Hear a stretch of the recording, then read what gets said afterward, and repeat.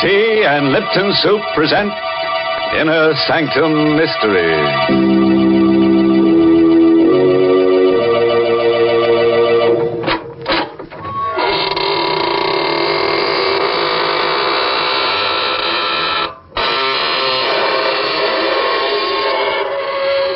Good evening, friends of the Inner Sanctum. Here's your host at the creaking door. Through these portals pass the world's most horrified people. Oh, what's the matter? Did my happy medium startle you? Sorry, I keep him around to get in the right spirit, you know. Oh, by the way, if you feel a cold, thin sliver of steel across your neck in the next half hour, sit perfectly still. Someone's got an edge on you. Gracious, Mr. Host, I'm afraid I'd have to move fast. No, Mary, you must sit still. You wouldn't want to lose your head. Well, I'll remember your advice, Mr. Host. But right now, I have some advice for our Lipton listeners. You know, a teapot can't talk. But if it could, I think it would tell you the same thing that I do about making tea. I think it would probably say, the most delicious tea is the tea with the most flavor. And I'll bet it would cast its vote, as so many folks do, for Lipton tea. Because Lipton's has that grand, brisk flavor, the flavor that's so different from other teas, the flavor that fills your cup with pleasure. You'll taste a world of tangy, full-bodied goodness in Lipton's. It's tea at its tastiest. So make that next pot of tea you brew at your house Lipton tea. And now here's a little tale of horror that speaks for itself. The Edge of Death. Written by Frederick Matho and starring Larry Haynes in the role of Ralph. We're going to tell you of a night Satan played a game of murder along a deserted strip of Manhattan's waterfront. For his sport, he chose two friends. For his victim, a woman. And the weapon he suggested he had long ago placed in the hands of another murderer. The weapon was a long, slender, graceful rapier, which first drew blood at the hand of Rasputin, the mad monk of Russia. Denton O'Brien, open up, Denton. Ralph Litkin, well, come on in, man. What's the matter with you? You're soaked, no hat, no coat. Denton, you're my best friend, my only friend. You've got to help me. Well, I just got back from Chicago. I was going to drop over to your shop a little later. You got back too late. You could have helped me. No, it's too late. Well, what's the matter, Ralph? What have you done? Well, what's that in the package? Why, it's the antique sword I gave you when you were married. Ralph! Naked steel always looks different. Coated with blood. Ralph, you fool! You didn't... Yes. I just pierced a woman's heart with that rapier. About 15 minutes ago. Warned you about your temper ever since we were kids. You almost killed me once, do you remember? You warned me about my hobby, too.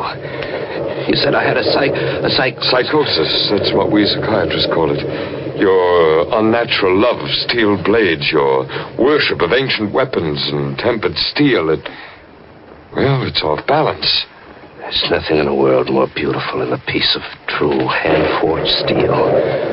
It's an art as old as man. Yes, I know. We've been over all that before, but now you're a murderer. And I want to know everything that happened. It's too late, Denton. I only came... Maybe I can dig something out of you that might help your defense. Now, Ralph, close your eyes. Close your eyes and let your mind wander. Tell me the first image you get. Tell me every detail, no matter what. I see the wedding. Here at your house. The guests have left. Ingrid is blonde and beautiful in white satin. She's standing beside me. And you come toward me with a package. Denton, oh, it was so good of you to make such a beautiful wedding for us.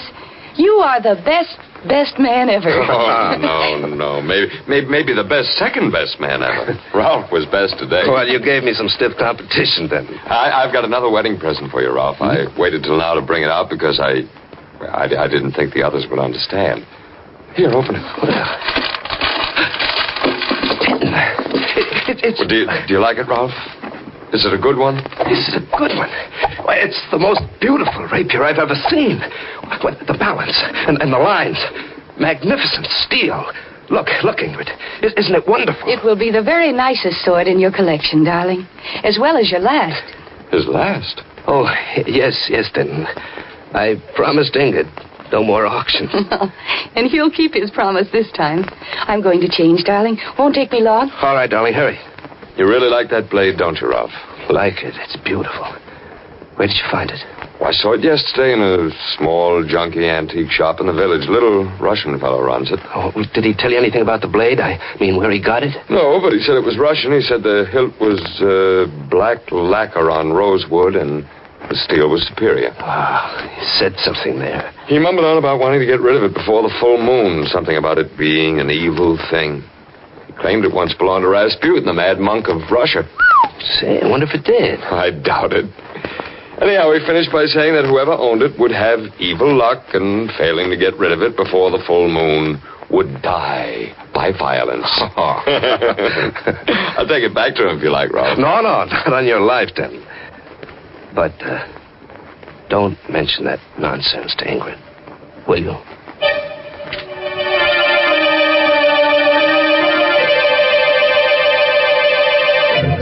I remember all that myself, Ralph. I left for Chicago that night. Now, what's the next thing that comes to your mind as important? Well, about 3 weeks ago, I was working on some knives in the shop. Ingrid had left. I was alone. The shop door opened, and she was there. She? Who, Ralph? Stasha. She was beautiful.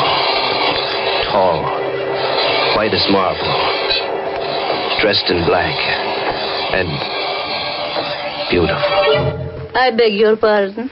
What did you say? Oh, I'm sorry. You said beautiful. There's no cause to be embarrassed. I have heard this said before. What can I do for you, Miss... Kasov. Stasya Kasov. You own something that I would like to buy. What is it? A rapier. A Russian rapier. I saw it in your window as I passed. It's not for sale. Oh, really? Are you sure? I will pay you well. Say $100. Sorry. Very well. Perhaps you might change your mind. Here is my card. Come and see me if you do. Well, thanks, but I... Shall we say before the next full moon, Ralph?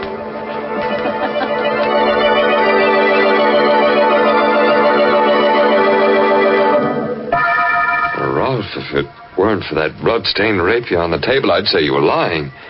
How could this woman know your name or anything about the legend of the rapier? I know how. What happened then, Ralph? I've handled steel all my life. I've forged it, pounded it, tempered it, ground it to razor edge, and I've never cut myself. After Stasha left, I put the rapier to the stone. And as I worked, I kept seeing her eyes in the forge fire, glinting with evil beauty. Kept hearing her voice. Ralph, shall we say before the full moon? I turned suddenly to see if she was there, and I tripped. The rapier fell, and I fell against the upturned point. Ah! Rolf! Rolf, what's happened? Rolf! I'm all right. Pull it out. Straight out. Oh, no. No, I can't do that. All right, I'll do it then. I'll do it. Oh. Rolf, your arm is all Oh, blood. it's not bad. It just passed through the flesh. Call Dr. Burns. Oh, those stupid knives. Why don't you get rid of them? While Ingrid phoned, it crept over me the deadening certainty that my fate was tied to Stasha Kasov's. That death was lunging at us with Rasputin's rapier.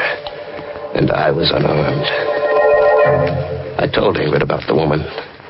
I told her about Stasia's offer of $100 for the blade. I shouldn't have. And to turn down $100 for it, Ralph, that's the limit. Ingrid, I can't expect everyone to understand some things about my character, but I do expect you to try. I think I do understand, Ralph. I think you didn't want to sell that thing because you want that woman to come back.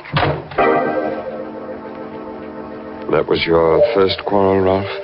Yes. There were lots more. Things got worse. We quarreled a lot. It wasn't Ingrid's fault. I was changing. I kept thinking of Stasia. Her eyes mocked me. I tore up a card in anger, but I'd memorized the address. It was an old Dutch mansion on Litmus Street. I had to see her again. There was a light in the house. And oddly enough, the front door was open a bit. I rang a long time, but no one answered. I obeyed an impulse and walked in. There was a coal fire going in the high-ceiling living room. It cast dancing shadows on a life-sized oil painting above. A cold hand gripped my heart when I saw that painting. It was the painting of a man in a monk's habit. And his gnarled hand rested on the hilt of a jeweled rapier of exquisite beauty. Yes, the man in the picture is long dead. But his mad spirit is in this room. It laughs from within you, Rolf Wittkuhn. It has seized your body. Stasia.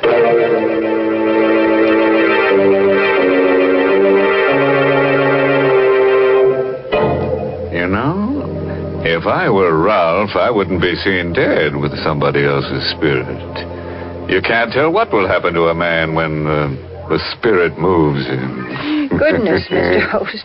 That sword has certainly brought Rolf bad luck. Yes, Mary. It got him in trouble right up to the hilt. And we're only halfway through the story. Oh, yes, there's still a lot more excitement to look forward to. And I think looking forward to things is so much fun. For instance, imagine you're brewing up a pot of Lipton tea. Well, you know there's enjoyment ahead just as soon as that water starts bubbling in the tea kettle. The very sound of it is warm and cheerful and friendly, like Lipton's itself. And then, when you lift that cup to your lips, oh, there's such a deep-down satisfaction in Lipton's brisk flavor, because it's so mellow and satisfying, brimming with lively, full-bodied goodness. Yes, all those little promises of enjoyment are completely fulfilled in your first delicious sip of brisk-flavored Lipton tea. Well, you certainly have a point there, Mary. But now, back to Ralph Wittgen as he tells his friend the events leading to the murder he has committed tonight. He's telling of his first visit to the strange house of Stasia Kassow. So the Kassow woman convinced you that the spirit or the ghost of Rasputin had taken possession of your body. And you fell for it. Oh, I fought against believing it, Denton. But it did explain so many of the strange promptings that had been stirring me all up inside. She say anything more about it? No. I turned to face her. She was a smiling column of white beauty, sheathed in black satin. Miss Kassow, how is it? Stasia. Call me Stasia. How is it you know my name? What do you know about the rapier? Does it matter? You have changed your mind, perhaps? About selling me your rapier? No, I came to ask you about it. Or you came because you are confused? We will discuss it. But first, let us have some tea. Yes? I examined the room while she was out of it. On the wall across from the fireplace were 5 oil paintings. All of them portraits of men. At first, I thought the light was playing tricks. It wasn't. Each face was painted with closed eyes. Each was a study in sleep or death. You like my painting? Come and sit down. We'll have tea and talk. Who are those men you painted, Stasia? The 5 men you see in those paintings, each own the rapier you now possess. Good Lord. Then they're... Dead. And the dates on the paintings? Those are the dates on which they died, Rolf. Each on a day of the full moon. Each kept the rapier beyond the time he should have. Morty? Stasia's eyes were eager and wide. My ears began to ring. I recall setting the cup down. I remember Stasia's voice a long way off. Russian tea is strong, my friend, and so are Russian legends.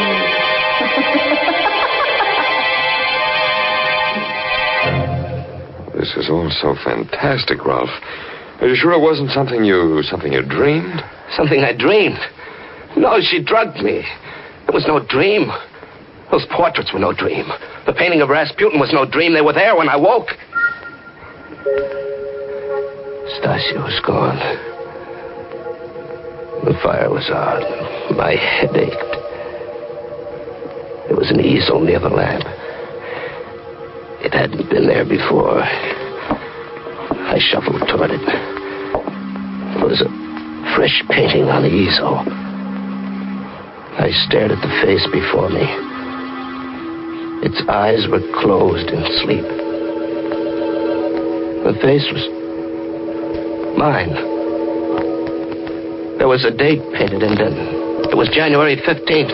Why? Yes, that's tonight. I couldn't find Stasia, so I dashed out of the house, cursing like a madman. It was 4 a.m. when I reached home. Ingrid was waiting for me. She was crying. Rolf!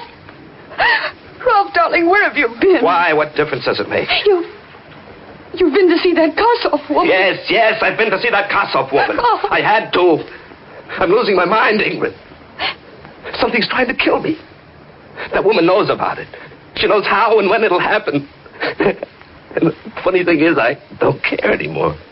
I don't care. Rolf, where are you going? Back to the shop. Back to that cursed rapier. In the shop, I tried to reason the thing out. I was toying with the rapier. There was a tiny green speck on the black hilt. Idly, I picked at it with my thumbnail, and a chip of lacquer snapped off. The hilt was supposed to be wood. But here was what looked like a large emerald. My heart pounding, I chipped and picked at the lacquer until bit by bit I uncovered the most dazzling and richly wrought collection of jewels I'd ever seen. Set in solid gold were pearls, rubies, emeralds, and a magnificent star sapphire. This was the bejeweled blade that Rasputin held in his hand in Stasia's painting. This was Rasputin's rapier. I returned to Stasia's house. Like the first night, the door was ajar. Like the first night, I walked in. I walked into the living room. I looked about. Nothing had changed. Nothing, that is, except that mine was the 6th painting, now hung beside the others. And the easel already had a fresh canvas. Stasia was already painting a new portrait. The face was indistinct, but the date was clear. 1 lunar month from tonight. I gave up and walked home with the rapier under my arm. It was drizzling and foggy along the waterfront, and I was sick inside. I kept hearing Stasia's voice locked in my brain. Tonight is the last night you may own the rapier, Rolf. But there is a way out. A way out? How? There's no way out as long as either of us lives. There is a way out, Rolf. Kill her and come to me. Tonight is the night of the full moon, Rolf. If I own the rapier, you will be safe. Kill her, Rolf. Kill her and come to me. Somebody's following me. A woman. I could hear her high heels on the cobblestones. I'd just passed that little blind alley. You know, the one about a block away from my shop. I decided to trick her. I stopped short. I spun around and caught sight of a woman in black as she darted into the alley. It was Stasia. And there was no exit from that alley. I tiptoed to the entrance and leaped into its shadows. All I could see was a large, empty carton against the far wall. She had to be behind that. I gripped the jeweled handle of the rapier until it burned my hand. Only one searing thought in my tired mind. Stasia must die. I took a deep breath and drew the needle-pointed steel back, aimed at where I judged her heart to be, and thrust. Rolf! I drew the blade out, and her body slumped forward. I lit a match to see her face. But it wasn't Stasia Karsov I had killed. It was Ingrid. My wife. Ingrid.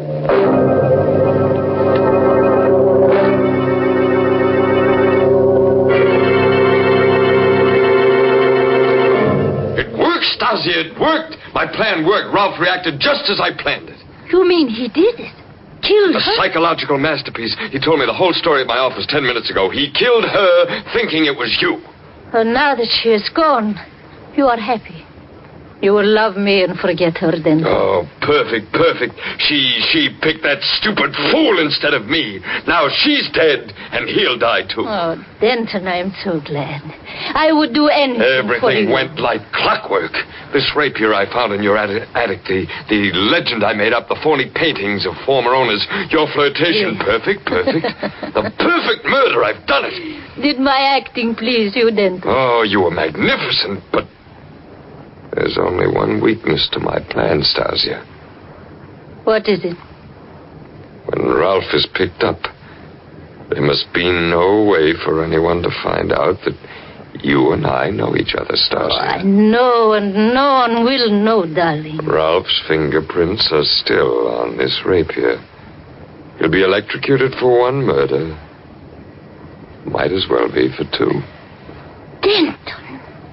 No! I love you! I'm sorry, Stasia! I love you. Still. I will wait for you. Very neat stroke, Denton. Ralph! I heard everything you said, Denton. But I didn't have to, I knew. No, don't move. The gun is faster than a rapier. How did you know, Ralph? Something I said tonight? No. No, something I saw. Stasia loved you. The painting I saw on her easel tonight, the one I told you she'd begun, was your portrait. The only way I knew was because, as an artist, she was conscious of the scar on your forehead. She painted that in first. The scar you gave me as a kid. Oh, you've a lot more brains than I gave you credit for, but at least we'll burn together. Sorry, Denton, I'll have to decline that honor. Ralph! Ralph, am I too late? Ingrid, no, you're dead. Ralph! Everything you told me at my house tonight was a lie. No, Denton. Your plan almost worked. I told you the truth. Except for the part about murdering Ingrid. You should have studied psychiatry, Ralph. I did, Denton. I had a good teacher. You.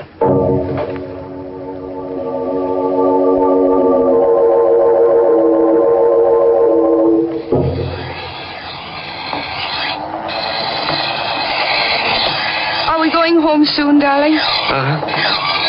You seem so far away, Rolf. Is anything wrong? No. I've been thinking about Denton. Odd the way things turned out. He made up that story about the rapier and its belonging to Rasputin and its owners dying on the night of the full moon. You don't believe it, do you? No. But what he thought was a cheap blade turns out to be a priceless treasure. It matches the one Rasputin held in his hand in the painting. That was coincidence, darling. Come on, now put your work away. Let's go home. It's late. Mm-hmm. Such a beautiful night, Rolf. Let's walk home. All right. You know that painting Stasia started of Denton, the one that gave his plot away? Yes? It had a date on it. I wonder what ghostly hand guided her brush as she wrote that date. Why? The date she wrote was today's. There's a full moon. And tonight was the night Denton was electrocuted.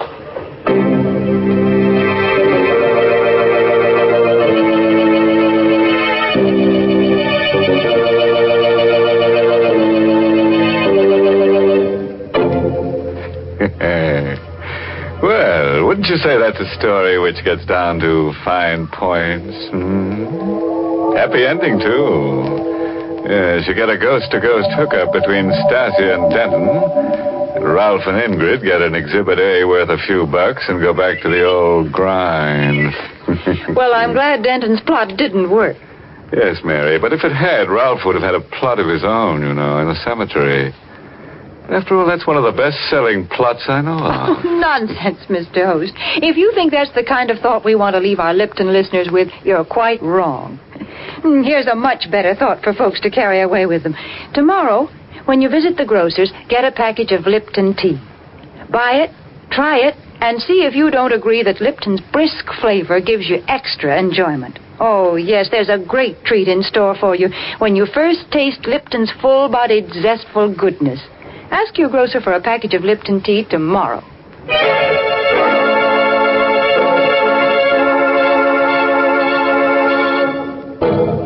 And now, friends, in case you're wondering, we do have a moral for tonight's story. It's short and sharp. Knife can be beautiful if you keep your temper. And look out for people with an axe to grind. They may be trying to get ahead of you. Oh, by the way, this month's Inner Sanctum mystery novel is The Pavilion by Hilda Lawrence. And next week, the makers of Lipton tea and Lipton soup bring you another grisly Inner Sanctum tale, directed by Hyman Brown, and titled The Confession. And now, if you'll excuse me, I have an appointment with Stasia and Denton.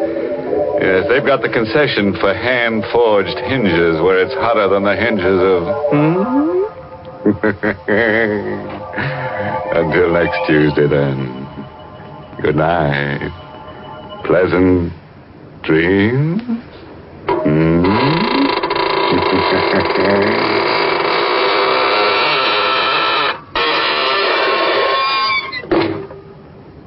Got tomorrow's meal on your mind? Well, how about letting me make a suggestion? Now, here's a real menu masterpiece that the whole family will love. It's Lipton's Noodle Soup, a grand soup chock full of wonderful, fresh-cooked, chickeny goodness.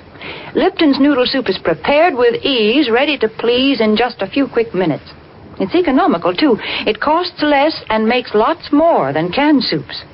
So ask your grocer for Lipton's Noodle Soup Mix. And don't forget to tune in next Tuesday night for another Inner Sanctum mystery. This is CBS, the Columbia Broadcasting System.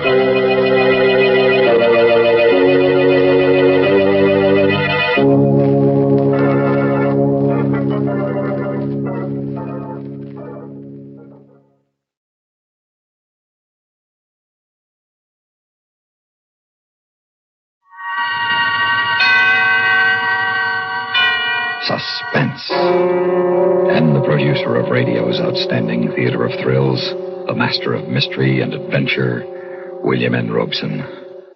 Let the AMA and the APA note, we do not wish to imply that all psychiatrists are heavies, nor that psychoanalysis is nonsense. Without psychotherapy, a lot of us would be dead, or worse, so sick that death itself would be a welcome surcease. So listen, then, Listen to HEADSHRINKER, starring Miss Nina Foch and Mr. Helmut Dantine, which begins in just a moment. Come on and go, go, go in a Plymouth, a go-kart through and through. You really go, go, go for a Plymouth, and Plymouth will really go for you.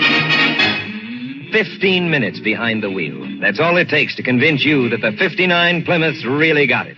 Got the newest of new design, new sport car handling ease, new Fury performance, new get up and go. Just tell your Plymouth dealer you want to sample the go. Then you turn the key and Plymouth's new Golden Commando V8 leaps into life. Now you just push a button and go on your way to the most fun-filled 15 minutes of your driving life.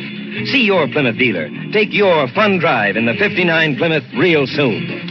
You really go, go, go for a Plymouth, and Plymouth will really go for you. And now, HEADSHRINKER, starring Miss Nina Foch and Mr. Helmut Dantine.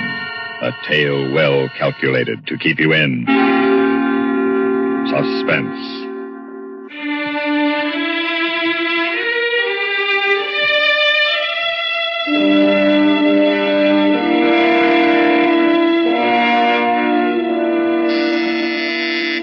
The doctor will see you now, Mrs. Ellender. Oh, thank you.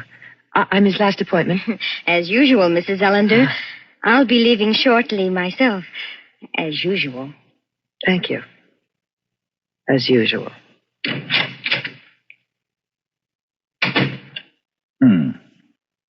Well, how are you this afternoon? All right, I guess. The couch, or may I sit down? The couch, I think.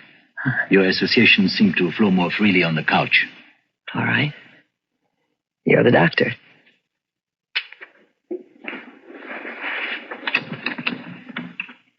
I said you're the doctor. I heard you. Well, that's supposed to be funny. Is it?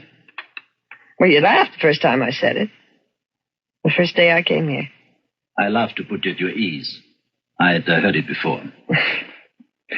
You've heard everything before, haven't you, Doctor? Does it seem that way to you? Everything but this. What? I'm going to kill you. When? Before this hour is over. Why? Oh, look at your notes, Doctor. You've taken any notes while you've been scratching away behind me all these months? I don't know, maybe you've just been doodling. Maybe you're drawing pictures. Yeah, that's probably it. Dirty pictures. That must be quite a file you have on me. Ruth Ellender, manic depressive, compulsive, obsessoid, check and double check neurotic. How long have I been turning myself inside out for you? How long have I been doing my psychic striptease for you? How many hours have I spent on this couch? How many? You know as well as I. Oh, no, I don't. Once I knew the time of day. Once I knew how many days it was until Christmas. I could tell when the rent was due, give or take a day or two. I could place myself in time fairly well. No longer. Now there is no time. Now there's nothing but 5 o'clock to 5:45 every afternoon, Monday through Friday. The other 23 hours and 15 minutes of the day, I don't know where they go. Saturday and Sunday. What do you suppose happens to me on Saturday and Sunday, dear, dear doctor? This is a phase of the treatment. Oh, yes, I know. Transference, it's called, to be followed by counter-transference, and when that's completed, I'll be a whole person. But hasn't that transference gone a little bit too far? I don't know any place where Freud suggests the weekend is a particularly effective time for transference. Nor quiet, out-of-the-way resorts as a substitute for the doctor's office. You shouldn't be reading Freud. I know. I should just take your word for it. If I went to the great man himself, I might find out what a swindler you are. What happened to those weekends, Werner? What happened to the Saturdays and Sundays of my transference? Am I now to expiate your sins in the agony of solitary counter-transference? Each patient requires his own kind of treatment. And some other patient needs the weekends. Is she as pretty as I am? As intelligent? sick. If you are dissatisfied with the progress of your therapy, you are free to quit at any time. Quit? Oh, no, Werner. I can't quit. You know I can't quit. I love you, Werner. Heaven help me. I love you.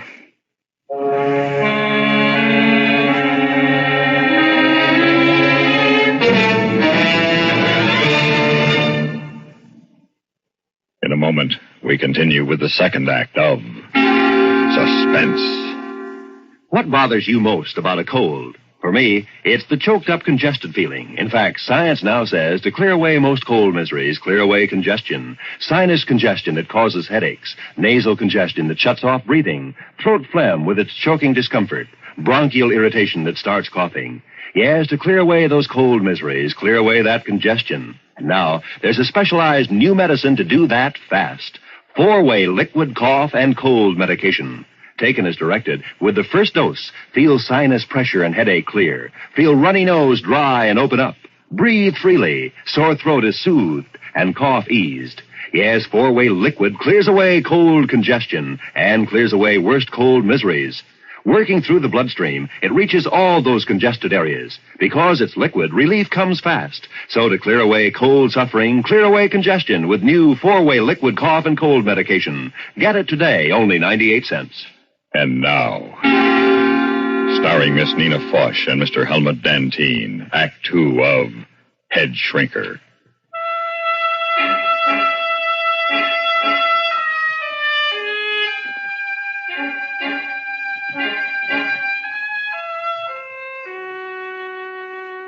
Love. I said I loved you. What is love, Doctor? What is it to you? What is it to me? What is it to me? Always you answer a question with a question. There was a Greek who did that once. Socrates? That's right. You're a lot like him, Doctor, and you know what happened to him. And why. Aren't you projecting? Projecting? I gave up little boys when I stopped being a little girl. You were speaking of love. I was a little girl once. Seems strange, but I was. I was Daddy's little girl. I'd run down the walk to meet him in the late afternoon screaming, Daddy's home, Daddy, Daddy's home. He'd sweep me up in his arms and kiss me. His cheek would be all scratchy against mine. His mustache would tickle. And he smelled funny, but nice. Sweaty and sweet, bitter breath of a pipe smoker. The smell of a man. We had so much fun together. In evenings, I would curl myself up in his lap while he was reading the paper. He never minded a bit. And on Saturdays, when it was raining, I'd hang around his workbench in the garage while he was building something. Sawdust and wood shavings. Well, they're man smells, too, you know, Daddy. Daddy, Daddy, Daddy, dear Daddy. Daddy, you know what I'd like to do next Saturday? I'd like to go to the beach with you. Will you take me, Daddy? Please take me. Will you? If we go down early in the morning, we'll stay all day and we'll have lots and lots of hot dogs and... Oh, no, Daddy, just you and me. We don't want Mother along. Why did it stop? Why did it have to stop? Why can't I sit in your lap anymore, Daddy? Why? Why, Daddy? Why, Daddy? Daddy? Why?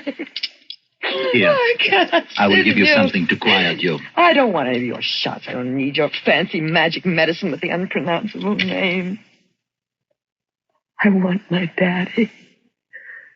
I want it to be like it was before. Before? I want it to be like... Before I was 11 or 12. Before he changed. He changed suddenly, you know, all at once. He wouldn't let me curl up on his lap anymore. He'd push me and tell me I was a big girl now. He'd act embarrassed, as if he were almost ashamed of me. Probably not ashamed, but certainly embarrassed. You were growing up. I didn't want to grow up. I didn't ask to grow up. I wanted to be Daddy's little girl. That's all I ever wanted. I want all those boys in school. And later, it smelled like milk. Milk that was turning sour, not pipes and sawdust and sweat. My cheeks weren't scratchy. They were just boys. Yet you married one of them. Well, yes, I knew I'd marry him from the moment I met him at that party during the Christmas holidays. We started going around together once a week, then twice a week. And so we were seeing each other every night. And then he would call me his princess. And he was my knight on a white horse. And we were married in church. I was a June bride. And Daddy gave me away.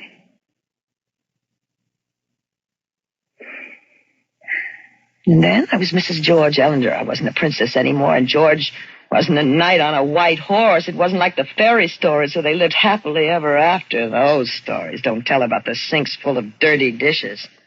They make no mention of the sleep smell of the dawn embrace or the painful tedium of getting to know someone after you're married to him. But we made it all right. We got through that first year. We played house. I called him Daddy, and he called me Mommy. He thought it was fun. Well, it was fun. But you changed all that.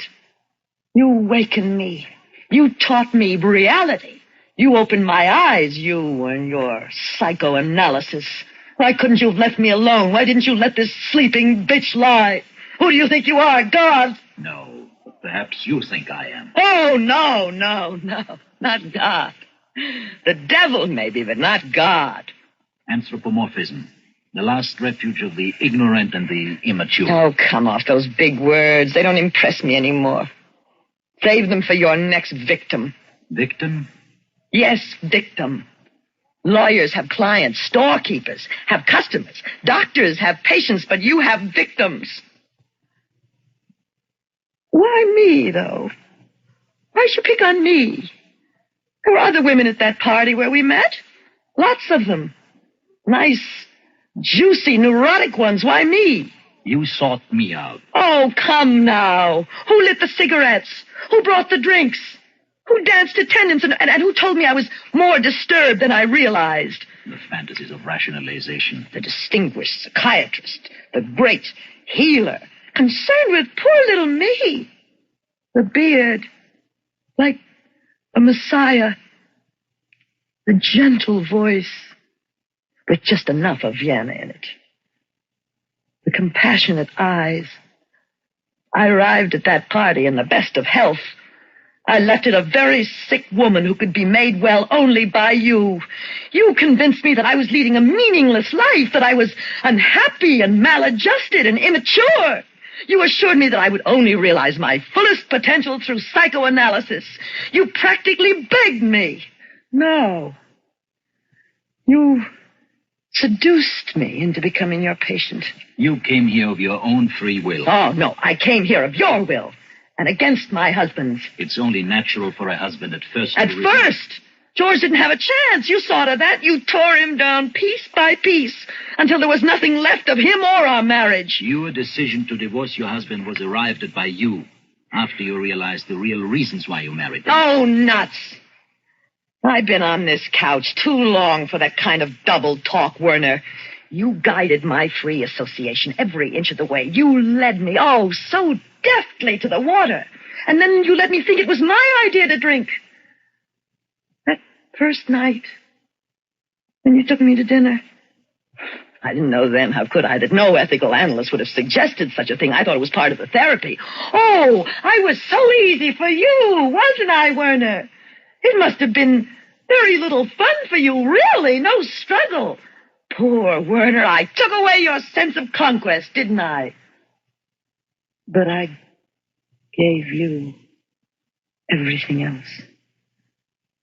Everything. willingly. I loved you, Werner. You were a god. My God. Your pipe, your beard. You were... Daddy? What a contemptible thing to say. What an evil, dirty man you are. You see why it has become impossible for you to continue as my patient? Yes. I told you when I became your lover that I could no longer be your doctor. And you were right. And so that's the last time I will ever lie on that couch. From this moment on, I shall no longer be your patient, and you will no longer be my doctor. A very mature decision. Yes, because now I'm going to kill you.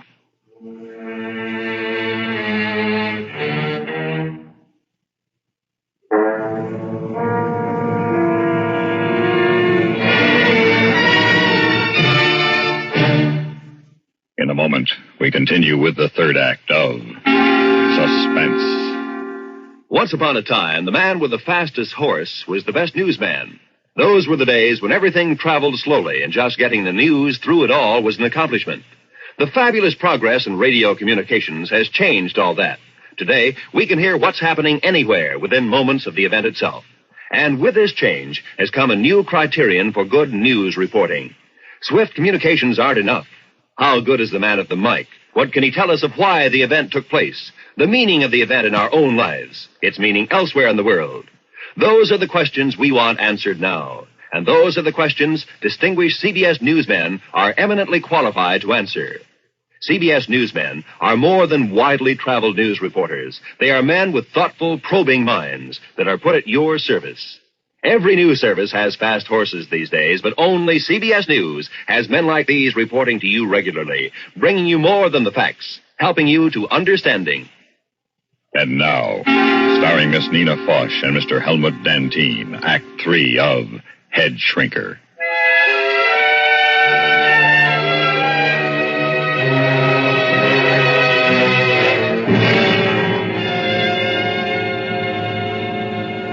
That gun is loaded. Do you think I'm just acting out my aggressions? I'm not that sick, dear doctor. The gun is loaded. You have considered the consequences? All of them. If you take my life, society will take yours. They won't get the chance. There's another bullet in this gun. There are several. I could ring for help. Go ahead. You'll be dead when it gets here. You are quite determined to kill me? Quite. Do you feel qualified to judge, condemn, and execute another human being? As qualified as any other woman who's been rejected by the man she loved and found him not worth her loving. But I don't hate you as much as I loathe myself for having loved you. I see you now for what you are. A ridiculous little man. I wonder how you look without that beard. I wonder if you have any chin under it. Don't you think this comedy has gone far enough? It is a comedy, isn't it? And you're the comedian. The apostolic descendant of Sigmund Freud. From all our sins, dear Freud, deliver us. Thy will be done. Deliver us not into our id, and forgive our ego. For thine is the power and the superego forever and ever. And little bearded Werner is thy vicar on earth. You're becoming hysterical. Now, put that gun away and get a hold of yourself. I'm enjoying our little comedy. And my hour isn't over for 12 more minutes. It is my hour. I'm paying for it. You're insane. Insane is a legal term, not a psychiatric term. Remember, we learned that early on the couch. There is no such thing as insanity, only varying degrees of adjustment to reality. There, see how well I learned my lesson? But there's so much more I don't know. For instance, Doctor, I've often wondered why you chose psychiatry as your specialty. I've always been interested in the human mind. Honestly? Yes, how it works. Why people do the things they do. Our number one problem in this country is mental health. Yes, I know, and you're dedicated to combat this scourge at $20 an hour. That is not an exact... It's quite a racket. All that money, plus the innermost secrets of some of the town's most prominent men and women. The ethics of my profession... Were you ethical with me? Ruth, please try to understand me. You were not just a patient. You were so much more to me. You made me a man. I know. So you told me. But you didn't tell me about the one before me. The one who tried to commit suicide after you refused to continue therapy. I've been doing a little checking. It's very interesting the things you hear around town when your name is mentioned. You know, Werner, you aren't very highly thought of in this community. What do you I'm mean? surprised no one has named you as co-respondent in a divorce case yet. How many of your patients stay married after you're through with them? What is it you have against marriage, Werner? I can't be responsible for what a person does once he learns the truth about himself. Of course you can't. A surgeon can be held responsible if he leaves a pair of pliers inside a patient after an operation. An obstetrician could be held responsible for a bungled delivery. But you can't be sued for a ruined life. It's a great out you have. The patient did it himself. Name me one patient you've made happy. Psychoanalysis does not guarantee happiness. No, you tell me. It seeks to help the individual to adjust to reality.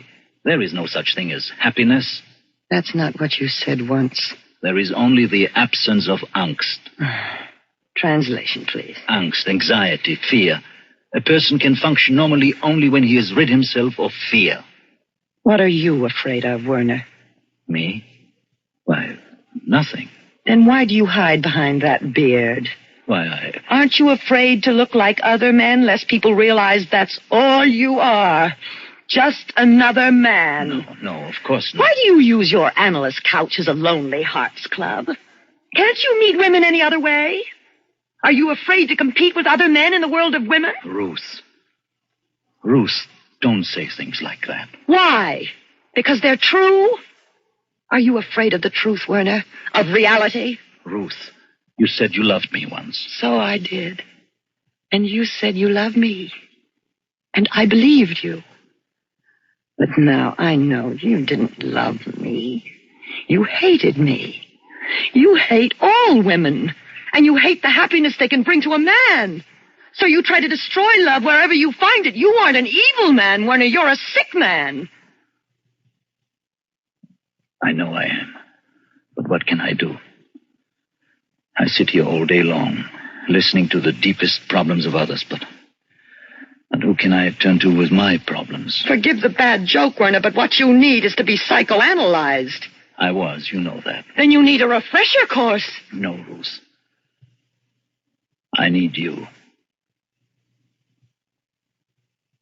Me? Yes. Oh. You. You know all about me. You understand me. I need your help, Ruth. Help me, Ruth. No, Please. no, Werner, no. You must help me, Ruth. Please help me. You seem to forget that I came here to kill you. But you didn't really mean it. You were acting out your aggressions true, but you wouldn't go that far. Oh, yes, I would. No, not when I need you so desperately. You're really afraid, aren't you? Yes. Yes, terrified. But not of dying. Of living? Yes, without you. I know now I can't go on living without you. Then the biggest help I could be to you would be to kill you. But I couldn't do that now. It would be ungrateful of me. Ungrateful? Yes. You see, Doctor, you've cured me. Of what? Of you. But I need you. That, my dear Werner, is your problem. Well, I see my hour is nearly up. You're not leaving me. Yes. But you can't. No, you can't. Oh, yes, I can. You are no longer my doctor, my father, my lover, or my God. You're just a frightened little man. Ruth. Please, Ruth. Ruth. Oh, I might as well leave this gun with you. I have no further use for it. Good luck, Werner.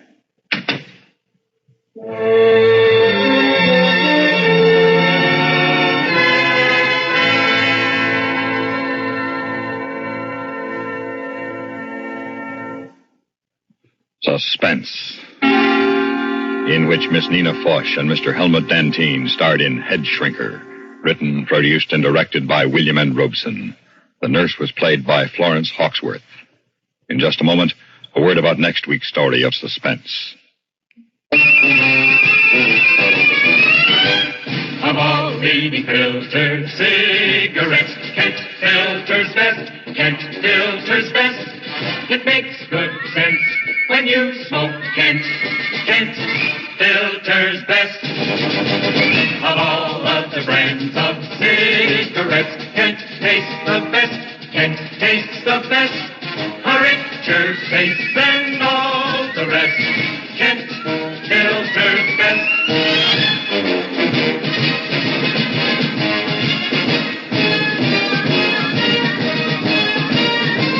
It makes good sense when you smoke Kent.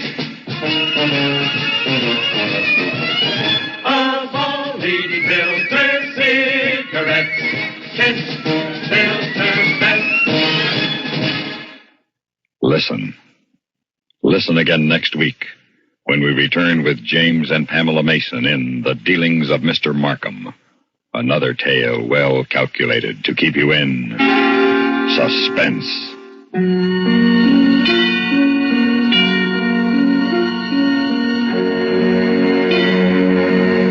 This is the CBS Radio Network.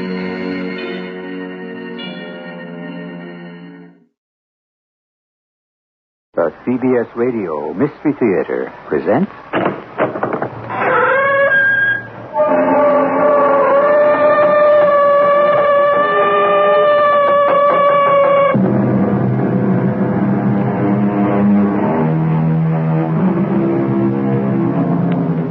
Come in. Welcome. I'm E.G. Marshall. 2,000 years before Christ, Antef, the Egyptian king of the 11th dynasty, had this inscribed upon his tomb: "There is none who comes back from the dead, that he may tell their state, that he may tell their needs. It is not given to man to take his property with him, nor is there one who departs who ever comes back again." Today, almost 4,000 years later, we have reason to believe this is not so. People do come back from the dead. Rebecca, what does the ghost look like? He's about 6 feet tall, has a beard, green pants, olive green, and he holds in his hand a long knife. How old would you say he is? About 30. Anything peculiar about his clothing? I'd say they were, what people wore in the 40s. My dad had pleated pants like his. So it's possible your ghost passed over 30 years ago. Passed over? Died. You see, spirits never grow older. They remain exactly the age they were when they left this world and entered theirs.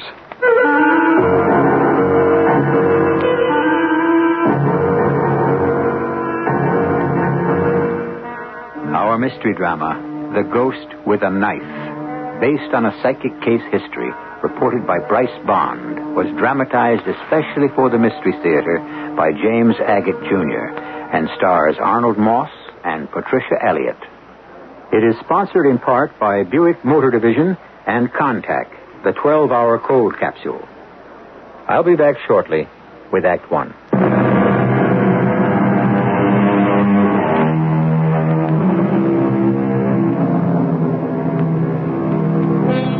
Sit around talking with friends and someone asks, "Do you believe in ghosts?"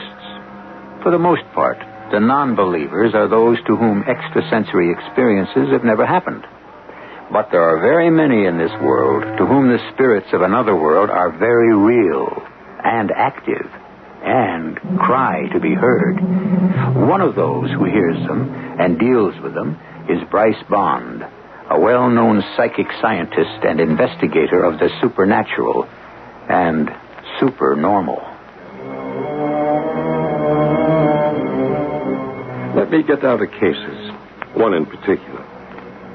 About a week before December the 16th, 1974, I received a call from the president of the Foundation for Parasensory Investigation, who told me that a policeman from Mineola, Long Island, called to say that a Mr. and Mrs. Green, a young couple he knew, asked him to come over to their house and investigate a ghost.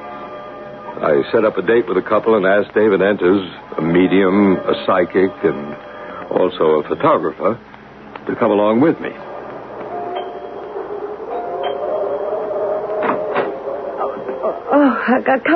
Come in. You are... Bryce Barnes, and this is David Enters. How do you do? You can leave your overcoats here. I'll hang on to my camera if you don't mind.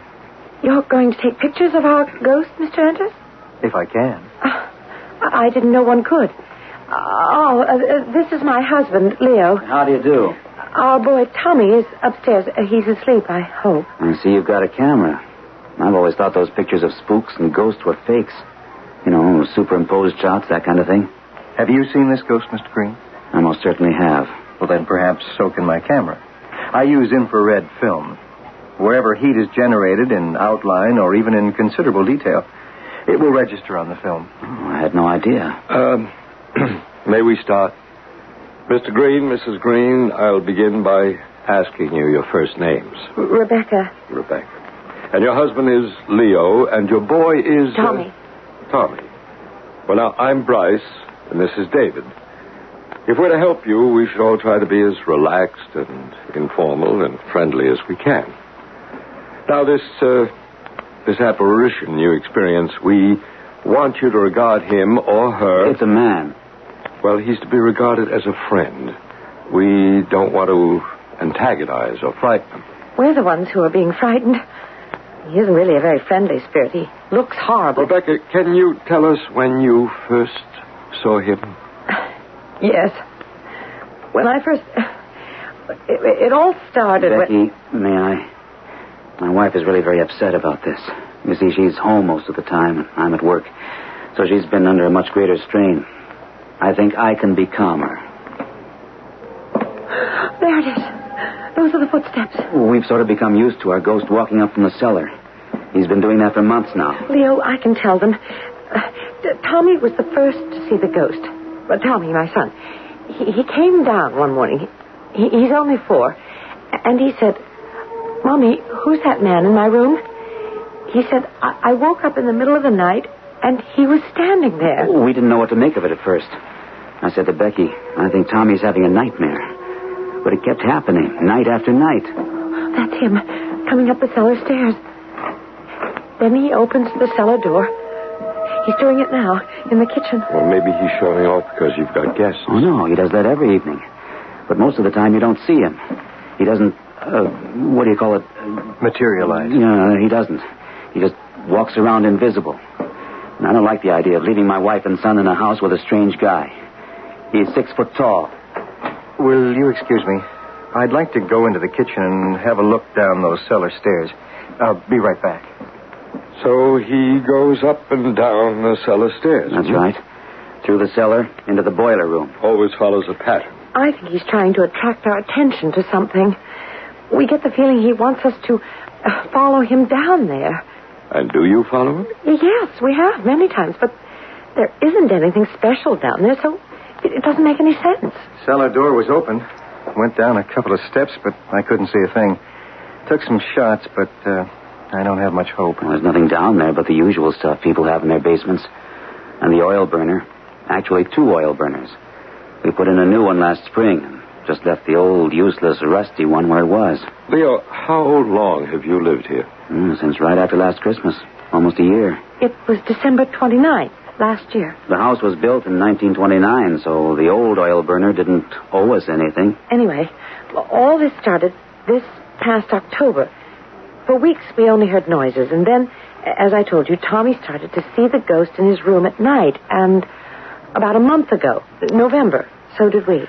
Well, I'm sorry we didn't know about this manifestation sooner. So am I. But Becky and I, we didn't know what to do. You know, people kid you. And remember Joe Forster, our friendly patrolman. Mm-hmm. What made you decide to tell a policeman? It's one thing just to hear noises. It's another thing to see a man 6 feet tall. But last Monday, I was alone here with Tommy. And he came at us with the knife.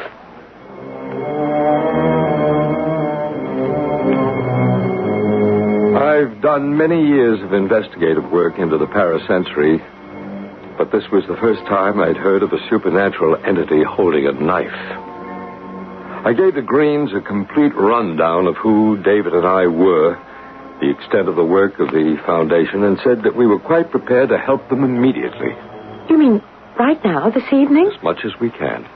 Agreed? I should say so. Oh, yes. Rebecca, let's start by going upstairs to Tommy's room. That's where he first saw the apparition. Yes, but I wouldn't like to wake him. It's not necessary. And Leo, would you take David down to the cellar so that he can have a look around? It's from the cellar the ghost always comes, yes? That's right. We think he must live down there. Just up these stairs, Mr. Bryce. Bryce. Here at the landing. That's our bedroom. Leo's and mine on the right. And Tommy's is on the left. Only Tommy has seen him inside his room. I first saw him here, outside Tommy's door. We're standing right where you're standing. What does he look like? He's about 6 feet tall, has a beard, dark hair, a maroon-colored shirt, green pants, olive green. And then, now, he carries this big knife. Rebecca, how old would you say the ghost is? Not old, about 30. Is there anything peculiar about his clothing? Peculiar? You mean like bloodstains? Oh, no. I mean, is it modern or is it old-fashioned? Sort of modern, but not really what you're wearing today. Sort of like what people were wearing 20, 30 years ago. I see. So it's possible the ghost passed over in the 1940s. Passed over? Died. Do they appear to us in the same clothes they wore when they died? Well, of course. The same clothes and the same age. Spirits never grow older as we do. They remain exactly the age they were when they left this world and entered theirs. Well, now, can we take a peek into Tommy's bedroom? I'll open the door very quietly. I don't want to wake him. Now, where was the ghost standing when Tommy saw him? Mostly at the foot of his bed. Most of the times. Right by that window. Oh, and that's another thing. Wait a sec. I want to show you something. I don't know if this... Would you take a look at this plant? Oh, what is it? Or should I say, what was it? African violets. Could have used a little water. That's just the point. This morning, this plant was healthy and alive. I got it at the store. It's at least a tenth of... Well, I don't know how many plants or all kinds we've put in Tommy's room. And he loves growing things. We watch them, water them, but they all die. Overnight, they shrivel up. Have you seen enough? Yes, I have. How does Tommy react to the ghost? Well, he's very little. But still... He isn't scared. But he's only 4. That's awfully young to understand fear. I'll tell you something I've noticed, Bryce. Whenever I go into Tommy's room, I feel good there. Can you explain that a little better? Well, in the rest of the house, I feel uneasy, almost like alarmed. But in Tommy's bedroom, it's really more peaceful. I've had the funny idea that maybe the ghost is protecting my baby, and that's why it feels good in there. Oh, there you are. Well, we explored the cellar. How's everything upstairs, Bryce? It's very interesting, David. As I said before, this ghost follows a pattern. No question about that. You saw nothing in the basement. Nothing visible, but I think, Bryce, we should consider that the old oil burner may have something to do with the ghost. Yeah, that had occurred to me too, David. But what? Well, a number of possibilities, Leo. Somebody may be buried under the concrete. In our cellar? Buried? How horrible. There's no point speculating how this wandering spirit died. Our job is to try to discover why he's here. I find it warm in here. It would give us a better working atmosphere if you could please lower the heat. Just turn it down a couple of degrees. Oh, Leo, we forgot to tell them. Yes, we did. You see, Bryce, he turns up the heat. He? You mean... Yes, we forgot to tell you about that. We're no different from anybody else. We've been trying to conserve heat every night. We push the thermostat down to about 60 or 65. Did either of you turn the thermostat down tonight? Yes, I did. I remember distinctly doing it, but just before you two arrived. Now come have a look at the thermostat. 90. Look at that. Oh, let me get a shot. Yep, 90 degrees. That's what he usually pushes it up to. You know, we've gotten up in the middle of the night, roasting. Come down, 90 degrees.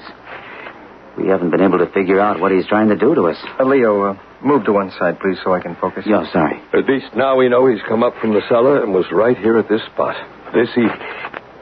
Before, when I heard him walking back down the cellar stairs, I was afraid he'd left us. When strangers enter a house, generally a spirit will not manifest itself unless you make a real effort to be friendly. Bryce, can I say something? I mean, about the way I feel. Well, by all means. I have a funny... No, it's not funny. It's really a very strange sense of dread. I never felt it quite so strong. Becky, what is it? Oh, don't you feel it? Don't you feel anything? You mean that cold wave of air? Oh, sure, I feel it.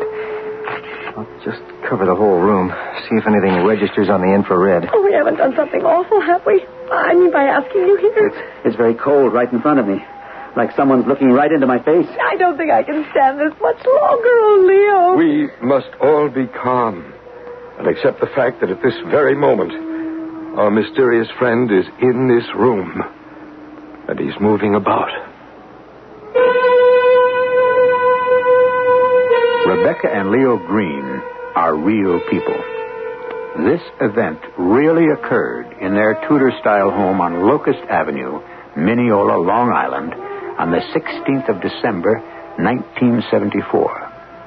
Bryce Bond and David Enters are witness to this fact. I'll return shortly with Act Two.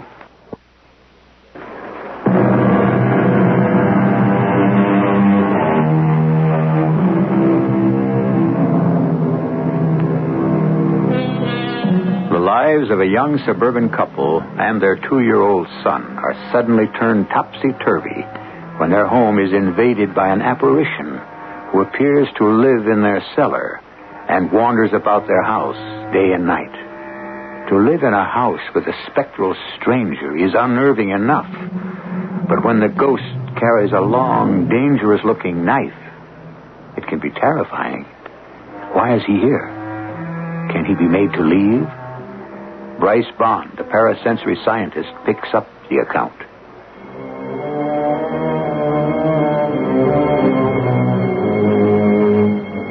We sat in the Greens' living room, aware of the rustle of cold air moving around us.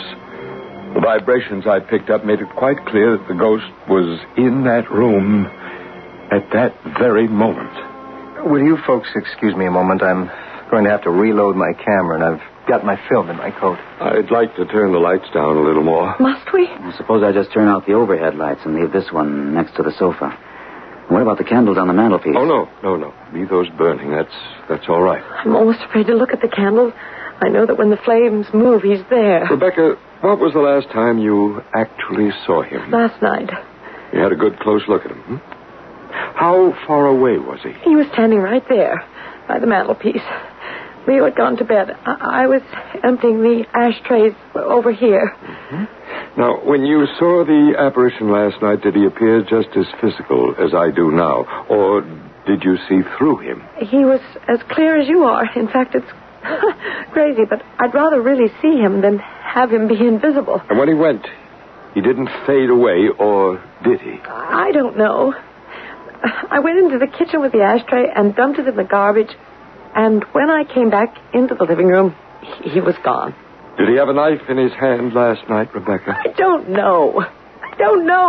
It's just getting too much. I told you, Leo, we've got to move. I don't want to stay in this house any longer. I don't. Oh, honey. I don't. Come on, that's no way to talk. I think if you can hold on to yourselves for a little bit longer, we may be able to get the ghost to move. There's another side to this. It may not all be as heavy as you think. A lot of apparitions love to play tricks. In the fall, we were having trouble with the new oil burner, and I was on the phone with the oil burner man, and he said, would I go down and look at some gauge or something? I went down the cellar steps, and I fell. It was exactly as if somebody had tripped me. And then it happened again, another time. Well, that's funny. I didn't notice any loose steps when I was down there earlier. Did you, Leo? I haven't been down to the cellar tonight. Well, sure you have. You brought me down. I took some pictures. Tonight? Of course. You're kidding me. Oh, I absolutely don't remember. Has this happened before in this house? Somebody's actually gone down to the basement and not remembered? Oh, Leo. I went upstairs to Tommy's room with Bryce, and you took David into the cellar. I did? You don't remember? No, I don't. I did not go down to the cellar tonight. Oh, good Lord. Rebecca and Leo were working themselves up into quite a state, getting increasingly agitated. I knew the vibrations they were creating were negative and would make it almost impossible to communicate with a haunting spirit. I don't know if it's your imagination or mine. This happens to us every single night. Becky and I accusing each other of too much imagination. We even stopped having coffee with our dinner. Rebecca, how good is your imagination? Well, good as anybody else's, I guess. All right. Well, I'm going to ask you to use it constructively. Now, this is what I want you to do, Rebecca. It's a psychic technique we use if a person is bothered by a poltergeist or an astral form who's tied to the earth, as is your ghost with a knife. Now, I ask the rest of you to remain quite silent. Rebecca, I want you to imagine yourself in a ball of white light. Close your eyes. It won't hurt me. On the contrary, this white light, sometimes we call it the God light, because no evil force can penetrate it. Is the man an evil force? At this point, we don't know. He has a knife. I know that, Rebecca. But holding a knife doesn't necessarily mean he's a man with evil intent. His face. It's not a nice face. But just in case there is danger, superimpose yourself with, or let's say, contain yourself in a globe of white light. A large globe? Do you feel anything? Do you see anything? I have my eyes closed. I know that. But in your mind's eye, you should begin to actually see the white light. It's the light of protection, Rebecca. It's the light of love. I see it. The white light. I'm inside it. I see it. All right, David, it's time now. What's David going to do? More pictures? So David is also a medium. We didn't want to tell you that in the beginning of our session because sometimes people can't appreciate the sensitivity of a medium and they're somewhat disbelieving. But I think now you're both beginning to believe that we can help you. David, sit back. Be comfortable. Can you hear me? I can hear you, Bryce. Your presence is getting fainter. What's David doing? He's dropping into a trance. Yes. Yes. I see him. I see the man. He's tall. Very tall. David's standing up. His face. His face? That's the face of the ghost. David is making his face look like the ghost's. He wants to speak. He wants to speak through Bryce. He wants to say something, Bryce. No harm. No harm. I mean no harm. Why do you say that, Bryce? Thank you, Bryce. He thanks you for letting him use your voice. The ghost had used my own larynx, my throat, to say the words, I mean no harm. This had never happened to me before. Usually it's the medium who speaks for the spirit.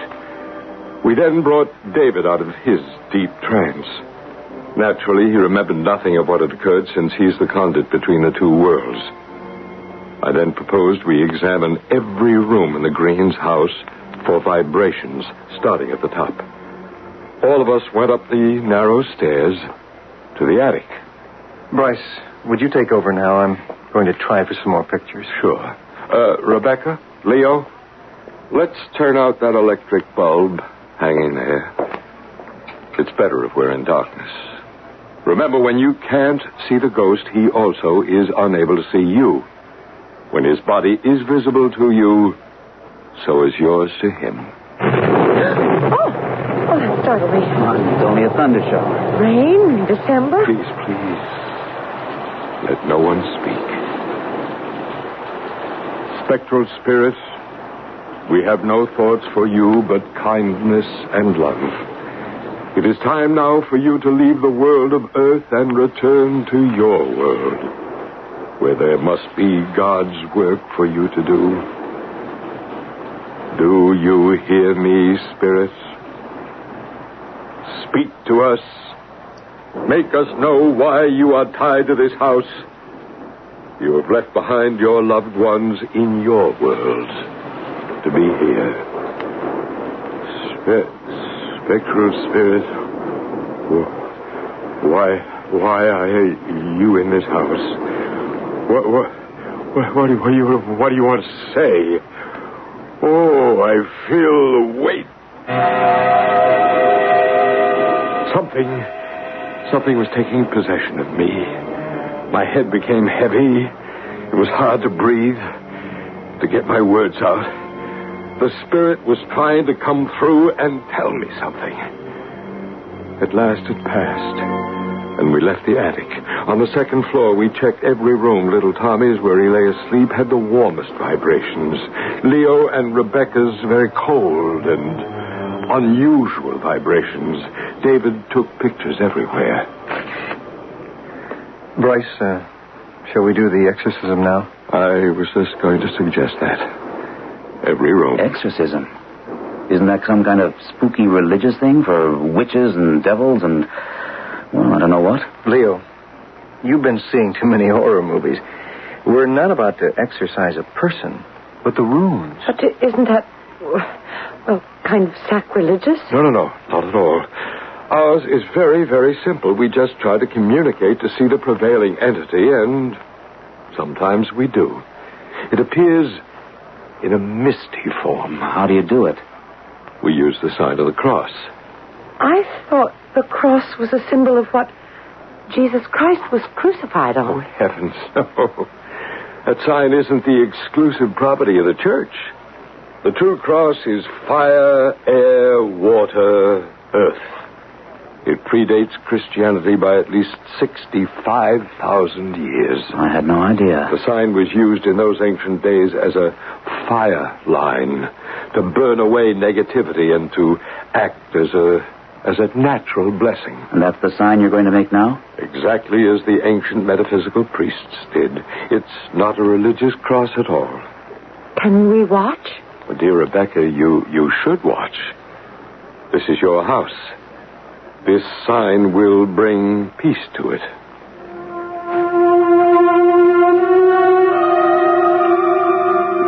We blessed all the walls of every room with our perfect cross. David and I both making large hand movements up and down and from left to right. What do we do now? I think now, Leo, we've created a safer haven for the ghost, so we'll have another try at communicating with it. Why do you have to keep talking to that thing? That awful ghost with a horrible face and that knife.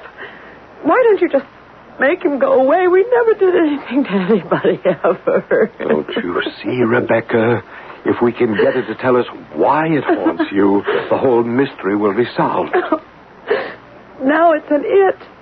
Before it was a him. Is it real? Is it unreal? A thing or a person? Oh, it's too much for me. Bryce, may I explain? Please do, David. Look, Rebecca, Leo, the spirit world is not a world where there is no life. Those spirits, like the ghost with the knife, They have just as much love and compassion as you and I. And that's They have love and compassion and act like he does? I'd say even more love. There's a reason for him being here. There is. I suppose I shouldn't be making such a fuss. Maybe he is just trying to tell us something. Well, that's what I'm hoping, Rebecca. So will you bear with David and with me? And that's 12 o'clock. Let's have another go at it. David? Leo, Rebecca, will you give us a chance? We do know what we're doing. 12 o'clock. Rebecca, I'm going to ask you again to turn out the lights and just leave the candles burning. David doesn't need much light to find his way into the other world.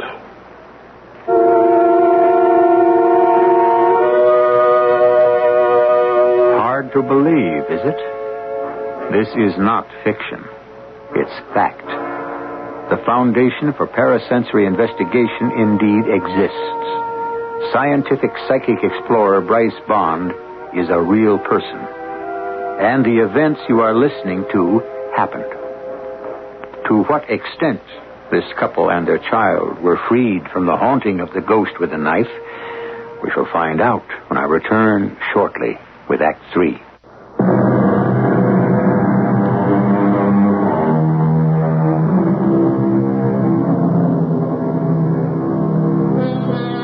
When you enter a new world, you are a stranger until you learn the language. Everything is foreign, unexpected, almost mysterious, until you know the ABCs. So it is also in the world of mathematics, space travel, medicine, and science. So it is in this strange world of psychic phenomena. At last, Rebecca and Leo Green are trying to understand the key to it, as well as the key words to free themselves from this astral visitor. Bryce Bond continues.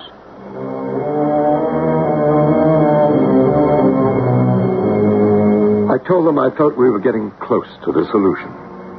The next step was for David again to enter a trance state. Trance state. Now, what's that, they wanted to know. I explained that through David, we'd be able to enter the mysterious land of the spirit side. I'm sorry I acted like that, Bryce. It was stupid of me, especially when I believe we're on the home stretch. I really do want to know. So do I, every step of the way. And you were telling us about trance state, Bryce. It's a state of being and non-being. For instance, when I do my healing, I drop down into a trance state, meaning myself, my ego, the Bryce Bond ego, leaves me, as David's is leaving him now. Why do you do that? Can we have silence, please? David is freeing himself so that he can channel all the energy from above. You see? Now watch him. He's shaking his head, and now he's nodding. Do you see? I mean no harm. I mean no harm. Neither do we, sir, let me assure you. We wish you no harm, and we believe you wish us none. No harm. No harm. I want you to listen to me carefully, Spirit. Here on Earth, it is now winter time, December. In a little more than a week, it'll be Christmas. Do you remember Christmas? Christmas. The time of goodwill to men and the time of peace. Christmas. The year is 1974. Understand? 1974. 74. That's right. That is the year it is today. Now, can you tell me when it is you passed away, passed over? I am glad. I'm glad to talk to you. You have opened the gate for me to talk to you. I'm also glad. Do you remember what year it was you passed over? When? You say... Winter or summer? About like this time. Snow and cold outside. Do you remember the year? The year you died. I don't remember the numbers anymore. What do you remember? I can tell you how it was.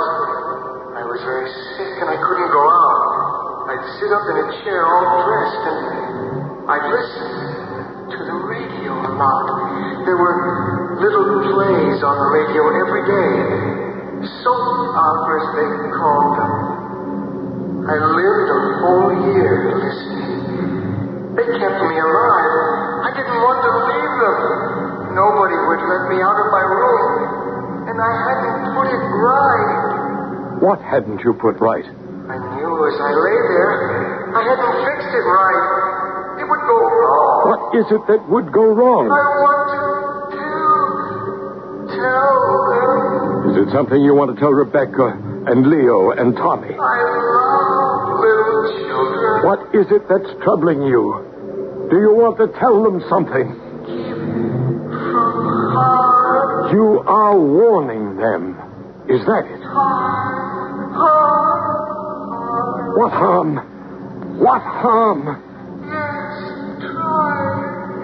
Rebecca and Leo and Tommy don't know who you are, but they love you. The strength of their love is wishing you to tell them. What harm? Spirit, somewhere here on earth, you must have left behind some loved ones, and they love you too.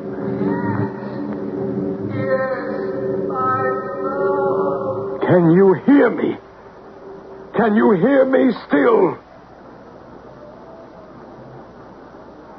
The ghost has gone. Are you all right, David? Yes. He was very strong, wasn't he? We almost found out why he comes here. It's something he's left undone. Thank you, David. Won't our ghost come back? I hope so, but I don't know. I'd imagine that until his job is finished, he won't leave you. What job? What is it? What could he have yet to do? All close our eyes now. I shall speak for all of us. At this very moment, we are all going to the cellar door. Yes. Yes. We want to go down the cellar stairs. I have that feeling, too. Yes. A sense of urgency. Now, we must go now. Yes, we mustn't waste a moment. There was no question about it. It was a pull as strong as gravity. We all knew we had to go down to the basement. I led the way, and then, strangely enough, like Rebecca had done before me, I too tripped on the last step and almost fell. There he is. Over there. By the cellar window. Oh, yes. I hope I've got enough film left in the camera. He's coming this way. He's moving over to my workbench. Friend, what is the warning you have for us? Show us. He's doing something with his foot. Remember, dear friend, we wish to help you do what you have left undone. Then you can return to your world. Can you hear me? Can you understand me? Bryce, I don't want to take any more pictures. I have a strong sense of unity with him now. If I'm in a trance state, accept that and do whatever he says to do through me. Of course, David. The pictures are not important. Now I have exactly the same sense of haste, of something to be done quickly. Oh, there he goes. Into the oil burner room. Stand back. There are gas leaks down here. What? Back. Danger. What leaks? I've never smelled anything down here. Good Lord, yes. It is gas. Do something now. Now. Hurry before it's too late. Emergency service, Island Lighting. Yeah, this is Leo Green, 1447 Locust Avenue, Mineola. There's a gas leak in our basement. Will you send somebody over right away? Green, 1447 Locust, Mineola. You have your oil burner on right now? Becky, do we have the oil burner on right now? Of course we do. Can't you hear it? Yes, we do have it on right now. Do you have a red box marked emergency switch? Just a moment. Do we have a red box, an emergency switch? Yes, at the head of the stairs. Yes, we do. Right at the head of the stairs. Well, will you go there now and switch it off? We'll have somebody around to your house very shortly. It was Quite true. The message relayed through David by the ghost. There was a gas leak. It had been seeping for quite some time. The power company told the Greens that had they not been alerted, in a matter of hours, their house on Locust Avenue might have gone sky high in an explosion. Everything was turned off and made safe by 3 a.m. We were all sitting around in the kitchen, finally having some coffee. All those days and nights of not knowing. Oh, and now it's all over. Did you take a look at Tommy? Yes, he hasn't stirred.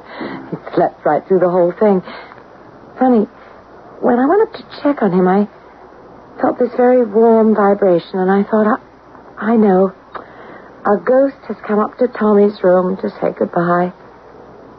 Then, all of a sudden, the feeling just disappeared. Your little boy had a friend.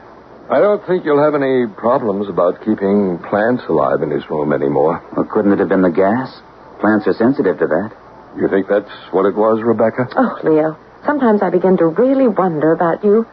It was the ghost trying to warn us. Oh, come on now. Can't there be a natural reason for something? Everything can't be explained by the supernatural. But there was no gas leak anywhere near Tommy's room. You come on now. Look, friends, we have a report to write and some sleep to get. Thank you for the coffee. Oh, Bryce, you and David were real friends. Been an experience I don't think either of us will ever forget. I'd say on the whole, we had a very peaceful reaction. Don't you agree, Bryce? Oh, yes, indeed. This ghost with a knife, he was quite a peaceful entity. Not a negative entity in the slightest. Only negative briefly to frighten them into action. I hesitate to think where we'd be tomorrow if you two hadn't shown up. Who knows? Possibly our friend the ghost would have still found some way to warn you. When I think of it, he did everything short of ripping the thermostat off the wall. And still we didn't get the message. Nice fellow. You know, towards the end there, I sort of wished I could have gotten to know him better. You don't think you'll be back? I doubt it. Not even for a short visit? Well, good night, all. Where did you put our coats? Oh, I'll show you. Good night. And thank you, everybody. We'll let you know if my pictures show anything. I mean, David, didn't you feel that way? That you'd like to have known the ghost better? I would. Leo, who knows? If everything hadn't worked out, then maybe yes. You might have gotten to know him real well. You might have spent Christmas with your ghost in his world.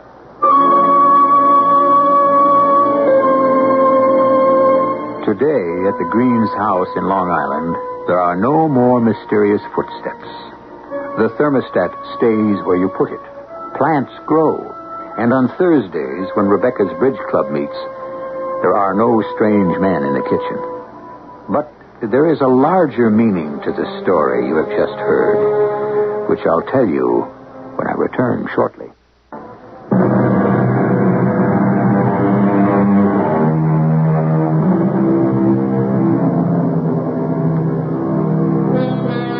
You have heard how, step by step, a higher intelligence tried to communicate danger to an average couple living in an average town. You have heard how the parasensory investigators took the steps that freed the astral being so that it could return to its world and get on with its own life. What, in our language, our words, was this being? Was it the mind? Some scientists say so. For the mind of man never dies, only the body. And so it is entirely possible that life can exist on the spirit side. And perhaps one day we shall all find out why and how. Our cast included Arnold Moss, Patricia Elliott, Bob Caliban, and Gordon Gould. The entire production was under the direction of Hyman Brown. And now, a preview of our next tale. What did she say, Sally? What did the butt-wheezed dame say? Listen. Charles Frederick would go to these wild, primitive places that were filled with all kinds of, well, we would call them superstitions. At every every word down on tape. Hey, that tape recorder sure does a trick. Did you get the pictures? Oh, sure. Oh, you can't beat that little wristwatch camera. Okay. There's lots of work to do. I'll develop the pictures, and you start listening to the tape. Honey, this could be it. How much do you think is in it? Well, she's supposed to be worth $4 or $5 million. Oh, are we sure? She's a believer. Oh, yeah, I could tell by the way she talks. I checked her out. She goes for the message from the other world stuff. She's a live one. I could sense that. Well, we hooked the fish. Let's bring her in. This is E.G. Marshall inviting you to return to our Mystery Theater for another adventure in the macabre. Until next time, pleasant dreams.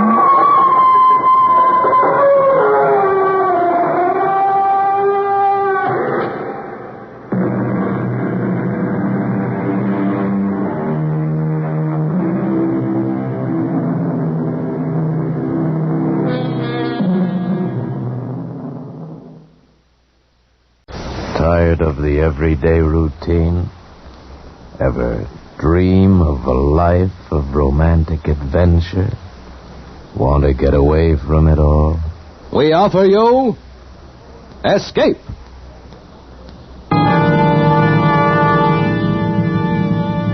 Escape, designed to free you from the four walls of today for a half hour of high adventure.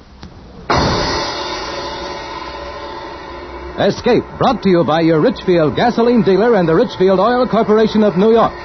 Marketers of Richfield gasolines with Xylene, Rich Lube, all-weather motor oil, and other famous petroleum products.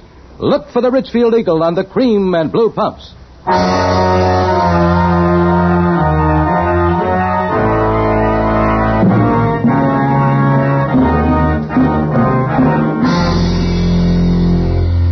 Tonight, we escape to the jungles of South America and a seething tale of terror and violence as told by James Poe in Bloodbath, starring Mr. Vincent Price.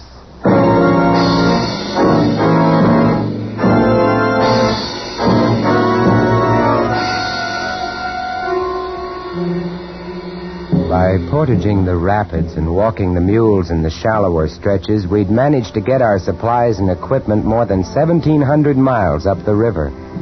After this, further navigable passage being impossible, we'd traveled by foot, hacking our way through the thick, steaming jungle, coaxing and goading the heavily laden beasts.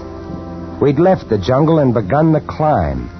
11 days later, high in the Andes, we found our objective. We set to work, hard work. And then, on a hazy afternoon in late May, we found it. I shall never forget the scene. Below us, the mountains swung down to the jungle which stretched eastward, far as the eye could see.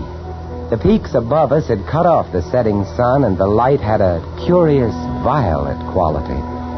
The dank, chill wind, whispering and gusting, set the sparse timber scrubs to trembling and shuddering, and the mules, disdainful of their 5 strange masters, foraged the cacti and dwarf pine. The instruments were set up and the specimens were at hand, and now, crouched and tense, we leaned forward. How about it, Hess? Wait. The tube's got to warm up. Come on, come on. Wait, will you? I've waited 5 years for this moment. 500, you mean? 5 million. Come on, Hessie. How about it, Hess? Okay, give him the sample, O'Brien. Yeah, here. Come on, baby. Shut up, will you? Shh. Here goes. Switch on.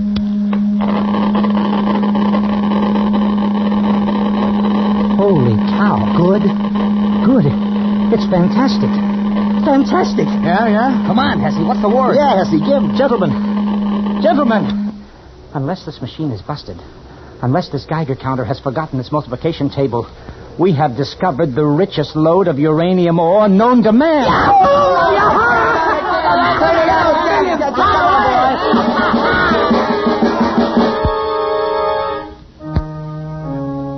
I won't go into the details of how we'd come to locate the ore, because that's a story in itself. Suffice it to say that late in the afternoon of that hazy May day, the 5 of us, gamblers all, came to the end of our rainbow, found our pot of gold. The vein runs all the way up the side of the mountain. Must be worth $1 million. $1 million, $1 billion. $1 trillion. Do you boys realize what we've got here? Sure we do. We've got the world at our feet. Why, the man who gets the strike registered in his name can be a king. Every country in the world is going to come running up to him with trunks full of money and power. You tell him, Hesse. Power? Yeah, we'll make the United States the most powerful nation on earth. Why the United States? Oh, you wouldn't sell to anybody else, would you? I'm a businessman, Harris. You're a fool. No, I'm a businessman. $1 trillion. Oh, gents, we've got the world at our feet. Split 5 ways.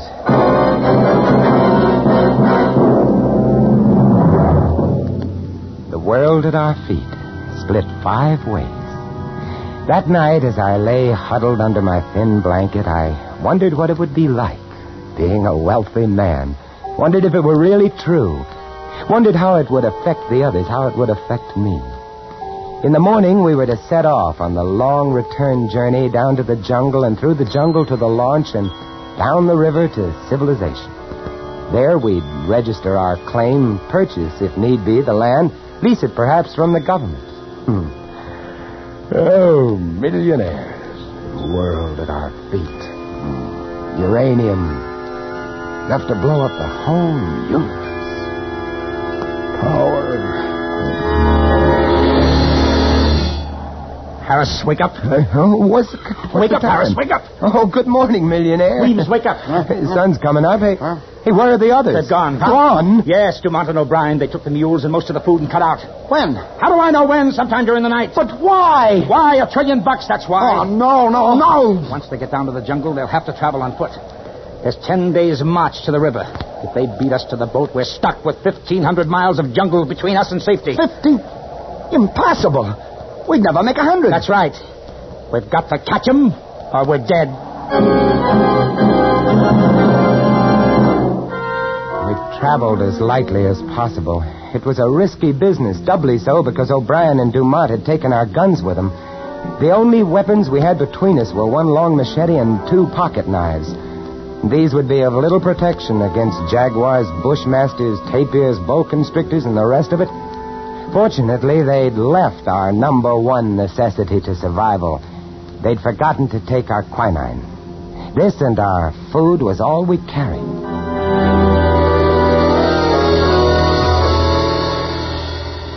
The long descent to the jungle was slow going on foot. It was here that we nearly gave up hope. We moved as fast as we could, but we were no match for men who were riding. But we reached the jungle. Then things took a better turn. Here, the thick vines and heavy undergrowth was, we knew, almost an impossible hazard for a riding man. And we could see their boot prints mingled with those of the mules. We knew that they were having trouble, too. The animals were afraid of many things in the jungle, would balk suddenly, require careful handling. We pushed ahead as rapidly as possible, battling mosquitoes, pume flies, matukas, and the blood-sucking carpato ticks, and, of course, the jungle itself with its never-ending barrage of razor grasses, needle vines, swamps, bog traps, and so forth. It was hot, stinking hot, and the going was hard, but we had to make it.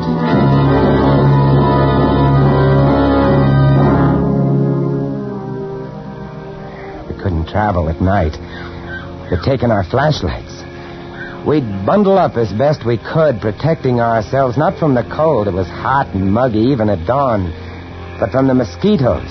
And as we progressed towards the river area, from the bats. Vampire bats. Ever seen them? They're small, rather fragile-looking little things. By day they hang, heads down from the trees, wings folded like clusters of rotten fruit. By night, they hunt. They have razor-sharp teeth, bite like the finest steel scalpels. Their object is to break the skin very delicately, start the blood to coming, and then they simply hang on and sip. Without mosquito netting, we had a rough time of it, a sleepless time. But we managed to keep on going. And on the third day... It's no use, fellas. We can't make it to the river before them. We've got to, Luigi. We've got to make it. right, Wings. And even if we do catch up, they got the guns. Huh?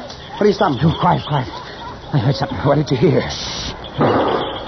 Gunfire. Yeah. Come on. They can't be more than a mile or two ahead. Come on. We ran through the jungle, following the fresh marks of the animals and the two men. And a half an hour or so later, we broke into a little clearing, and there was Dumont.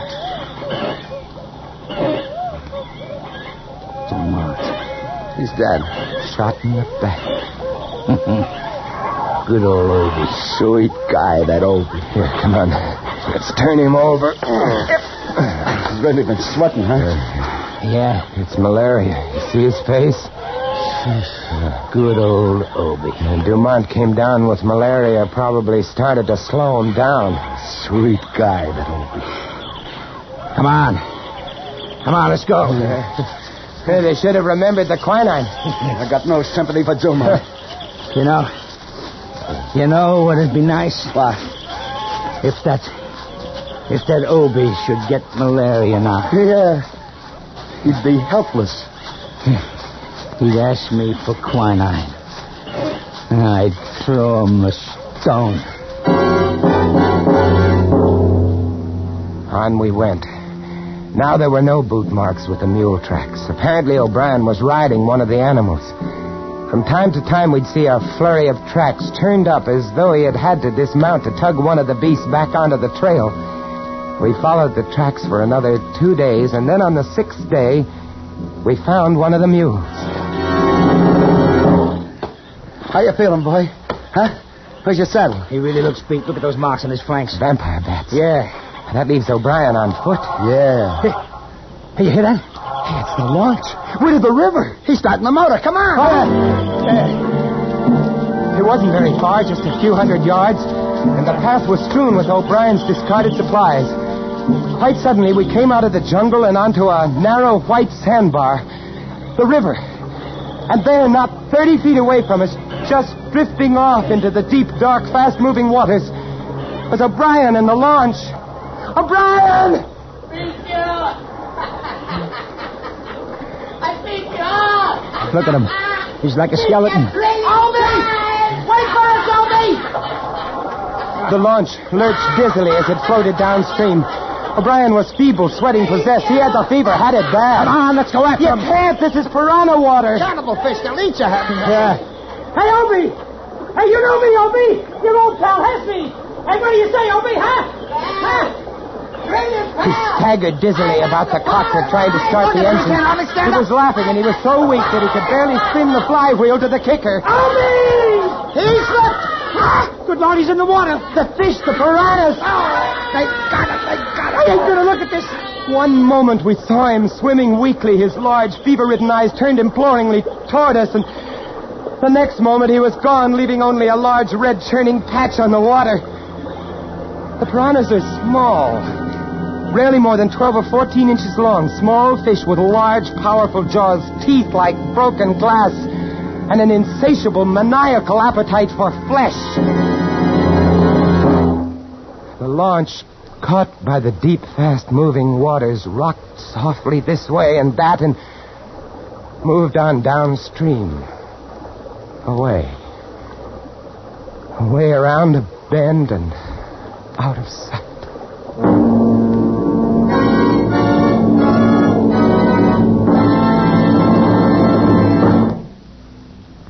The march of science over the years has produced better than ever gasoline for your car. But now science adds one of the greatest gasoline components of all. It's called xylene. Xylene, a super gasoline component, adds two great qualities to gasoline. Xylene gives higher than ever anti-knock performance. Xylene means power. Today, every gallon of Richfield gasoline contains xylene. If you want a motor that runs quiet as a whisper, if you want pickup and power to spare, try Richfield gasoline with xylene. Your Richfield dealer offers a choice of two great Richfield gasolines with xylene. Richfield High Octane at regular price for the average motor. or Richfield Ethyl. Ethyl at its best for tip-top results in the highest compression motors. Drive in where you see the Richfield Eagle and the cream and blue pumps. Get Richfield gasoline with xylene. Xylene, one of the highest anti-knock components in gasoline history. And now we return you to Escape, starring Vincent Price.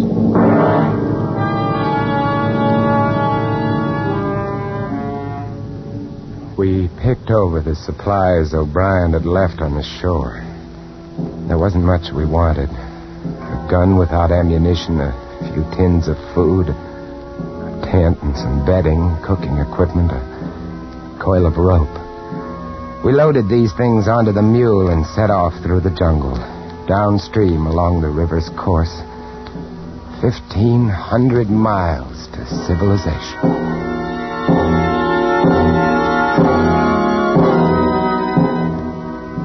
We had it tough. The jungle was thick along the river's bank, and we made little progress. Not more than 5 miles that day, but the next day, we rounded a bend, keeping close to the shore, and there, about a quarter mile below us and nuzzling the opposite shore, grounded on the sand, lay the launch. Looks shallow enough here. Yeah, it does. Yeah, but what about the fish? How deep does it look to you, Harris, at the deepest spot, I mean? Oh, I don't know, maybe 2.5 feet, maybe 3. Most of it's less than that. I got an idea. Shoot. We got to get across the launch, see? So here's what we do. We throw away everything. There'll be food and water on the launch, see? Yeah? Now, you see that little patch of sand in the middle of the river where the bar shows? Yeah. We go that way. That's bound to be the shallowest way, see? How do we go? On the mule, the 3 of us. Ah, you're nuts. This mule ain't in such bad condition it can't get the 3 of us across 70 feet of shallow water. What do you say, Harris? Why not? All right, I'll get aboard first. Come on. Get farther up, Weemsy. You're the lightest. Yeah. Harris, you get on next. Hang on to Weemsy. Here. Carry this coil of rope around your neck. We may need it. I've got the machete strapped to my back. You set, Weems? Yeah. Now hold tight to me, Hess. Don't worry. If I go, you go too. Yeah, and if he goes, I go. So let's hang on, gents. Yeah. Let's really hang on. As long as he's moving fast, he can't get at his legs. Ain't that right? He's not showing anything to him but hoofs and hair. Hold his head up, Weems. Don't let him look down. Now, you all set? Yeah, all set. All right, here we go. All right, get along. Come on, Hiller. Come on, baby. I felt the mule lurch when he stepped into the water. The sand was softer here than on the shore. Sand, huh? Ahead, not 40 feet away, lay the little spit of land. The mule refused to run, couldn't run, and before he'd taken 10 steps, I knew he was too weak to support the 3 of us. From every direction in the swirling water about us came small, shadowy, dark shapes. Come on. The piranhas. Don't stop. Come on, baby. Keep moving, baby. Come on. Move along, baby. He can't do it. You gotta do it, baby. Come on. Sweet mother. What are those? The piranhas were churning the water about us, and coming in from beyond them were 4 or 5 long, dark shapes, 6 and 7 feet long, thick and wriggling eels, electric eels. They'll sting him. Get along to the bar. Get him to the sandbar. Faster. Come on. Made it. It's true about electric eels. They can throw a jolt that'll kill a jaguar. They got jaws like a vice. So, here we are, gentlemen, stuck. Just 30 feet of water between us and the shore. Get across it, and we can get to the launch and to civilization and all the rest. Oh, the 3 of us are too much for that mule. Only 30 feet. Why, you could run it in seconds. You see those little shadows around us in the water? I see those little shadows around us. You don't have to draw pictures. Hey. Oh, here's another bright idea coming up. As a matter of fact, yeah. Yeah, hold on to your hat, Harris. We got that coil of rope. Yes. The mule could carry one of us. That mule's not in such bad shape, you know. Yes. Tie the rope over his bridle. Then one of us pulls him over with him fast. You see, one rides, and then the other 2 pull him back. Yeah? And the next one gets on. Yeah. What do you say? Oh, he can't stay here. It's a natural. Who goes first? Me, on account I'm the lightest. I won't tire him so much. How about it, Harris? All right. Well, get going then. Okay. Tie that rope to his bridle. I'm doing it. All right, give me the machete. What do you want the machete for? I want it, that's all. Give me. Okay. All right, now you 2 get at the end of the spit. So as when you pay out the line, you don't get it caught in his legs. Well, you think of everything. That's right. I'm a smart boy. Ready with the line. You sure it's tied fast to the bridle? Yeah, I'm sure. No funny business, Weems. All we gotta do is jerk this rope once while you're over that water and you're done for. You're a sharp article. That's right. But not sharp enough. Hey, Weems, you cut the rope! Go on, suckers! The rope. Our only salvation was cut. And now Weems, grinning and riding, was out into the stream, heading for the shore in safety. He went not 15 feet when one of the long, dark, wriggling shapes made for the mule and got his leg. The mule reared up on his hind legs, the eel clinging to his foot, pumping paralyzing shocks into him. Weems clutched his neck with one hand and slapped him on the flank with the flat of the machete with the other. The mule came down, and more eels went for his legs. He began to lurch sideways. Weems swung the long steel blade in an arc, barely missing the mule's leg, and connected with one of the eels. Hair seemed to stand on end. His other arm released the mule's neck. The arm holding the blade was extended stiffly, still caught in the thick, muscular back of the electric eel. And then the mule reared again, and Weems fell back into the water.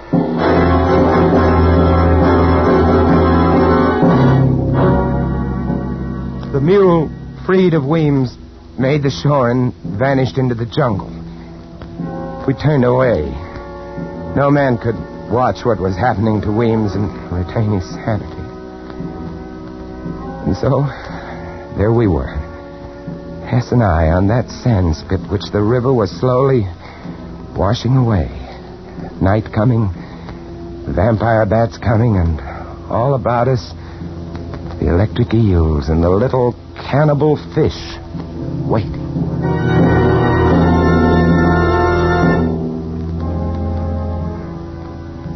There was no moon. There were evil stars, red and yellow. It was a black sky, and against it, blacker shapes, the vampire bats. We waved our arms and kept them off, but again and again during that long and terrible night, they brushed against us, squealing and squeaking, trying to get us. Dark, evil, thirsting bats.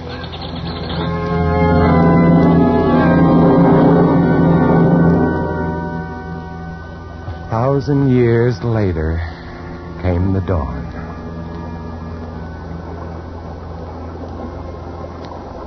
That water's taken a lot of sand away. This thing isn't much bigger than a card table. Look at them. Look at those fish. You'd think they had enough to eat yesterday. Listen, Harris. No matter what happens now, at least you and I have played it square, right? Yeah, that's right, Harris. Shake my hand, Harris. All right. Because I think I got an idea on how we can get out of here. What? Yeah. Look up there. Yeah. See that vine hanging down from the big tree? It's over the water, and it must be 15 feet up. Yeah, but if you were on it, you could do a Tarzan to the shore. The rope? That's right. Now, if we can just lasso the end of that and pull tight, we'll have enough swing to make it across. Swing like a pendulum, if you follow me. One guy gets on the other's shoulders to swing over to get the start, see? Then, when he gets to shore, he fastens a rock and swings the rope back to the other. That vine will hold. It'll work.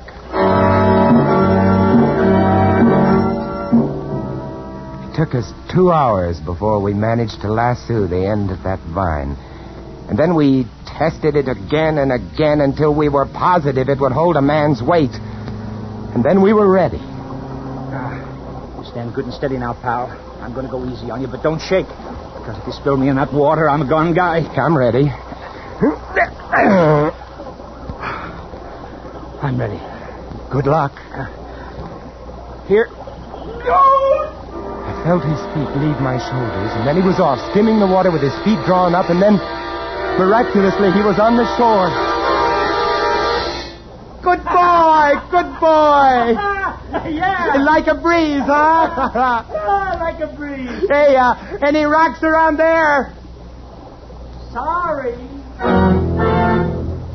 He smiled at me and shrugged, and then looked down the stream at the launch. I knew that smile, that $1 trillion smile. It said, "So long, sucker."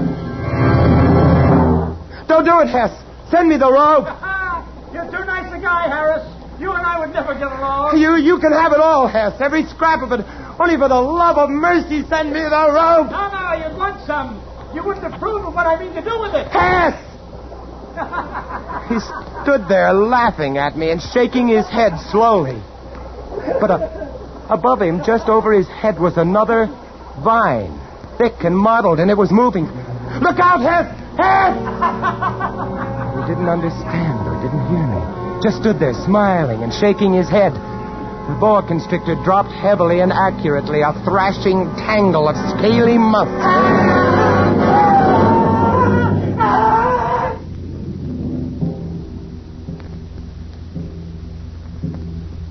The sun was hot, blistering hot. I was alone, all alone, except for the ever-waiting piranhas. Hess's body was hidden by the low, scrubby vines and palmettos. Several hours later, I saw the boa, now gorged, slither lumpily away. I waited, and I waited. From time to time, I thought of stepping out into the stream. It would be over very quickly, I told myself, very quickly. But I couldn't. And then I noticed an odd thing. The current which had been sweeping the sand away had shifted slightly. A whim, a miracle. And now new sand from some sunken bar was beginning to pile up between me and the shore, grain by grain, rib by rib. I watched this. And I watched. And I watched. And at 5 o'clock that afternoon, I walked ashore to the lawn. And didn't even get my feet wet.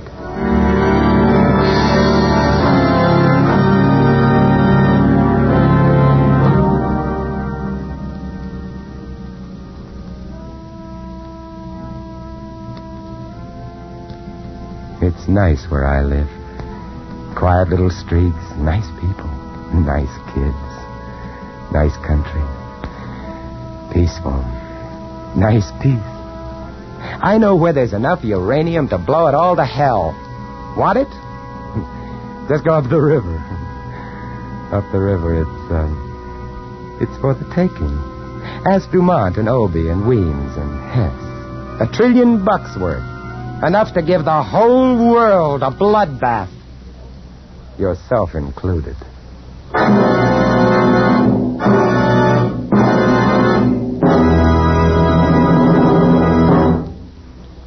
Warm summer weather makes you think of baseball games, picnics, and holiday driving. But be sure your car's ready when you are. Get Richfield All-Point Safety Service, the service that puts your car in top shape for warm weather driving. With Richfield All-Point Safety Service, you get a careful all-point lubrication job that protects the chassis, transmission, and differential. You get lubricants that stick to your car's ribs no matter what the temperature. You get the protection of Rich Lube, all-weather motor oil, the Pennsylvania premium-grade oil that cleans as it lubricates. You also get a safety check of batteries, spark plugs, tires, and radiator, and expert service if your car has automatic transmission. The Richfield gasoline dealer is specially trained to protect your car against wear and breakdown. So get Richfield All-Point Safety Service tomorrow. Look for the Richfield Eagle on the cream and blue pumps. Escape is produced and directed by William N. Robeson. And tonight starred Mr. Vincent Price. Bloodbath was written by James Poe. Others in the cast were Wally Mayer, Ted DeCorsia, Paul Freese, and Tony Barrett. Special music arranged and played by Ivan Ditmars. Next week. You are groping your way slowly through the dark hold of a ship at sea, moving carefully, step by step, dreading to find what you know is there. Death in the form of a deadly bushmaster from which there is no escape. Next week at this time, the Richfield Oil Corporation of New York invites you to escape to the Caribbean and a grim voyage of impending death, as Martin Storm tells it in his exciting tale, A Shipment of Mute Fate. Goodbye, then, until this same time next week, when once again we offer you Escape. Tom Hanlon speaking. This is CBS, the Columbia Broadcasting System.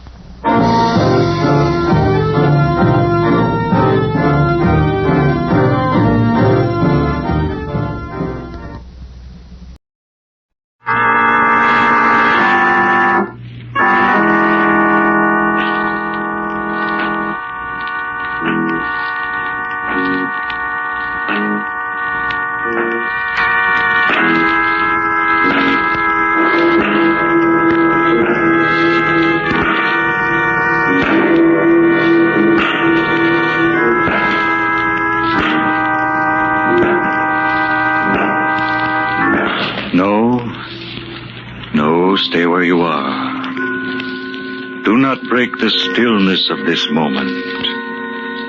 For this is a time of mystery. A time when imagination is free and moves forward swiftly, silently. This is the Haunting Hour.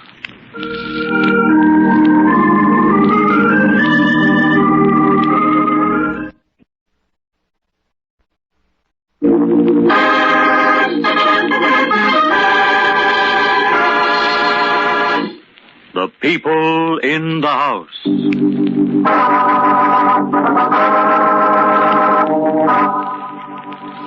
All houses have their secrets, and the house on East 67th Street in New York was no exception. Its rooms had seen the births and deaths of 7 generations of Thatchers. And now they look down with despair upon the 3 people living within its walls. Evans Thatcher III, his son Kendall, Kendall's lovely wife Margaret. For evil and hatred stalked the rooms and took you by the throat when you entered the house. It was polite and hidden, but sinister, and present so strongly that you felt you could reach out and touch it.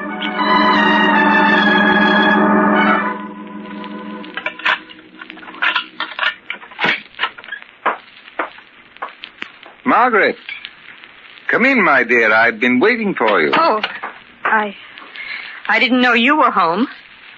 Aren't you forgetting something, my dear? I didn't know you were home, Father. That's much better, Margaret. I only ask that you behave as any daughter should to a father-in-law. Where's Kendall, Father? My dear, Kendall is only my son, but he's your husband. I'm surprised you should ask me his whereabouts. Most wives of my acquaintance are... All right, Kendall isn't home. Let's stop acting. My dear child, I've never acted with you. It is you who pretends to like me. I take little pains to conceal my dislike of you. I hate you. I hate you more than I believed I could ever hate another human being. And if it weren't for Kendall... Why don't you divorce Kendall, my dear? I'd gladly pay for it. Kendall isn't the proper husband for you. You should have married a strong young detective. There was a suitable match for you. By the way, what was his name? Walters. Larry Walters. Oh, yeah. I remember the name perfectly. Father. And I didn't marry him because I was in love with Kendall. Oh, come now, my dear. We both know the truth. You could hardly marry a representative of law and order if you told him the truth about yourself. But after tonight, why, I imagine that difficulty should be solved. Oh, you're completely vile. But there's one thing you've never understood. A mind like yours can't understand it. I love Kendall more than I hate you. And I'm not going to leave him alone with you so that you can ruin him completely. Too bad that you can't afford to move out of my house into an apartment of your own, isn't it? I'm sure that if Kendall could get a job and support you, you'd be deliriously happy. Yes, I would. But you've taken good care to see that Kendall is too weak to go out in the world, haven't you? Now, my dear Margaret... Don't think I don't know what you're doing. You've hated Kendall since the day he was born and deliberately set out to ruin him by giving him everything he wanted. You've made Kendall so completely dependent upon you that he's afraid to leave. You've pampered him so that he's fit for nothing. You're insane. No, I'm not. I'm perfectly sane.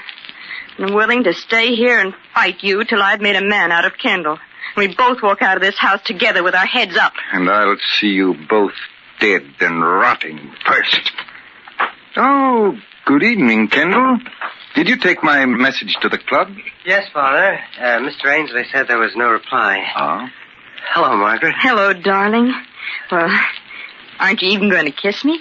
I haven't seen you since this morning. You bet I am. Nonsense, Kendall. Stop acting as if you were a newlywed instead of behaving like a man who's been married a whole year. Well, my mother and father were married 22 years, and he kissed her every night when he came home. There. You see, Father, kissing your wife. Kendall, come along upstairs. I want to talk to you. My dear Margaret, you'd better change. We're dining with some friends of mine. But Kendall and I had planned to eat home tonight, Father. Did you? I didn't. I don't very well see how you can. I left instructions that there was to be no marketing today and gave the servants the night off. Are you coming, Kendall? Yes, Father. I'll see you later, Margaret. I hate you, Evans Thatcher. I hate you. I wish you were dead.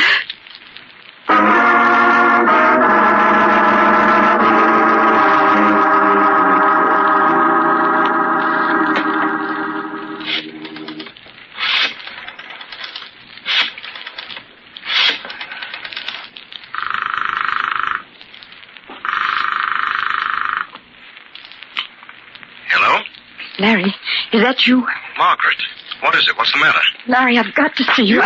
Foolish child. I must have a wrong number. No, you haven't, Margaret. You're in trouble. I'll be right over. No, you mustn't. You mustn't. Goodbye. Well, are we all ready? Margaret, you look beautiful in that dress. I'm afraid that the dress will have to go back, Kendall. But, Father, why? You said yourself... I changed my mind. I will not pay for it. I don't want you to pay for it. I didn't ask you to buy it.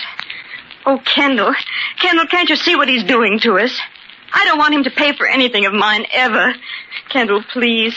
Please, let's get out of this house now. Margaret is hysterical, Kendall. She doesn't know what she's saying.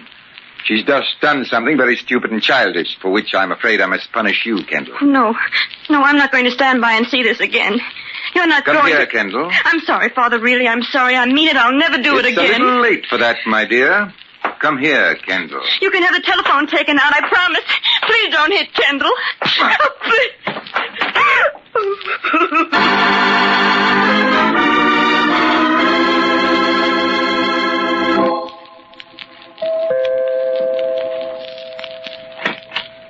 Mr. Thatcher? Oh, come in, Mr. Walters. It was thoughtful of you to telephone, let me know you were coming. It enabled me to open the door myself. I don't like to let the servants know that I have detectives calling on me. Oh. You don't like detectives, Mr. Thatcher? Not in my house. As a matter of fact, though, I've been expecting a call from you for a few days now. Ever since Margaret was so foolish as to telephone you the other night. As a matter of fact, Mr. Thatcher, that's just the reason for my visit. Margaret didn't sound at all well to me. Very observant of you, Mr. Walters. Margaret isn't well. She's a neurotic. That's funny. When I knew her, she was a perfectly healthy young lady. Perhaps. But now she's definitely neurotic. Then, of course, you've put her under the care of a physician. I dislike your attitude very much. Are you implying that my son and I aren't treating Margaret properly? Because if you are, you can get out now. Actually, you have no right in this house. I received you because I wanted to show you that there was no reason for Margaret's call to you the other night. Now I shall let you see Margaret.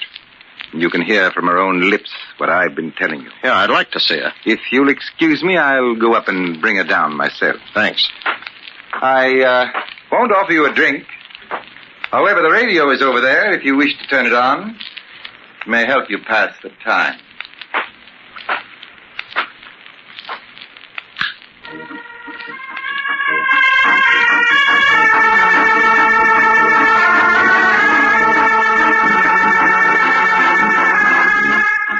We interrupt this program of dance music to bring you a special bulletin.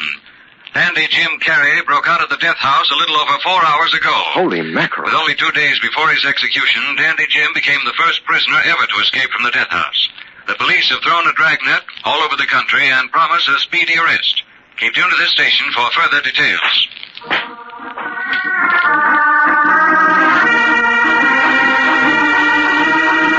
Here he is, Margaret. Please tell him how you feel. Hello, Margaret. Hello, Larry.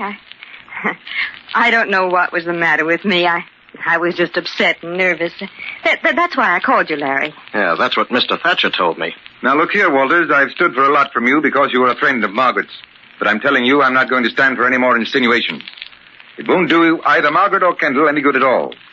Remember that, Margaret. I'm not insinuating anything, Mr. Thatcher, but I'm not a fool. I know darn well that Margaret called me for some reason, and I don't believe a word of what you're saying. All right.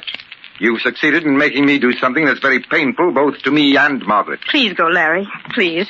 I don't need your help. I don't want it. Don't worry, Margaret. I promise you that this won't affect Kendall at all. Now, Mr. Walters, here are the facts. Margaret's made a very good marriage. Yeah, I know. Exactly. Exactly. A girl in Margaret's position has no right to expect to marry my son. You see, Mr. Walters, my son was brought up with everything in the world he wanted. His for the asking. Margaret, on the other hand, had a much different life. Much different. You mean that she wasn't spoiled? That and other things. If I did spoil Kendall, Mr. Walters, it's only natural.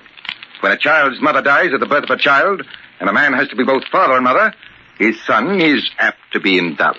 Or hated. Have you ever heard of Dandy Jim Carey, Mr. Walters? Of course. He's in the death house now, awaiting execution.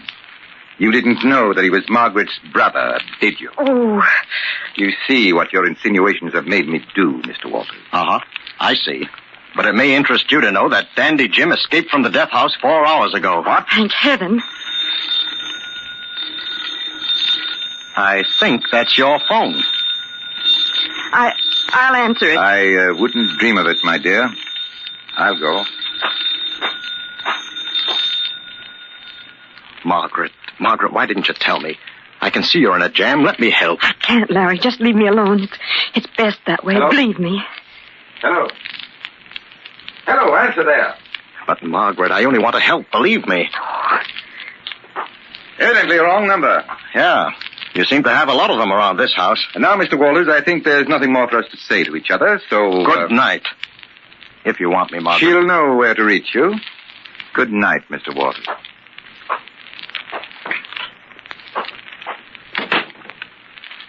And now, my dear, we'll wait for the telephone to ring again. Only this time, when Mr. Walters isn't here, you will answer. No, I won't. I think you will. Won't you, my dear? I think you will. Won't you, my dear? Where's Kendall? I want Kendall. Kendall won't help you. He never will. Stop it! Stop! Certainly. All you have to do is to pick up the telephone and say what I tell you. Well, you wouldn't want to disappoint your brother, would you? He desperately wants to get in touch with you. All right.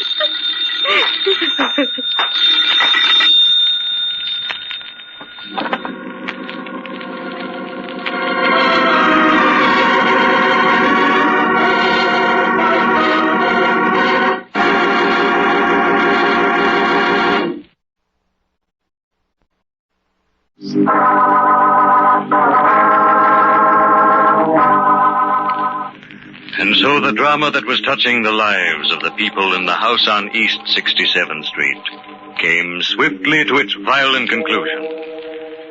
Evans Thatcher III was determined to dominate and rule his son Kendall at all costs.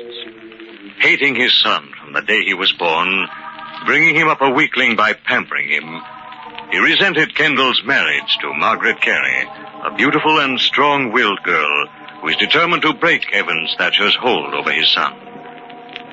Only Margaret had a brother, Dandy Jim Carey, who had escaped from the death house and is even now trying to get in touch with her, while she sits on a bench in Central Park waiting anxiously for Kendall.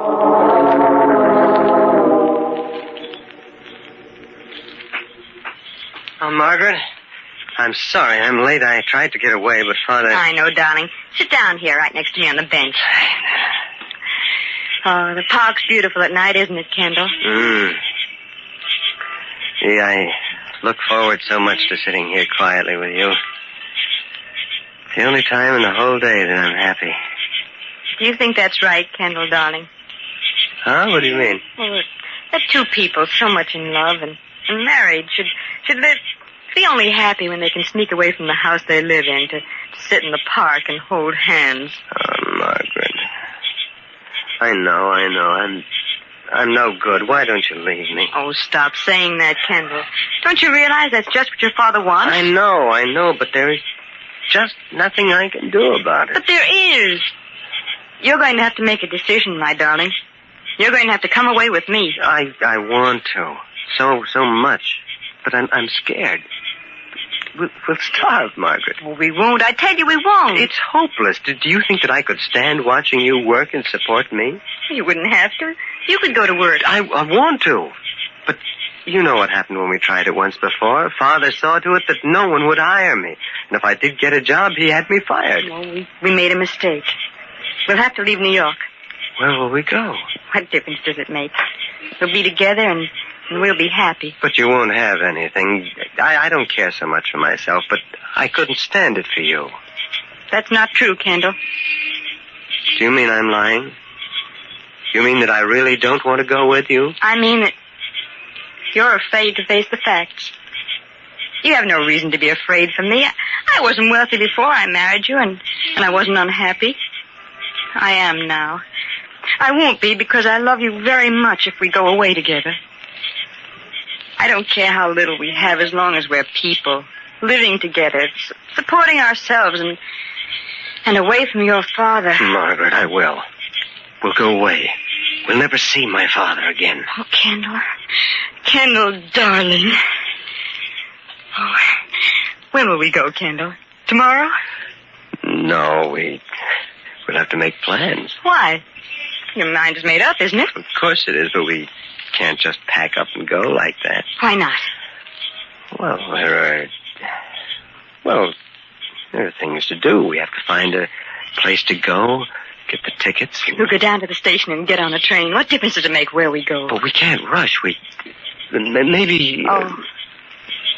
Oh. All right, Kendall. I have an appointment now. With whom? Your father and my brother.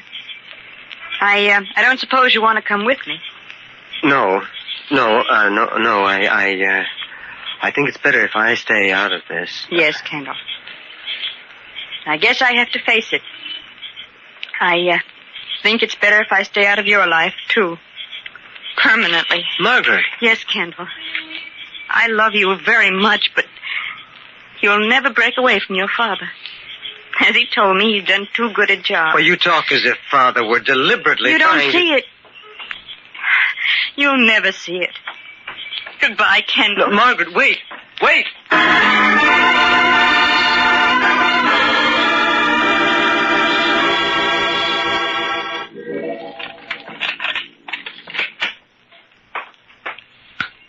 Come in, Margaret, my dear. It's cozy in here. Why did you make me tell Jim to meet us here? It's an ideal place, my dear. Who would ever think of looking for an escaped murderer in the Castle Chess Club? Are you going to help him get away? Question is premature, my dear. This reunion between beautiful sister and doomed brother appeals to my sense of the dramatic. That is why I brought you to the Castle Club tonight. I hope you realize the honor I've conferred upon you. The first woman ever to set foot in the Castle Chess Club. That was your idea, wasn't it? You're the president of the club, and you made them put that rule into effect. Why, yes, my dear. Now that you mention it, it was. You see, I don't believe that a chess club is any place for a woman. That isn't the real reason. You hate women. You've hated us all ever since your wife died. And that's why you hate the son you think caused her death. Shut up. Silence. Shouting doesn't change anything. I'm right. That's the explanation for you and everything you've done. You're impudent. And you shall pay for it. I don't care. I'll do anything you want if you'll only help Jim get away. Do you realize, Margaret, that you're asking me to break the law? Aiding an escaped criminal? Stop it. I know all about you. How do you think I met Kendall? It was through Jim, of course. I knew that you were the leader in all the crooked business that Jim was doing. I begged him to stop, but he wouldn't. Thank you for being so frank. I often wondered how much you knew about me. And I know that it was your fault Jim killed Mr. Merritt. Rather a bold knock for a man who's hiding. Open the door. Your brother will be glad to see you. Kendall. What do you mean by coming in here? I thought that you should know that... Well, I followed you. You followed me? For what reason? I specifically told you I noticed Larry Walters following you, too, and I thought maybe there was some trouble. Well, it was very thoughtful of you, Kendall. Very thoughtful indeed. But as you see, there's nothing wrong. Margaret and I were just having a little chat. You can go now. Did you hear me, Kendall? I said you can go. I heard you, Father. Kendall, I want you to stay. You'll regret this, my dear Margaret. Go home, Kendall. If you won't do as I ask, then I want Kendall to stay. I hope you heard what Margaret just said, Kendall. A deliberate attempt to blackmail your father and to do something unlawful. Well, I'm not... It's time you knew the truth, Kendall. We've been married a whole year, and if you're ever going to become a worthwhile person, now is the time. Margaret. You can't stop me now. I'm going to tell him. Kendall, you can prepare yourself for some vicious lies. Kendall, you're going to have to be strong enough to face the truth. Your father is a blackmailer. I don't believe it. No, Margaret, It's true. After your mother died, when you were born, Evans Thatcher became a bitter, rotten old man.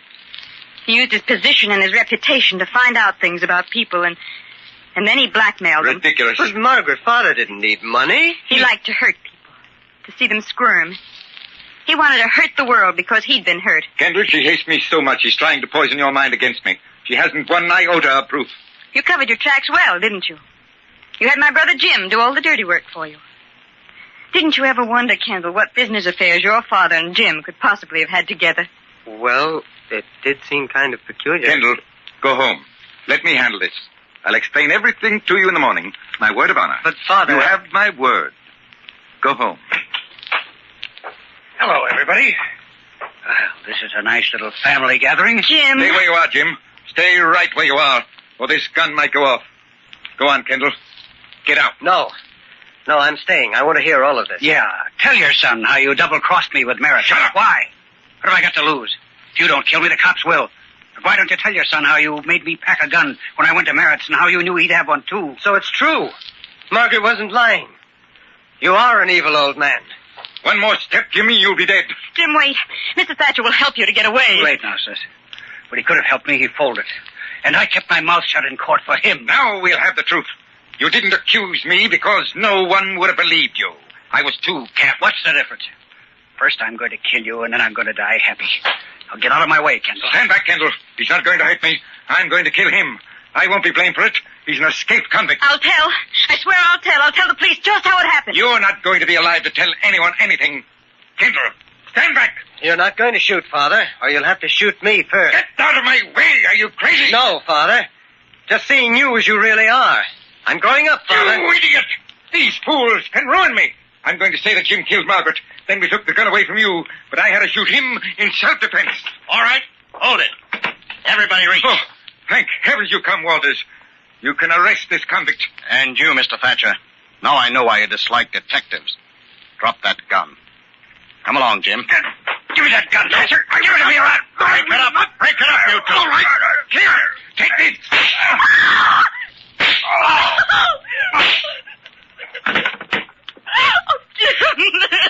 Jim, darling. So that's it.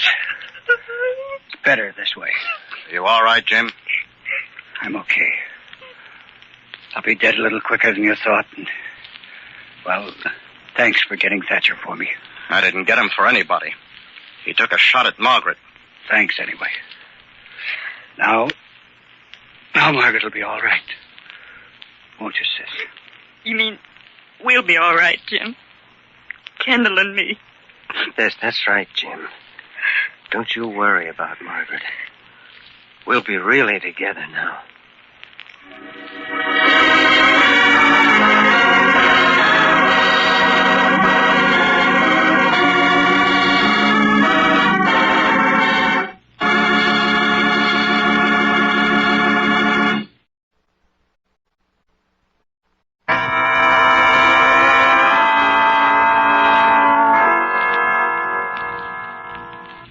From shadows and stillness, mystery weaves a spell of strangest fascination, charging the mind with doubts and fears.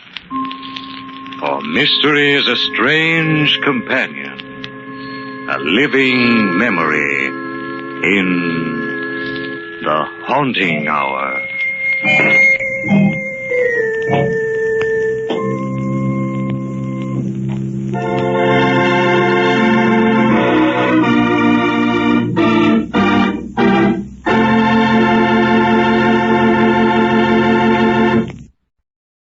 The Mummers in the Little Theater of the Air.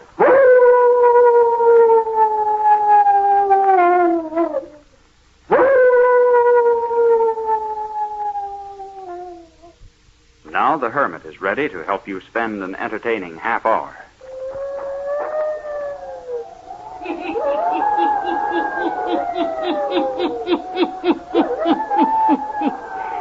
Ghost stories. Weird stories. And murders, too. The Hermit knows of them all. Turn out your lights. Turn them out. Have you heard the story A vampire's desire? Yeah? Then listen while the hermit tells you the story.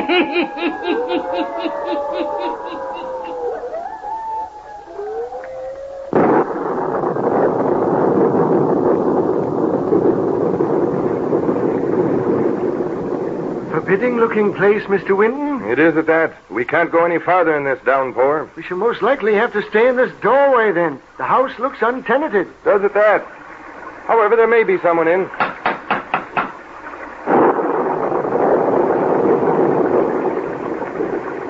There's no one living in this tomb of a place, Mr. Winton. I think you're right, John.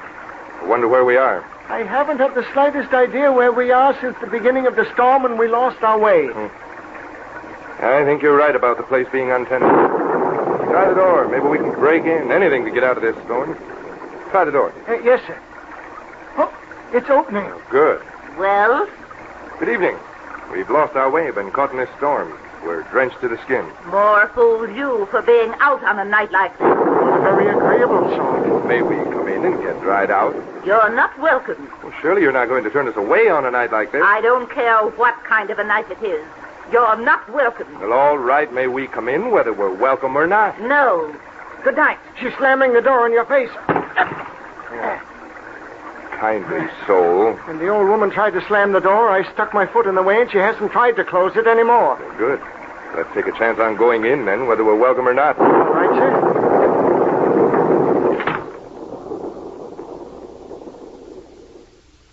Now, which way, Mr. Winton? Who can tell in this pitch darkness? Listen. The old woman. Yeah. Mr. Winton, we're in the house of a mad woman. It isn't a very pleasant sound, is it? Doesn't seem to be a light in the whole place. What shall we do? We'll go to the right. Feel along the wall for a light switch or a door. All right. Come along, then. Follow me. Here's a door. Come along, John. Stay close by me. Yes, sir. Oh, good Lord, sir. Is she going to keep that up all night? Well, if she is, I wish she'd tell what the joke is so we can laugh with her. Find the light switch? No, there doesn't seem to be one. All right, then. We'll continue in the dark. You go to the left, I'll go to the right. Maybe we can find something to sit on. Yes, sir.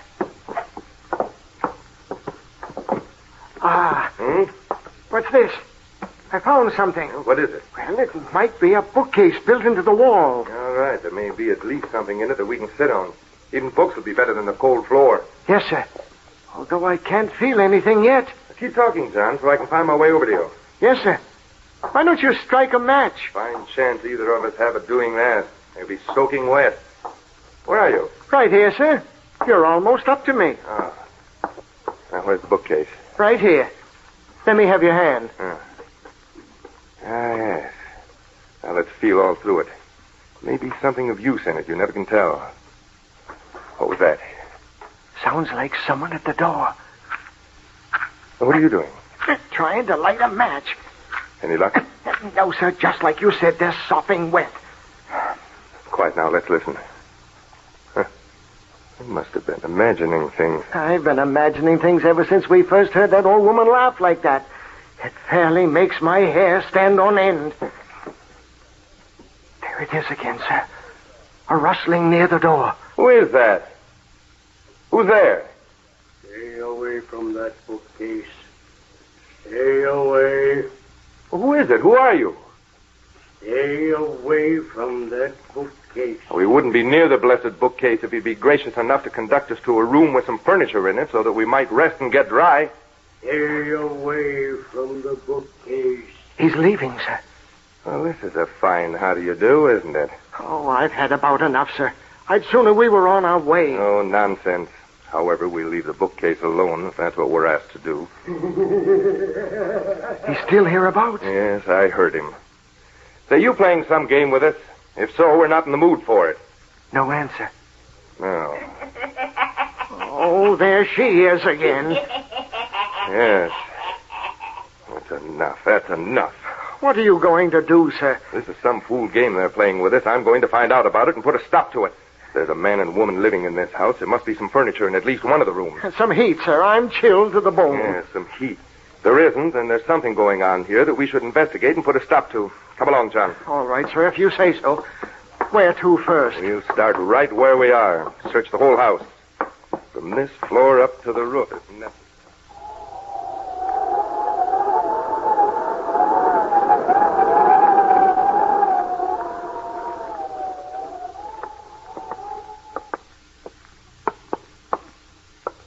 Look, Mr. Winton, look. Where? Down to the end of this hall. There's the old man who was talking to us in the room downstairs, telling us to keep away from the bookcase. I think you're right. Carrying a shaded lantern. Yes, sir. John, we'll follow him. Yes. He'll lead us somewhere. We can't wander in this house all night in the dark. At any rate, he has a light. I don't think he's noticed us. We'll have to get close to him before he turns that corner down at the end of the hall. Yes. He's almost at the corner. There, he turned. Hurry. He might duck into some room close by and we'll lose him. Easy now, while I peek around the corner. You see him, sir? Yes. Going into the first room on the left. Quiet. The air is stale and musty here. Yes, but never mind about that just now. That makes me gasp for breath.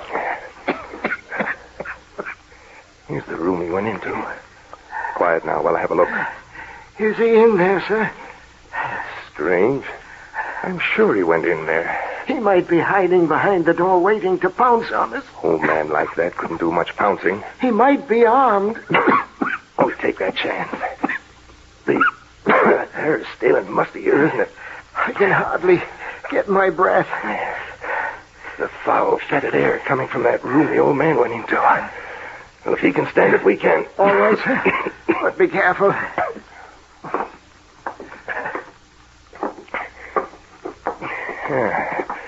He's not in here.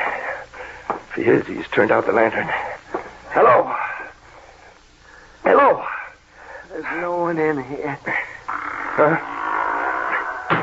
The door, John. The door just slammed shut. Oh, there's no door here. I ran right into a blank wall. Where the door was?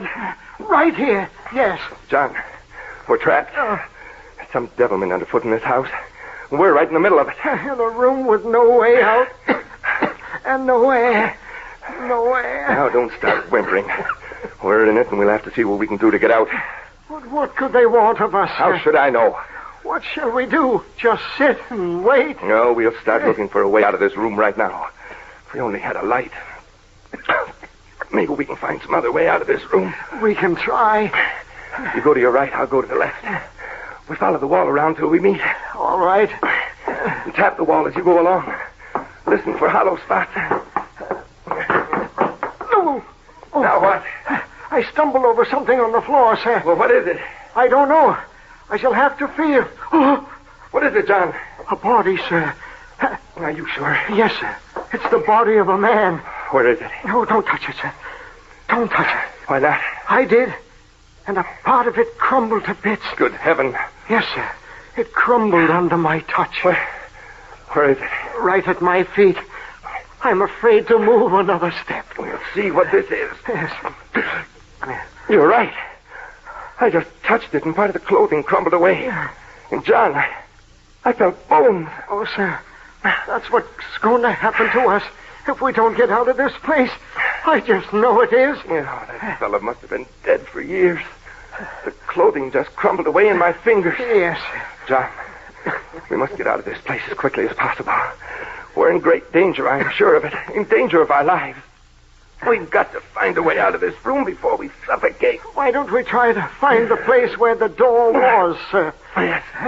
Back to the door, John. We haven't time to look for any other exit. We'll have to find out how to open the door we came in. It's over this way, sir. Right along this wall. Oh, who's there?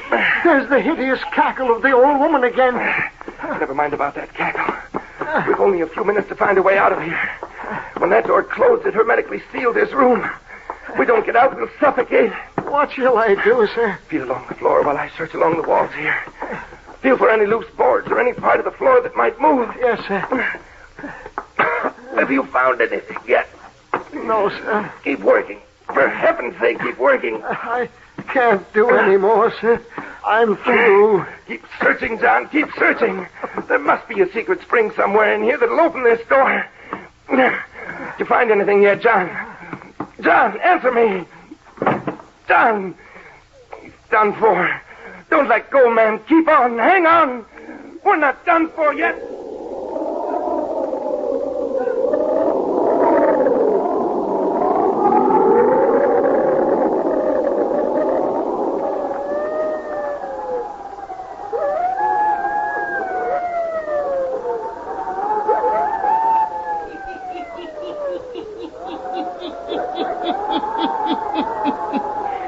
Mr. Winton and his man John trapped in a house of mystery, suffocating in a hermetically sealed room. Where is the old man with the lantern? The hermit will tell you before the night is done.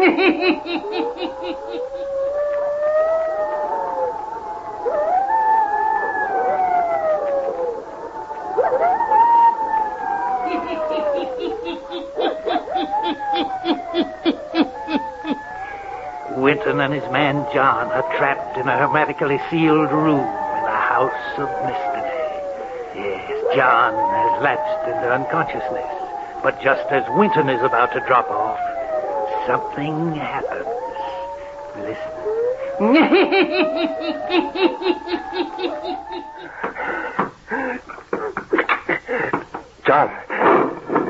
John, we've made it.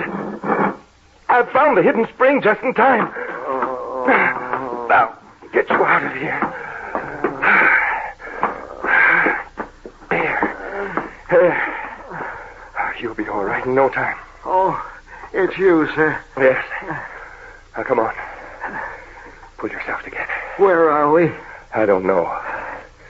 But at least we're out of that death trap. How did we do it, sir? Just before I went under, I happened on that hidden spring that works the door. What about the old man with the lantern? And the cackling old woman? And the crumbling body of the man? We're going to see about those things immediately. I'm going to get to the bottom of this thing. Come on. And get suffocated all over again? I don't think we will. Besides, I know where the release for the door is now. Come along. And careful. Take an extra long step when you enter the room. I think we tripped some kind of mechanism when we first entered. Yes, sir. Old man with a lantern went into this room and disappeared. Where can he have got to? If he stayed in the room, he must have suffocated. He didn't stay in the room. I'm positive of that. Keep your ears open and listen for any hollow sounds.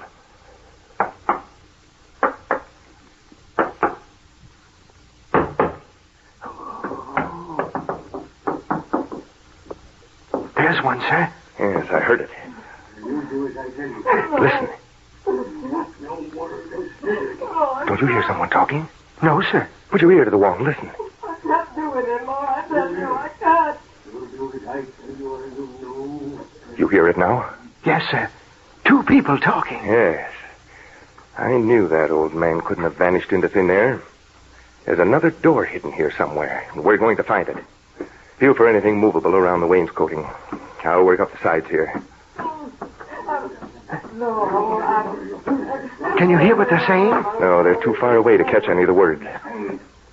However, from his tone, I'd say he was threatening her. You found it, sir? Yes, this little bud on the decoration here. Look, sir. A flight of stairs. Yes, and leading down. Come on. Oh, haven't we had enough for one night, sir, without sticking our noses in any further? We've gone this far and had an attempt made on our lives. We're going to clear up this business before we leave. No telling what might be down there, sir. That's what I'm going to find out. Well, you coming with me, or shall I go alone? Oh, no, sir, I'm coming.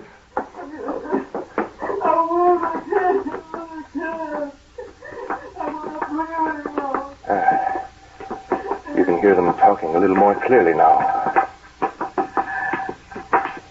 You'll do as I tell you, you understand that? Close enough to make out their conversation. Now there are two more up there with Gregory. The man we saw with a lantern is talking about us, John. Yes, sir. He thinks we're dead upstairs with that body we found. If you do not continue to obey me, that's what will happen to you. Oh, no. No. Grin. Grin. That's what I want you to do. Come on, John. We'll see what we can do about this. When I'm gone, you think all the money will be yours. I don't know what you're talking about. Oh, yes, you do. Yes, you do. There's a turn in the passage just ahead. I can see a light shining. Quietly now. We'll be able to see into the room in a moment or so. Tomorrow, you will bring me another young animal to feed upon. Yes, Brother Garnet. It's her brother that's talking. Yes. Easy now while I look around the corner. What in heaven's name? What do you see, sir? Come here. Great heavens. A coffin. Yes, a coffin. With a huge lighted candle. And at each corner. And look in the coffin. A man. The one we heard talking. When you get back to your cottage each morning, you wonder where you've been the night before. Don't you? Huh? Here you are, John. But his lips don't move. No, but that's where the voice is coming from. You don't know that I have you under my power? What shall we do, sir? We'll dash in there and let matters take their course. Are you ready? Yes, sir. Come on, then. Lydia, the candles. Quick, out with them. Stop. John, quickly, that cover over there. Slam it on the coffin.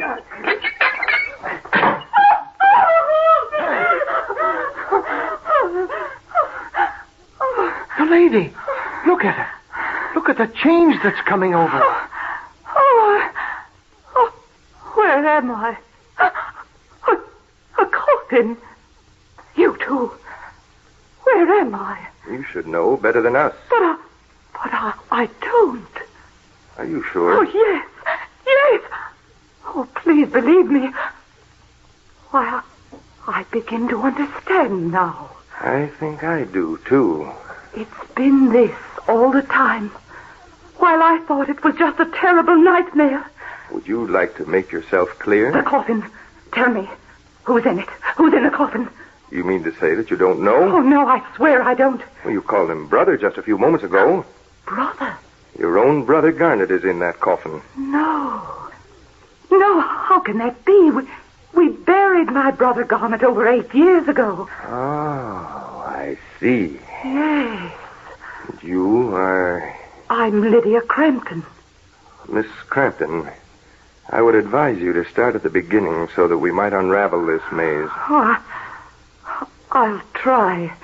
But not here, please. Yes, here.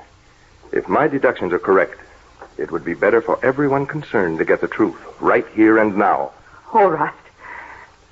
There's very little I can tell you that I know definitely. Brother Garnet died about 8 years ago. I hate to say it, but he was horrible. He was a devil. As soon as Father died and he came into the money, he started making my life miserable. Why? I never could find out why. Then Garnet died and was buried. And with him was buried the secret of Father's will. I know that the estate was supposed to pass on to me after Garnet's death, but I can't find any sign of the will. What have you done? I have a small income from my mother. I've been living in a little cottage not far from here. And now comes the part that's like a terrible dream. But I'm beginning to see it now. I'm positive that I'm right when I say that Garnet somehow was able to exercise his will upon me after death. What makes you say that? What I've been thinking were horrible nightmares, I now see were actual occurrences. He made me come here every night to wait upon him. He told me that Gregory, his butler, had placed him here in this coffin and had buried a dummy in his place. Then he killed Gregory. The body in the room upstairs? Yes. When he had me under his spell, I used to pass through that room and laugh at the remains of Gregory. Call him lazy for always sleeping on the floor. To think that I would do a thing like that. Go ahead, Miss Crampton. He made me bring him a young animal every day or two. What was that for? He fed upon them. Ah, I thought so. He feeds upon the blood of animals. Yes. He sucked the blood from them. And when he had fed, he had the strength to get out of his coffin for a while. This is horrible. Stop her. Oh, quiet, John. Then that's how we saw him in the hall upstairs. Go ahead, Miss Crampton. That is about all. He used to taunt me by the hour, telling me I'd never come into my inheritance. I see. When we slammed the lid on the coffin, we broke his spell over you. Yes, you must have done. Tell me, Miss Crampton, where in this room are we in connection with the rest of the house? I don't know. It must be on the ground floor, I suppose. That's what I was thinking. I have an idea. What is it, sir? Hear that? Another hollow spot. Exactly. Now watch this point right here. Yes, sir? We'll press it and... It's opening. Why, it's the bookcase in the front room. And look at this in the back of the bookcase. A small secret compartment. There we go. Keep away from the bookcase. The dead body is talking. Talking even with the coffin lid on. All right, John. We're ready to put a stop to his talking. Here, Miss Crampton. A package from the compartment in the back of the bookcase. I think you'll find it's your father's will. Father's will? Yes. Now, John, take those candles out of the candlesticks. Hand the candles to Miss Crampton. Now, hand me one candlestick and use the other as the hammer. But what are we going to do, sir? We're going to put an end to Garnet Crampton. But how, sir? What are we going to do with the candlestick? I'll show you. I'll use the ornamental pointed end of this candlestick as a spear. You use your candlestick as a hammer. We'll drive this one through the heart of that monster in the coffin. No. But that would be murder. It will not. He only lives during the night. Go on, strike. We'll release his soul so that he'll never trouble anyone on earth again. Faster, John. I'm working as fast as I can, sir. When Miss Crampton told me of his feeding on young animals... Sucking the blood? Yes, I knew then that we had a vampire to deal with. What are you doing? For heaven's sakes, what are you doing? We're ridding the face of the earth of a vampire.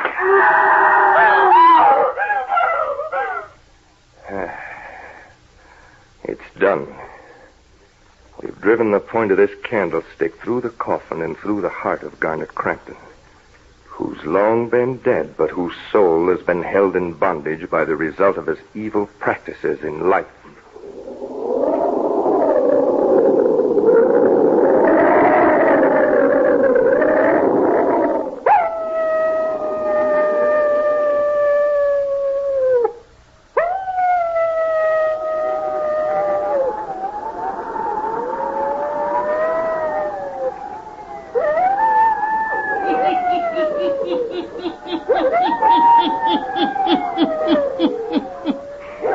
With a heavy candlestick used as a spear, Winton and his man John put an end to the vampire's desire.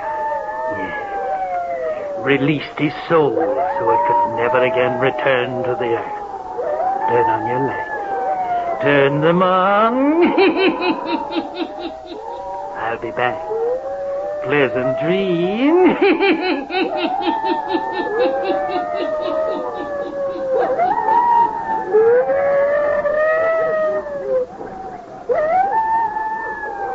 All characters, places, and occurrences mentioned in the Hermit's Cave are fictitious, and similarity to persons, places, or occurrences is purely accidental.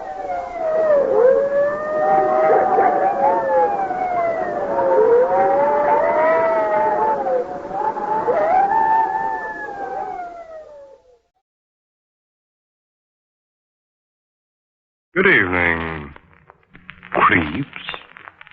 Tonight, your Mystery Playhouse presents Miss Leslie Woods in An Inner Sanctum Mystery. The title, A Ghost in the Garden. Now we're at your door, Mr. Host, so open it, won't you?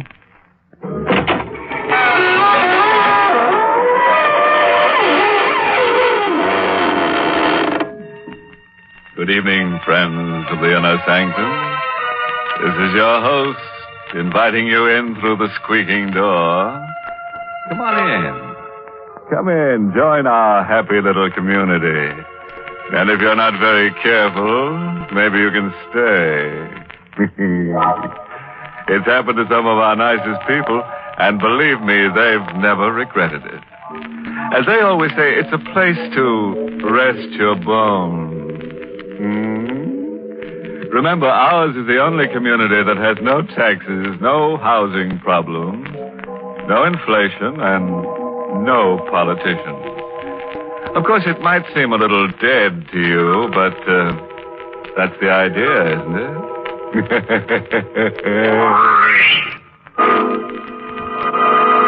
Suppose we get down to brass tacks. And I do mean the ones that go around the edge of a coffin. Huh? Oh, don't sneer. I've heard better jokes myself. But remember, he who laughs last laughs best. And, brother, when we in the inner sanctum laugh, we're laughing last. Meet Laura, a nice girl in her 30s who had an uncle and worried about it. It was a pleasant life at Green Tower. It was pleasant being mistress of the huge, time-worn house and the fertile acres that surrounded it, and the money that came in regularly. Always. It was pleasant being married to Tony, who was very handsome and very gay, and who, they said, had married me for my money. Well, perhaps he had, but he was fond of me anyway. I'm sure he was, even though he was younger than I. But only a very little younger. It was a pleasant life. Until Uncle Edward came home. Tony had gone out to the village, I think, to pick up something or other. I was alone. Tony, the door's open, darling. You know I never lock it. Do you have a nice time buying things, Tony? And who, my dear Nora, is Tony? Oh, Uncle Edward. Yes, but I haven't returned from the grave, my sweet. I didn't think you had. Hello, Uncle. That welcome could very easily be warmer and still not be overwhelming. I've been away a long time, and for a change, Green Tower seems attractive. Does it? Which is rather a pity. What do you mean? Selling it. You're not going to sell Green Tower? Oh, yes. Yes, I need the money. Uncle, you can't sell Green Towers. Well, it's mine. Of course I can sell it. But... And who is this Tony? Tony is my husband. Oh, really? Well, my congratulations. And I take it he thinks you own Green Towers? Yes. And thinks you have money as well? Yes. Uncle, I thought I saw someone in the garden. Uncle, please. Sit still. It's so infernally dark out there, I can't see. Might be some burglar fellow. He was standing with his back to the room, peering out into the garden. Uncle Edward, who had been away a long time and who had come back at last to shatter my life. He was not a very big man, my uncle. And when I came close to him, I realized that he was barely as tall as I. Uncle... I can't make out a thing. Those blasted shadows. He was looking out into the garden for an imaginary burglar, while I stood behind him with the old French paper knife my mother had left me. I tried again. Uncle, please. Now, it's no use, my dear. No use.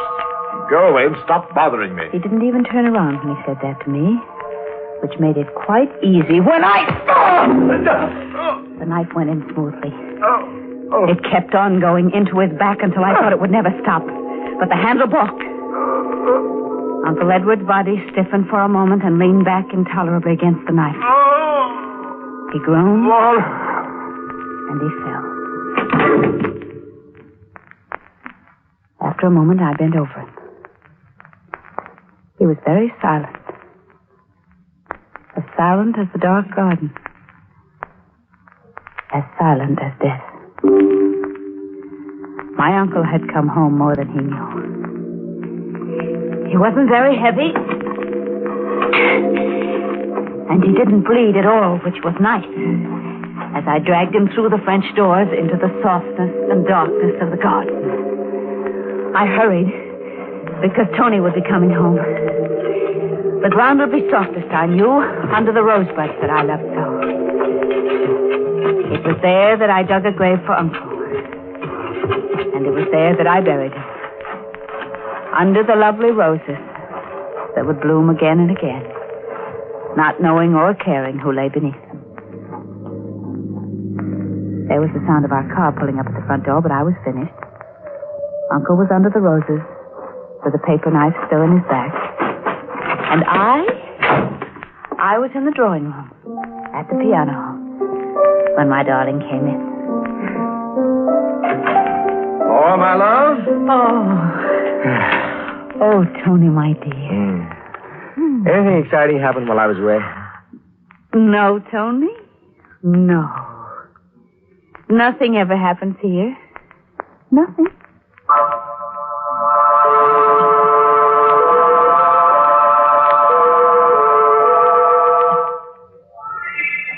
Oh, it's pleasant having breakfast in the garden, isn't it, Tony? Mm-hmm. Except for, look. Oh, dear. Mr. Stokes. Mm-hmm.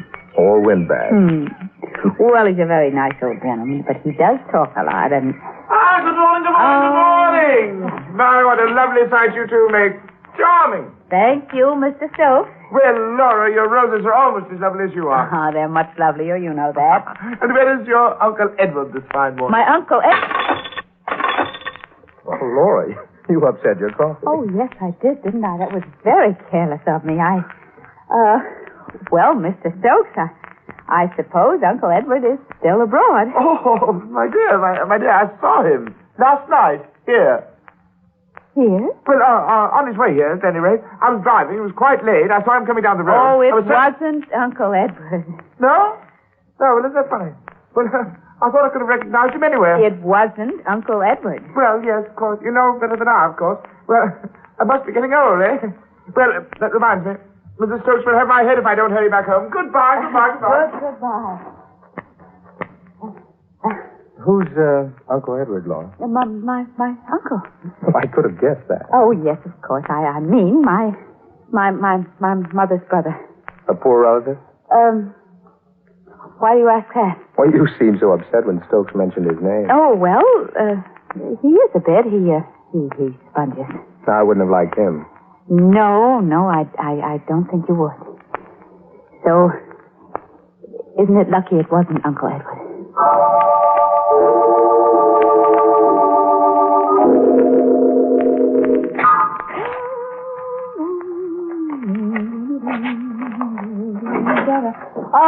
That you, Tony? Yeah, I'm going down the road to the Carters. You want to come along? No, dear. I better go through this mail. Ah, good old mail. Lots of checks coming in, huh?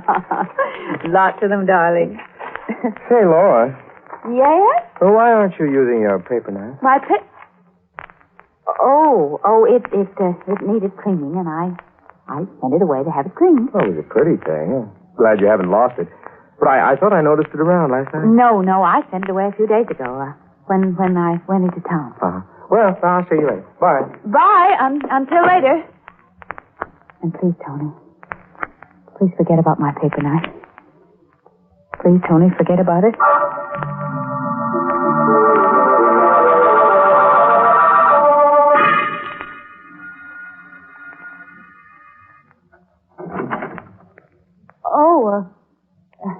Hello. Hello. You'd be the niece, huh? The niece? Mind if I come in? Well, no, not at all. Very nice. Very nice. We like it. Bet you do. Now, where's Ed Cheney? Ed Cheney? You can tell him his old pal Trail is here and waiting. Oh, well, I'm afraid you've made a mistake. What kind of mistake? There's no Mr. Cheney here. Look here, my girl. This is Green Towers, isn't it? Yes? You're Laura? Yes? And tell your Uncle Ed I'm here and waiting. Well, he isn't here. He got here sometime yesterday. Asked me to come here today. But I'm here. I'm terribly sorry, but he's away. He's abroad. He is not here. Oh. Owes me some money. Oh, he does? Yes, 5,000. I see. I don't care what I say. Why not? All I care about is the money. But I'll wait for him. Well, you told me he was coming here yesterday. Today hasn't come. All right, I'll wait. Oh, well, it might be very awkward. Suppose... Yes? Suppose I gave you the money. That would be all right. Then you would go away? You wouldn't wait for Uncle Edward? I'd go away. All right, I think I may have it here. I always keep quite a bit of cash around. Expenses, you know. Yes, I do have it. And here you are, Mr. Thrale. Thanks. Well, you didn't count the money. I trust you. Thank you. You know, I like this part of the country. Do you? Yes. And I've just changed my mind. What about? Going away. I'm getting on in years. Maybe I'll spend the rest of them here. You said you'd go away. I did, didn't I? That was before you gave me the money. Well, you can't live very long on that. There'll be more, won't there, Laura? Well, I'd better be running along. Find myself a nice place to live near the village. But, Mr. You see, I know Thrale... your Uncle Edward did come here last night. And he didn't owe me any money. I was trying to get a job from him. Oh. But this way is even better. Au revoir. Oh, no. Oh, no.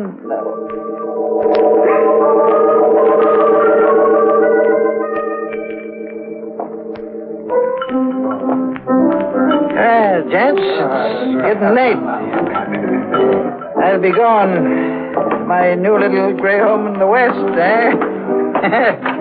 Nighty night. Good night. Old man Thrale will be back, though. Buy all the drinks you can stand. Hey. I didn't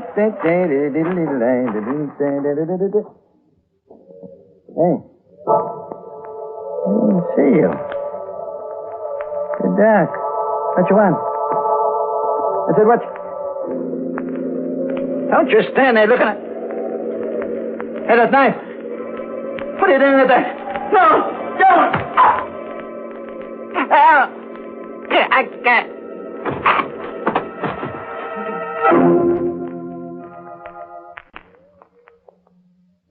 Well, you're all here waiting, eh? What's the matter? You brave or something?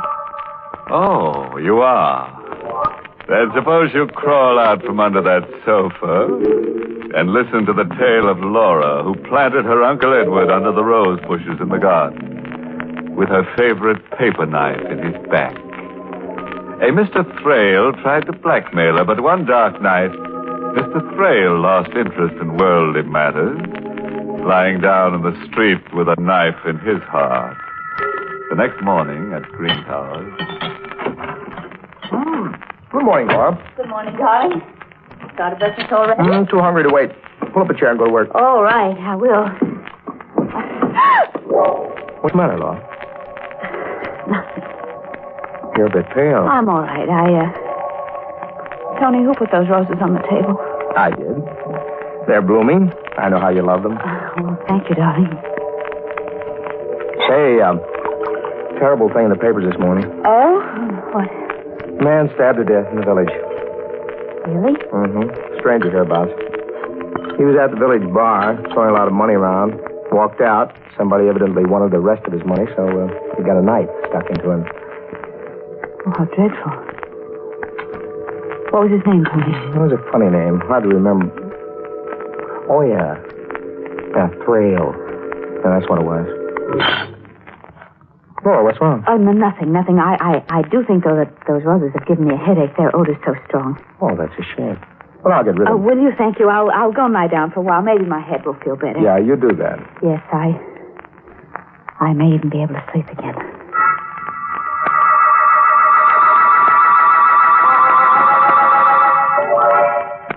Laura? Yes, sir. Stop wandering about the room. Oh, I'm just a bit restless. Got your paper knife back from the cleaners yet? Paper? Oh, no, not yet. It's taking an awful long time, isn't it? Hope they haven't lost it. I hope not. Tony. What? There are no roses in this room, are there? No. Well, then why is the odor of roses so strong? Laura, I'm worried. Why? Because there is no odor of roses in this room.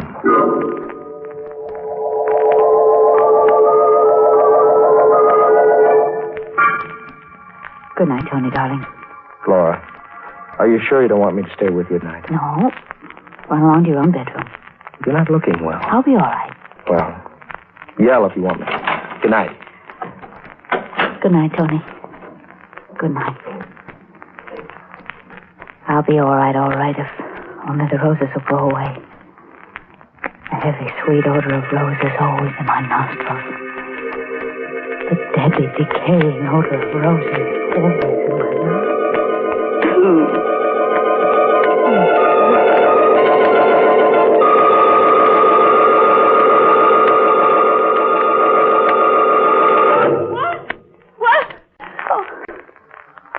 For goodness sake, I was asleep. And it was nothing. No.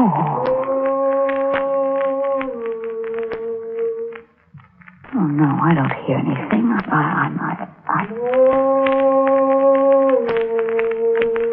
The voice is coming from the garden. I've got to get out of bed and see. Just see. Now, there's nobody in the garden. Nobody at all. There's the plum tree, just as it always is. And the vegetable patch. And the lawn where we play croquet. And there are the rose bushes, too. The rose bushes. And out of the rose bushes, a man is standing up, and it's my uncle! No!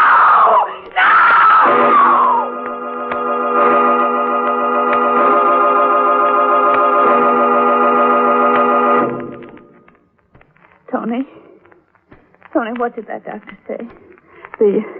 The consultant, I mean. I don't know. He's stopping by in a little while. He seemed a very strange man. Well, psychiatrist often... I knew he was a psychiatrist, darling. Tony, do you think Of course not. Because it's only that I smell roses when they're on. You're not crazy, Laura, and for heaven's sake. That must be the doctor now. Now, you'll be a good girl.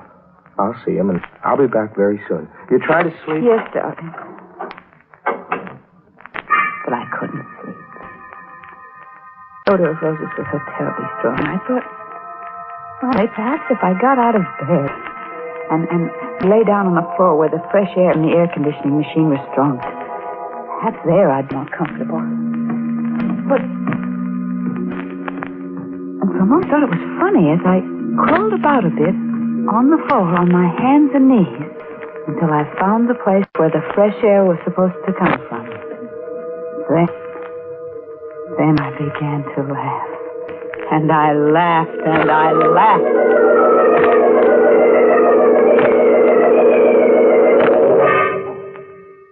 That night I waited till he slept. And I went downstairs into the cellar.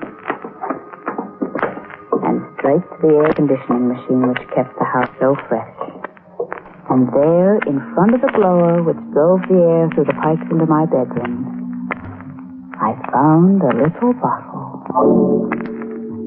It was a lovely little bottle with a crest on its little fat belly and the words, Attar of Roses on it. The bottle, you see, was open. And then I knew that I wasn't mad. And I also knew that the time had come for me to find my paper knife again.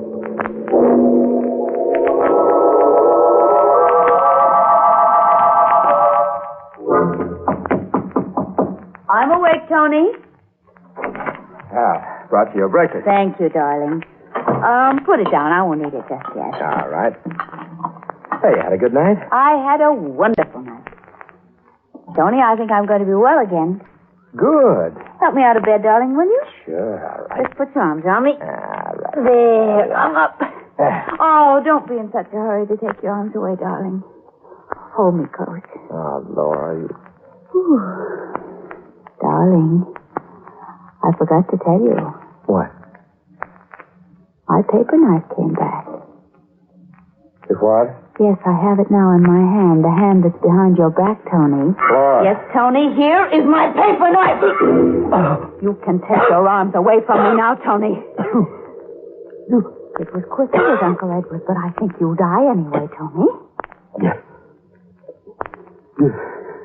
Good doctor. Maybe there's a chance. Maybe. Oh, no, doctor. Why? I found the bottle of perfume you placed in the air conditioner that you were using to drive me mad. Bad. Bad luck. Very bad luck, darling. You saw me kill Uncle Edward, didn't you? You were the one in the garden, weren't you? Yeah, saw you. And then when Thrale came, you knew about him and you killed him, didn't you? Of course. Couldn't afford to have you give him money. Money. It was going to be mine. Oh, Tony. Oh, Tony, didn't you know it was yours anyway? Everything I had was yours. Why did you have to torture me and try to drive me crazy? You would have cracked it. Then the money would have gone to... Yes. Uncle Edward. I played it safe. But you didn't, Tony, did you? Play it safe. Because now you're dying. And when you're dead, I'm going to bury you with Uncle Edward. Right in the garden under the rose bushes. I've already told everyone that you're going away, and you are. But not very far. Although it's far enough, isn't it, Tony? You've won. Thank you, darling. And you've lost. Listen. You know what that is? It's an ambulance. For you. Why? You're mad. Yesterday, 2 doctors signed certificates of lunacy. I authorized. I am not insane. I can prove it. The odor of roses was a fake. I can show them the perfume. I can explain it to them. But how will you explain me or Uncle Edward? That's it, Laura. How will you explain us? Tony!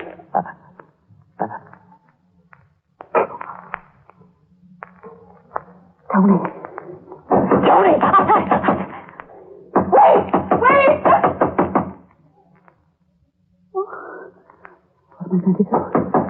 If I prove I'm sane, they'll hang me.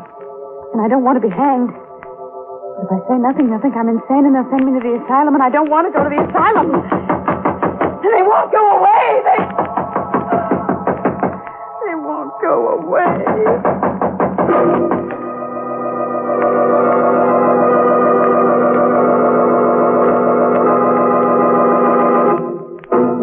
Well, that's the end of poor Laura, who was a handy girl with a paper knife, but who didn't do so well with her spring planting.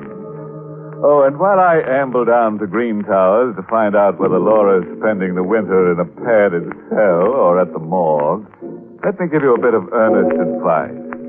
Never plant your uncle in the rose bushes if you're allergic to pollen. You might get a bad case of sleigh fever.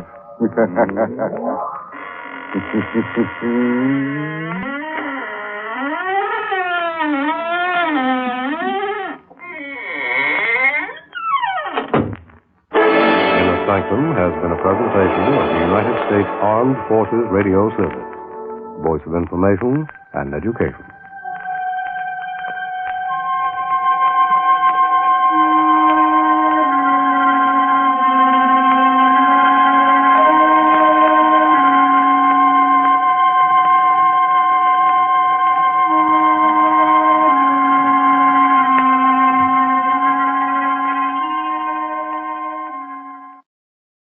Lights out.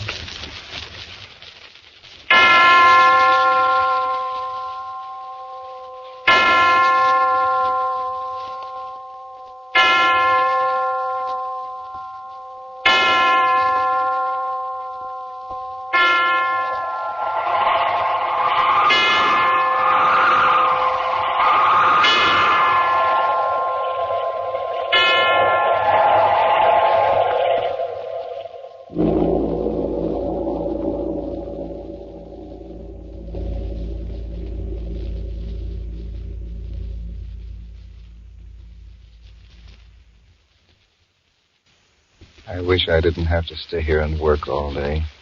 I wish I could take a vacation and go to Bermuda or Nassau or Florida or somewhere. The grass is green in Bermuda. Green grass in March, and the sky is blue instead of all gray, and the sun is shining. I wish I was in Bermuda. I'm so tired and worried. Wish I had a big office with a nice Davenport in it so I could lie down and sleep whenever I wanted to. I won't get to bed till all hours tonight. Here comes Patricia. Pretty girl. Patricia's a pretty girl. If Lucille knew about Patricia, she'd probably divorce me. I wouldn't like that very well. I wouldn't like it at all. I brought in those letters, Johnny. The ones about the stamping machine. Oh, thanks, honey. You've got too much lipstick on. I suppose I've got to kiss you. Oh, don't, Johnny. That's the old stuff. If I didn't kiss you, you'd probably get sore. You're all right, Patricia, but I wish you wouldn't. Oh, I don't know what I wish. I like to kiss you, but I don't like to have you expecting it all the time. Oh, come on. Give me just one little kiss, Pat. Come on. Oh, Johnny, please. Come on, sweetheart. Now I suppose I've got lipstick all over me. Patricia, you've got too much perfume on, and you know how I hate the stuff. And that green dress. I give you money to buy new clothes, and you wear that dreadful green thing all the time. Love me a little, Patsy? Oh, I love you, Johnny. I do love you. You darling. Well, that's all right. Only don't love me too much, baby. If Lucille finds it out, she'll tear your hair out. She's tough, Lucille is. The time she slapped that Flynn gal at the club. Now, Johnny, stop. You've got to get those letters signed.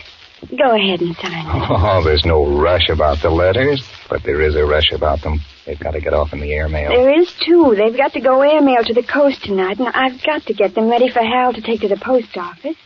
Now, you start signing them while I fix. I brought in those letters, Johnny. The ones about the stamping machine. Oh, thanks, honey. You've got too much lipstick on. I suppose I've got to kiss you. Oh, don't, Johnny. That's the old stuff. If I didn't kiss you, you'd probably get sore. You're all right, Patricia, but I wish you wouldn't. Oh, I don't know what I wish. I like to kiss you, but I don't like to have you expecting it all the time. Oh, come on. Give me just one little kiss, Pat. Come on. Oh, Johnny, please. Come on, sweetheart. Now I suppose I've got lipstick all over me.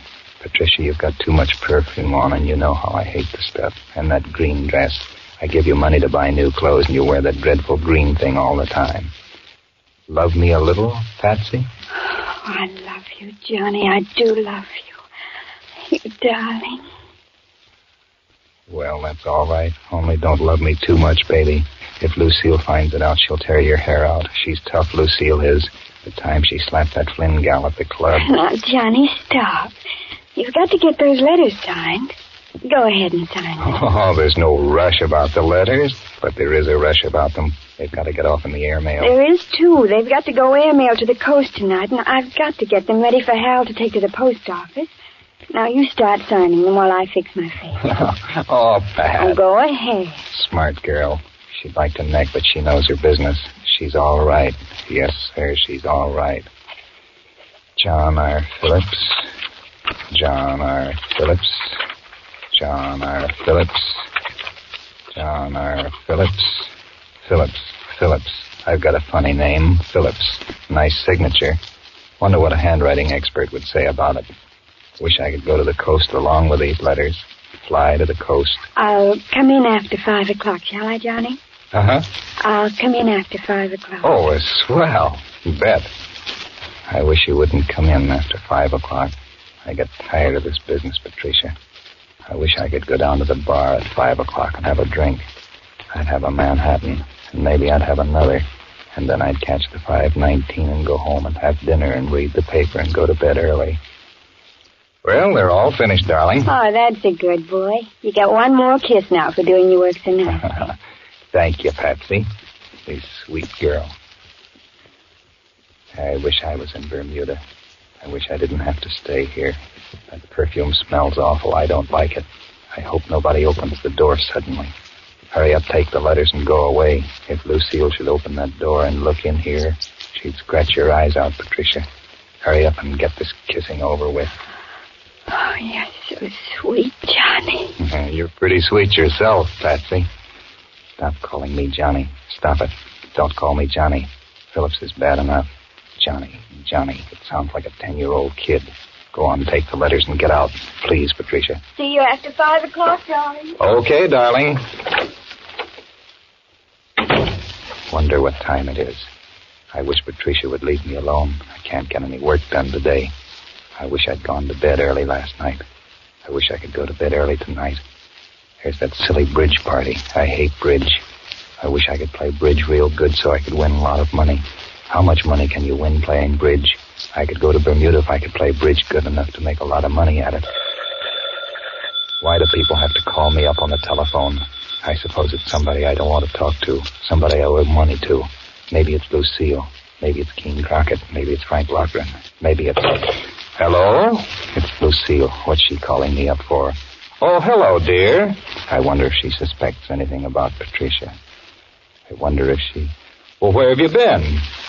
She never comes downtown suddenly like this. Oh, is that so?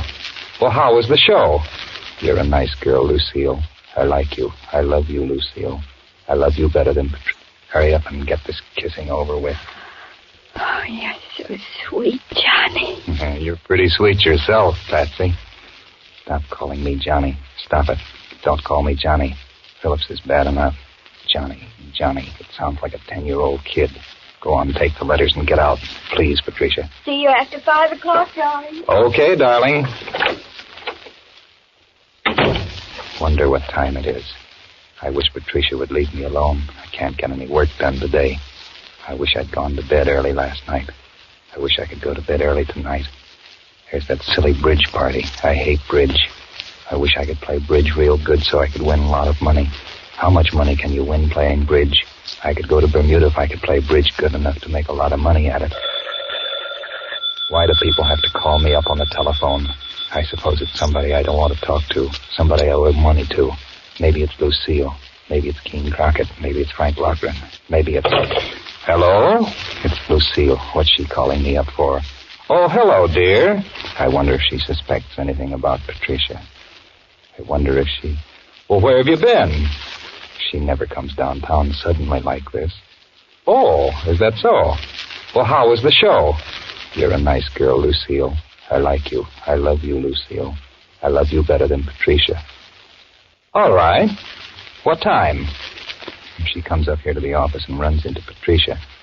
5:30? That'll give me time enough. Oh, I'll meet you, dear. Where'll you be? That's better. I can get out of the office. Too bad for you, Patricia. All right, honey. 5:30 at the Creole Bar. Okay. Goodbye, darling. Still have time to neck with Patricia a few minutes before I go. That's all right. Yes, sir, that's all right. It'd be just too bad if Lucille came here. She wouldn't come here, though. She hasn't been in the office in 6 months. Or is it 7 months? 6 or 7 months. She always calls up. Who's this guy? His face is familiar. What's he doing here? Who is he? Who are you, fellow? What do you want in my office? How did you get in? Well, young man, did you want to see me? Are you John Phillips? Yes. Who are you? Your face is familiar. I don't know who you are.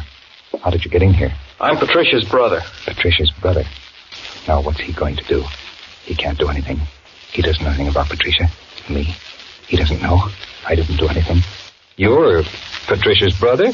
Well, I came here to tell you that I want you to let her alone. No, I'm in for it. He's a big fellow. He'll probably beat me up and my name will be in the paper.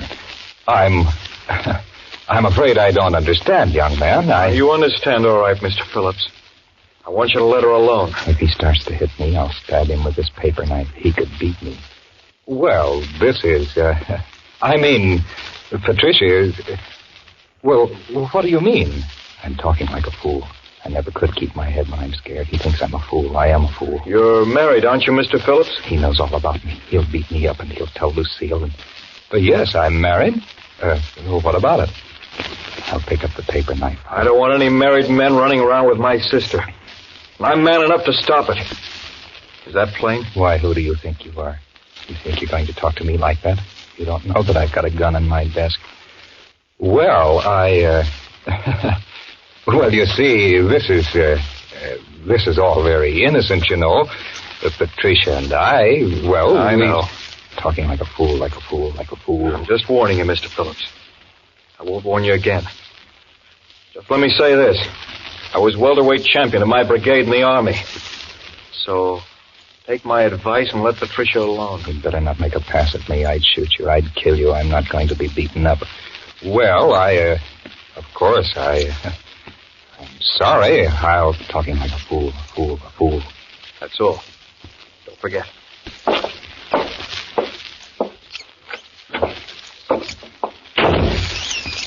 There isn't anything wrong between Patricia and me. There isn't anything wrong. I've just kissed her a few times. She's a nice girl. I wouldn't harm her. She likes me. We're perfectly innocent. He could beat me up without half trying. I'd kill him, though. I'd have to kill him. It would be self-defense. It would be. Of course it would. He wouldn't do anything to me. Why, you young punk, you've got a lot of nerve coming into my office like that and threatening me. I could have you arrested. I could call up Chief Alstrom and have you put in jail for threatening me. I'm John R. Phillips. I know what I'll do. Coming into my office and threatening me when I haven't done a thing. Hello, Patricia? Her brother. What do you know about that? Her brother. I didn't know she had a brother. But Patricia, did you see the visitor I just had? Probably didn't see him. She wouldn't let him come in. Your brother. Didn't know anything about it. I knew she didn't. Well, he came in to tell me to let you alone. I should have hit him. If I'd have hit him, he'd have probably killed me. No, I'm not kidding. He came in here and told me if I didn't let you alone, he'd beat me up. He could do it, too. Only not if I got the gun first. I'd kill him. Sure, I'd kill him. I wonder what it's like to kill somebody. I wonder. Well, I just thought you'd like to know. Never had anything like this happen to me in all my life. Notoriety. Well, never mind. You love me? I'm an idiot for keeping on with it. I'll get myself in a jam that I can't get out of. Okay. After 5 o'clock. After 5 o'clock. After 5 o'clock, you'll probably be waiting for her outside, or maybe you'll come up here. I have to get away quick, too, so I can meet Lucille after 5 o'clock. After 5 o'clock. After 5 o'clock.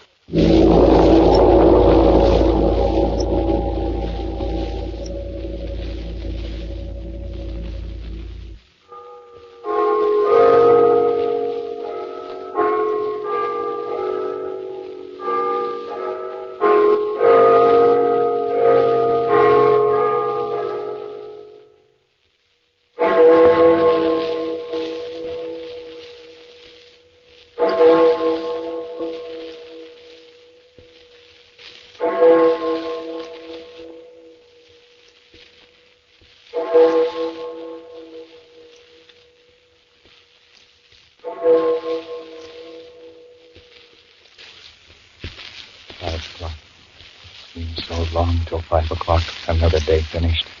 I wish Patricia would hurry. I have to get away. I can't make Lucille wait. She'll be suspicious. I wish it wasn't so suspicious always.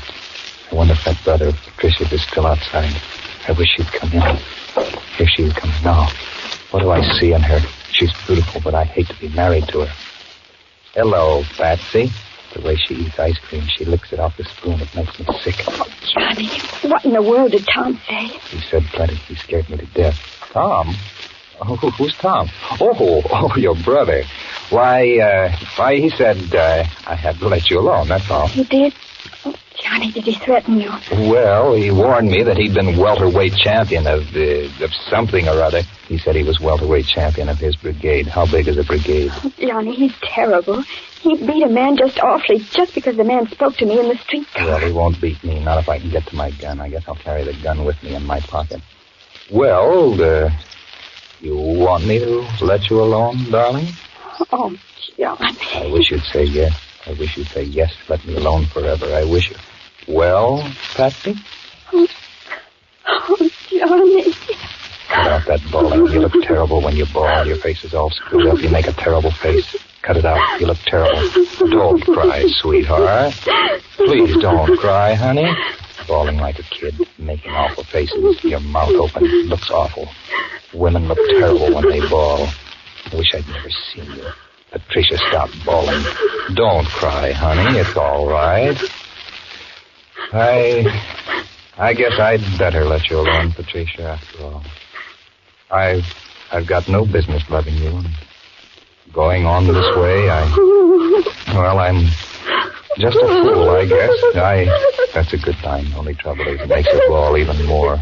Will you pipe down? Will you stop that? Shut up. Stop bawling, Patricia. If your brother comes in here now. John, I love you so. I can't give you up. It's just fine. Only, baby, you'd better give me up. This is going to get me in a jam. I know it is. There, Patsy, darling. Stop crying now and kiss me. Come on. Kiss me. Oh, Johnny. Why do I do these dumb things? Why don't I say, go on, get out, let me alone? I don't want to get beaten up. I don't care about you, Patricia. I really love Lucille. But you're pretty nice and you kiss nice, only you're getting lipstick all over me. Oh, Johnny, please. Please don't give me up, will you, Johnny? I love you, Johnny. Oh, darling. Johnny, I wish you'd stop calling me Johnny. I wish you'd go. I have to go and meet Lucille. Oh, Tom beat you up. I don't know what I'll do, Johnny. You won't beat me up, sweetheart. Don't you worry. Now, kiss me. I hope he won't beat me up. Well, I guess I can ease out of this all right somehow. I don't know how, but I'll ease out of it. Patricia, you're all right, but I'm not going to play around with any girl with a tough brother. No, sir, not me. Kiss me again, Patsy, darling. I love you. Now, why did I say I love her? I'm crazy. I'm a fool. I didn't mean to say that. I didn't want to say I love you. I don't love you. You're nice, but I don't love you. I don't. I love Lucille. Lucille is probably waiting for me right now. Oh, Johnny. I love you, too. Fine mess now. I don't love you. I kind of feel sorry for you, but I don't love you. I don't love you, Patricia. It would be a terrible thing being married to you, and the next thing you'll start talking about divorcing Lucille, and I won't. I love Lucille. The door's opening. Who is it? It's Lucille. Well, a very pretty little tableau indeed. Now I'm in a fix. What do I do? I can't explain to Lucille that I don't love Patricia. I can't. What will I do? Oh, God, help me. Please, God, help me. Help me get out of this. Help. Who is this woman, John? The way she said woman. Why, Miss Parmalee? Mrs. Phillips. I'm a fool introducing myself at a party. A fool. Perhaps you can explain what this is all about, John? Well, Lucille, you see, Miss Parmalee, I think I can explain, Mrs. Phillips. Well? I love Johnny. That's all. She said she loves me. Now what can I do? Lucille, believe me, please. I don't love her. I don't. Oh, God, please help me out of this. How very interesting. And Johnny loves you, I take it? No, I don't. No, I don't. No, I don't love her. I love you, Lucille. Yes, he loves me, too. I do not love you. I love Lucille. Is this true, John? Yes. I love her, Lucille. I do not. I lied. I'm a fool. Why did I say that? You really love this little tramp, John. Who are you calling a tramp? You can't. I called you a tramp, young woman. I'll scratch you out. No, wait, I will scratch your eyes out. I hate her, Lucille. She got me into this mess. Oh, stop. Stop it, Lucille. Patricia, stop it. Stop it, I say. Now stop this, both of you. Lucille, let go of her, Patricia. Now, sit down here, both of you. Won't do either of you any good, do I? John, my dress is all torn. That dreadful green dress, I'm glad it's torn. Lucille beat you up pretty well. Lucille's a good scrapper. Nice work, Lucille. It's all right, darling. Now, sit down here. Darling, I'm a fool. I don't like you. I don't. I'm sorry I lost my temper, Miss Parmalee. I'm sorry. I hate you. You shut up. Don't you talk to Lucille that way. Now, Patricia, darling, please. Oh, John, how long has this been going on? It's been going on for a long time. We love each other. We do not. She just thinks she loves me, and I don't love her at all. I don't, Lucille. I don't. Oh, I see. No, you don't see, Lucille. You don't see. I suppose you want me to divorce John then, so you and he can be married? Oh, Lucille, don't divorce me. What'll I do without you? What'll I do? Please, Lucille, don't divorce me. Why, I love you, Lucille. We love each other. Is that right, Miss? Yes, that's right. Don't listen to her, Lucille. Don't listen to her, please. Don't listen to her, Lucille. I don't want to marry her. What do you think, John? I don't want a divorce, Lucille. I don't want anything but you. Oh, no, Lucille. Please, Lucille, don't. Well, it's up to you, Lucille. Why did I say that? Why did I? No, don't divorce me, Lucille. I can't live without you. I'll die, Lucille. I'll die without you if I could only explain. Who's that? I bet it's her brother. I knew he'd come up there. Oh, why did this have to happen to me? Oh, go away. Please go away. You better go to the door, John. I can't go to the door. Oh, Lucille, I can't. Oh, Lucille, I love you.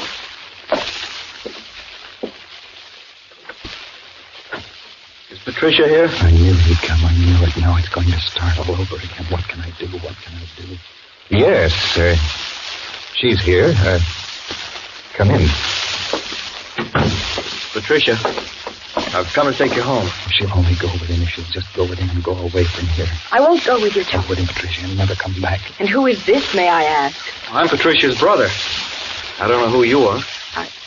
I'm Mrs. Phillips. Now he'll tell her that he came up here and warned me this afternoon. It'll be worse than ever. Oh, why did this have to happen to me? Oh, why? Why did it?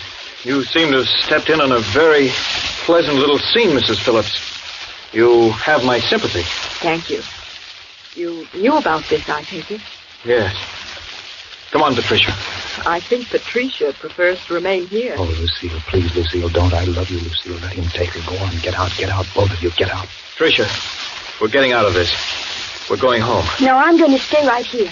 You can't make me go, Tom. Yes, you can. You're her brother. Make her go. I'll go crazy. I know I will. I can't stand this. I can't. Oh, please make her go. Mrs. Phillips, I'm sorry. My sister... Go on, take her. Make her go with you. Make her go. At least take her away. Please do. Lucille, make him take her away. Make him take her. I know. It's all right. Only it seems to be rather complicated. Come on, Patricia. You let me alone. I won't do it. Take her away. Make her go with you. Go on. Let her alone, Tom. Phillips, I don't know why I beat you within an inch of your worthless life. If you make a move, I'll get the pistol out of the desk and kill you. I'll kill you, all of you. You and your sister and Lucille and myself. I'll kill you all. Tom, I don't think that would do a great deal of good. No, I suppose it wouldn't. Well, John, we might as well talk this out. No use going insane, as we did a few moments ago. There must be a way out. Sit down. Oh, Lucille, if I could only explain to you, if I could only tell you, but you wouldn't believe me. I can't tell you. I don't think there's anything to talk about. You simply have to divorce him. No, Lucille. Don't listen to her. I don't want to marry her. I don't want her. Sit down, John. Oh, Lucille, you've always helped me. Please get me out of this. Please do, Lucille. I love you. Please get me out of it. Dear God, please help Lucille. Get me out of this. Please, God. Now, Mr. Parmalee, is it?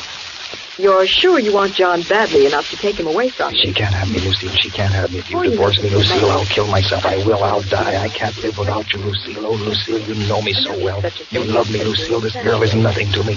Lucille, don't forget me. Lucille, don't forget how we loved each other all the time in school. I'm perfectly sure.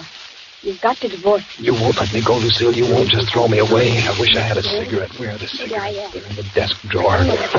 Cigarettes. Oh, there's the pistol. Lucille, if you throw me away, if you divorce me, you'll kill me. I'll take the pistol and blow my brains out. It feels like to blow my brains out. I wonder. I'll find out if you let me go, Lucille. I'll kill myself. I will. Mrs. Phillips, Patricia's too young to know exactly what she does want. She's a flighty kid. She doesn't really love your husband. He's just... well, fascinating to her because, well, he's a successful businessman and... Successful businessman. If this gets into the papers, I'll be a successful businessman. I'll be a fool. I am a fool. Oh, why did this have to happen to me? It can't happen to me. It's a dream. I don't care what Tom says about me, Mrs. Phillips. He thinks I'm just a baby, but I'm old enough to know my own mind. You're a fool, too, Patricia. We're all fools. I don't want you. Oh, Lucille, look at me. Lucille, please look at me. I love you, Lucille. If you'll just look at me, you'll know I love you. Please, Lucille. John isn't the easiest person in the world to get along with, young woman. You got along with me, Lucille. I know I'm hard to get along with. I'm crazy and I'm cruel, but you love me. You love me enough to fight over me. You got along with me. You're the wisest person in the world. You love me, Lucille. I don't care. I love him and I'm going to marry him. No, you're not. If Lucille won't have me, I'll kill myself. I think I'll kill myself with a pistol right here in the desk drawer. I will. I will. Well, let's ask John about it.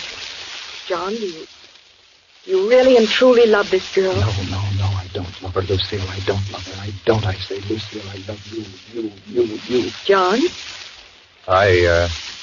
Of course you love me, Johnny, darling. Yes, I said it again. Something's the matter with my head. I can't think. I don't know what it is. I guess I'm going crazy. Oh, what have I done? I've lost you, Lucille. I've lost you, dearest. Lucille, I can't talk. I'm crazy. My head is all wrong. I don't know what's the matter with you, Lucille. If you could only see my thoughts, if you only could know how I love you. I can't stand this. I can't. This is all very painful, Mrs. Phillips. If you'd only take your sister and take her away from here and let me talk to Lucille, I could make Lucille understand. Oh, Lucille, don't look at me like that. Lucille, if you'd only come over here to me and put your hand on my shoulder, everything would be all right. You'd understand. Patricia, Oh, Johnny, darling. Sit down, Patricia. That's right. Make her sit down. She's a fool. Oh, what am I going to do? What can I do? What, Lucille, dearest? What? Miss Parmalee, I've loved John a great deal. Oh, Lucille, you do love me. You love me now. You don't want to lose me. I know what you're thinking. Lucille, you'll give me up because you love me. You want me to be happy. Oh, Lucille, I've never been good enough for you. You're the most wonderful woman in the world. I love you, Lucille. I love you. But I'm afraid I love him a great deal. Lucille, darling, why can't we run all this business and then you and I can go home? We're going to play bridge tonight. Come on, let's quit pretending. It's like a play. Take Patricia out of here, Tom. Take her away. I know. I'm sorry. I can't help loving him, Mrs. Phillips. It's terrible, I know, but I do love him. Oh, God, what will I do? What can I do? I know, my dear. Well, John, I suppose you can see Carl Beldy about the divorce. I'm sorry it had to be this way. Lucille, you can't do this. You can't. You're not going to let me go. You're not going to divorce me. Lucille, Lucille, I'll kill myself. The pistol's right here in the drawer. I'll shoot myself. I've got to, Lucille. I won't let you go. No, I won't, Lucille. Lucille, I'll kill myself, Lucille. Oh, Lucille, don't you see I love you? It's no use. I've got to do it. Oh, I'm afraid to. I'm afraid to die. I can't go on living without you. I can't. Put down that gun. No, I won't, Tom. Goodbye, Lucille. Goodbye, baby. I've done it. I don't feel any different. Blood all over. I'm dead.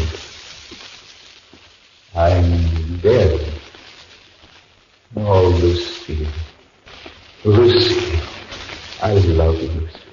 I'll love you always, Lucille. Oh, Johnny, darling. You.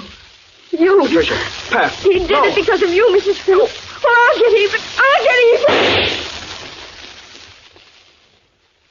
Oh, Lucille. Where did you come from, Lucille? Oh, Lucille, I love you. I know you love me, John. I love you.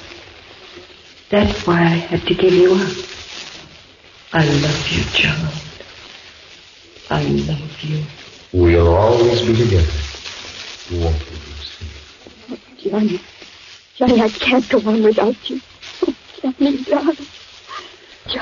Johnny. Pat, please. No, Pat, don't. Goodbye, Tom. I'm sorry it's such a mess. But... Lucille, I love you. Love you. I've never loved anybody but you. Johnny, I'm here. I'm with you, Johnny. I love you. Oh, no. Patricia. Lucille. Where are you, Lucille? Now it's got to start all over again. All over again.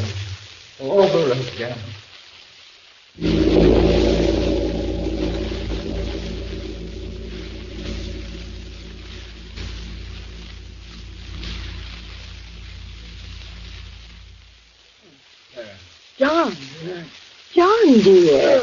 Aren't you going to wake up? What? Yeah. Where am I? You're in bed, darling. Huh? Where did you think you were? Oh, I don't know. I guess I was dreaming. Is it really you, Lucille? You're really here. There's nobody with you. Of course not, silly. Who in the world would be with me? Hurry up now and get dressed. I'll have your breakfast ready. Oh, yeah. Breakfast. Scrambled eggs and bacon, too. Don't you go back to sleep now. You'll be an hour late getting to the office as it is. I'll see you downstairs. All right, honey. Oh, boy, what a dream.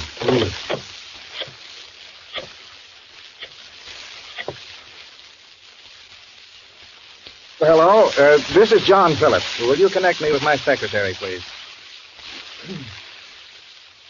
Hello, Patricia. This is Mr. Phillips. No, not Johnny. Mr. Phillips. I won't be down to the office today, but in the meantime, I want you to go to the cashier and get your check. You're fired.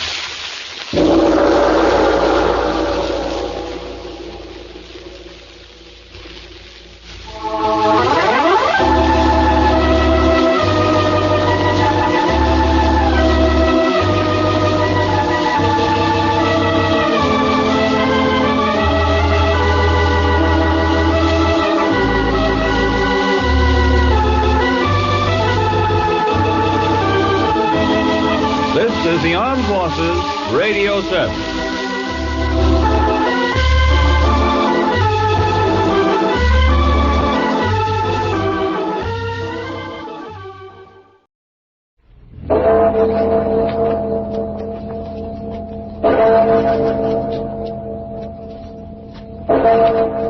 Murder at midnight.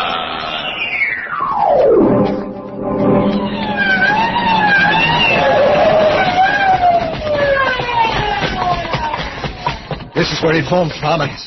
Good Lord, there he is, lying under the call box. Dead? His throat cut from ear to ear. And there, look, right next to him. Another of those devilish chessmen.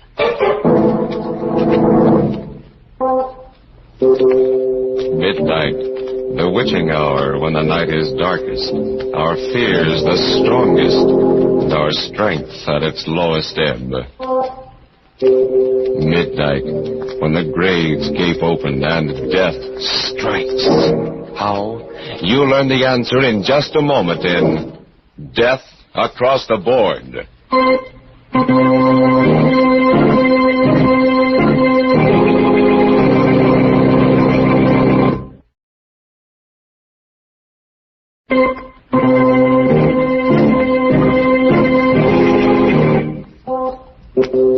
And now, Murder at Midnight, Tales of Mystery and Terror by radio's masters of the macabre.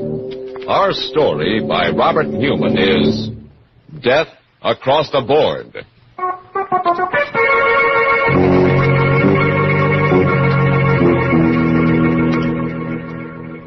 It's about 11 o'clock on a sultry summer evening, and Dr. John Strand is standing in front of the window of a pawn shop in the oldest part of the city. There is the usual collection of odds and ends on display, and also some items that are rather unusual. On a sudden impulse, he pushes open the door and goes in. Good evening, sir. Good evening. Is there anything I can do for you? No, thank you. If you don't mind, I'd just like to look around. By all means. I just thought that if there was something in particular you were looking for, I have some very fine glassware. Hobnail, flint, and sandwich glass. No, thank you. I don't go in for glass collecting. Hello, this chess set. It's a very interesting one. And a very interesting game you're playing. My dear sir, you have no idea how interesting. Whose move? White's. Oh, well, then White should win in 6 moves. That, sir, is very much open to question. Well, perhaps we can play sometime. How much for this set? Oh, I'm awfully sorry, but it is not for sale. Oh, that's too bad. Yes. However, if you are interested in chess and chessmen, I know of a set that I think might appeal to you. It is an Arabian set, 12th or 13th century ivory, reputed to have belonged to Salah ed-Din, The white pieces are Saracen warriors, and the black pieces are Crusaders. You have it here? Unfortunately, no. But it is not very far away, and if you thought you'd like to see it... Well, if it's not too expensive, and if you're sure it's no bother... My dear sir, don't give it another thought. I will be most anxious for your reactions, even if you do not buy. The address is 23 Vallon Place. That is down 2 blocks and 1 to your right. Ask for Felix and tell him that Raphael sent you. 23 Vallon Place and ask for Felix. I will phone him. Tell him to expect you. Your name is... Strand. Dr. John Strand. Very good, Dr. Strand. Somehow I have the feeling that we shall see each other again. All right. Perhaps even have a chance to play that game you mentioned before.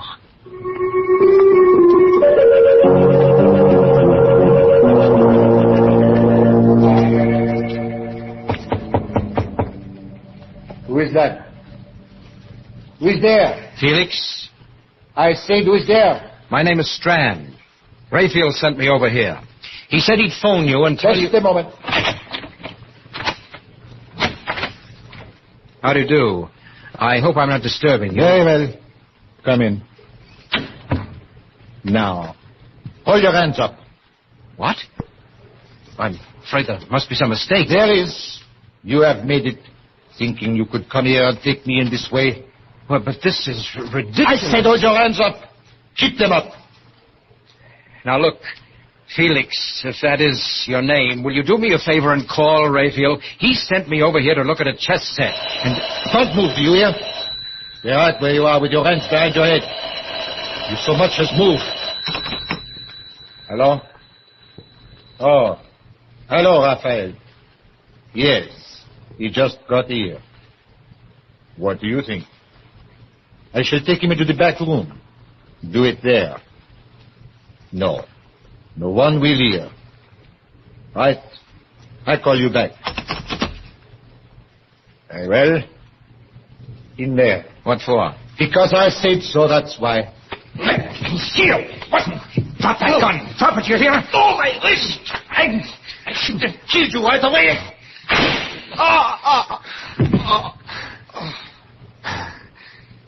Okay, now. Now get up and tell me what this is all about. Do you hear me? I said get up. Hey. Felix. Dead.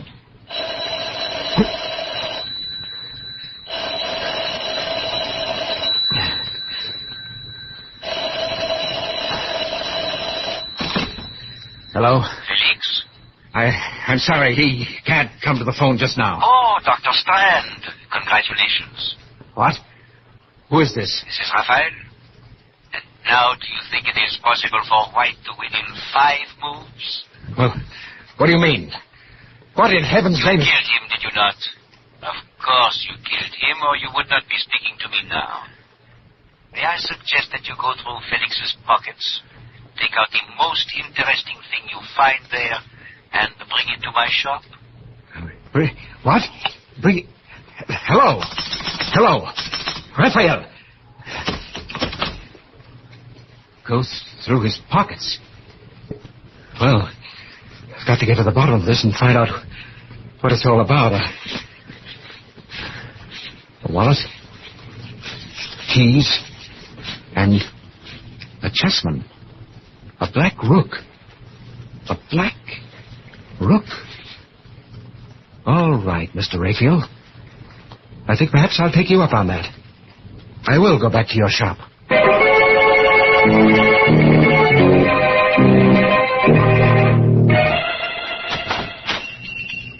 Good evening, sir. Can I help you? Yes. Where's Raphael? I'm sorry, he's not in right now, but... Are you Dr. Strand? I am. I'm Alice Hines. He must have been expecting you, Doctor. He asked me to give you this. What is it? I don't know, but... Another chessman. A white knight. Oh, yes. Mr. Raphael is quite a chess player. Yes, he's more than that. He's a murderer. What? Or at least he has friends who are. What do you mean? I mean just that. He sent me to see someone, a man named Felix, to look at a chess set. And when I got there, this Felix pulled a gun on me, and when I tried to get it away from him, it went off and killed him. Oh, no. Oh, don't look so surprised and innocent. You work for him. You must know what it's all about. And that's what I came back here to find out before I called the police. There must be some mistake. Some horrible mistake. Yes. I've only been working here for a few weeks, but he's been very nice to me. Kind and considerate. A mistake, eh? Then why did he phone Felix while I was there? How did he know he'd been killed? Why did he laugh about it and tell me to come back here? I don't know, but I can't believe that about him. I won't. No, well, we'll see what the police have to say about it. Where's your phone? Back there. But if you're serious about it, you don't have to bother calling them. Why not? Riley just went past here a few minutes ago. But there he is, up at the corner. Fine, that'll save some time. Officer, would you come here a minute? Good Lord, someone shot him. That woman hiding behind that car there. The woman in black. And she's coming in here. Don't just stand there. Get inside and shut the door. You shot Riley. Killed him, just like that. Yes, 6 months I've been waiting, trying to find out who got my Ben. Now he'll rest in peace. Where's Raphael? Raphael? Yeah, it was him that got the dope for me. Told me how to knock the cop off, and he told me to come in here afterwards. Well, Miss Hines? I still can't believe it. I can't. You can't believe what? Why are you looking at me so funny? Say, whose side are you on anyway? Not ours, my dear. What? Not on our side. Ah, so that's it. I just took it for granted that... Okay, get your hands up and keep them up. What'll I do with them, Raphael? I leave that to you, my dear. After all, they are witnesses. Yeah, that's right. May I recommend the cellar right through that door there? It's quite secluded and quiet. Okay, get moving. I repeat, Miss Hines, well? It's mad. Fantastic. What are you going to do to us? You can't be that dumb, babyface. 6 months I've been wearing black for the only guy I ever loved. Finally, I got the guy that got him. You think I'm going to leave the two of you around to put the finger on me? You mean you're going to kill us? But you can't. No. Seems to me I did a pretty neat job on that flatfoot. After all, they can't burn you more than once, can they? Okay, open that door and go on down. Allow me, madam. Never mind, wise guy. You go down first and then babyface. Well, it's not very good manners. No, I'm not going to let you do it. Give me that gun.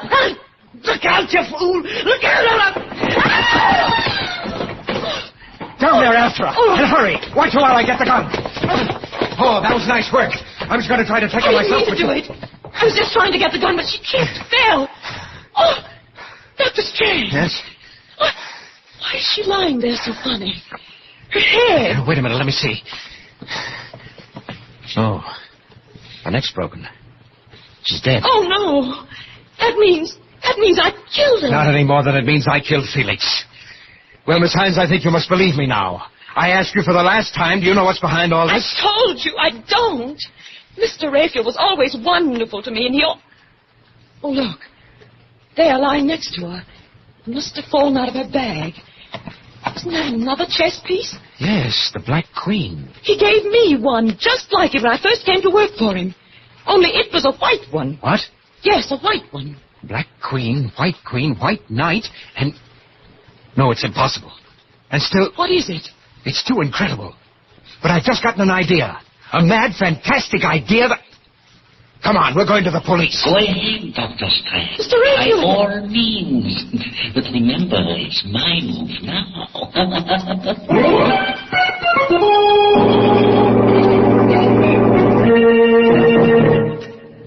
Raphael's move.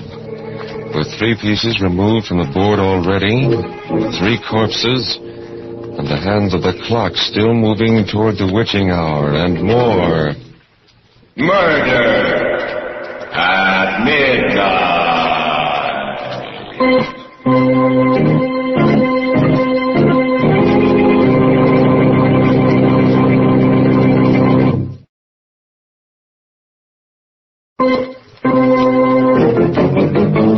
And now, back to Murder at Midnight and Death Across the Board.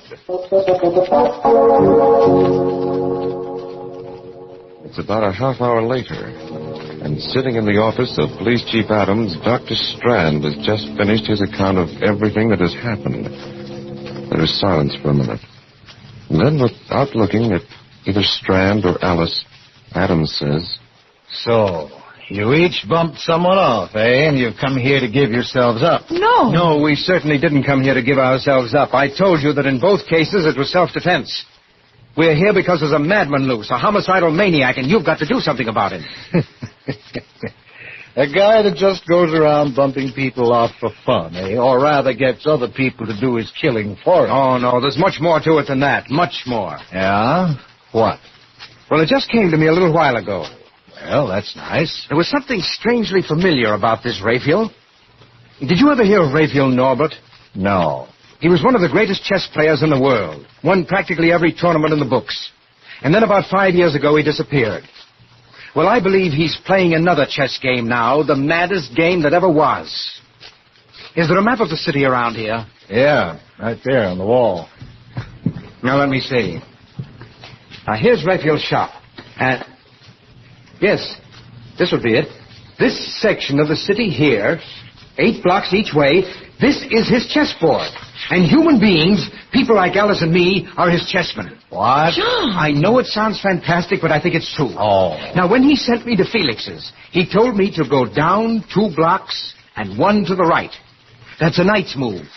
In other words, he had cast me as one of the white knights in his insane, murderous game. Oh. Alice was the white queen, he himself was the black king, and so on. He just lined up all these people, said, you play this piece, you play that. Oh, no. That was the beauty of the game, the fascinating, exciting part to him. No one knew that they were playing in it but he. Felix didn't know that he was a black rook any more than I knew I was a white knight. But Raphael's black pieces were all criminals of some sort who wouldn't hesitate to kill. And it was by killing that one piece took another. You see, that was the ultimate refinement of the game. He could plan a move, but he had no way of telling which piece would take which. What do you mean? Now, for instance, I killed Felix instead of his killing me. In other words, Raphael was not only playing his game against law and order, against society, but he was matching his brain against that of every other piece in the game. Against law and order, eh? I got this in the mail a couple of weeks ago without any letter or anything like that. How would this fit in with your theory? The White King. Of course. That means he's playing this game principally against you. Now, do you believe us, Mr. Adams? Do you? I don't know. Well, I suppose it's possible. We've been having a funny kind of crime wave lately. Killings without any apparent motive and... Excuse me. Hello? Hello, Chief. Valenti speaking. Yes, Valenti. I'm down the corner 3rd and Sycamore, and there's something kind of screwy going on. I was... Hello? Hello? Valenti! What's the matter? One of our detectives down at 3rd and Sycamore, and it sounded like somebody got him.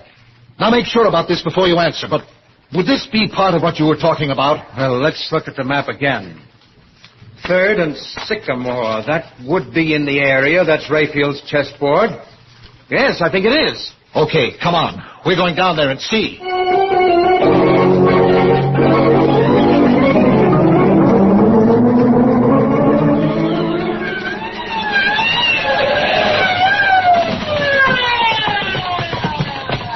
There he is, lying next to the call box. Yeah. He's dead. Stabbed. John! Yes? Mr. Adams! Huh? Look there, lying next to him. Another chess piece. Yeah. Yes, a pawn. A white pawn. Well, of course. If you're the White King, then all your men would be pawns. Pawns, huh? They're the pieces that get pushed around, aren't they? Well, they're the ones that are usually sacrificed. 2 of my men, Riley and Valenti. Okay, Strand, if this Raphael wants to play, I'll play with him. Then you do believe it? Yes. You're a chess player, Strand. Do you think you can figure out what this Raphael character's going to do next and tell me how I can meet him? I might. I only got a very quick look at the board, but if I could remember the location of the pieces... You mean he's actually got a board set up showing where all the pieces, everybody is? There's one set up on a little table right next to his desk. No one's allowed to touch it. That's the one. I think I remember the position of the pieces that were left, but some moves may have been made since I saw it. Well, what are we fooling around here for? Let's go to the shop and make sure.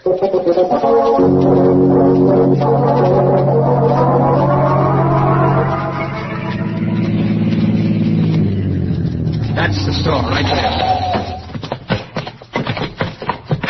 Well, it's all dark. Doesn't look as if anyone's there. Locked, all right. You have a key, haven't you, Alice? No, Raphael never gave me one. He always locked up himself. Well, what do we do? 2 of my men killed, and you ask me a question like that? You think I'm going to play legal and wait for a search warrant? Look out.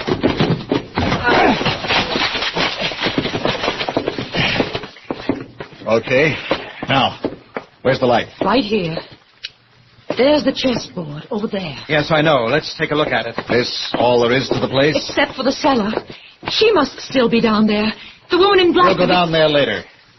Well, Strand? Well, at the moment, Black seems to have the edge on us. Several moves have been made, and we've lost several pieces, but we've still got a fair chance. Oh, the devil was winning that game. Where's this Raphael guy, the Black King, and what's he going to do next? Well, now, wait a minute. Just give me another minute or two, will you? The Black King is still in his own square, which would seem to mean that he's still here someplace. But the thing is, I'm not sure whose move it is now. You're right, Dr. Strand. I am still here, and it's my move. What the thunder? There's Raphael speaking over some kind of a loudspeaker system, maybe from the cellar. All right, I'm going to see. I'll find out. Oh, John! Oh, Alice. Alice, where are you? Here. Right here. Are you all right? I think so. What was it? What happened? Well, he must have had the place mined or set a booby trap. And when Adams went to open the cellar door, Where is Adams? I'm not sure, but I think he's over there. I must have some matches someplace. Yes, here. Oh, under that beam there. Oh. Help me lift it off. All right. Oh. Okay. Adams. Is he? No, but he's badly hurt and losing blood.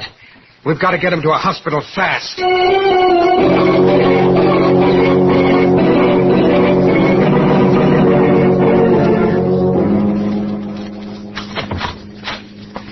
Now watch it. This way. The emergency ward is right in there. How do you know? Well, I ought to. I interned here.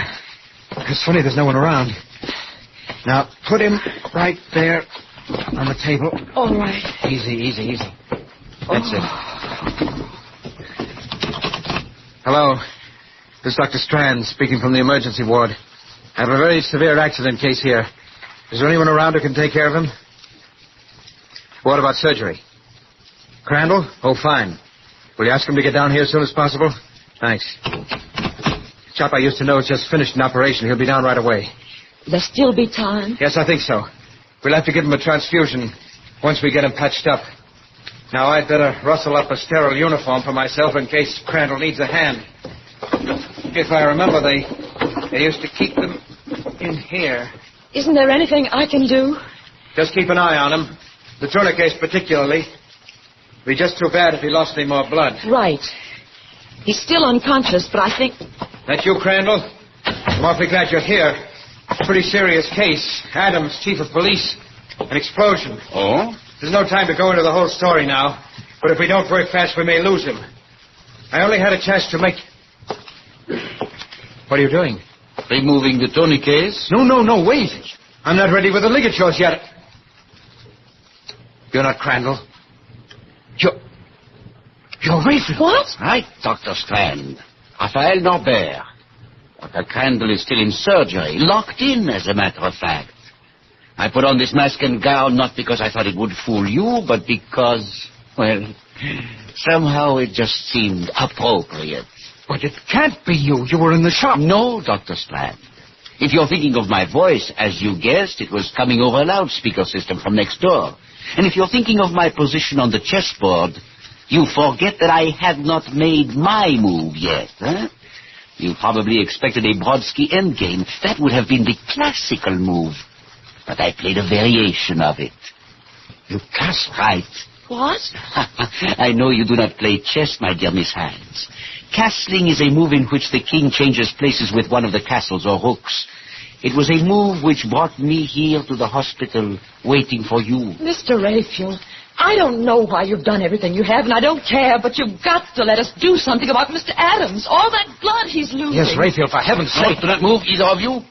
I do not want to have to shoot, but I sincerely hope it will not be necessary. Though all, when the chief dies, the game will be over.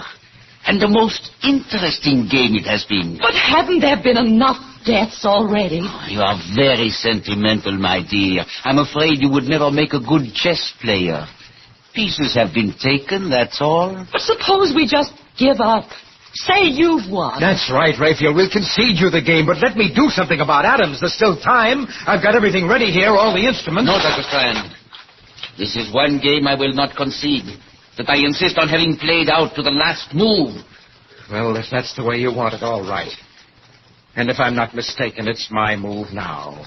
And here! Oh my God! The formaldehyde won't help them any. Get his gun, Alice? Yes. Watch him while I get these tourniquets back on Adams. Do you think you can still save Yes, his pulse is weak, but I think we can still save him.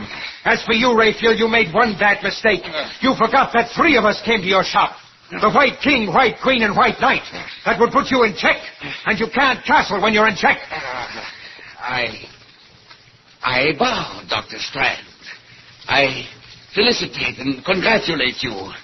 But if I am to lose, I prefer to lose in my own way. Look out, Alice! Watch it! He went through the window. Shall I call the police? Get them to go after him? No. There's a railroad underpass right outside. A drop of about 60 feet. I think that's game, match, and tournament. One last move, and the game is over. Over as we like to have all our stories end, with a final Murder at midnight.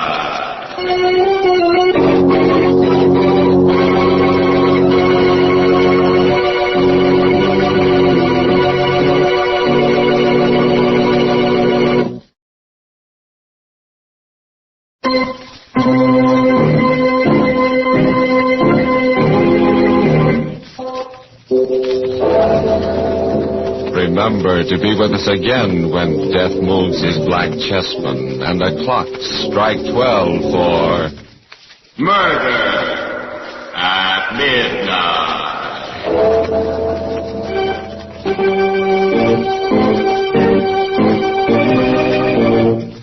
The part of Dr. John Strand was played by Eric Dressler. With music by Charles Paul, Murder at Midnight was directed by Anton M. Leader.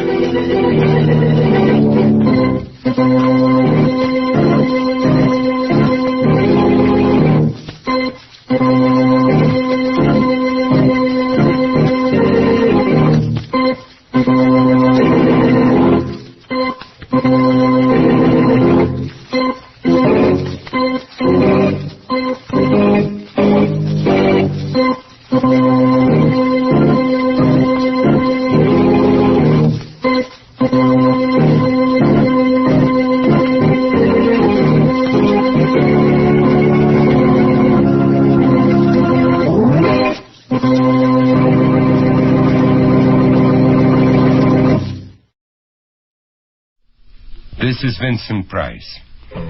I heard a story from a doctor friend of mine that was so incredible, I decided to ask him to tell it himself. Incidentally, he's a psychiatrist, and the story is about one of his young patients. Ordinarily, a doctor won't reveal case histories, but there's no one to be hurt by this story, and I am sure that he will tell it with discretion. As a matter of fact, I promised I wouldn't reveal his identity, so I've decided to call him Elihu Stone. If there are any Dr. Elihu Stones around, I assure you my choice of a name is purely coincidental. Anyway, he can tell the story better than I. Doctor? Thank you. No, my name isn't Elihu Stone, but I am a psychiatrist, and this story did happen. I've written a paper on it that will be published next month. 2 years ago, I was a resident psychiatrist at the Angeles State Hospital. A young man was sent up to my office with what I thought were classic symptoms of chronic depression. For the sake of the story, let's call him Alvin Lorick. I don't sleep at night. I'm tired all the time. Mm-hmm. How long would you say you've been feeling this way? About a year. Is there any reason why you think you should be depressed? Yeah. Would you like to talk about it? I can't. I understand. No, you don't understand. Alvin, you were sent here because you need help. Right now, you may not be able to tell me what's troubling you, but maybe when we get to know each other better. I want to tell you, but I can't. He'll hear us. He? Who's he? Have you got a pencil and paper? I handed him a pencil piece of paper, and he began to write with his left hand. He'd hardly begun when his right hand pulled the pencil from the other and snapped it in half. I told you, he won't let me, and he won't let me talk either. Who is he, Alvin? Tell me. I'm going to tell you. He can't stop me. His right hand suddenly stiffened and became a claw that quickly clutched at his throat, while his left hand tried helplessly to remove it. Lying in front of me was a human being, very much in the act of trying to strangle himself with his own hand. What's more, he was doing a pretty good job of it. A patient who is serious about inflicting injury on himself wouldn't use his bare hands as an instrument of destruction. I decided not to interfere with his charade since I doubted that he could injure himself seriously. I watched him as he lay writhing on the floor. Suddenly, he lay motionless.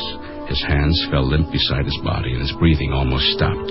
Red marks appeared on either side of his neck, and his eyelids flickered lightly. Whether or not he was in a true state of unconsciousness, I couldn't immediately determine. I picked up the two halves of the pencil he broke in the paper beside it. Before he had stopped himself, he'd written the letter I, and then K-I-L. The last letter trailed jaggedly off the end of the paper. I kill. Someone in that young man's body was trying to tell me something. And that's only the beginning of our story.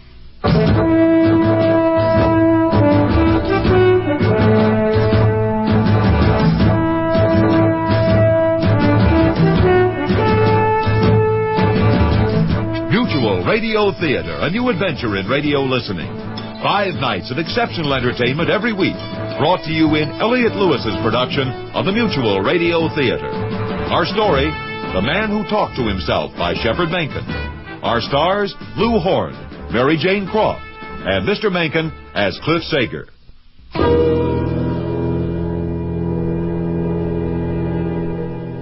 A young man lies unconscious in front of Dr. Elihu Stone. By his own hand, with his own strength, a patient has attempted self-strangulation. Dr. Stone continues. Well, that isn't what I thought at the time. Actually, I supposed that the man was putting on a show for my benefit. Either that was the case, or there were two distinct people living in this young man. Schizophrenia, a double personality. But that kind of theatrical performance isn't unusual with people who are deeply disturbed, and I didn't think that he could inflict too much damage on himself with his bare hands. At any rate, stories should begin at the beginning. Alvin Lorick came to me for therapy after that first traumatic incident, and of course, his problems began long before the day he kept his appointment in my office. By his own account, he was a quiet, gentle person who seemed to have a closer than usual relationship with his father. Alvin, if we're going to fly those models, let's get out there before the day's over. Okay, Dad. I'm getting the fuel. And bring an extra plug. The plane won't fly if we can't fire up the motor. Right. Oh, where's Mom? She's still upstairs. You like eggplant? I can take it or leave it. That's what we're having for lunch. I made eggplant sandwiches. Oh, yeah. You'd be surprised how good they'll taste when you're hungry. Eggplant sandwiches? Well, it was the only thing left in the fridge from dinner last night. I didn't want to bother your mom with our lunch. Now, listen, let's get out of here, or the whole day will be gone. Okay, I'm ready. Let's go. Say goodbye to your mother. Goodbye, Mom. We're leaving. Bye. What time are you planning to be back? Should be back about 4, Alice. Bye. Nothing's going to slip around back there, is it? No, I tied it down pretty good. Can't put a lead weight on a model airplane. Let's get moving. I hope it's not windy out there today. I'm not worried about wind. I just don't want anybody to be playing ball on the field. Well, we can always go to the far end. We won't bother anybody out there. Oh, hey, I forgot. Did you get new batteries for the remote control? Oh, relax. I took care of everything. I hope you're a better pilot today. Last time you nearly cracked us up in a tree. I'll be better. I can't be stupid forever. Well, it's tough. When the plane's coming right at you, all your control movements are in reverse. I like it better when it's going away from you. Then I feel like I'm in the pilot's seat. Dad? Are you all right? I don't know, Alvin. Well, pull the car over, quick. What's wrong, Dad? Get me home, Alvin. Quick.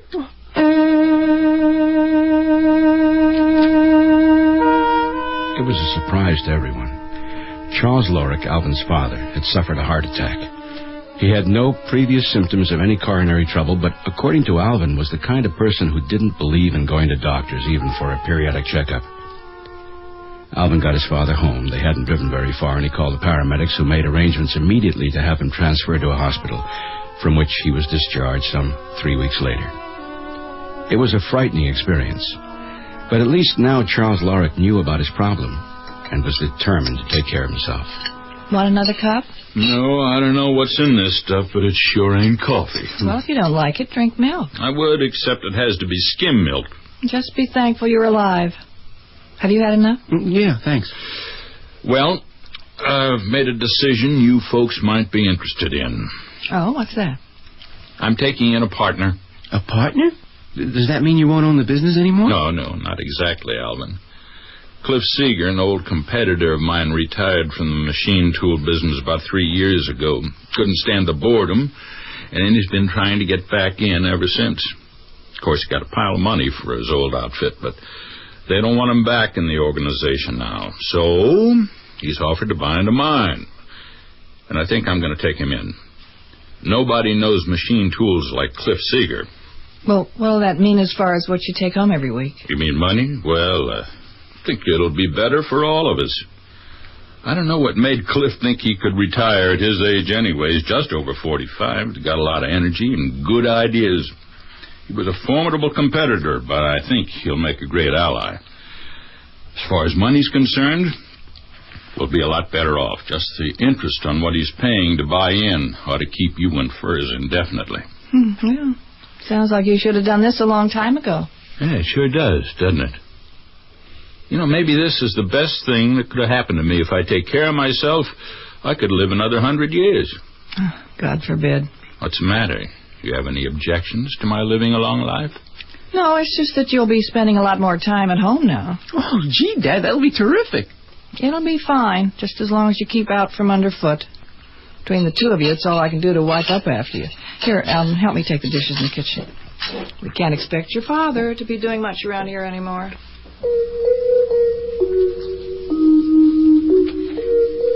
And so, little by little, Alvin painted a picture of his mother as a woman in her early 40s, probably attractive, and not overly given to showing affection to either him or his father. It was at the beginning of the 6th session together when Alvin suddenly seemed to fall into a state of deep catatonia. His body became rigid, his gaze fixed. I waited for a moment, and then he came alive as suddenly as he froze, and his story continued. He wasn't supposed to be working this hard anymore. He was supposed to be having more free time. Well, what do you want me to do about it? He's your father. You know more about what's going on with him than I do. He likes flying model airplanes as much as I, and he hasn't found time to go out to the field in 3 weeks. He's busier now than before he got sick. Well, he's putting a partnership together. Wants me to meet this Cliff Seeger, bringing him home tonight. What he thinks my opinion's worth, I don't know. Put on a clean shirt. We may not think much of Mr. Seeger, but there's no reason for him to think you come from a dirty family. Look presentable when you come back. Coming. Hi, honey. This is Cliff Seeger. Hello.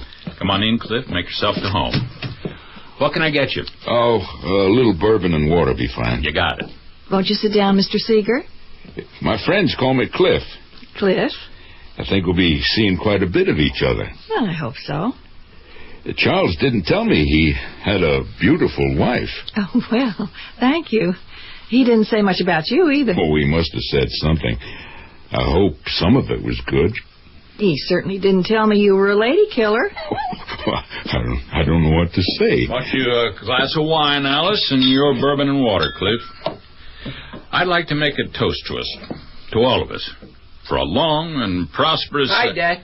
Oh, Alvin, just in time. Was just about to make a toast. Oh, I'm sorry I interrupted that. This is my son, Alvin, Cliff. Hello, Alvin. Hello. You can take a sip from my glass, Alvin. Now, where was I? Oh, right. I propose a toast to a long and successful... Dad! Catch him! Oh, my God. Dad! Dad! Wait a second, son. He's dead. Get away from him! Just get away from him!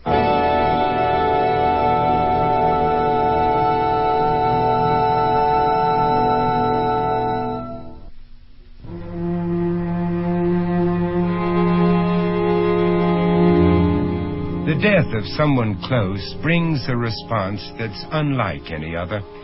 Aside from our own agony and longing, there's a tendency to remember the last days of the deceased and feel sorrow for his torment. But why do we pity the dear departed who feel no pain or anguish or deprivation? It's the living who are deprived and who often bear the guilt of not having done or said all the acts and phrases too late considered. Dr. Stone? After the funeral, Alvin confined himself to his room and locked the door. What happened then seemed as natural to him as it was incredible to me. As the story continued on his 12th session of therapy, Alvin suddenly became two people, two separate sides of his own personality. There's nothing you can do about it. But he was my only friend. His business was his friend. You were part-time. I miss him. Sure you miss him. You'll get over it. No, I won't. Why don't you grow up? Leave me alone. You can't be left alone. You're just a kid. Oh, Dad! What am I going to do? Alvin, are you all right? I'm all right. Tell her to get lost. She doesn't care if Dad's dead. Are you sure? Why did you lock the door? I just want to be alone, that's all. I do wish you'd unlock the door, dear. Oh, please go away, Mother. I don't want to talk. Will you unlock the door? Why don't you come in the living room? It's no good to be alone when you're feeling the way you do. I don't want to be with anyone right now. We all feel the same way you do, Alvin. Come on in the living room and be with the family. How can you say you feel the way I do? You're a fine one to say that. Ever since I can remember, you wanted to be away from us. When was the last time we ever did anything together? You have no right to talk to me that way, Alvin. Not now. I don't want to talk to you anyway. Just go out and leave me alone. You're going to hurt yourself.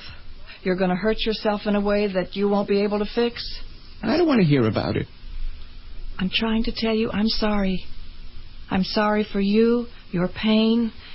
I want to be closer to you. You used to call me a chip off the old block. Is it that you don't feel that way anymore, Mother? Or maybe that the old block is dead and buried? The chip's become a splinter that sticks and hurts and wants getting rid of. Oh, Alvin, now just stop doing this to yourself. Please try to understand, if not me, then yourself. There were so many little cuts and stings you've long since forgotten. You can't remember them, Alvin, because time's erased them. In time, the tears for this grief won't come as easily, and finally they won't come at all. You'll forget the bad things. Believe me, you'll forget. I'll never forget. You better know that. I couldn't mean any more to you than he did, so don't give me any more of your sympathy.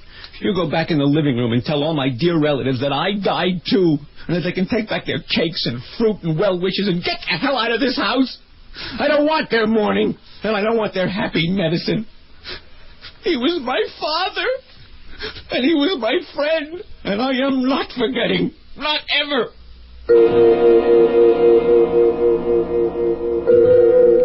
The resolve to be unhappy isn't unusual. You've all heard the expression, he isn't happy unless he's miserable.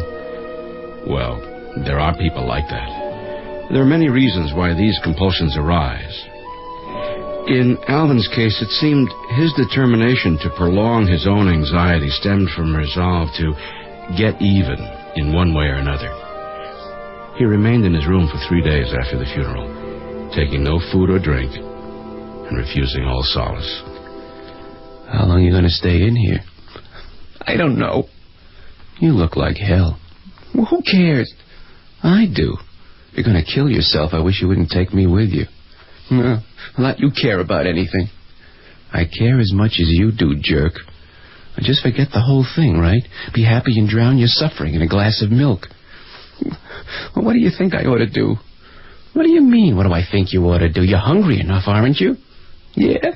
Yeah, nothing. You're starving to death. Now go wash your stupid face and go in and eat something. Well, she'll be watching me. I mean, maybe there are other people in the living room. Big deal. What are you supposed to do, make a good impression? What do you care about what anybody thinks? Well, I don't, except it's embarrassing. Boy, you really are a jerk. They're the ones who ought to be embarrassed. They never came over when Dad was alive. Yeah, you're right, you know. Those people don't mean anything to me. I'm telling you. They just came over to see some misery. People eat that stuff up. If you're smart, you won't give them the satisfaction. Let them think you got over the whole thing.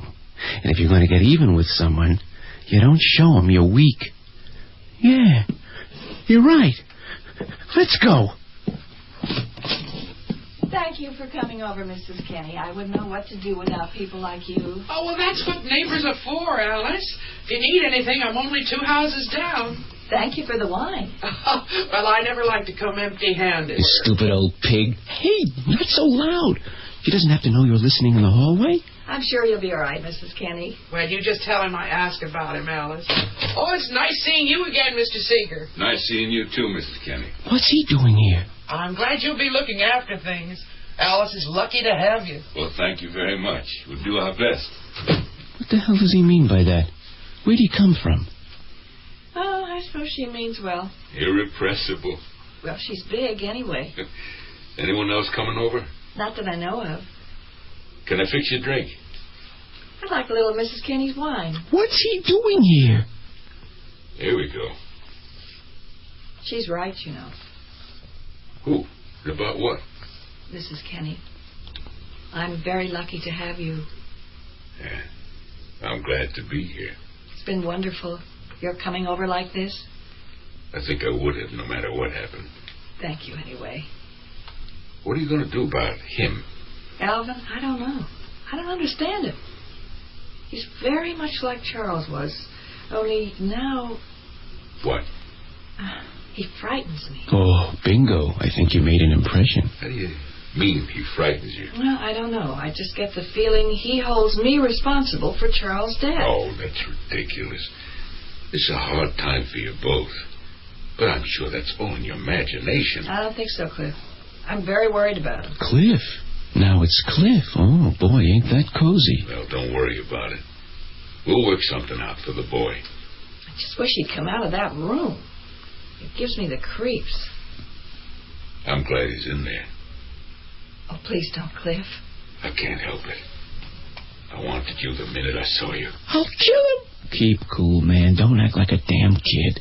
I want you to, Cliff. But it's not right. Of course it's right. If it's what we both want. But I mean, Alvin's in the house. What if he came in here? He's been in his room for 3 days. Why would he come out now? I don't know. But why don't I go to his room and check? I don't want you to leave me for a second. Oh, I'll be right back, silly. I'll kill him. I swear I'll kill him.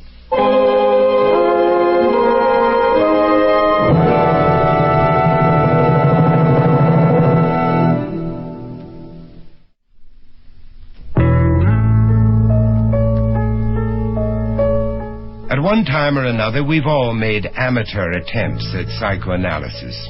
We've heard ourselves tell people it's all in your mind, or you gotta get your head on straight, and probably the most popular, he's got an inferiority complex. But our ideas about people's mental states are guesses for the most part. They're based on personal experience, and few of us have any idea of what really makes people the way they are. Excuse me, Dr. Stone again. That's not entirely correct either. If a person sheds tears, one doesn't have to be an analyst to know that he's either got something in his eye or he's unhappy. But if neither of the above is true, then the reason for the tears becomes a little more difficult to explain. I didn't need a medical degree to understand Alvin Lorrick's disturbance when he overheard Cliff Seeger, a virtual stranger, attempt to make love to his mother 3 days after his father died. he felt an instant surge of anger that gave way to brooding and an obsessive plotting to get even. How he was going to accomplish this wasn't clear to either of his personalities, especially when his concentration was interrupted. What is it? Alvin, we want to talk to you. We? Cliff and I. Alvin, please open the door. What do you want? I want to be your friend. Mr. Seeger said he hoped you could be friends. Thanks. You mind if I sit on the bed? I suppose you know I'm taking over your father's business, Alvin. He and I signed papers before he... Before he died, you can say it. Before he passed away. My father didn't pass away, Seeger. His heart stopped and he died. Mr. Seeger is only trying to be kind, Alvin. Oh, yeah? Well, if he wants to be kind, he knows what he can do. Look, now, I don't want to fight with you, Alvin. I came in here to try to help. I understand why you resent me, and I don't think there's anything I can do to prevent that, but arguing over something that can't be changed isn't productive, and I don't enjoy wasting time. All right, well, what do you want? I want you to look at your situation logically and constructively. There are certain things that no one can do anything about, and you've got to accept the fact that your father's gone and that you're going to have to continue without him. Oh, I'm going to go on without him, Mr. Seeger. I'm just trying to figure out how to do that. Oh, I'm glad to hear you talk that way. People have to survive, Alvin. They can't constantly involve themselves with the past. If your father saw how you were behaving this past week, he would have been very unhappy. What do you know what would have made my father happy? How would you know anything about him? I don't know why you're feeling so bitter about me. Is it my fault your father died? No, but you're sure not crying a lot about it. Is she, Mr. Seeger? How your mother felt about your father is a very personal thing that even you can't know about, Alvin. The hell I don't. She never kept her feelings to herself in her whole life. My father knew she didn't give a damn about him. How would you know that? What do you know about your father and me? I know what I know. I think that when you're old, Alvin, you look back at this time with a lot more understanding than you have now. I don't have to look back, Mr. Seeger. I can see everything very clearly right now. All right, Alvin. I won't argue the point. The reason I wanted to talk to you was to see if you'd be interested in working at the plant. Now, maybe only on Saturdays right now, but when you get out of school, you might be thinking of a career in machine tools. Your father would have liked that. Boy, you two are something, you know? What do you think I am, a moron? Now, where do you come off telling me what my father would have liked? You knew him even less than my mother, Seeger. And I've got nothing to say to either of you. But I'll tell you this. I know what's going on between the two of you, and that's something my father wouldn't like. Now, what do you think of that? I think you got one hell of an imagination, kid. Oh, is that so? How dare you imply such a thing? Why are you doing this, Alvin? Because I'm crazy. Everybody says so, right? I'll dare anything. Like right now, would you get out of my room because I got a lot of thinking to do? I know you'll both understand. It's the kind of thinking you'd like, Mr. Seeger, because it's going to be productive. And, Mother, you should know that what I'm thinking is an idea that would make Daddy very happy.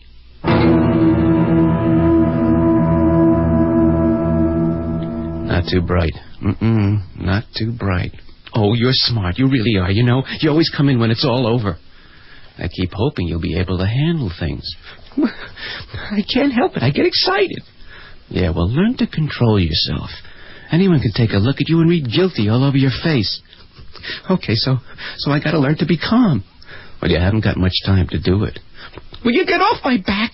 No, I won't. Because if you blow everything, I get my butt roasted. Oh, come on, give me a break. How do you like that, Seeger? He's going to give you a job in your own business. Well, it is yours. Dad would have wanted you to have it. I hate him. And your mother. How dare you imply she's fooling around with Cliffy, baby? I've got to get rid of them. What do you think they're talking about out there? I don't know. Why don't we get to where we can hear them? And try to control yourself. Now, quiet now. You're making more noise than I am. I tell you, he knows something. He's guessing, I tell you. How could he know anything? He hasn't been out of that room in 2 weeks. I just feel it. He knows. Even if he has no proof, he knows. His father's in him. He just knows intuitively. Oh, you're not being rational. Whether I am or not isn't important. I don't think we ought to be seeing each other in this house. All right. If it'll make you more comfortable, I won't come here for a while. Just until... Shh. Alvin? Alvin, is that you? Yes, it is, Mother. How long have you been standing there in the hall? Now, listen, Alvin, you don't have to come to any wrong conclusions. All right, so your mother and I have been seeing each other, but I promise you nothing serious is going on. Alvin, Cliff is my friend. He's your friend, too. If you weren't so blind, you'd see that. He only wants to help us, and we need help. Stop looking at me that way. You're just like your father when you look at me that way. For heaven's sake, say something, Charles. Oh, my God. Alice, stop it. Stop it this minute. It's him, Cliff. It's Charles. That's not Alvin standing there. Stop it, Alice. Of course it's Alvin. Of course it is, Mommy. I just look like Daddy. Daddy's dead. I'm your little boy, Alvin.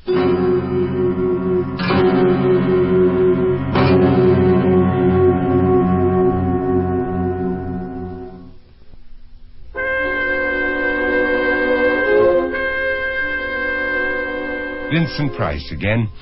And here's the fourth act of The Man Who Talked to Himself. A heaviness surrounds the Lorek house. A changing atmosphere documented by uncut grass and overgrowing shrubs. 2 weeks have passed since the Charles Lorek funeral. But his son, Alvin, will not be consoled. This is Dr. Stone again. I think the death of his father and the knowledge of his mother's imminent infidelity literally shook the foundation of Alvin's mental stability. His only thoughts now were to find a way of revenge. His mother, Alice, feeling remorse and a genuine maternal attachment, continued trying to reason with him. How long are you going to sit there like that, Alvin? Why can't you believe I want to help you? Do you realize you've been looking out that window for 2 days? What's going to become of you? Please speak to me. Oh, Lord, I know I haven't been much of a mother, but you never knew what I was going through. You don't have to look at me that way. What was I supposed to do living alone in the house with the two of you? Yes, living alone. What did you think I was doing all the time you and your father were in the garage building those damn model planes? And what do you think I was doing all those weekends while the two of you were on the ball field flying them? I never made friends easily, you know that. Not friends of my own. Your father and I knew people together, of course we did, but everyone thought we were such a nice couple. Well, they didn't know. No one knew. He smoked those cigars. When the business started going well, he started smoking cigars. You know what he said to me once? You weren't even born yet. You know what he said to me? Alice, he said, you know what cigars smell like? They smell like money. Well, the house smelled like cigars, and he smelled like cigars, and my bed smelled like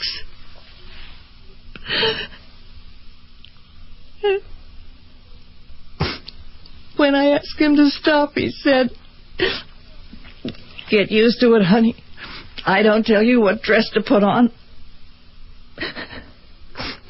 And then there were his out-of-town conventions for 10 days at a time without so much as a phone call to find out how I was. Oh, thank heaven you're a man, Alvin. You'll never know what it means to have someone force his attentions on you. When you were born, he gave you everything he might have given me. I never knew the love and kindness you got from him. One night, he bent over to kiss you, and the ash from his cigar fell on your face. It was hardly a burn at all, because he brushed it off right away. But it was enough to make you cry. He never smoked after that. Threw out an entire box of hand-rolled Cuban cigars. Lord knows where he got them. But he paid enough for them. Just threw them out. Tossed them in the spinning garbage disposal one by one, with the water running as though he was performing a holy ritual against the spirit that injured his son. But he was cold with me, Alvin. I don't know why he hated me so, but after a time it didn't matter because I grew to hate him too. I could never forget the loneliness and the stale stink of tobacco that saturated those first years. And then the countless nights. I cried long into the morning, wondering where I could run, hoping one of us would die and free the other. And it happened, Alvin. He died. I don't have to wish anymore. I'm free. And you can look at me with his eyes all you like, because I'm not sorry. And I'm not crying anymore. Now you keep away from me, Alvin. I'm not afraid of you. Don't you look at me that way. You're crazy, do you know that? Alvin, you stay away from me.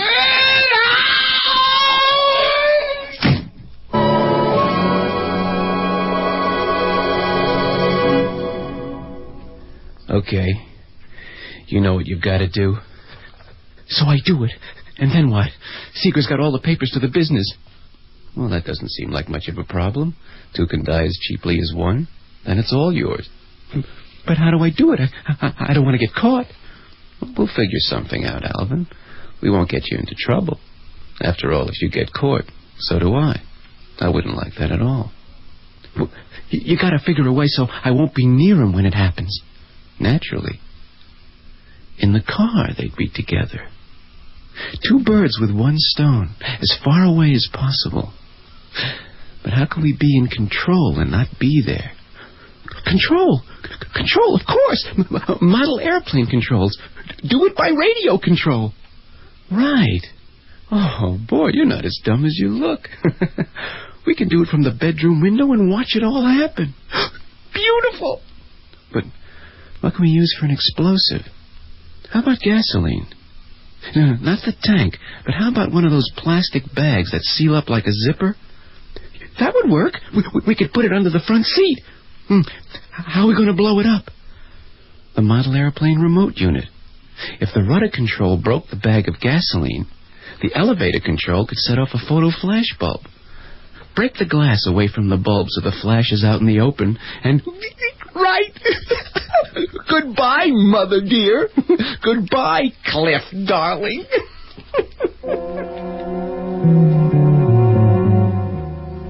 Alvin described the following night when Seeger came to take Alice to dinner. Alvin said he stood in the driveway hidden in the shrubbery. Seeger rang the doorbell. Hello, you're early. I know. Come on in. I'll fix drinks before we go. Alvin rushed from his hiding place into the street. He unscrewed the cover from the air valve of the left rear tire with a small instrument and removed it. The wheel slowly sank onto the flattened tire. Alvin ran to the back door of the house, climbed upstairs to his room, and he waited. Through his open window was a commanding view of the street below. Before long, he heard his mother's voice. Goodbye, Alvin. We're leaving now. Don't forget to lock the front door. I won't, Mother. Night. Night. Through the curtain, he saw his mother and Seeger get into the car. Pulled forward 50 feet, and then stopped. Seeger got out, saw the flat tire, and backed the wobbling car to where it had been at the curb in front of the house. That's crazy. Stupid thing was all right 5 minutes ago. Oh, it doesn't matter, Cliff. Honestly, let's keep the dinner reservations. We'll take my car, and then when we get back, I'll call the club, and they'll have the tire fixed in no time. Okay, but I don't feel very macho having to use your car. Silly. You can drive if you like. Beneath him, the garage door opened. Lorik's car backed down to the street. His heart pounding. Alvin said he held the model airplane transmitter in his hands. As the automobile approached the stop sign at the corner, Alvin slowly pressed the lever marked rudder forward. The car stopped, then started. With a decisive jerk, Alvin diverted the lever marked elevator and held it rigidly. Alvin said he heard a dull boom and saw a red glow in the sky. Very good, Alvin. What do you think of that, Dad? Who are you talking to, stupid? He can't hear you. He's dead. But you never can tell. He might be able to hear. You can believe that if you want to. Personally, I'm starving all of a sudden. You hungry? Oh, you know I am. Why don't we raid the fridge like we used to with Dad? Alvin?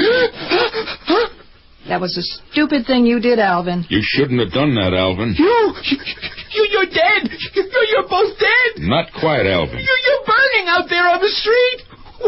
Why are you doing this to me? Why aren't you out there? Why aren't you burning like you're supposed to be? Why aren't you burning?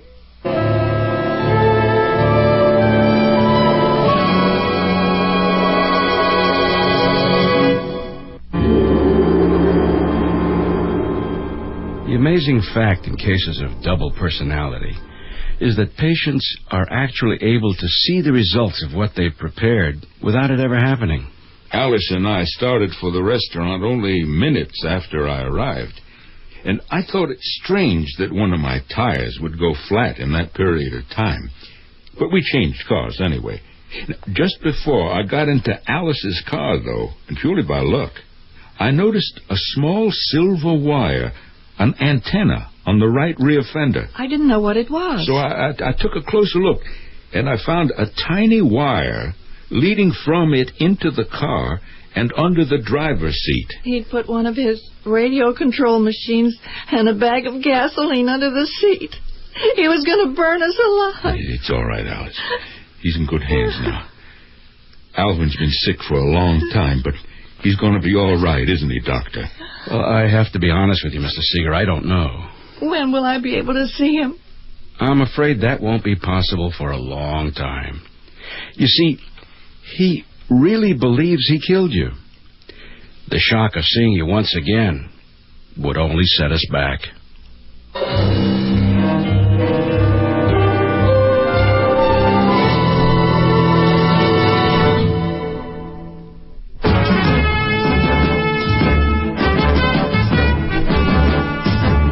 The Mutual Radio Theater is brought to you 5 nights a week at this time.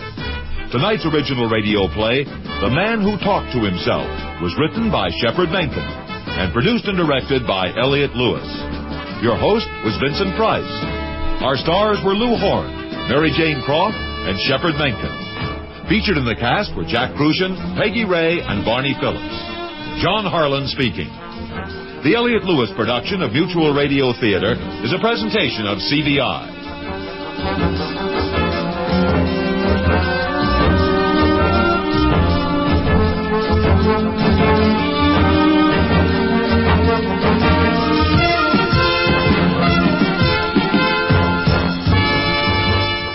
This is Cicely Tyson. Join us again tomorrow at this time for another portrait of people in love and sometimes in trouble.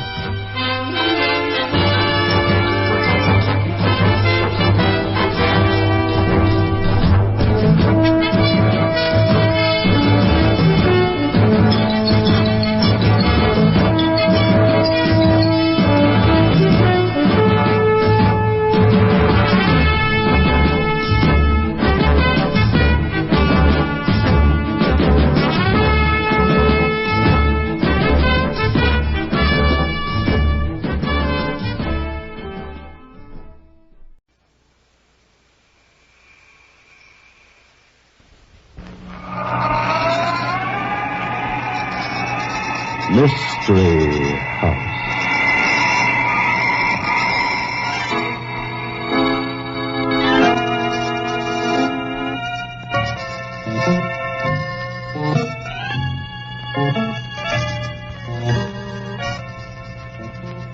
Mystery House, that strange publishing firm owned by Dan and Barbara Glenn, where each new novel is acted out by the Mystery House staff before it is accepted for publication. Mystery House.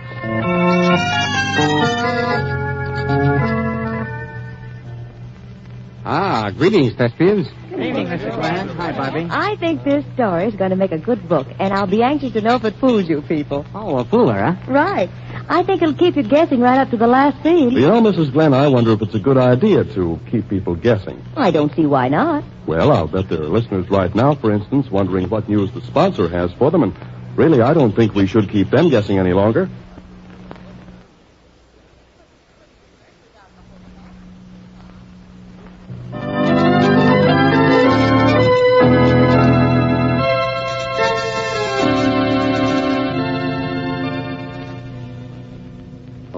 places, everybody. Set the scene, Tom. Well, well. Another body. Tonight's story opens in the comfortable office of Lieutenant Morse, a police officer of the modern school. A rather timid man is standing before the lieutenant's desk, and Morse isn't paying much attention to him. Richover's the name, Lieutenant. Richauver. Richover. I live at 612 North Tennant Lane. 612 North Tennant Lane. Yeah, I got it. Complaint signed against somebody? Well, no. Not a complaint against anybody I know, I guess. At least I hope not. You see, I found a body in the front yard. Body in the front yard? You what? Did you say a body? Yes. And I'm pretty sure, at least I'd be strongly inclined to believe that the girl had been murdered. Murdered? What's the girl's name? I really couldn't say. You see, she's a complete stranger to me, Lieutenant Morse. When did you find the body? Not over a half an hour ago. As soon as I found it, I came right down to the police station as fast as I could. Why didn't you phone? I thought about that. But Elsa, she's my wife, she said, Harlan, my first name's Harlan. Yeah. You go right down there and tell the police about it yourself. See that they come right back here with you. If you phone them, they may be hours getting out here. So, I came. Yeah. Your wife's watching the body, is she, to see that nobody touches it or moves anything? Oh, yes, she's very efficient. Elsa wouldn't let anybody disturb anything. You can depend on that. Oh, hello, Gretchen. Now, looks like we got a story for you. Hi, Morse. Hey, wait a minute. Not a story about Mr. Richover. Richauver. Richover. You mean you know this man, Gretchen? I don't believe I've ever met the young lady. Oh, sure, Richie. Gretchen Talley, feature writer on the Chronicle. You remember me, Richie. Sure you do. Hey, wait a minute. What's this all about, anyway? Why, Richie's a genius, Morse. A genius for finding bodies. He finds more darn bodies. Now, please, Miss Talley, The last one was nearly 2 years ago. He didn't know from nothing, Richie didn't. Just found the body. It was a very distressing thing. I came home from work and stumbled across the body right across the doorstep. Yes, I remember. And the prosecuting attorney tried his best to hook you up with the case, but it was no dice. You don't tell me. Well, just how many bodies have you found, Mr. Richover? Richover. Richauver. Richover. Yeah, Richover. Now, don't you worry about how I pronounce your name. But it's rather an important thing to me, Lieutenant. Morse. Now, there's a simple name.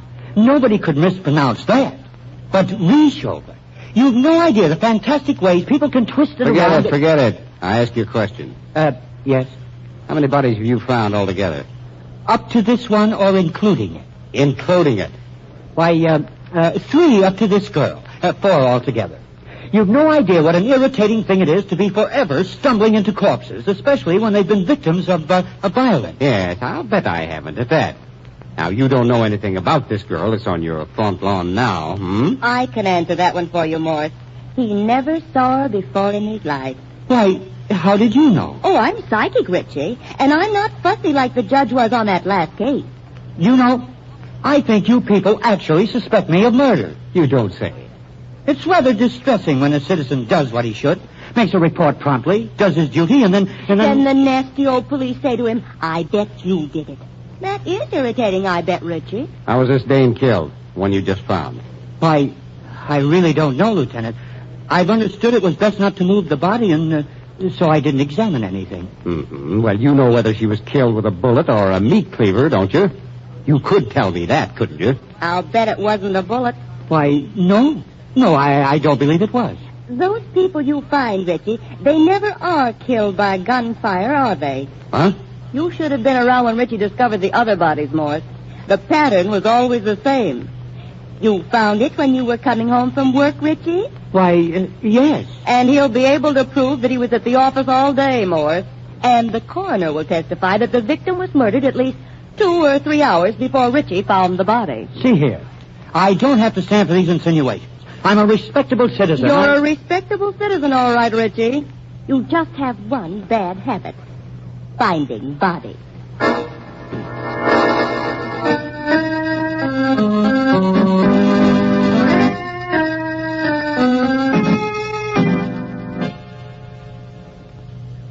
Really, Lieutenant, this is preposterous. It's not nearly so preposterous as that one man should find 4 murder victims, Mrs. Richover. Oh, but surely you don't believe, not actually, that Harlan has anything to do with any of these murders. Well, it isn't reasonable that one man should find 4 bodies. Look how many people there are who've never found even one body. Why, Harlan's practically timid. You've no idea how it distresses him when anything like this happens. And if you keep him locked up in that cell, there's no telling what it might do to him. No. Well, I know what I hope it does to him. What? Hope it breaks him down to the point where I'll get a confession. Oh, that would be much simpler than going to work. Actually going out and finding the real killer, wouldn't it? Look, Mrs. Rishover, I don't blame you for standing up for your husband. But the long arm of coincidence just doesn't reach as far as you want me to think it does. Then you absolutely refuse to let Harlan free? I sure do. In that case, I guess I'd better get him a lawyer. Yeah, I think that'd be an excellent idea, Mrs. Rishover.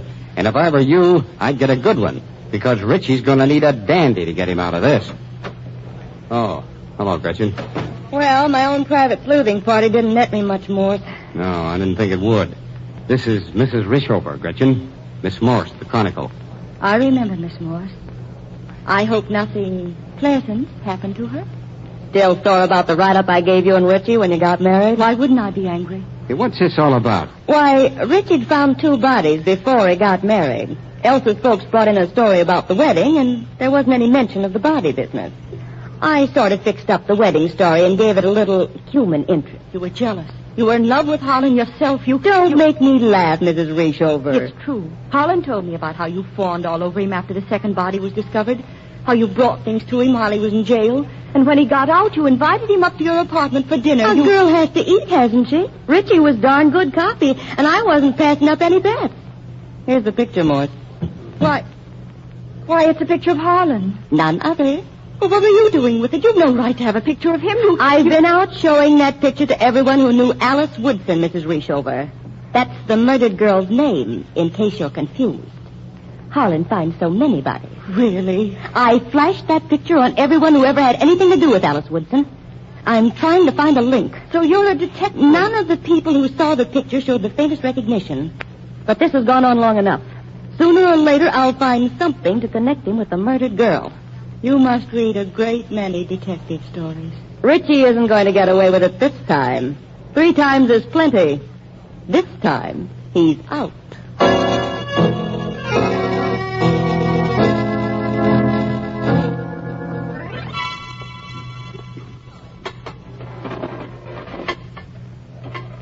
Hello, Lieutenant. You ready to start talking yet, Mr. Rishover? Rishover. R-I-C-H-A-U-V-E-R. Rishover. Yeah, Rishover. Gretchen Talley picked up a clue, Richie.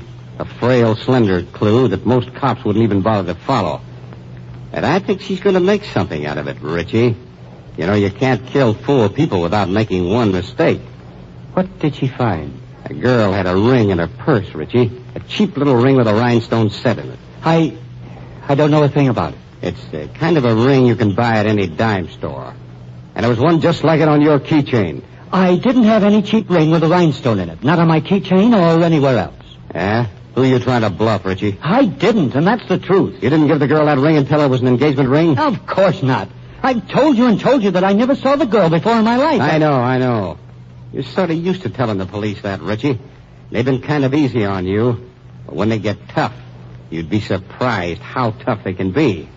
You know, they electrocute murderers in this state, Richie. You get out of here. The actual electrocution isn't so bad, I guess, but it's the getting ready for it. You know, when the barber shaves that spot on your head. You get out of here. You can keep me in this cell, but I don't have to listen to you. I don't have to... No, you don't have to listen to me, Richie. But I wish you'd think about it. If you don't get out of here, I'll find another body. Now you're talking, Richie. So if I don't get out, you'll find another body. I've never killed anybody yet, but I'll kill you, so help me. You and that cynical leer on your face. That insolent grin when I tell you the truth. You're driving me crazy. You've been nuts for a long time, Richie. What was the idea of killing those babes, huh? Stepping out on Elsa and afraid you'd get caught? I'd like to strangle you. And you might get away with it. You've got away with 4 murders already. But then again, you might be stretching your luck just a little bit.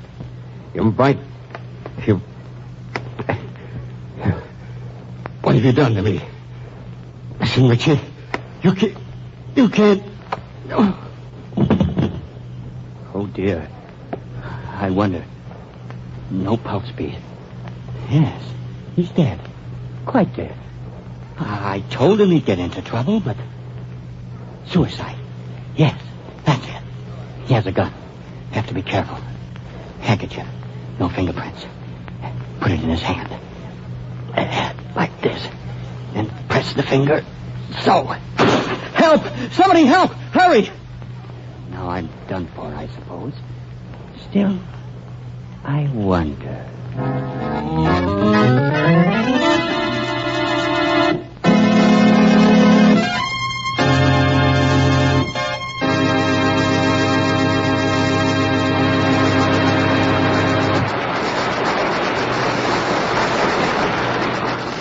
What caused Lieutenant Morse to drop over dead? And was Mr. Reshover responsible? Did he murder the other 4 people whose bodies he found? And can he be convicted? Well, we'll find out in the second act of tonight's story. Meanwhile, here's a brief message from our sponsor.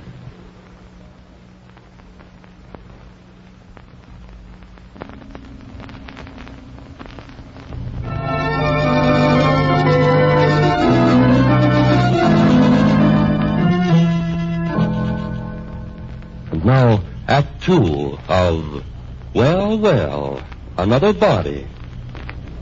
The scene is Harlan Reshover's jail cell.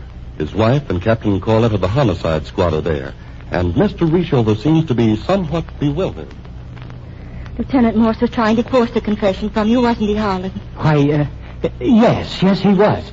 Quite nasty. And he waved his gun at you, and you got scared and grabbed it from him, and you shot him to protect yourself, didn't you? Just a minute, Mrs. Richover. Reshover, Captain. Richauver. Reshover. Mrs. Reshover. I don't give a hang how you pronounce your name, but your wife can't coach you on a defense. I want to hear what you have to say for yourself. But Harlan needs coaching, Captain Corlett. He's such a timid thing himself, and he'd get all involved. That's the idea, Mrs. Richover. I want him to get involved. But I don't, Captain. I love Harlan, You keep and quiet for a few minutes. Now, I want you to tell me what happened, Richover. Why, it was like Elsa said. He waved his gun at me, and... Yes, I got frightened. I thought he was going to kill me, you see, and I see. Listen, Richover. We get awful sore when one of our boys gets killed. Sometimes we kind of lose our tempers. And I think I'm about ready to lose mine right now. But really, Captain... You're a liar, Richover. Not even a very good one. I don't know what you mean, Captain. I had the coroner give Lieutenant Morse the works. As complete an autopsy as ever went through this place. Oh, but really, Captain, you could see the bullet wound in his temple. I don't see why... I could see it, too. The police like to get convictions when they think a man's guilty, Mrs. Richover. But they don't frame a guy by bumping themselves off. But Holland's explained to you why he had to shoot Lieutenant Morse. Look, lady, the guy was dead when that shot was fired. Dead when... Oh, but that's silly, isn't it? If he was dead, then why should Holland... Morse died of poisoning. He had a fresh pack of cigarettes in his pocket with only one gone. That one was in his left hand, about 2/3 smoked. Each one of those cigarettes contained enough poison to kill a horse. For heaven's sakes. The way I figure it, Richover gave Morse that package of cigarettes, not figuring he'd light one while he was still in his cell. But, well, that's not right at all, Captain. Morse lit a cigarette and dropped dead right then and there. Richover was panic-stricken because there was another body to chalk up against him. That's why he got out Morse's gun and fixed it up to look like suicide. But it was suicide, Captain Corlett, really. Look, everything about it was phony. The gun wasn't in the right position in Morse's hand. It wasn't held against his head at a natural angle. And part of the powder burn was on this cement floor. You don't think a man lies down on the cement floor to put a bullet through his head, do you? No, I suppose not. Please, Captain, can't he talk to me alone? Just a minute. Yeah, sure he can. I'll leave right away.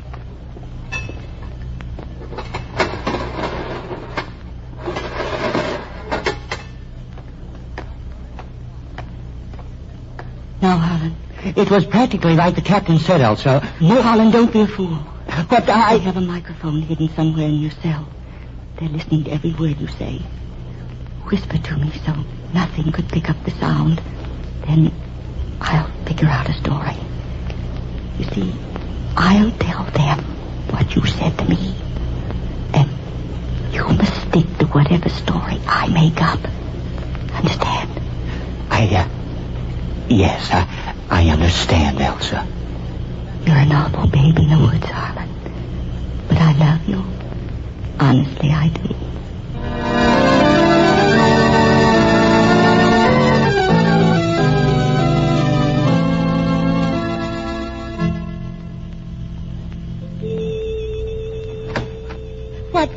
you want?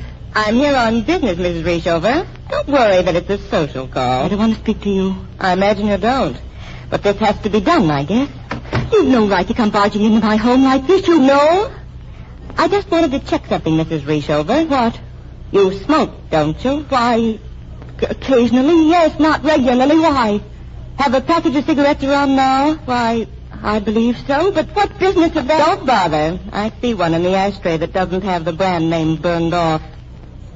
Oh, very interesting. What are you driving at? The brand name's the same as the kind Lieutenant Morse was smoking when he was killed. Interesting. See here, you surely don't think you're implicated in any of Richie's murders? Oh, dear, no. But it is funny, isn't it? That you should smoke that same brand. By the way, there was something else I wanted to ask you about. Yes? When Richie found that first body, were you acquainted with him? No, I didn't know him at all. I remember when Harlan and I were introduced, they told me he'd found a gangster's body in front of his door, and I was fascinated. But that second body, you knew him when that one was found, didn't you? Yes, it upset him terribly, and I was so sorry for him. You knew the second victim, didn't you? What? No. I'm afraid you're lying about that, Mrs. Reeshover. I think you did know the second victim. I said I didn't really. You're being outrageous. I think maybe you can commit quite a bit. The way I figure it, Richie's finding the first victim was an accident. One of those things that could happen to anyone. But it gave you an idea. There was a certain party you wanted to get rid of. Get out of here, I won't stand for it. You killed the second one and arranged things so Richie would find the body.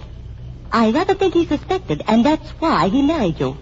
He was afraid to do anything different, afraid you'd kill him, too. You can't talk to me this way. You lie about my knowing the man who was murdered. I didn't. You married Harlan Reeshover to keep him quiet about you and what you'd done. And then you set about trying to get rid of him. Get rid of him?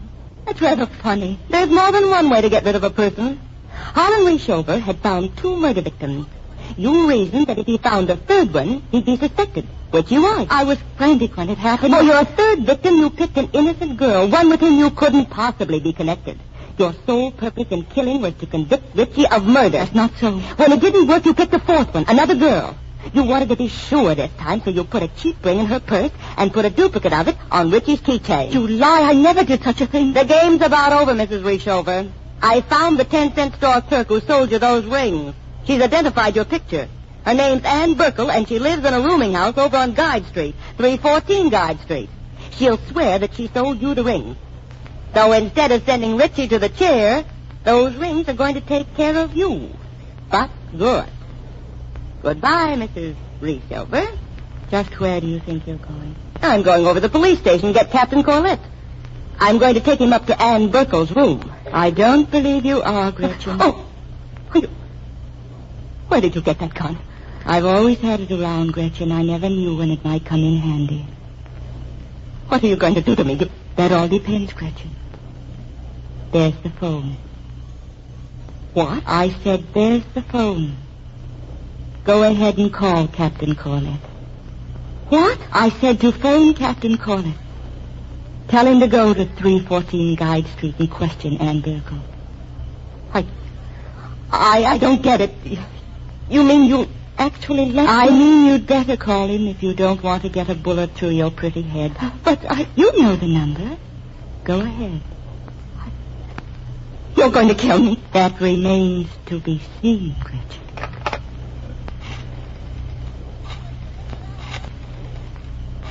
Go ahead. Captain Corlett, please. Hello, Captain. I'm at Elsa Reeshover's, and she's holding a gun against my head, Captain. Get here as fast as you can. Thanks. There. Now, you don't dare kill me. You don't dare. You thought I'd be afraid to tell him I was here, that you were threatening my life. But I did. I doubt that very much, Gretchen.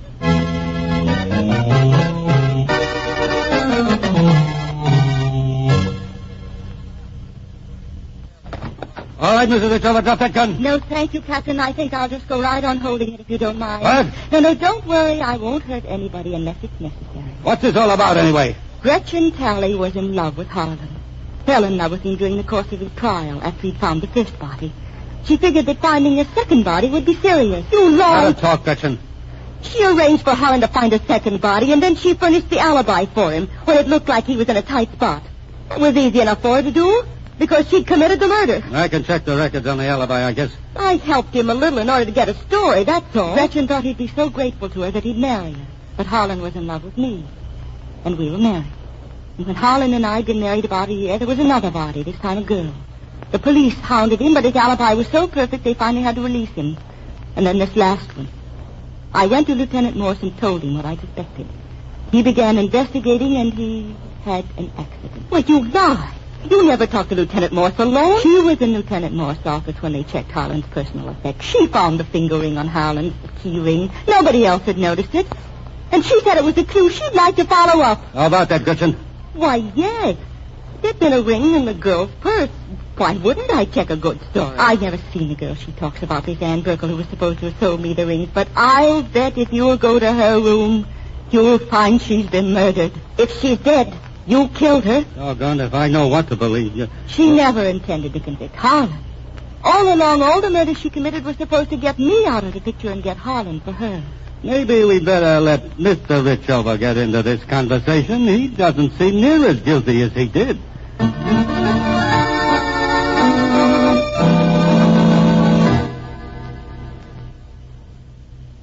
What did you do with Gretchen Talley, Captain? He's in a straitjacket, Mrs. Richover. Stark mad. Is this the stenographer, Captain? Yeah. All set to take it down, Sammy? Sure. Just have him go a little easy, though. I won't hurry. Ready? I, Harlan Richover, R-I-C-H-A-U-V-E-R, make this statement of my own free will without any promise of clemency. I have never killed anyone. Miss Talley and I were business partners, and I was completely unaware that she had any romantic attachment for me until the episode of the ring. Episode of the ring. Okay. The first murder victim I found, I know nothing about. The other three whose bodies I found were killed by three different people, whose names I will give. Miss Talley, through her newspaper connections, had gained an acquaintance with numerous underworld characters. They paid us very handsomely to have me find the bodies. That threw suspicion completely away from the real murderers. Yet, there was never any real evidence against me except my being in the right place at the right time. Right place, right time. Until the ring business, I had no idea that Gretchen Talley was in love with me. Gretchen Talley had never killed anyone until the Lieutenant Morse and Ann Burkle murders. It was then I realized that she was trying to implicate my wife, trying to get her out of the way. The Lieutenant Morse murder made it apparent that Morse had been on the right track. With this finding of Ann Burkle's body, there remains no alternative but to clear my wife from all suspicion, which I gladly do. Harlan Richover, R-I-C-H-A-U-V-E-R.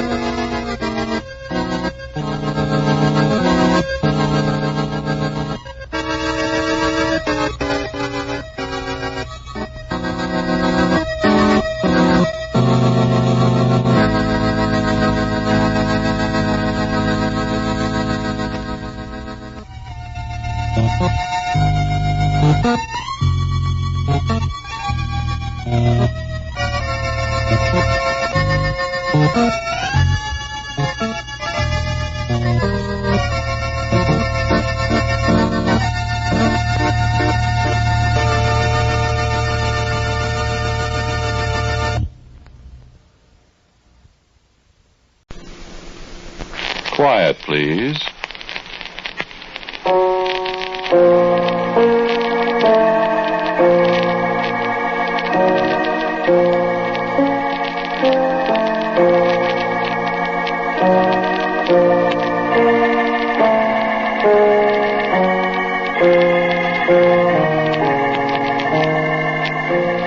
American Broadcasting Company presents Quiet, Please, which is written and directed by Willis Cooper and which features Ernest Chappell. Quiet, Please for today is called One for the Book.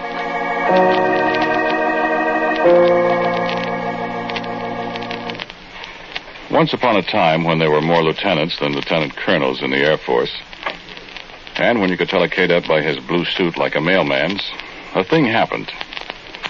And if you think the boys from the bright blue yonder got snafu'd sometime in this last war, brother, I'm here to tell you ain't seen nothing yet.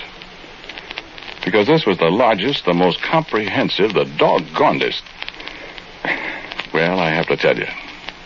And the thing about it is, this snafu isn't over yet. It won't be over for 9 years. Listen, I'll tell you.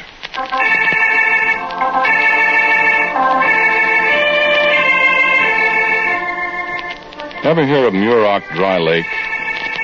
Well, you go out San Fernando Road and you turn off at Fremont Pass onto 6 instead of going up over the ridge route. You go up through Mint Canyon, see, and on through Palmdale and Lancaster. And then you take a road off to the right by the SP station. After about 40 miles of Joshua trees, you get to Muroc, and a big, tough MP tells you, turn around and go back where you came from. Because that's where they got the jets, where guys are ringing them out so fast they sometimes get where they're going before they've started. And they tore up the welcome mat a long time ago. But back in the early part of 1937, well, it was kind of different. Muroc, which incidentally is not an Indian name, it's just the name Coram spelled backwards like on the radio. Coram Brothers was ranchers that owned a joint. And it's just what you think it is, the bottom of an old dried-up lake. It's flat as a billiard table, flatter than the one in the officers' club at Maxwell.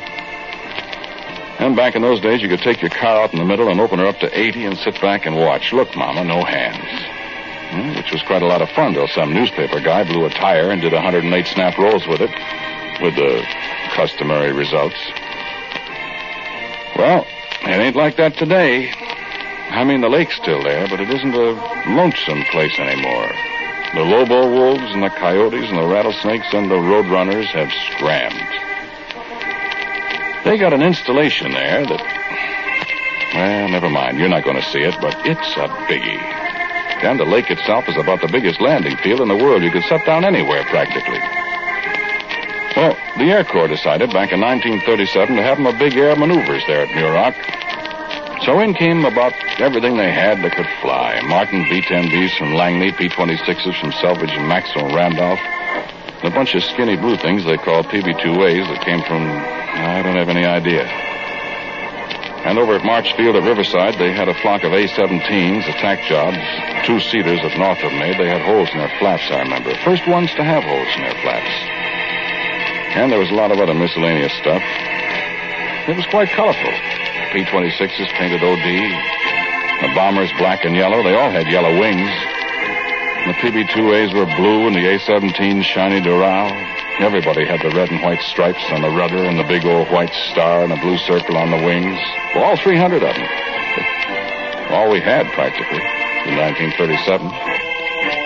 And anti-aircraft, complete with the 1937 version of radar, a cluster of big horns on a trailer with a guy wearing earphones in the middle of them. You couldn't spit half a mile away if the horns was pointed at you on account of you bust the guy's eardrum. And there was a bunch of movie guys taking pictures. They had plenty of expense money. They didn't shoot crap so good. So, one way and another, it was quite a thing. And, brother, it was hot. Yeah, it still is. It'd get down to 40 or 50 in the early morning, and by noon it was up to 115 with the sun bouncing off that white lake bottom and mirages everywhere you looked. Well, I was a crew chief in a P-26 squadron from Selvage, see? Oh, excuse me, I didn't introduce myself. Westlake's my name. Max Westlake, Captain USAF. I was a staff sergeant in 1937. Up there at Muroc, I got acquainted with a guy. Of all things, a sergeant in an anti-aircraft outfit named Bill Carrant.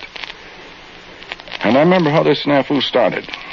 Bill and I were sitting in a bar in Lancaster one Saturday drinking beer, listening to Pancho Barnes, God rest her soul, telling about buzzing a church steeple in Long Beach and a Jenny.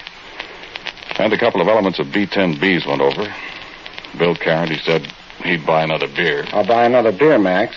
I'm going out and sit on the porch and read. Read?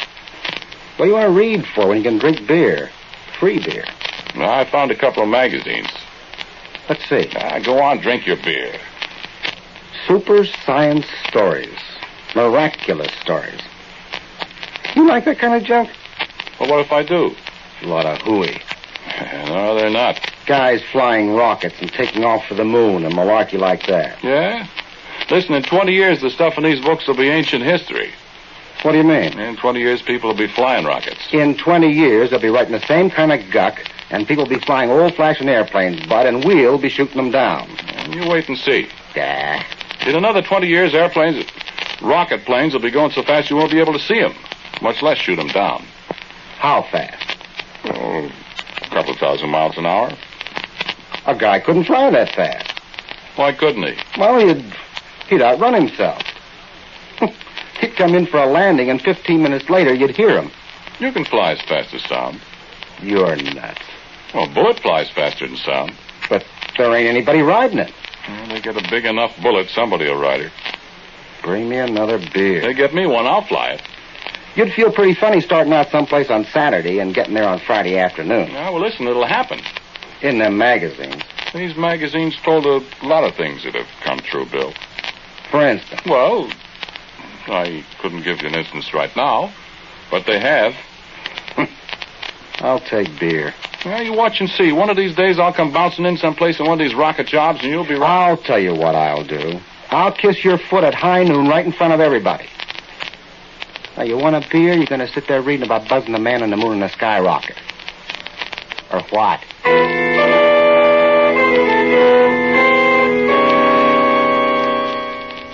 I did both. Then we bummed a ride back to the lake after a while, and I went to bed. Bill Carrot was pretty disgusted when he got there and found out he had to stand guard because the sergeant that was supposed to be had broke out with the measles. And he put on his overcoat and stopped by my tent for a cigarette before he went off where it was cold. We talked, and he left. And I went to sleep. Well, I woke up in the middle of the night, see? I couldn't get back to sleep. So I got up and put on my pants and shoes, and a flying jacket. And I went out to the anti-aircraft battery. I said, "Hey, Carrot." "Hey, Bill Carrot." Who's that? "Me. Westlake, Max Westlake." What are you doing up? I couldn't sleep. Well, I wish I could. I'm about froze. How much longer you got? Half an hour. Wouldn't have a bottle, would you? Oh, I'm sorry. Gee. Pretty night, ain't it? I'll give it to you. Millions of stars. Yeah. Ever fly at night, Bill? And I ain't going to. I ain't going to fly at all. That's swell up there with the stars. I'll stay here. I wonder what's up there. I got no curiosity at all. Yeah.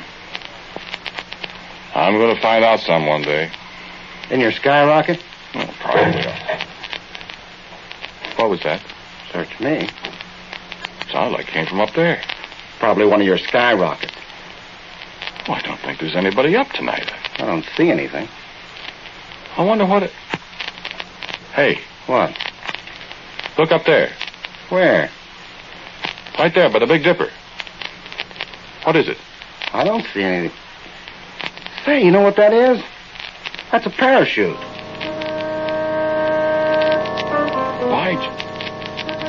Say, that's what it is. Only that's the biggest. Parachute. There goes the searchlight. They saw it over at A battery. Gosh, that is a big one. Yeah. Wonder who it is. That's a funny-looking thing. Looks like a box or something. It looks like part of an airplane. There goes the crash truck. I didn't see any airplane, Bill. Maybe it was one of your skyrockets. Oh, shut up. Give me your field glasses. He's gonna hit awful hard. Give me the glasses. Oh, he sure did. Yeah, that's part of an airplane, Bill. They're pulling a guy out of it. In some kind of funny suit. What, soup and fish? It's kind of like a diver's suit, kind of like a space flyer's suit. I know where he came from. Where? He bailed out of Goofy Stories magazine.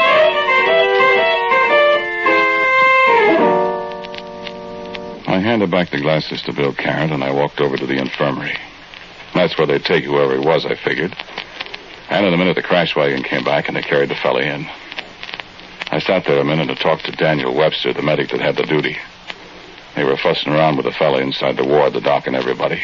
I sat there talking. There was a piece of metal lying on a stretcher that one of the medics had picked up where the thing crashed. I looked at it.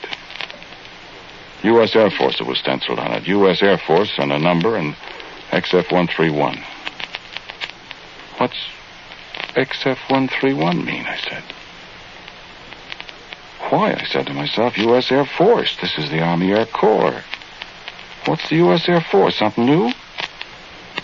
And what's XF-131? I know what a P-26 is and a PB-2A and a B-10B, but what's an XF-131? And then the doctor called me, and I stood up, surprised. Sergeant Westlake, come in here. Sir? I said come in here. Yes, sir. In here. Yes, sir. Ever see that man before? Why, no, sir. Sure? Well, he looks kind of familiar, but is he, He's got a slight concussion, and I've given him a shot. Who is he, sir? Is he from here? You don't know him? Why, no, sir, but he sure looks familiar, but... What's your first name, Sergeant? Sir? Your first name. Oh, Max. What's the matter, sir? Sergeant, that man's name is Max Westlake, too. Huh? Only he's a major in the United States Air Force. What do you make of that, Sergeant? Hey?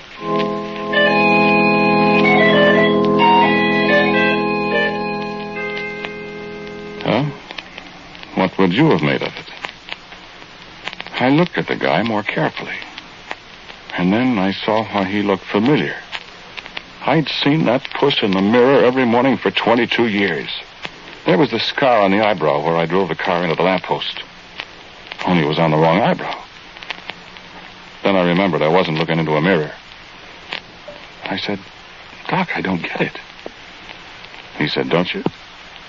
And I said, well, sir. So I went out. And just as I was going out of the tent, in walks Bill Carrot. And I must have looked funny because Bill grabbed me by the arm. What's the matter with you, Max? Huh? Well, you look as if you'd seen... Wait a minute, Bill. I think I've got something figured out. What are you doing, for the love of... I'm taking off my shoes, Sergeant Carrot. What for? Well, it's not exactly high noon, Sergeant, but you're going to kiss my foot just the same. Huh? That's right. Why? Because, Sergeant Carrot, that guy in there, that guy that flew in here in a skyrocket, that major in there, is me.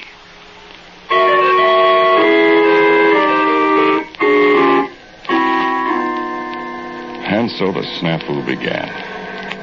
I got called over to the colonel's tent right after breakfast. He was sitting there with the doctor. They looked up when I get my heels pretty close together and placed my hand, fingers extended and joined against my right eyebrow. Sit down, Sergeant.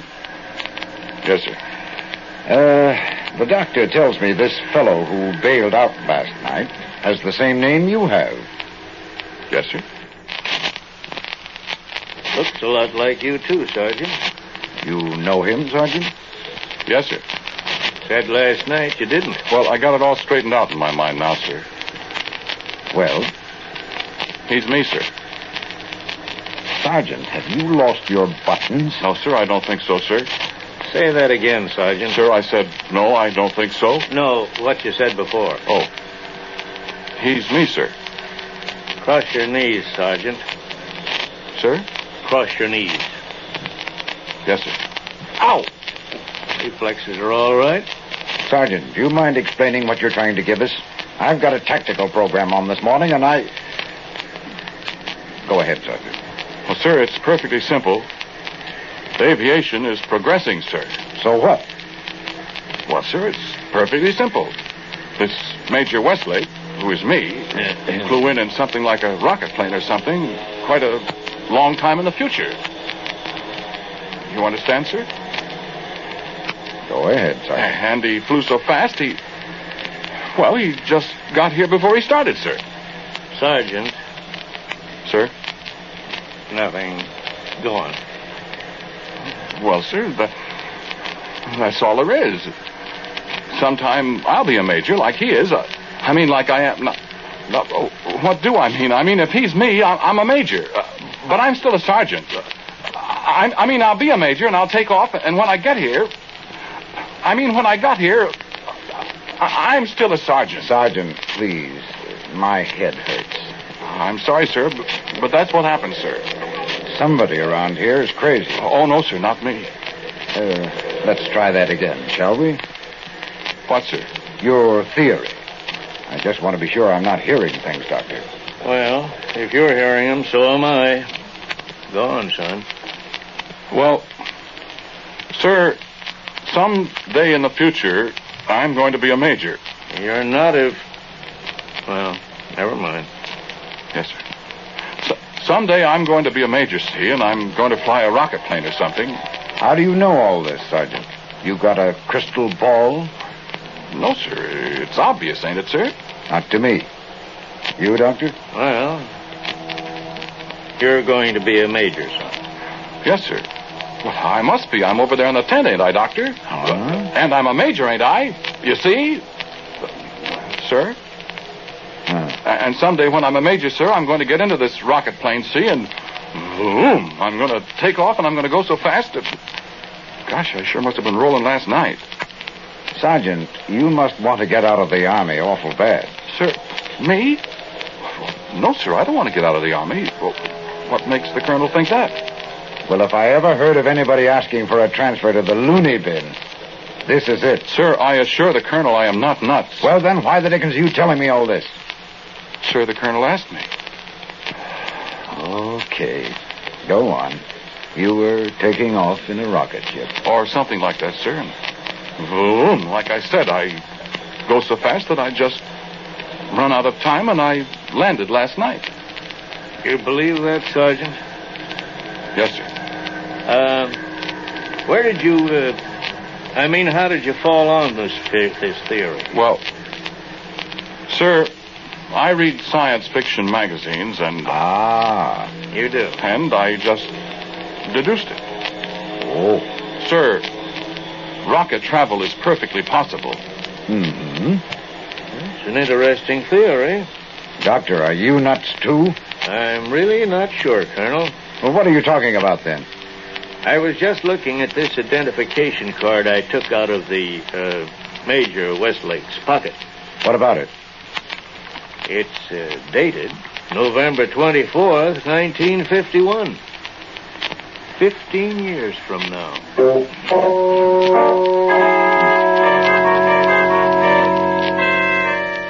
Snafu and snafu and snafu. The colonel, he didn't have any guardhouse or anything. He confined me to my tent. That is, he confined Sergeant Max Westlake to my tent. Major Max Westlake was still out like a light. He couldn't talk. And me, I didn't have anybody to talk to, but I thought. And the harder I thought, the surer I was right. And the second day I was in there, the colonel came to my tent and he looked about 18 years older. I stood up. Rest, Sergeant. Now listen, I had the doctor take that major's fingerprints, and I flew them to Washington to be looked up in the big file. Yes, sir. The dope came back this morning.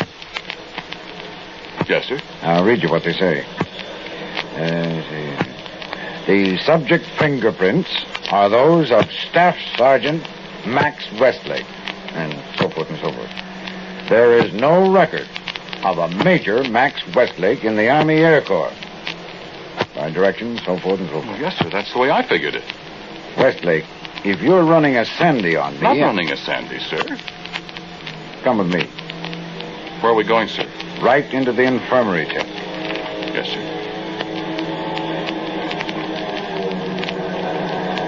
Now then, you sit here behind this canvas wall and you listen to that fellow talk. And don't say a word. Just nod your head if he's right, or shake it if he's wrong. You hear me? Yes, sir. All right, listen. Major, where did you come from? Here at Muroc, sir. What outfit are you with? I'm chief test pilot here. I see. And what happened, do you know? Yes, sir. I was flying an XF-131. That's the newest experimental rocket job at a speed of about Mach 7.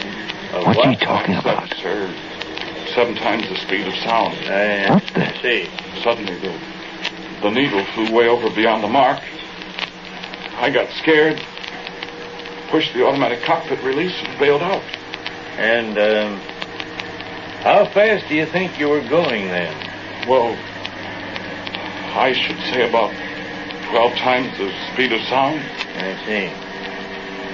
And what was the date of your takeoff, Major? Why, December 21st, 1957. Now, look here. You see? You see, Colonel? You see?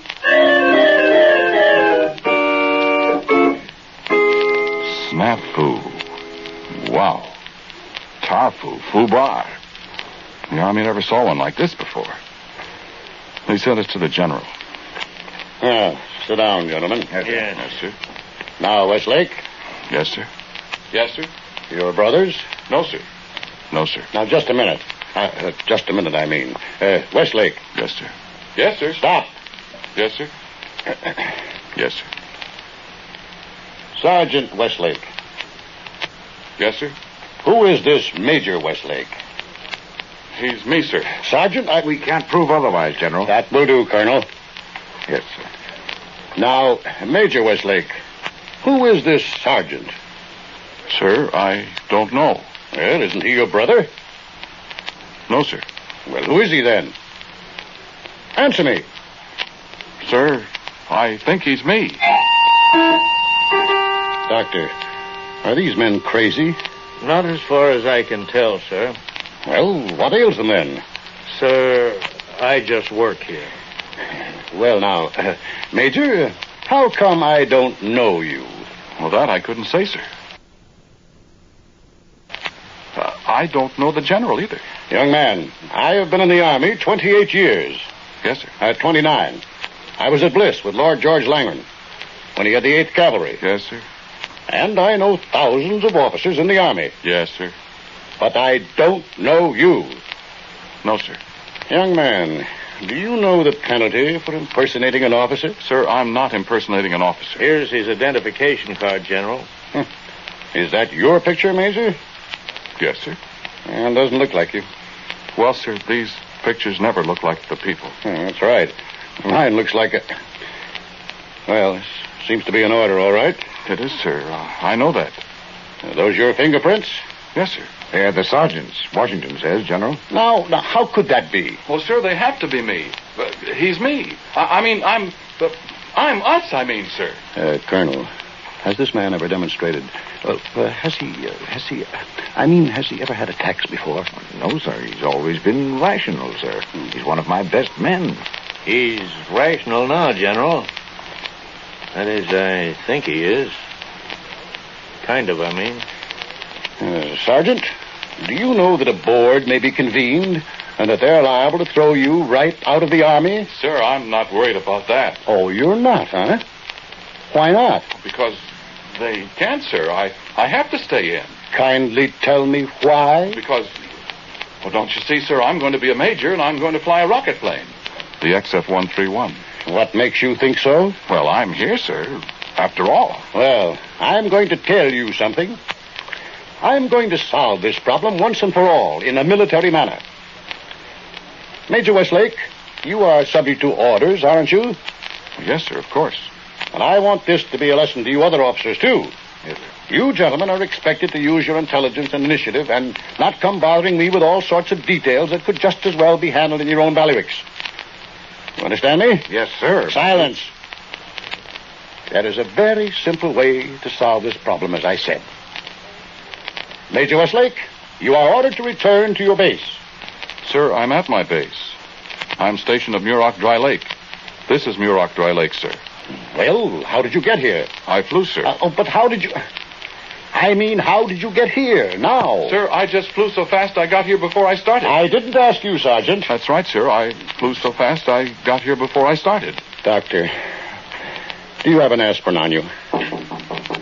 See who that is? Yes, sir. Sir, I found something I thought might be important.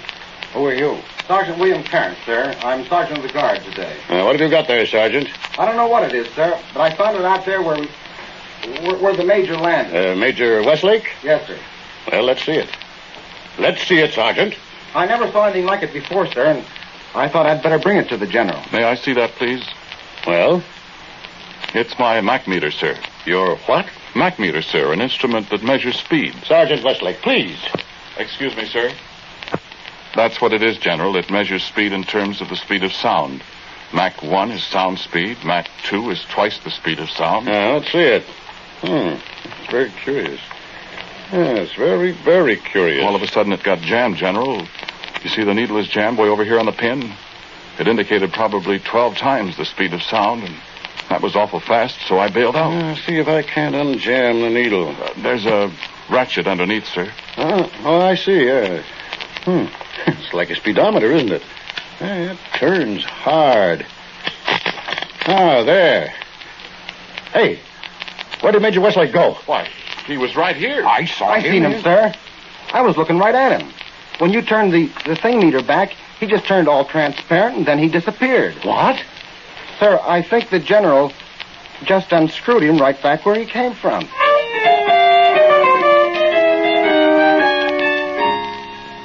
That was it. The General turned the Mach meter backward, and that's all. But I like to never got out of all that snafu.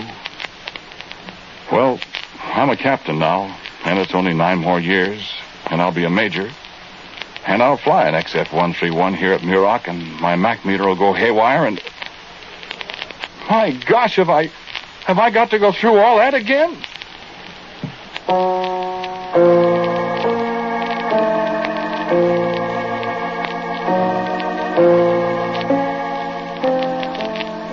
The title of today's Quiet Please story is One for the Book. It was written and directed by Willis Cooper, and the man who spoke to you was Ernest Chappell. And Dan Sutter played Sergeant Carrant. Melville Ruick was the colonel. The doctor was played by Charles Eggleston. General, Floyd Buckley. As for Major Westlake, well, we leave that for a guess. As usual, music for Quiet Please is played by Albert Berman. Now, for a word about next week, here is our writer-director, Willis Cooper. Thank you for listening to Quiet Please. My story for next week is called My Son John. And so, until next week at the same time, I'm quietly yours, Ernest Chappell. And now, a listening reminder. There's an exciting story waiting for you this afternoon on David Harding Counter-Spy. See what happens when a flood of counterfeit currency threatens to disrupt the entire financial structure of a South American country, and the counter-spies are called in to investigate. Tune in David Harding Counter-Spy on your ABC station. This is ABC, the American Broadcasting Company.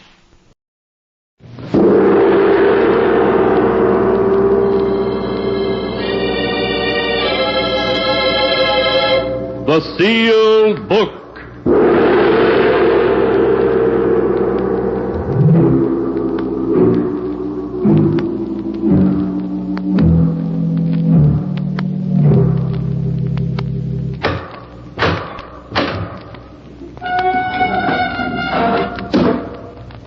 Once again, the keeper of the book has opened the ponderous door to the secret vault, wherein is kept a great sealed book, in which is recorded all the secrets and mysteries of mankind through the ages.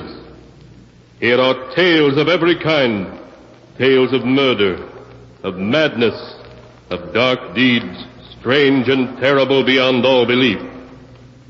Keeper of the book, I would know what tale we tell this time. Open the great book and let us read. Slowly, the great book opens. One by one, the keeper of the book turns the pages and stops.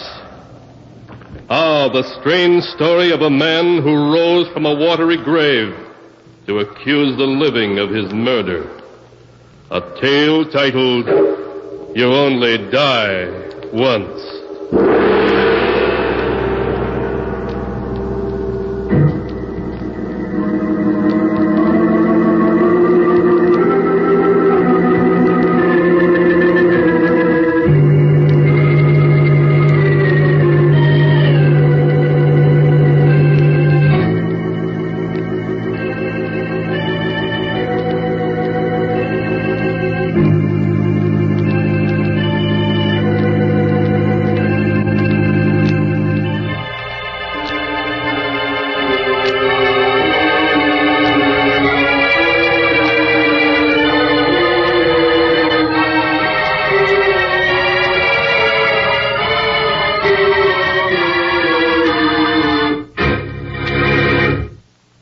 Here is the tale, You Only Die Once, as it is written in the pages of the sealed book. The story begins some years ago in the beautiful Winthrop mansion on the Hudson River. It is early evening, and John Winthrop, just home from the city, enters the drawing room to find his wife, Vivian, reading a telegram. Good evening, darling. Who's the telegram from? Oh, John, it's from my brother, Jerry. He's arriving tonight from Los Angeles. His train gets into Grand Central at 10 o'clock. Well, that's fine. I'm very anxious to meet your brother, darling. Oh, John, you'll love him. Jerry's a grand person. I'm sure he is, Vivian. If he's anything like his sister. Oh, for that you deserve a kiss. Oh, John, I'm so excited about Jerry's visit. Well, if having Jerry here makes you so happy, we'll have to make his stay a permanent one. Come on, darling, let's go to dinner.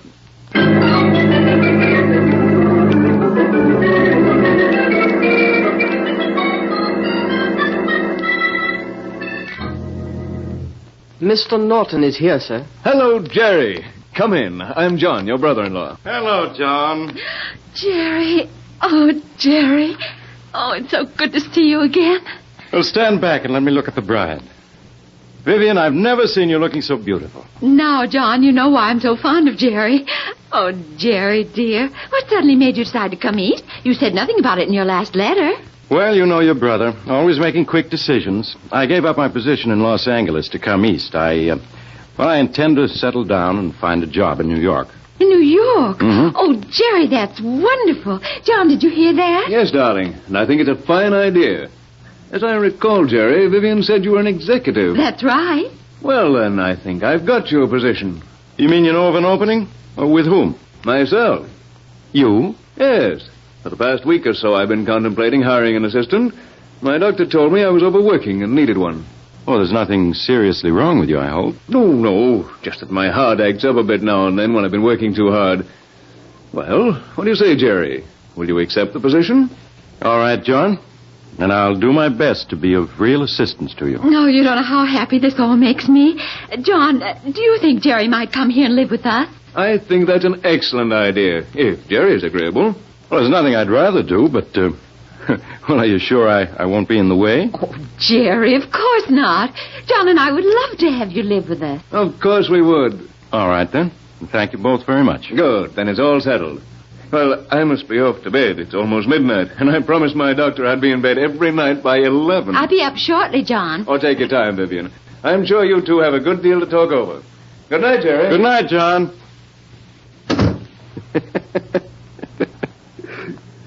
Well, sis, how have you been? Oh, darling, if you only knew how much I've missed you these past months.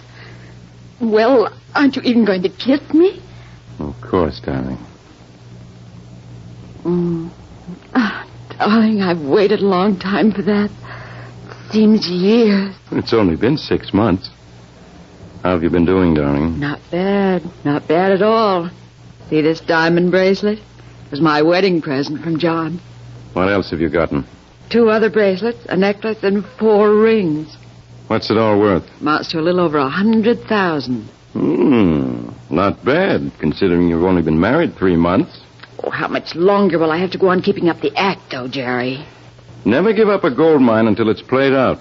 And unless I miss my guess, John is still good for plenty more. He's a very rich man. Exactly. So you and I are staying here until we've worked John for every cent you can get. And when the time is ripe, you'll sue for a divorce and a big cash settlement.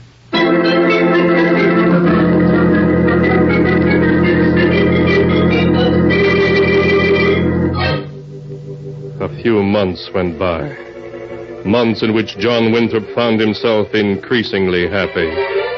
Vivian was all that he'd ever dreamed of in a wife. And Jerry, as his business assistant, was invaluable. In his happiness, John lavished gifts on his wife and paid Jerry an exceedingly handsome salary. The 3 lived in complete harmony until one night late in September. Is that you, Jerry? Yes. How are you, sis? In 7th heaven. Jerry, why didn't you tell me John was leaving for Chicago tomorrow morning? Well, he didn't make up his mind until late this afternoon at the office. Where is he now? He's looking high and low for some papers in a brown envelope. Oh, it must be the Anderson papers he wants. I have them right here in this briefcase. Say, where is he? I'll give them to him. He's up in your room. Up in my room? Yes, when he couldn't find the papers in the study, he went upstairs to see if they were in your desk. In my desk? Yes. Jerry, is anything wrong? I don't know. Let me see. Did I lock my desk this morning before I left for the office, or didn't I? What difference does it make? What difference does it make? It makes all the difference in the world. If he should... You seem to be quite upset, Jerry. Is it because you were afraid I found your desk unlocked? That I might come across these? So, you found them, huh? Yes. What do you have there, John? Merely some newspaper clippings, Vivian. Allow me to read you a couple. The first one is dated 5 years ago, and it's from a New Orleans paper. Underneath the picture of Jerry and you, it reads, Mr. and Mrs. Philip Gordon, arrested for $10,000 jewelry theft at Mardi Gras party. Where did you get that clipping? I found it, along with several others in Jerry's, or should I say Philip's desk. Oh. Allow me to read you another clipping. Mr. and Mrs. Philip Gordon, who pleaded guilty to the $10,000 Mardi Gras jewel theft, were today sentenced to prison by Judge Sawyer. Philip Gordon received a sentence of 3 to 5... I don't want to hear any more. Stop it. You hear? It was very clever of you two to pretend to be brother and sister when actually you were man and wife. No doubt sometime in the future, Vivian was to divorce me and receive a handsome cash settlement. Yes, that's right. We had planned that. But our plans seem to have been spoiled. What do you intend doing? I'm not going to Chicago tomorrow morning. Instead, I'm going to see my attorney and prosecute you both to the full extent of the law. Oh, I wouldn't do that if I were Yes, you. John, think of your reputation and your family name. They'd be dragged in the mud if this ever came out. You wouldn't want to see that happen, would you? You think you can blackmail me into silence, don't you? Well, you're wrong. Come what may, I'm going to see to it that you're both punished. Jerry, he seems ill. Yes, he does, doesn't he? I'm perfectly all right. I think we've said everything that's to be said. I'm through with words now. First thing in the morning, I'm going to see my attorney and have you both exposed. You're going to learn you made a fool of the wrong man.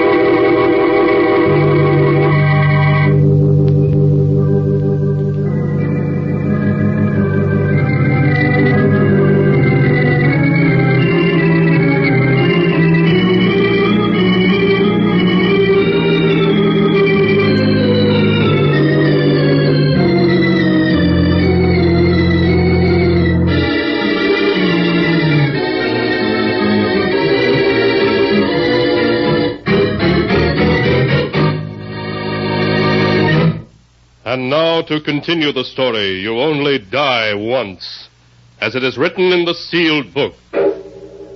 After John had gone to bed, Jerry silently paced up and down the drawing room, trying to figure a way out of their dilemma. Vivian watched him anxiously, her face pale and drawn. If John goes to his attorney in the morning, it'll mean stiff prison sentences for the two of us. You can be sure of that. Jerry, I couldn't stand going to prison again. To be separated from you. If they send me to prison, I'll die. You know how I feel, darling. The same way. There's only one way out. One way out? Yes. We must see to it that John doesn't go to his attorney in the morning. Jerry, you don't mean... Oh, no, Jerry, no. We don't get rid of him, it'll mean prison. You prefer that? Oh, no, but I'm so afraid. There's nothing to be afraid of. I have a scheme that can't miss if we play our cards right. Are you sure? Positive. The best thing about it is its simplicity. What is this scheme of yours? John's gun is in that desk over there. I'll use it to get rid of him. Once that's done, you and I will carry him down to the boathouse. To the boathouse? Yes. There I'll fasten some weights securely to the body. Then we'll take him out in the launch to the deepest part of the river and drop him in. The weights will take him to the bottom and keep him there. But, Jerry, in a few days they'll start looking for him. They'll drag the river. They'll start looking for him, but they won't drag the river. For as far as the police are concerned, John will have gone to Chicago. But how are you going to make them believe that? It's very simple. I have here John's ticket on the 6:30 train tomorrow morning for Chicago. After we've disposed of the body, you'll drive me to Grand Central Station, where I'll board the train as John Winthrop. Oh, but, Jerry, you could never pass as John. You're so much younger. Nonsense. John and I are about the same height and build. If I were to wear John's glasses and a false mustache, in the early morning light, no one would notice the difference. You wouldn't actually go to Chicago, would you? Of course not. After I'd made sure that I was seen by the conductor and the porter at the station, I'd secretly slip off the train at the first stop. Oh, I see. A few days later, we'd notify the police that John had gone to Chicago, and we were worried as we hadn't heard from him. They'd naturally check to see if he'd taken the train. The conductor and porter would satisfy them on that score. The police would begin a nationwide search. But, darling, they'll ask questions, hundreds of questions. All we have to say is that you drove John to Grand Central Station and watched him leave on the train to Chicago. Stick to that story and we're safe, do you understand? Oh, yes, Jerry. Remember, that's all you know. John got the 6:30 train for Chicago, and that was the last you saw of him. All right, darling. I won't slip up. That's the spirit. Now, it's just 11 o'clock. We'll wait 2 hours to give John a chance to fall asleep. At 1 o'clock, we'll go up to his room and do what must be done.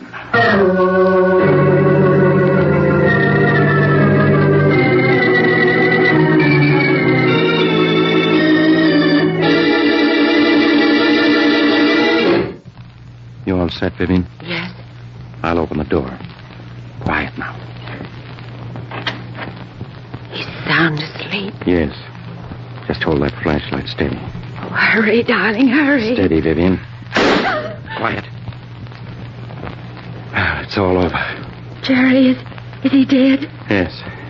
He never knew what happened. Why, I'm glad he didn't wake up. I'm so glad he was sound asleep. Now, you pick him up by the feet while I get him under the shoulders. The next stop for John is the boathouse.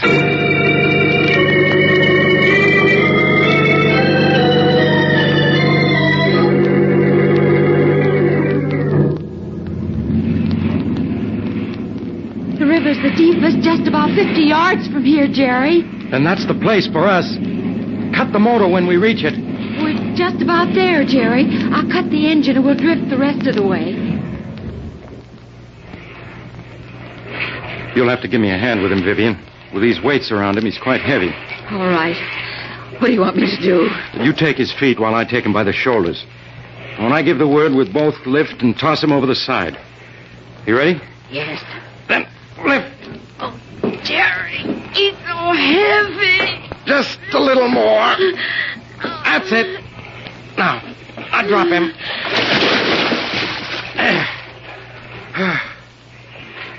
Well, darling, that's the last of Mr. John Winthrop. Now we'd better be getting back to shore. There's still quite a bit that remains to be done.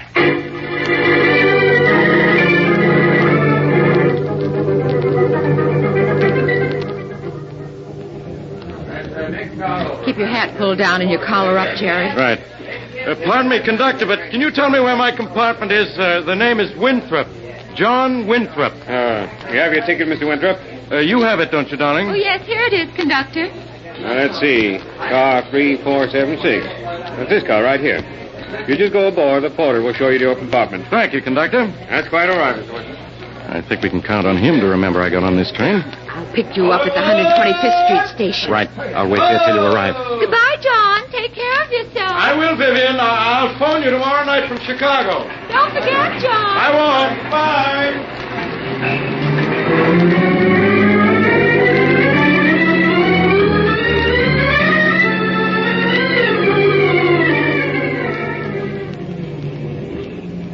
Here I am, Jerry. Come on. Let's get in the car and away from here. All right.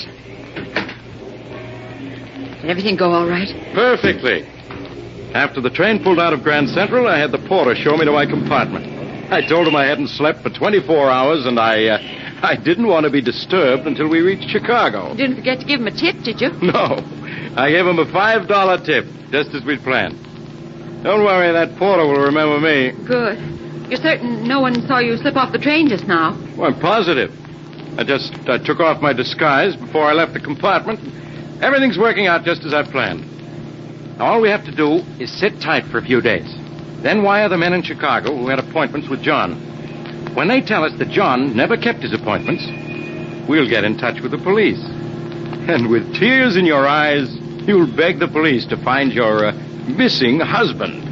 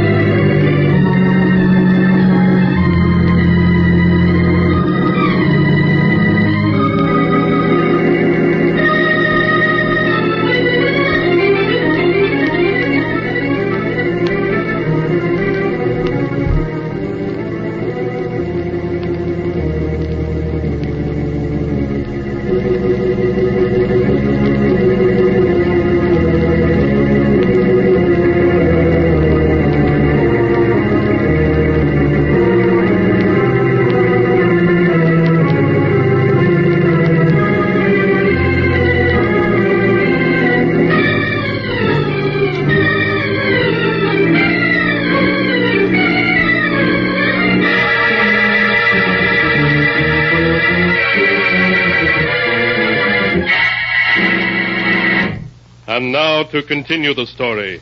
You only die once, as it is written in the sealed book. Following Jerry's plan, 2 days after John's death, Vivian notified the police that her husband was missing. Shortly afterwards, she was called on by Lieutenant Richards of the Missing Persons Bureau.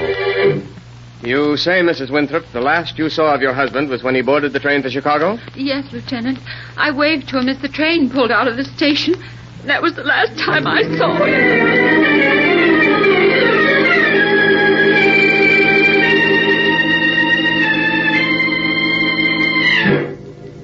A week passed, and then 2. But the police found no trace of John Winthrop.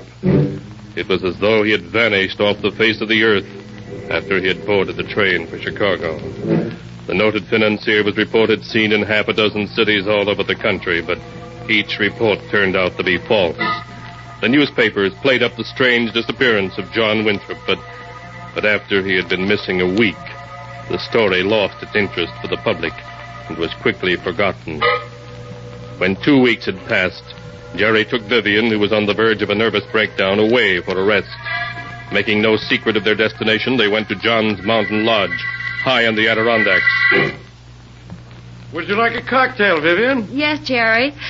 Oh, darling, isn't it wonderful being up here, just the two of us? It lacks only one thing to be perfect, music. Let there be music and let the wine flow freely. I'll turn on the radio. Here's looking at you, baby. And here's to our good luck. May we always have it. Oh, we're sitting pretty. Someday the police are going to give up looking for John, and then you're going to become a very, very wealthy widow. You really think so, Jerry? Of course. Naturally, it'll take time, but... We interrupt this program to bring you a special news report. At 10:35 this morning, New York Harbor Police found the body of the missing financier, John Winthrop, in the Hudson River off 54th Street. The dead man had been shot in the head, and the police believe he was murdered. They are looking for his wife, Mrs. Vivian Winthrop, and Jerome Norton, her brother, for questioning. For further details, listen in on our regular news period at... Jerry, how could they have found him? How could they? I tied those weights securely, but somehow the body must have slipped out of the ropes and come to the surface. Jerry, what are we going to do? You heard what that announcer said. The police are looking for it. Yes, I know. Once they take our fingerprints, it'll be the end. They'll learn about New Orleans and that we aren't brother and sister. Oh, Jerry, we just can't stay here. We've got to run for it before they catch us. Run? Where can we run to? Oh, I don't know. Mexico, South America, any place. We have my jewels. They're worth over $100,000. Yes, but what good are they? What we need is cash, and all I have with me is $300. We don't dare go to your bank. They pick us up immediately. Oh, I'm sure that someplace we'll be able to sell my jewelry. I'll pack my things at once. Vivian, there's no sense in running away. How far do you think we'd get? The police are probably on their way here already. Jerry, what's wrong with you? We've got to run away. There's no other way out. There is another way out. If we're willing to take it. What way is that? The easiest and simplest way out of all troubles, darling. Suicide? Oh, no, Jerry, no. Would you rather go to the chair? Or even worse, be sentenced to life imprisonment? Life imprisonment? Oh, no, I couldn't stand that. Don't you see, darling, we have no choice. We're gamblers who played for high stakes and lost. Oh, Jerry, I'm afraid. I'm so afraid. It's better than rotting behind bars for the rest of our lives. Don't you agree with me, darling? I know you're right, Jerry, but I don't want to die. I want to live. So do I, Vivian, but... Do you hear sirens? Jerry, the police. They're here already. Yes. A police car and 2 motorcycle police are coming up the road. They'll be here in a minute or two. Oh, Jerry, what are we going to do? We have the choice of going back with them and standing trial for murder, or the other. You know what my choice is. How are you going to do it? Poison tablets. I have them here. I've carried them a long time against just such a moment as this. Will we suffer much? No, darling. A moment or two, then it will be all over. The police are almost here. We haven't much time. All right, Jerry. Now you're being the good loser that I always knew you were. Here's a tablet for you, darling. And one for me. Will one be enough? Yes, more than enough. Don't be afraid, Vivian. Do it quickly without thinking about it. Here, I'll take mine first. There. Now, you take yours. All right, Jerry. That's it. There. That wasn't so hard, was it? No. Well, darling, they're here. But nothing they can do or say can matter to us anymore. We've beaten them, do you understand? They can't touch us. Yes, Jerry. I'll let them in now. Hello, Lieutenant. Come in. You remember Mrs. Winthrop, don't you? You can stop the acting, Norton, or should I say Gordon. We know who you and Mrs. Winthrop are. Oh, so you've already found out, huh? Yes. We did some fast checking this morning after Winthrop's body was fished out of the harbor. I'm going to have to take you both back to headquarters. I'm afraid you're a little late, Lieutenant. A little late? Yes. You see, a minute or so before you arrived, my wife and I took poison tablets. What? In a very little while, we'll both be well out of your reach. Grogan, get the first aid kit from the squad car. Yes, sir. You're wasting your time, Lieutenant.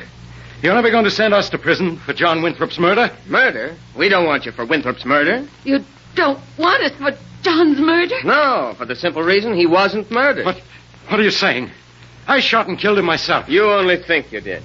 An autopsy this morning showed that John Winthrop died of heart failure. All you did was put a bullet into a corpse about an hour later. You mean he was already dead? Dead when I shot him? Yes, that's right. Lieutenant, help us. Don't let us... Jerry, I can't breathe. Help me. Lieutenant, don't let us die. Save us. Don't let us... Lieutenant, here's the first aid kit. It's too late, Grogan. You mean they're dead? Yes. The chief only wanted them for questioning, but if ever two people deserved to die, they did. There was murder in their hearts. Yet I'll be doggone if the law would have been able to do anything to them. We couldn't have held them for murder. Yeah, that's right. It would have been hard to make a charge of bigamy stick with Winthrop dead. I guess about the only thing we could have held them for was mutilation and illegal transportation of a corpse. Yes, justice sure has a strange way of working itself out.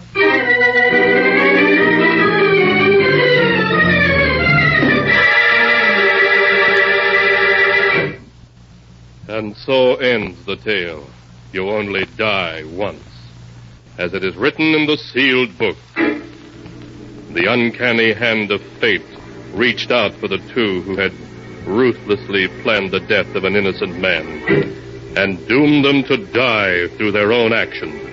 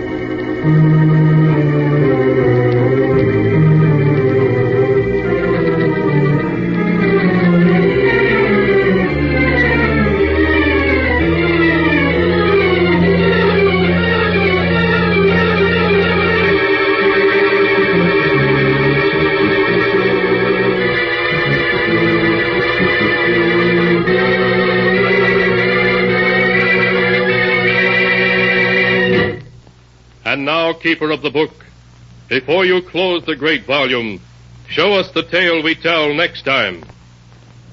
This one. Ah, yes. A weird and magic tale of a strange life and an even stranger death. And of a murder terrible beyond all belief.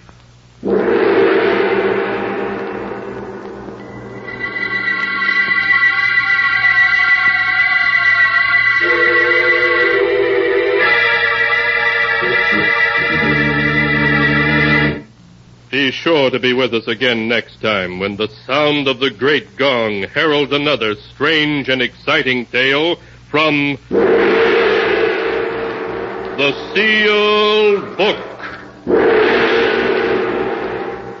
The Sealed Book, produced and directed by Jock McGregor, is written by Bob Arthur and David Cogan.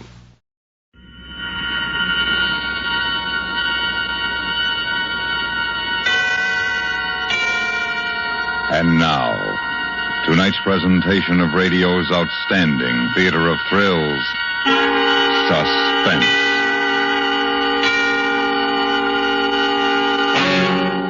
Tonight, we bring you a transcribed story of a man caught in a mine shaft, trapped by his own conscience.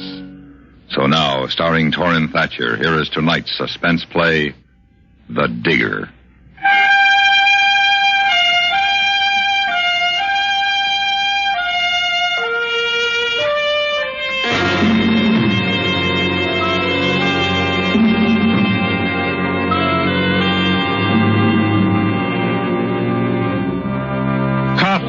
Not a tall man, not over 5'7", but the attitude of determination he had acquired the day before, when he had unexpectedly sighted his quarry, seemed to have added at least a foot to his stature. As a result, he walked through the dirty, narrow streets of the native section that morning without incident. No one blocked his path. No one cursed as he passed by. When he had walked approximately 6 blocks from the river crossing, where he had to park his car, he turned into a small open doorway. Dear Bonner. This is the place they call Winky's, boy? Dear Bonner. Where's your head man? Thank you, Ngobe. Sir, you do not wish to drink here? There are many places better for gentlemen to cross the river. I didn't come here to drink. What other reason could you have for honoring my establishment, sir? Well, I'm told you rent rooms upstairs. You're a policeman, sir? No. Sir, you have been misinformed. Now, please, you go, huh? Then you don't have rooms here. Only 2, sir, where my family and close friends may rest. So you I will... suppose he could be a close friend of yours by now. Who, sir? Well, the man I'm looking for. I got a job for him. No one here seek work, sir. Well, let him tell me. But I am telling you, sir. Now, look. Yesterday afternoon, I caught a glimpse of him in the marketplace, and since then I've spent quite a bit of money to learn that he's staying here. He's tall, has a bad leg. Are you willing to spend more money, sir? I am. You sit down, sir. Rest yourself. In Gobi. Yes, mister. You will see if anyone know the man this gentleman seeks. What is his name, sir? Fabian. Roger Fabian. They used to call him the Digger.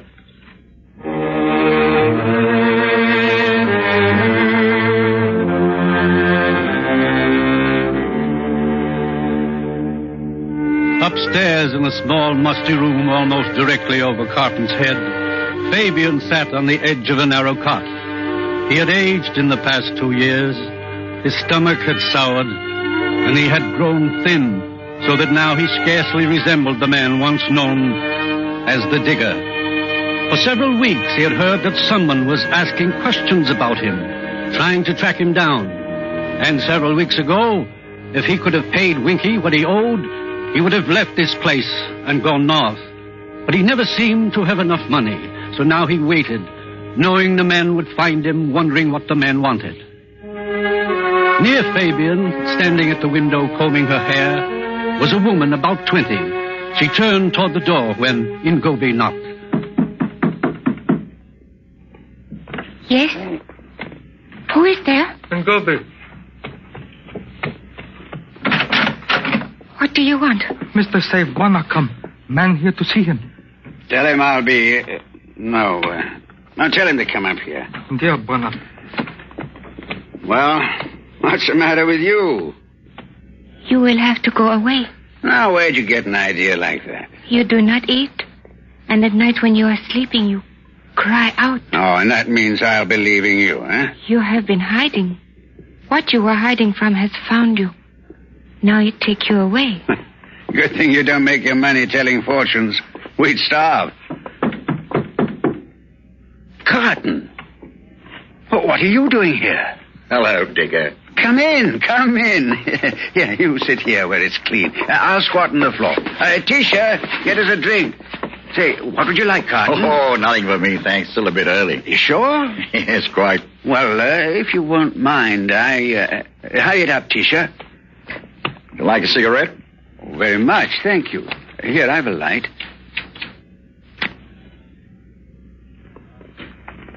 You're hard to find, Digger. Oh, so you're the one that's been looking for me, eh? I'd heard someone was. Mm-hmm.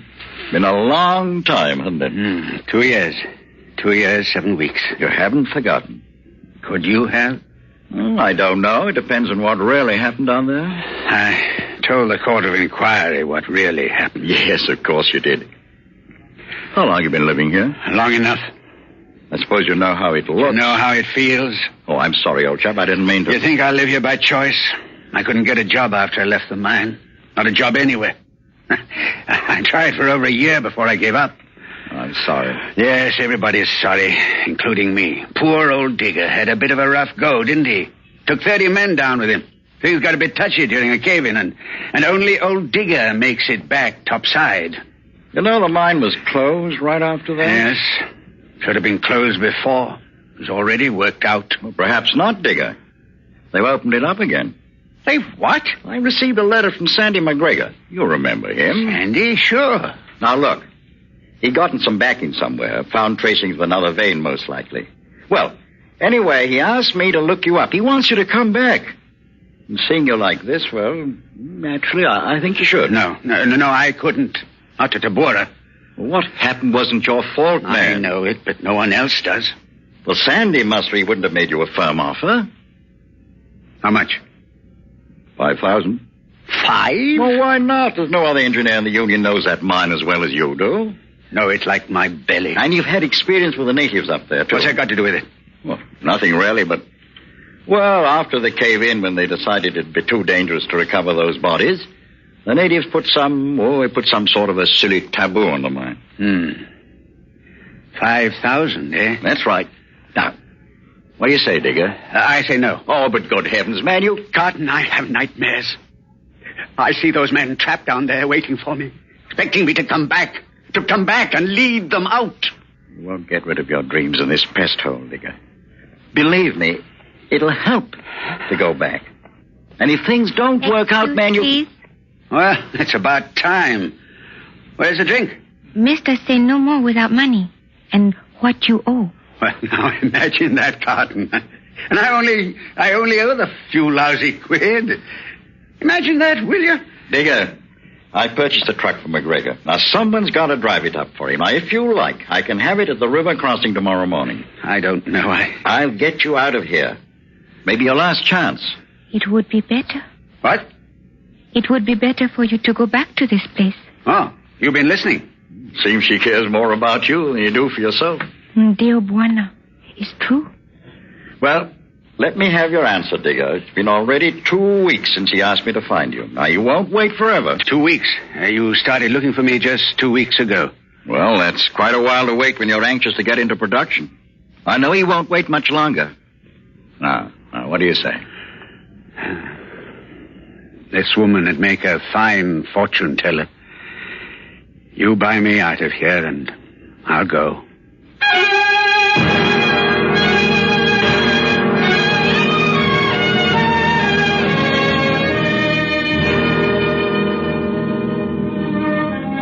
It was normally a pleasant 3-day trip to Tabora. But for the digger, his liquor supply suddenly cut off. It was a nightmare. Twice he had to stop for several hours while he fought to control his nerves. But by the time he finally reached the floor of the valley that led to Tabora, the worst was over.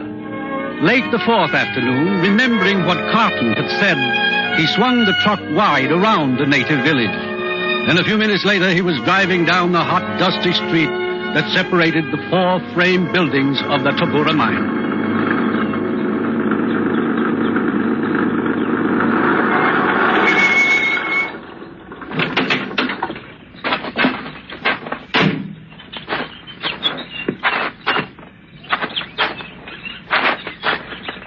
Hello, anybody here? Yes? Sandy McGregor. Who is it? It's the digger. Why, what's the matter? Didn't you recognize me? What now? Of course I did. I just had to wait till I got close up. You haven't changed, Sandy. Neither have you. And I'm very glad to see you, digger. Oh, is that the truck Carton bought me? Yes, and she's loaded with supplies. Good, we'll unload it in the mine and it'll give us something to do. Haven't you started working the mine? Well, I can't until I receive the permit. Come along inside. Carton thinks you've found a new vein. So I have. Should go about 600 a ton. I've got some more samples. You take a look, see what you think. Your leg been giving you trouble? Oh, no. Muscles get tight when I don't use it. That's all. Too bad you didn't get entirely clear that day. But even so, you're a great deal better off than the others who were down there. Yes. Anyone else here with you? The geologist seems to know his job. Oh, here we are. Clark, this is Fabian. Roger Fabian. Clark? That's right. I was just about to fix myself a drink. You'll join me, won't you? No, thanks. Oh, come now, Fabian. Surely you're thirsty after your long trip? No, I've decided to stay off it for a while. Oh? Think you'll be able to? Why, yes. Why? I've always heard once the stuff's gotten hold of a man, it took real guts to leave it alone. Oh. Well, how about you, Sandy? No, not now. I'm going to take another look around for Miggy. Miggy's our newest recruit in the village, digger. Huh. He disappeared right after luncheon today. Carton said you were having some trouble with the natives. Well, nothing to it except threats. They don't want us going down into the mine. Big taboo. I'll be back in a few minutes. So you're the famous digger. I've heard a lot about you. Oh? From Sandy? No, he scarcely mentioned you. Sure you won't have that drink? Quite sure. Well, you've changed since Joburg. Oh? Did we meet there? Well, we had a mutual friend, Trudy Morgan. Remember her? Oh, yes. You'd been gone about a month when I checked in. Well, would you like to see your room? It's right across the hall from mine. Doesn't matter if you snore, though. Rats keep me awake most of the night anyway. Rats here? The place is overrun with them. And they're hungry, so watch yourself. Well, everything seems to be in order. Except the lock on this door. Oh, I won't worry about that. I would. Someone might sneak in while you're sleeping and slit your throat. Well, it's not very funny, Clark. It wasn't meant to be. Now, come along. We'd better get your gear in before dark.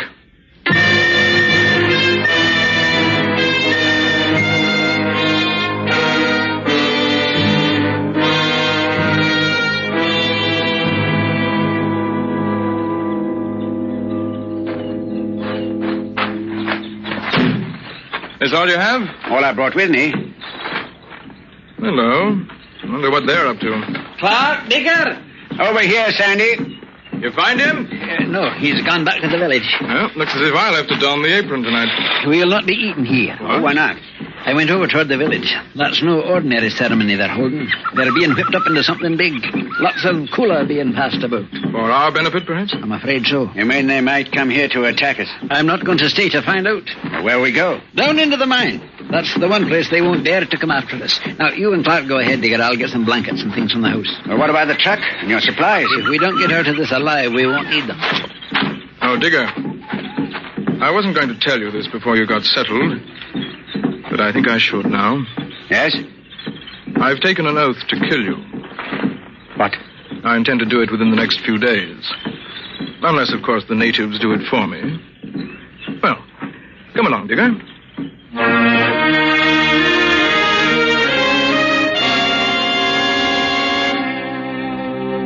You are listening to The Digger, tonight's presentation on radio's outstanding theater of thrills, Suspense.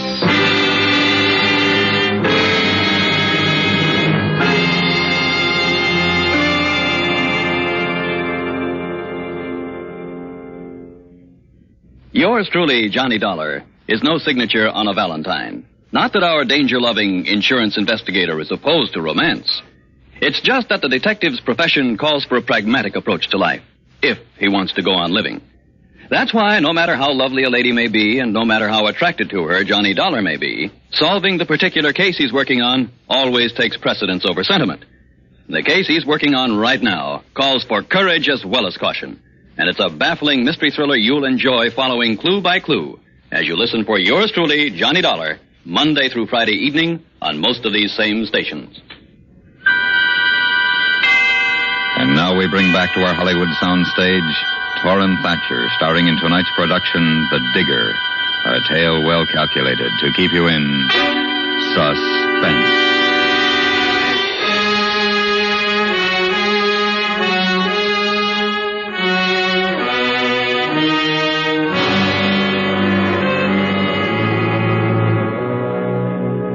By taking advantage of the digger's bad leg, Clark managed to stay several paces in front of them as they walked toward the mine. This prevented Fabian from asking questions and pressing Clark for answers. Clark himself was the big question. The digger was not entirely convinced that Clark was serious, yet there was nothing humorous in Clark's threat, which had been made in an unemotional, completely fatalistic way. He was still undecided when McGregor caught up with him. Together, they reached the hoist and climbed into the cage.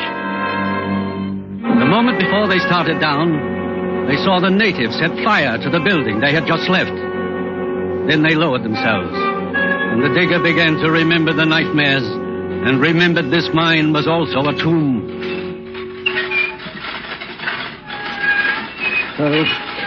This will set us back. Set us back more if they catch us. There's a bottle wrapped in that blanket, Clark. Will you break it out? Here? Yes. How far are we going down, Sandy? To the lower level. The lower level? Yeah, that's where I've been working. I've got a spot fixed up back near the cave-in. We'll be more comfortable there. Here we are. You look a bit shaky, Digger. Better take some of this. Yes. All right, thanks. There, that's more like the old Digger. How about you, Sandy?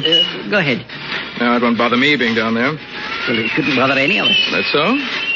How about it, Digger?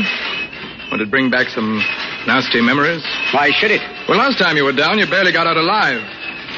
You were lucky that day, weren't you? Clark, Oh, you're right, Sandy. I'm sorry, Digger. Didn't mean to remind you. You didn't? No, don't imagine I did. Here, you better take another drink. Wash away the ghosts. Well, very doing. You hang on to that bottle, Digger. I'll help Sandy with the other thing. Yeah, wait a minute. What is it? I'm not sure. It's smoke. What? It is smoke. Coming from up top. They're trying to smoke us out. Yeah, well, that'll take a lot of doing. Come on, let's get back where we can rest.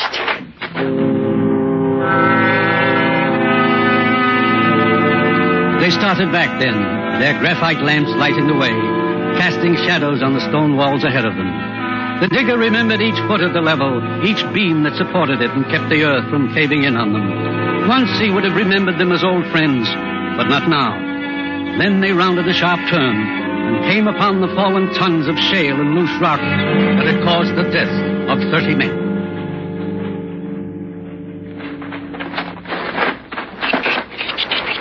Did you see that, Clark? Yes. What was it? A rat. Filthy little rat. Digger, you'd better go easy on that stuff. Let him alone, Sandy. You let him alone. You're the one's been after him. It's all right, Sandy. Don't you worry about me. Come on, let me have the bottle, Digger. Yes, sure. Here you are. Thank you. No. Sit down. We'll be here all night anyway.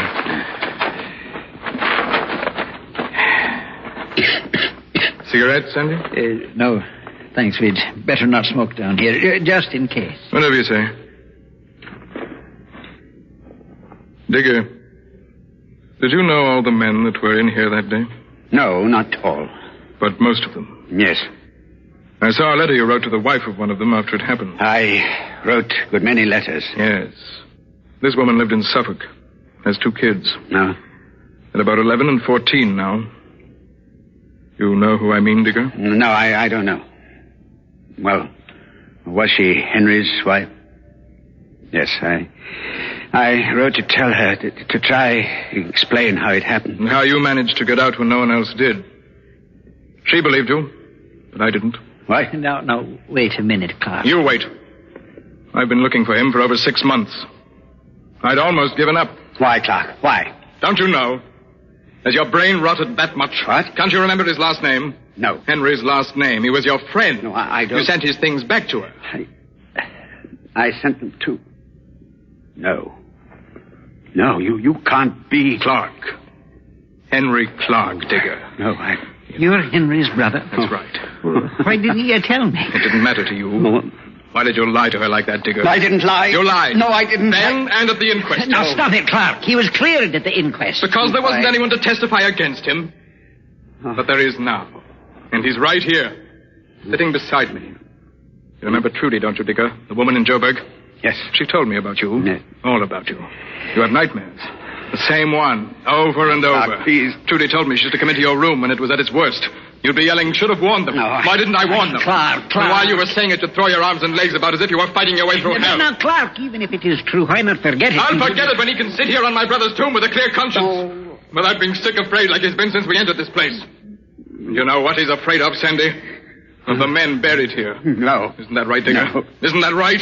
Yes. Yes. And you're afraid of them because you ran. You left them behind. Yes. You saw the danger signs. You knew it was going to give way. But instead of taking time to warn them, you ran. Isn't that true? Isn't it true? Yes, it's all true. Okay. I've known you a long time, Digger. I've seen you do things that took more than I had in me. I couldn't help it. Believe me, I couldn't help it. Cave-in's the only thing that I've ever been afraid of in my life. Fire, explosions, gas. Yes, I was afraid of them. But not like a cave-in, where I'd be crushed to death or die fighting for air. Please, Clark, I couldn't help it. Believe me, I couldn't. No. It's all right, Digger. You speak for yourself, McGregor. Oh, now, Clark, you're not going to keep after him. You want me to shake his hand? Show him the meaning of brotherly love, that it? There'll be no harm in it. And a lot of good for both of you. You go to... We may all do just that if they keep on pouring smoke in here.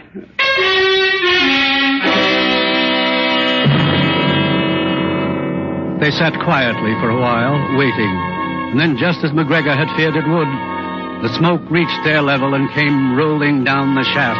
And with it, running in front of it, were all the animals who had made their nests in the abandoned mine. What time is it? About 4. It'll be daylight in another hour. The natives will stop, then go home to sleep off the cooler. What was that? Did you hear something? I don't know. I thought... Listen. Another rat. Look there. At the turn. There were 4 of them. Listen to them. They must be coming down here to get away from the smoke up top. Let's take a look out toward the cage. Good Lord. Hundreds of them. Keep your lamp on them. They're afraid of light. Sandy, look back there toward the cage. More coming in. They're not moving. Come on, we'll get back. What? We'll go back where we were. Come on. You're going to have us trapped in here, Sandy. We're going to be cut off from the cage. We've got to make a run for it now. Take it easy, Clark. Take it easy. There are 1,000 rats out there waiting for us. How are we going to get out? I'm not thinking about that. I'm thinking about keeping alive right where we are. Look. They're moving this way, Sandy. We've got to make a run for it. We can't run. You mean he can't run? I mean we're sticking together. Then none of us will make it. We'll all die here. Shut up, Clark. We'll make a nice meal for them. For their families and their families' families. Shut up, Sandy. You two had better go now, while there's still a chance. No, we'll stay. The air should begin to clear in another hour. How do you know? You don't know for sure the natives are going to give up? Sandy, your only chance is to try and reach the cage. If you make it and it's clear up top, send the cage back down. I'll try for it then.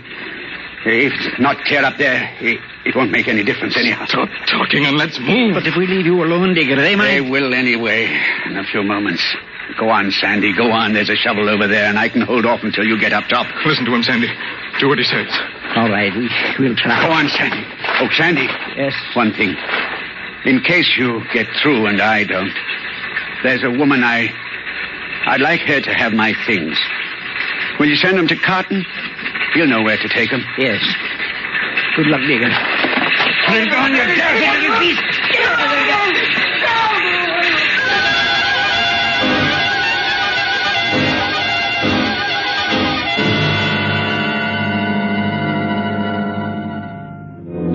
A few minutes later, Clark and Sandy McGregor, having fought their way to the cage, reached the top of the mine and stepped out into a clear blue dawn. Then, with an almost automatic gesture, because they had said they would and not because they expected the crippled Digger to make it through the rats, they sent the cage back down. Then they waited. How long's it been? Long enough. Yes.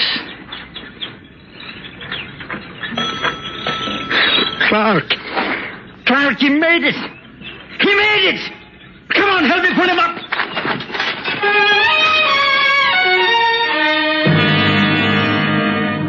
They looked down the shaft, and as the cage neared them, they could see rats clinging to the top of it and to the ropes on each side.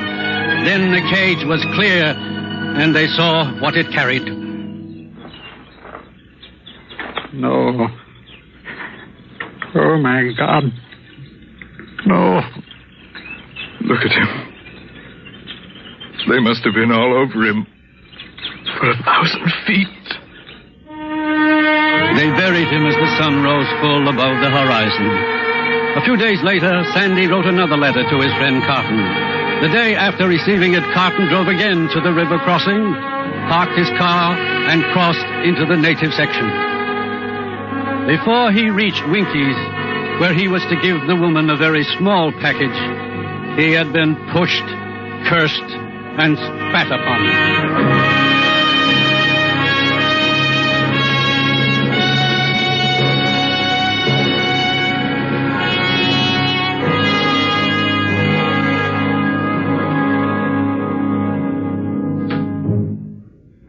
Suspense, in which Torrin Thatcher starred in tonight's presentation of The Digger. Next week, we bring you a story of a boy who ran from a prophecy but couldn't escape its deadly promise. We call it The Strange Prophecy of Bertha Abbott. That's next week on Suspense.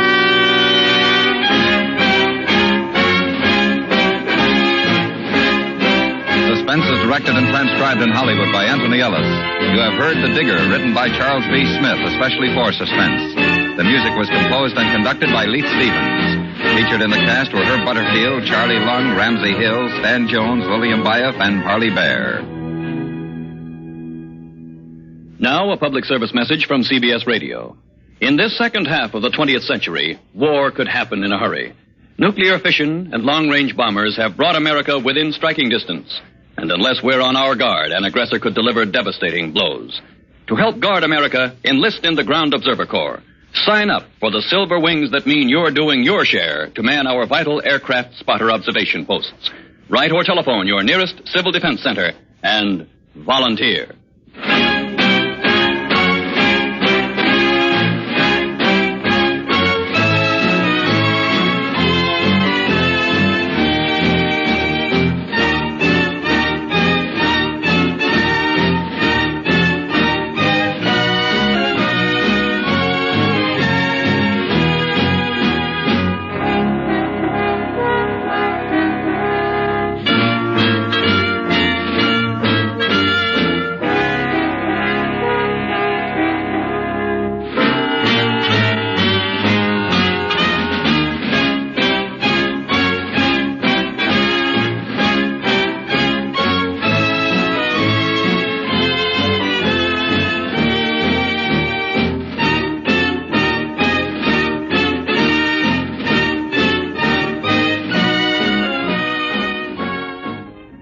I never should have come here. I never should have come to this strange place. Now I've got to hurry and get this bag packed. I've got to get away as soon as I can. I've got to get...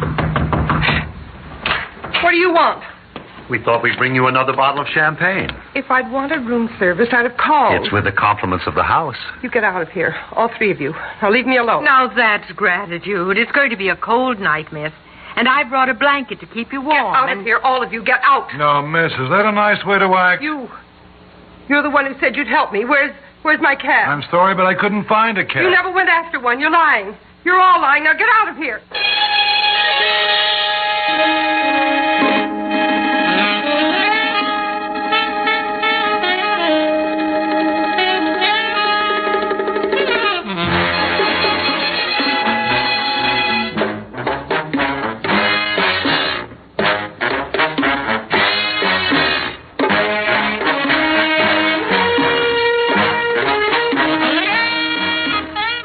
Theater 5 presents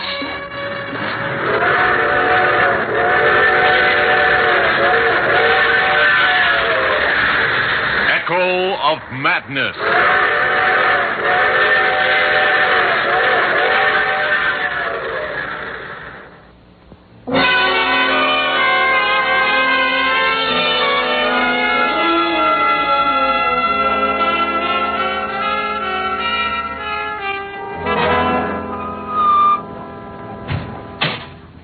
She's here.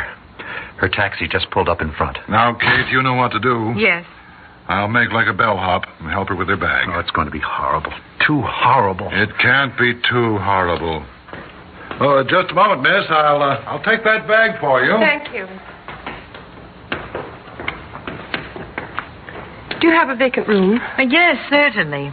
How long will you be staying? Well, just overnight, I think. Will you sign the register, please? Yes, of course. There you are. Thank you. Judith Morgan, New York City. Joe? Yes? Show Miss Morgan to room 6. Sure. Excuse me. Yes? Do you have a Mr. Bruce Mansfield registered? He hasn't arrived yet, Miss Morgan, but we're expecting him. I see. Well, when Mr. Mansfield does arrive, will you let him know I'm here? It's important. Certainly. Thank you. This way, miss. Just follow me. Well? Well, what? I'd say everything's working just as we planned. Wouldn't you, Mr. Mansfield?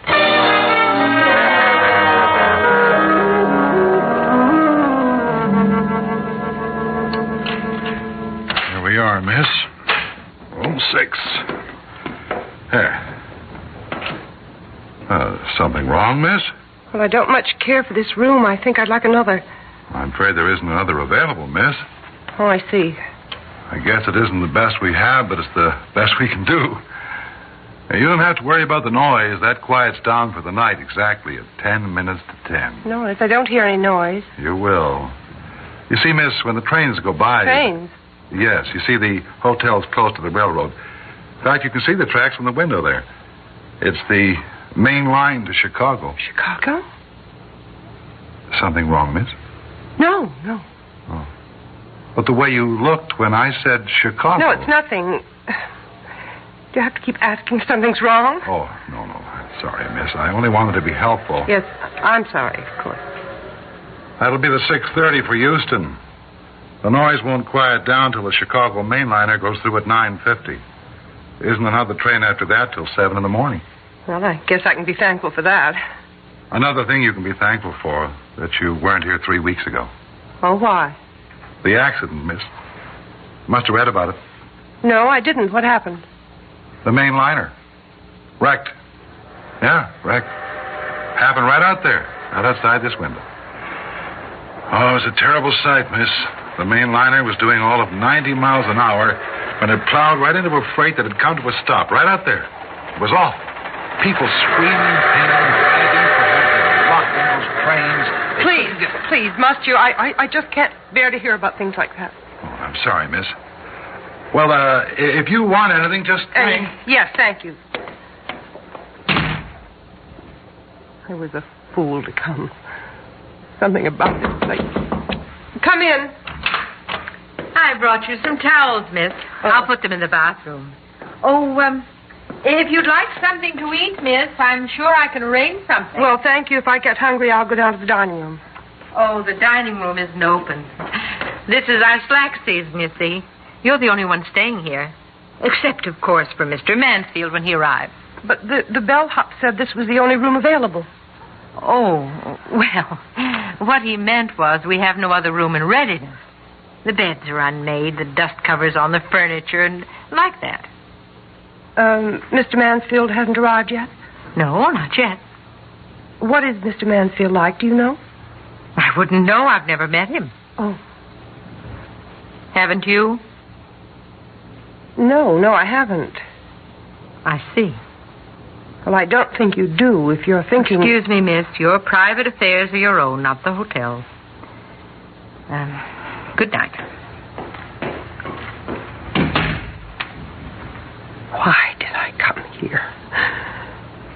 Why did I answer that letter? Why?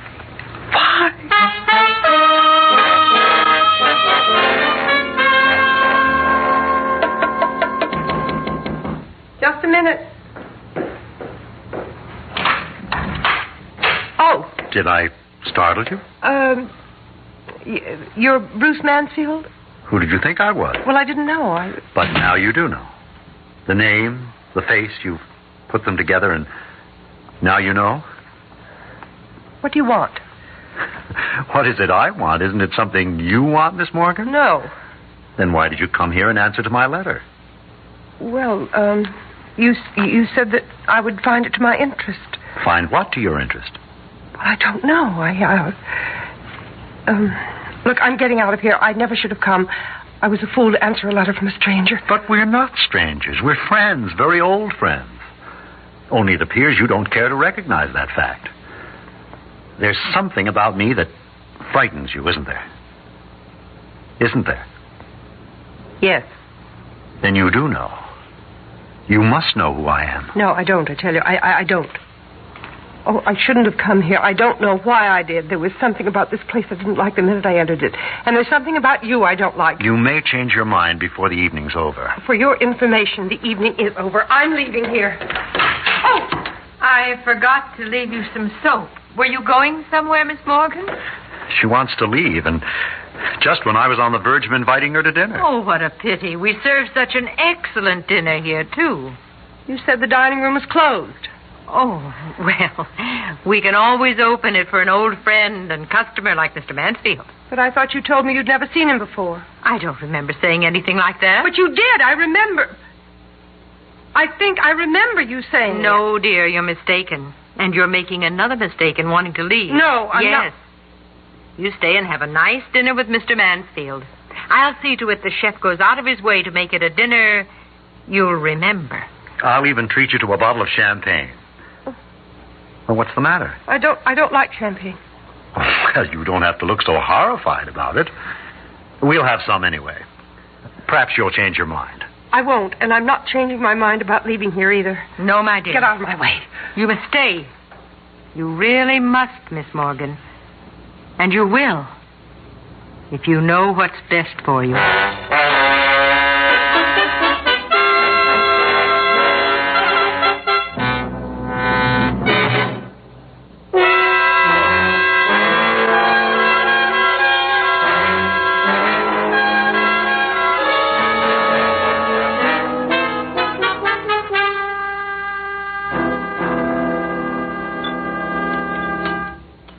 Will this table be all right, Mr. Mansfield?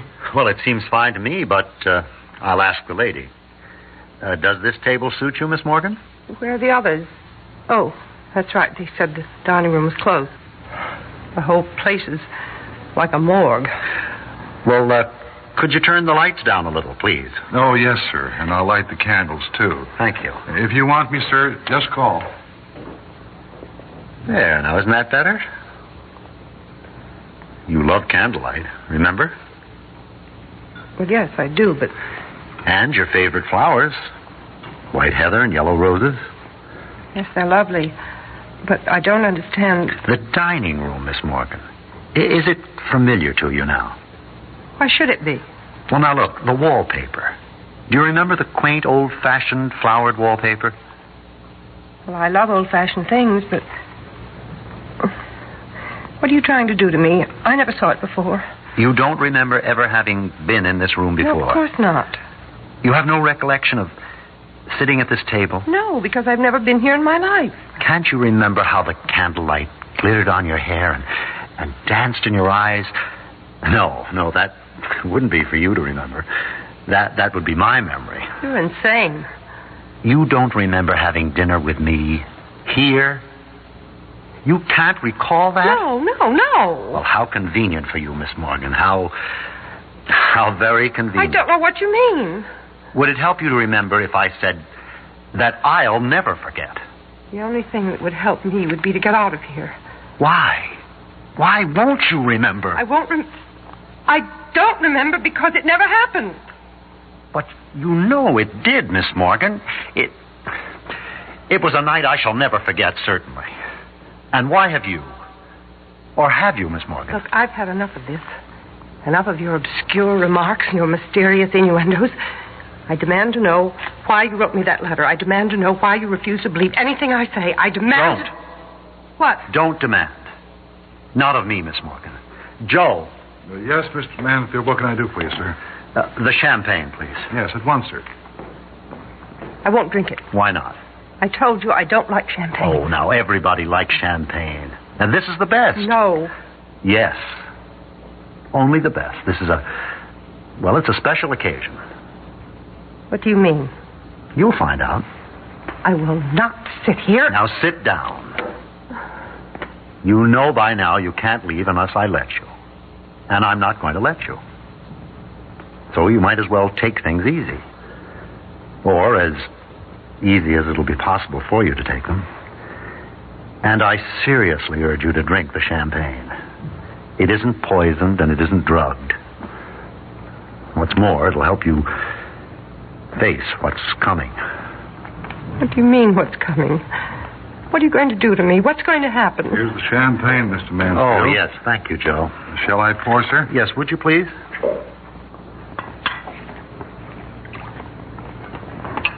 Enjoy your dinner, sir. You and the lady. He thinks we're friends. Does he? Well, it's obvious. I didn't notice. Well, champagne, my dear. No. Take the glass. No. I said take it. Now drink it. No. Drink it, I tell you. Oh, Mr. Mansfield, sir. Mr. Mansfield, your cheek, it's bleeding. Miss Morgan just threw her glass at me. You shouldn't have insisted. Joe, have you any iodine? In the kitchen, sir. No, that's all right. It's quicker if I go up there. Please, keep the lady company. Yes, sir. Please, you've got to help me. But I can't. I'll make it worth your while. I have money, lots of money. I'll pay you anything. Anything to help me get out of here. Well, I'm afraid I don't see what Listen to me, listen. Go out and find me a cab. Now, look, just do as I tell you and you'll be well paid. I'll go to my room and get my bag. All my money's in it. You get that cab and have it waiting around the corner, and I'll meet you there. And I'll pay you well, very well. Do you understand? Yes. Well, then go on. Go on.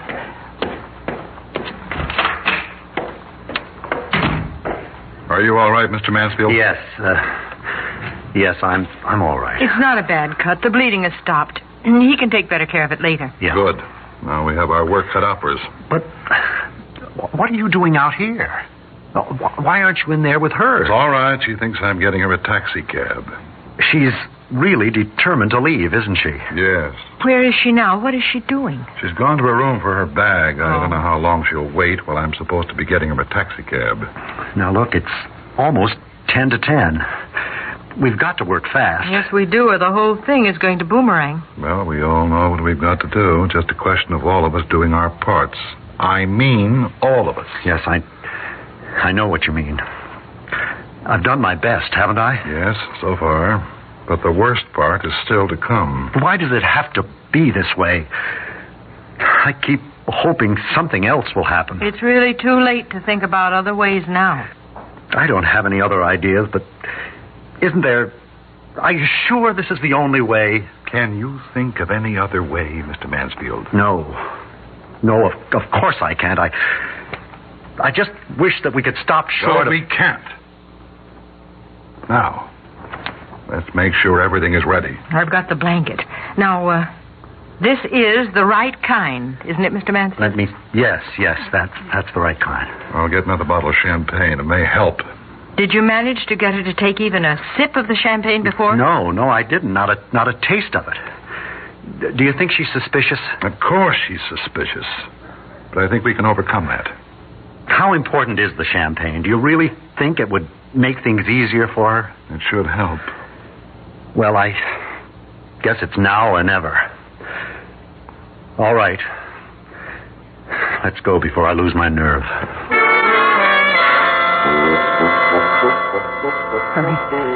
Hurry and get this bag packed. Get away in that cab as fast as I can.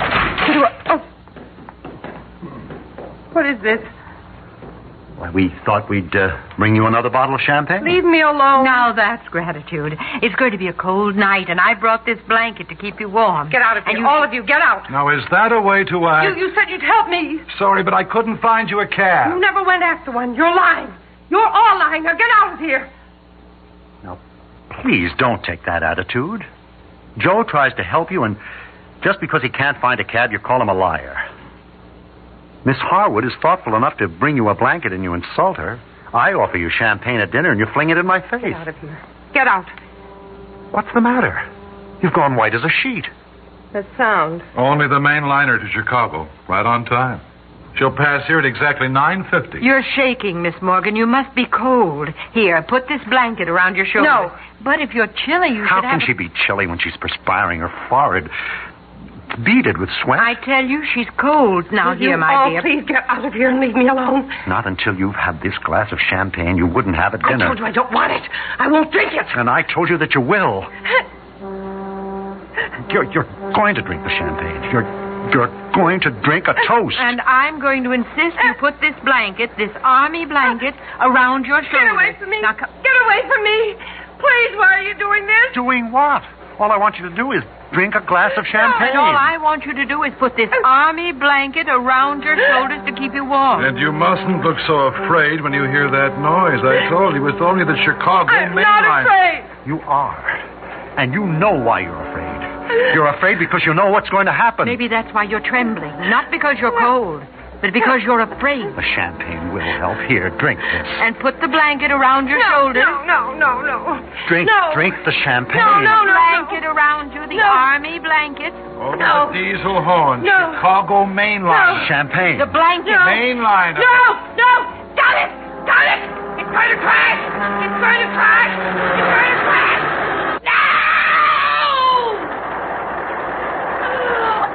Oh, those poor people. All those people. And the screams. All those screaming people. Bruce, Yes, dear. Bruce, we've got to help him. Of course, darling. Of course we'll help do him. something. Who are you? Tell me your name. Who are you? Who am I? Well, I'm Judy Mansfield. This is my husband, Bruce. Oh, thank heaven. Why do you ask such a silly question at a time like this? There's just been a terrible accident out there. No, dear. There was a frightful accident. 3 weeks ago. 3 weeks ago. The Chicago mainliner crashed into a freight train. On the night we were beginning our honeymoon, darling, in this room. Honeymoon? Here? We were driving to Chicago. Our car broke down. We had to stay here overnight. 3 weeks ago?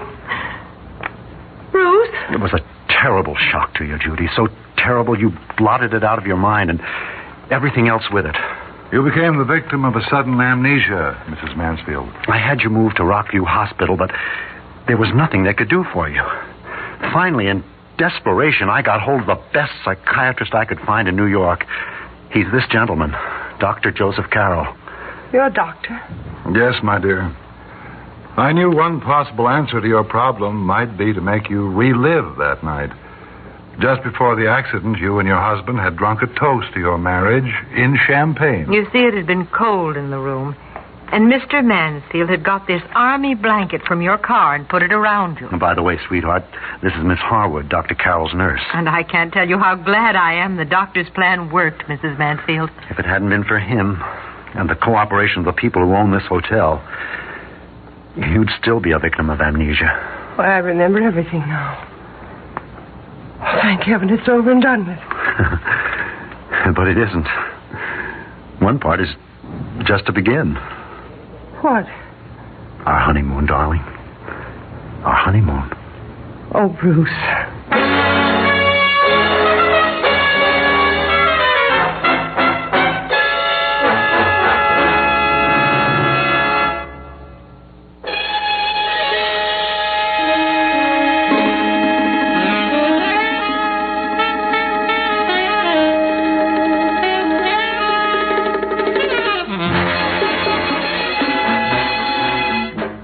Theater 5 has presented Echo of Madness, written by George Lowther and directed by Warren Somerville. In the cast, Elspeth Eric, Mary Jane Higbee, James Monks, and Ivor Francis. Audio engineer Neil Pultz. Sound technician M.C. Brock. Script editor Jack C. Wilson. Original music by Alexander Vlastotsenko. Orchestra under the direction of Glenn Osser. Executive producer for Theater 5, Edward A. Byron. We invite your comments. Write to Theater 5, New York 23, New York. This is Fred Foy speaking.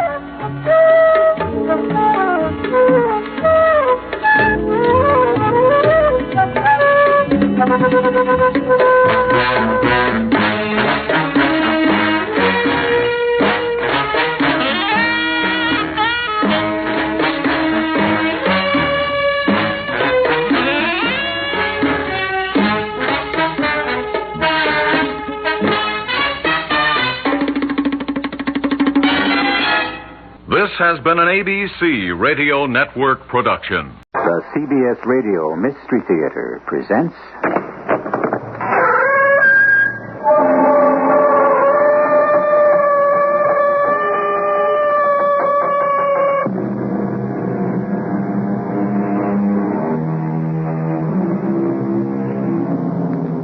Come in. Welcome. I'm E.G. Marshall. In those primitive societies where a strong central government has not yet taken shape, or in those where it has decayed, justice, as we know it, is not always easily enforced. When that occurs, people begin taking the law into their own hands, as happened in our country, in many places, when the United States was a little younger. The frontiers of U.S. history were often characterized by private justice and the blood feud, based on simple vengeance. This land belongs to me. You come on it only if I want you here. That corpse can just lay there and rot. But, Pa, you can't do that. Who says I can't? It can lay there and be dinner for the vultures. And if anyone is foolish enough to dare lay a finger on that dead body for any reason, they'll pay for it in blood. Do I make myself clear?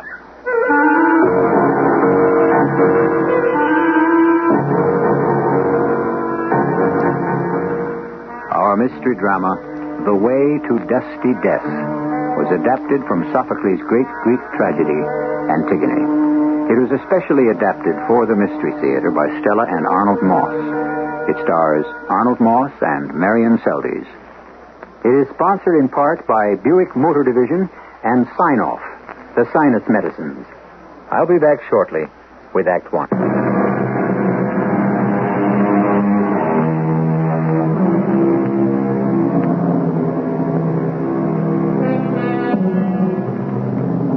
The Civil War, the war between the states, has been over for more than 10 years. But in the mountainous terrain of Thebes County along the rugged Kentucky-West Virginia border, there is still no peace. For years, two families, the Carpenters and the Webbs, have been taking the law into their own hands in the deadly feud that has robbed each side of its share of sons. It is a warm summer night. Paul Carpenter and his younger sister Isabel are stealthily making their way across the fast-running mountain brook that separates their land from that of the Webbs. I tell you, Paul, that coat is on the other side. I know it. And Amanda knows it. You two girls have got a feeling in your bones, is that it? You don't believe us? Of course I do, Isabel. Else, why would I be wandering over to the land that belongs to the Webb family in the dark of night, hoping to find a little colt of ours that's been missing since last Thursday? I believe you. I believe our sister, too. Ain't often that Amanda's wrong. And what's more, I'm sure I know just how it got there. You mean the little colt somehow crossed the mountain brook all by itself? And after it crossed, somebody kept it. I don't put it past them. What's thieving to a pack of murderers? If Captain Webb could put a rifle bullet through our father's head with no good cause. Except in hate for all us carpenters. Quiet. We're almost on the other side. Almost on their land. Keep your voice down, real low. And here we are, on enemy territory. Oh, Amanda will be pleased by what we've done. Just watch your step.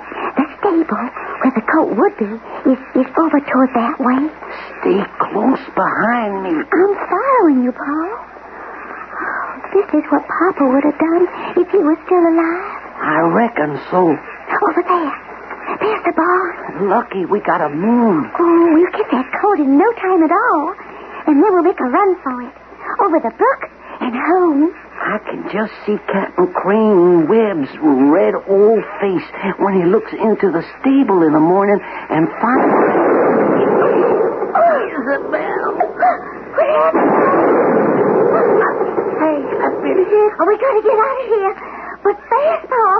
Fast. I can't get up. Oh, Paul. I can't see. The blood is pouring in my eyes. Oh, Paul. You go, Isabel. You go quick. Run. No, I can't leave you. You got to, or they'll get you, too. Over this way, Harmon. Follow me. Right with you, Paul. They're coming. Please go, Isabel. Don't you worry, Paul. Amanda and I, we'll be back real soon to get you. Just take your time, sister. I think there'll be lots of time. This way, boy. Over here, Harmon. Who is it, Paul? Who is it? Yeah, I got one of them anyway. I haven't completely lost the skill I was known for in the war. Right through the head. The other one? Got away. Wait a minute, Paul. Look who it is. Yeah, I know who it is, Harmon. It's a carpenter boy. Paul Carpenter. Yeah, I know. I knowed it all along, son. He's dead. You killed him, Paul. He was trespassing on my land. And I was hoping that one of these days... You was hoping what? Oh, it ain't important, Paul. What do you think you're up to, Harmon? Oh, you ain't gonna let his body lay here on the ground, are you? The carpenter fell here on my property. He's dead. And he's gonna stay where he fell. Now, you put that body down. But, Paul... I don't want to say it twice, boy. That's better. You started to say that you was hoping something. I thought maybe all this bad blood between our two families might someday soon be coming to an end. Why is that? Well, I've got reasons. Now I'm afraid that things are going to take a turn for the worse. Let's get back into the house before your ma begins to worry. Things are going to start happening all over again. Well, then you just let them start, son. Because whatever the carpenters begin, you can be sure we Webbs will finish.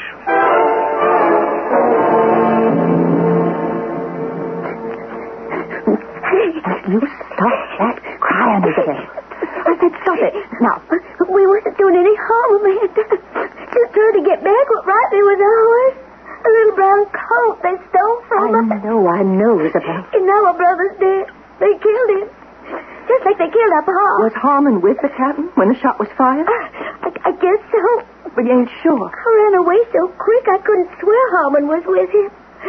But I think I heard his voice. Now Paul's dead. Oh, we were foolish to do what we did. You've got to pull yourself together, girl. Oh, what's wrong with you, Amanda? You got no feelings. You're acting just as hard as stone. Listen to me, Isabel. Now listen close. Paul's dead. We cannot bring him back. I thought that Harmon and me, that we'd be the thing that would bring our two families together.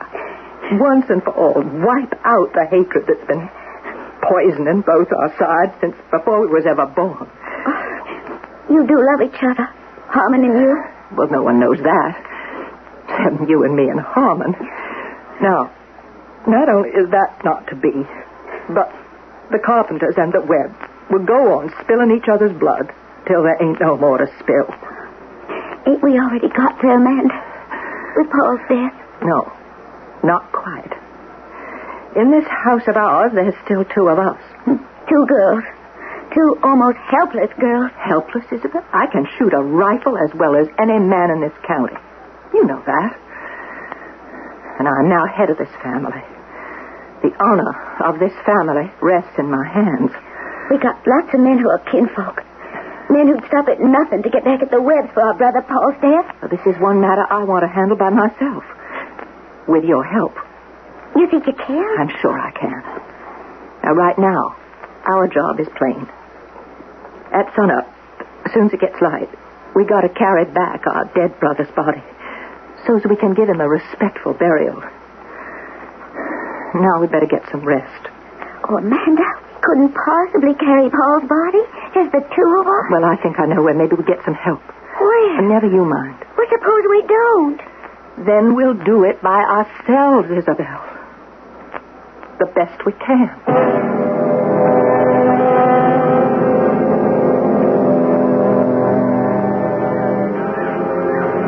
I'm scared, Amanda. Real scared.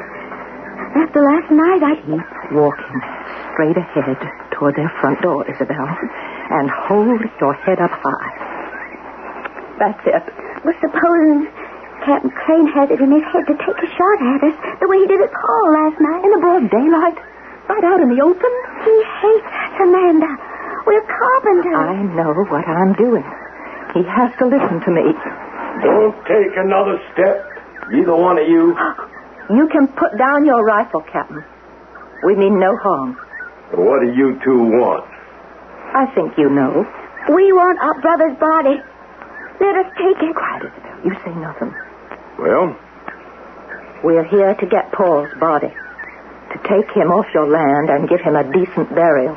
And where would that be? Where he belongs. 6 feet under Carpenter's soil, is that it? Yes, Captain. That's it. You are out of your mind, girl. What is that supposed to mean? Now just turn around, the two of you, and take yourselves straight back to where you come from. Oh, please, Captain Crane. We are not about to do that. We want our brother's body, and we are here to get it. With your permission or without it. Your brother had no respect for private property. He come onto my land, Webb land, uninvited. And so he can stay there. But he's got to be buried. You can't just let him lay there. Why must he be buried? And who's going to make that happen? You two girls? Or your kinfolk up near Sandy River?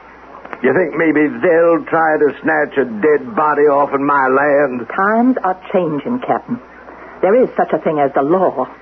And law's beginning to come here to the mountains. Through the great power of old Judge Calvin, I suppose. Judge Calvin, yes, and others. On my land, there is only one law. And that's a law of Crane Webb. It's always been that way, and no one is going to change it. If nothing else, I think that common decency would make... Decency? A carpenter talking of decency? The only decency I know is in the speed of my trigger finger. For over 50 years, it's been you kill or you get killed. A Webb or a carpenter. We're getting pretty close to the end of the line, girl, so if you'll just do a smart about face. Where you been, Harmon? Inside the door. I've been hearing everything that's been said. Here. Take my rifle, son. Get these two carpenters off in our land. Real quick. I'm not sure I can do that, Pa. Why not? Let the girls give their brother proper Christian burial. And put an end to all the bad blood that's rankled our two families all these years, Why not? It's no more than you would ask if it was me laying out there. I'll tell you why not. And you two girls had better listen, too. I mean for that body out there to be a warning to everyone that this land belongs to me. You come on it only if I want you there. That corpse can just lay there and rot. Pa, you can't... It can lay there and be dinner for the vultures. And if anyone, you hear that, anyone is foolish enough to dare lay a finger on that body for any reason, they'll pay for it in blood. Do I make myself clear?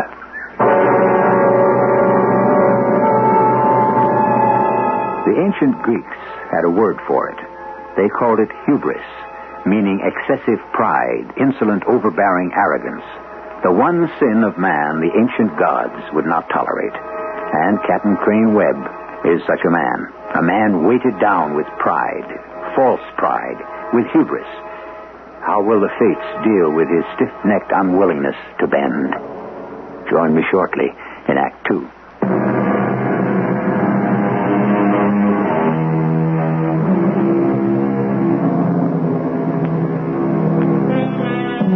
We're back in the 1870s, in Thebes County, somewhere along the mountainous border between Kentucky and West Virginia, where family feuding is a way of life. Crane Webb, a man who considers himself a law unto himself, has shot and killed Paul Carpenter for trespassing on his land, and refuses to let the body be taken off his property or to be buried. Confronted by the two young sisters of the dead man and by his own son, Crane says, Now, Harmon, who sees to it that these two carpenter girls get back on their own side of the brook? You or I? We don't need any company, Captain Crane.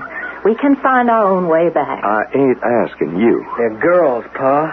Ain't the same as if they were men. A carpenter's a carpenter, son. I'll see them back myself. No, give me your gun, Pa. I'll do it. On your way, Harmon, and keep them covered. I don't trust no carpenter, their women, no more than their men. Get moving, both of you. We're going. We ain't afraid of you, Captain Crane. And we ain't afraid of Harmon either. You better hush up, Isabel. And keep on moving. Fast. Oh, stop poking me with that gun. I'll be waiting for you, son. Put down your gun, Harmon. What has got into you? You just keep walking, Amanda. I'm keeping you covered till you're in your own meadow. Real scared of your pa, ain't you? He shakes a finger at you, you jump like a puppy through a hoop. I'd appreciate you walking a little faster. You hear what I hear, Amanda? I know that sound. It's a little cold. Hey, look, there he is. Tied to that tree over there. It's Juniper. He knows our voices. We mean to get our colt, Harmon. I'm not discussing colts. You keep going. Across the brook and on to your own place. Please, Amanda, I know what I'm doing. Just wait till we're out of my father's sight. Trust me. Please. But Juniper belongs to us. Never mind Juniper for the time being. Harmon, what are we going to do? I'm not sure. We're counting on you. I know you are. Because if for any reason we can't, we're far from helpless, Isabel and I. I know that, too. No, don't come over to our side. Stay where you are. I'm sure he's still watching. Why don't you just turn around and walk slowly back to your own place? I have to talk to you. This is not the time. But tonight, after dark. I'll be waiting.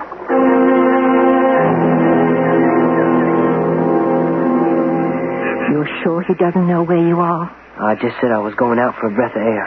Now, Harmon, just listen to me. Your father has lived all these years making his own laws. Fitting your life, your mother's, everybody's, to however it pleased him. Yeah, we all know he's not an easy man. But whether he goes along with it or not, that's all about to end. There is such a thing as the law. There is such a thing as right and wrong. What are you getting at, Amanda? The law goes for everybody, including your father. And he has to know that no one, not even he, is above it. And that means the law of Thebes County. You're not thinking of bringing old Judge Calvin into this, are you? Why not? Well, the captain wouldn't pay him no mind, you know that. He'd just laugh at the old judge. Well, that remains to be seen. Now, you just go on back home. Fast. Whatever you do, don't forget, my father is a very dangerous man.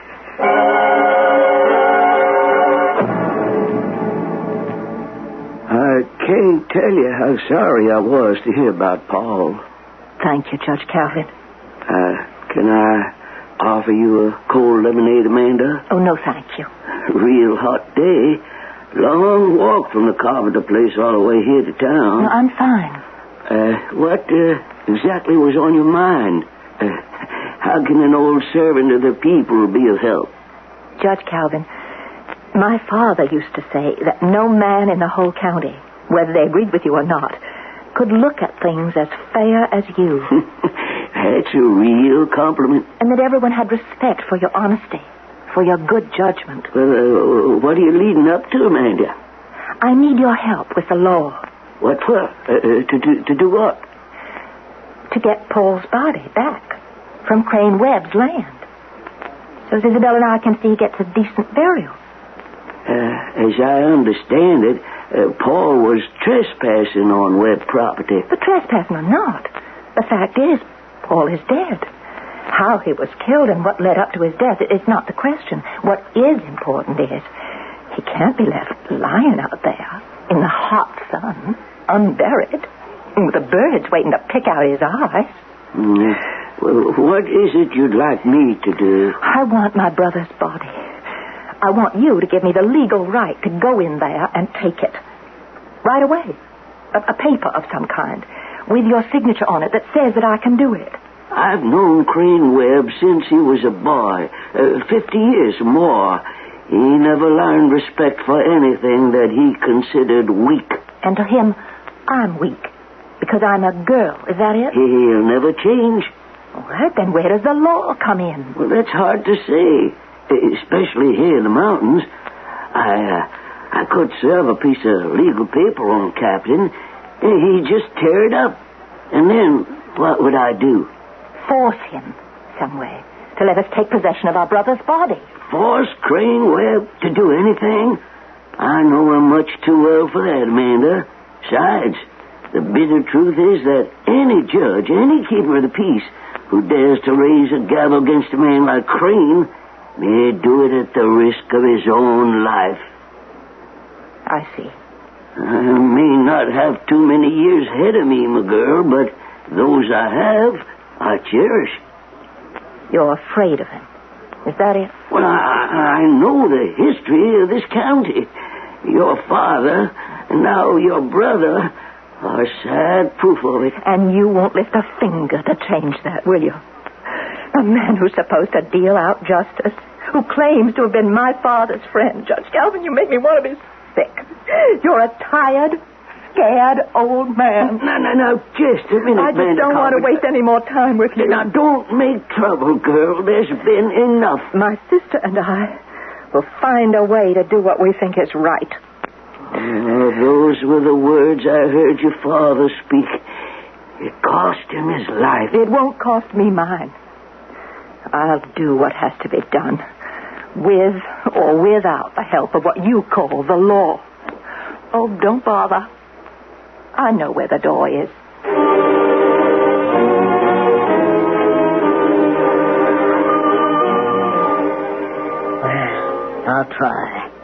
I'll try to make him change his mind.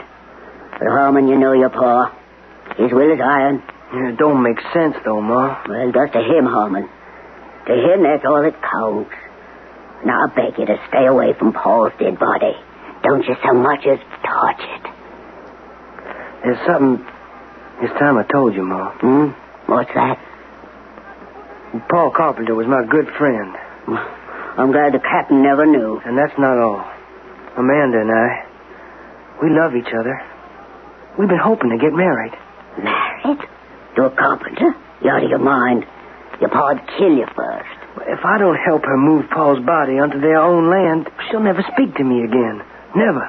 How could you dare disobey your father? How could I dare think of not helping the girl I love? Your father says there is no greater wrong than betraying your own flesh and blood. Harmon, my son, don't let your feeling for this girl turn you against your own kin. I beg you. What would you have me do? Try to do what you're told. Even if it means choking this carpenter girl out of your heart. You gotta try to do just that. I don't want to hurt no one. Not you, not Pa, and not Amanda. It's your choice, Harmon. But whatever you decide, remember, I couldn't bear to lose another son.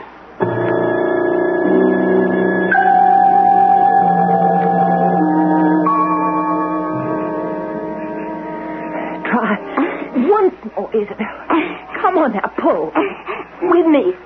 Together. I'm doing the best I can, Amanda. Oh, Paul is so heavy. We can barely budge him. Come on now, keep trying. We'll never get him out of here. Oh, whatever happened to Harmon? Why didn't he come to help us? I have no idea, Isabel. I am not waiting for him, or for old Judge Calvin either, or anyone. Well, there's one thing we can do, just the two of us. What's that? We could dig a shallow grave right here. Oh, well. And then we'll throw some earth over Paul's dead body. And no, that way we'll be to try to give him something like a decent burial. Come on, hand me the shovel. Here. Hold that lantern a little higher. Oh, Amanda, how awful he looks. Oh, dear, beautiful Paul. You can go home if you want to, Isabel. I can handle this alone. No, wait just a minute. I think there's someone coming.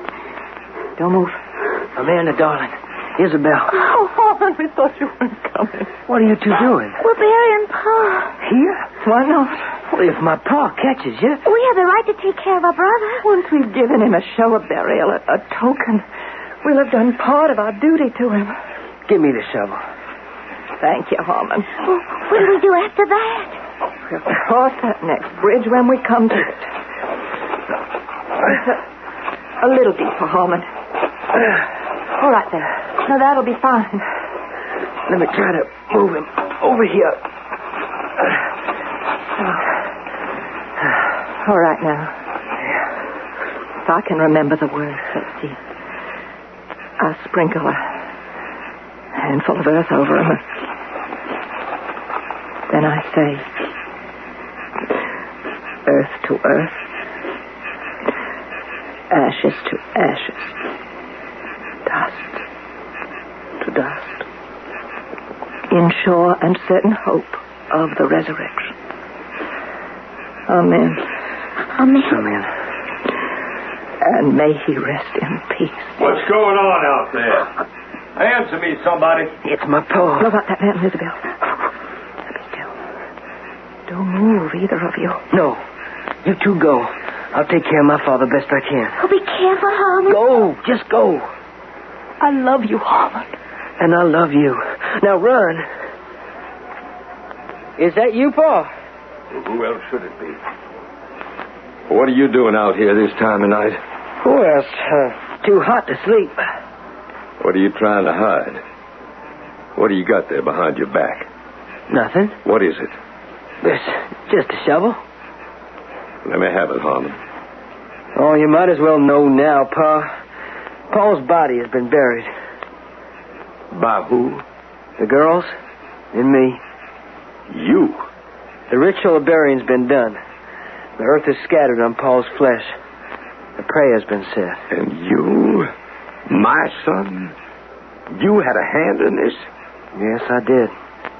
You call yourself my son? Oh, Paul! You hit me. You brought shame to the name of Webb. I did what any decent human would. You just scrape off the earth that sits on that dead body. Right now. It stays unburied. I can't do that, Pa. You'll do what you are told. I can't. I just can't. What's that supposed to mean? It means I can't. It means I won't. Crane Webb thinks of himself as a man with a will of steel, which must not be denied. But as the poet John Milton wrote, what is strength without a double share of wisdom? Vast, unwieldy, burdensome, proudly secure, yet liable to fall by weakest subtleties. Captain Webb continues to stand up against the resistance he is meeting from all sides, even from his own son. I shall return shortly with Act 3.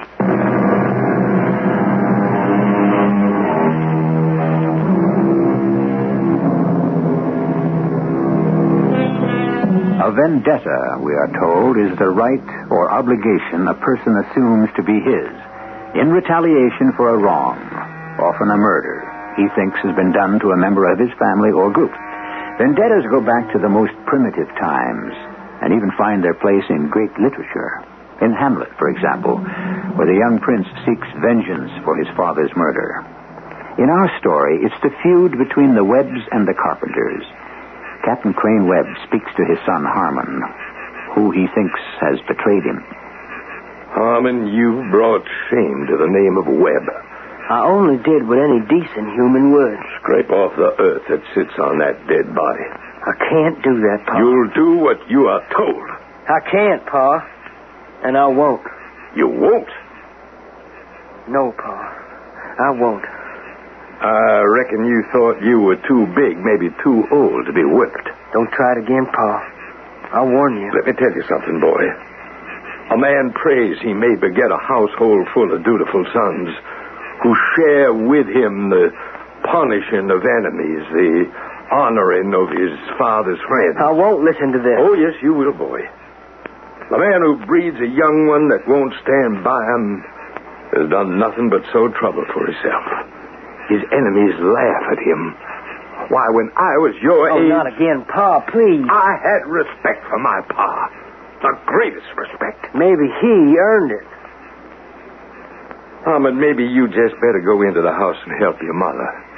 Roseanne's doing some mending. Maybe you can help her thread the needles. But first, give me that shovel. Hand it to me, I said. Give me that shovel. Pick up that shovel. Pick it up yourself, Pa. I'm going to bed. Very well. I'll uncover the corpse myself.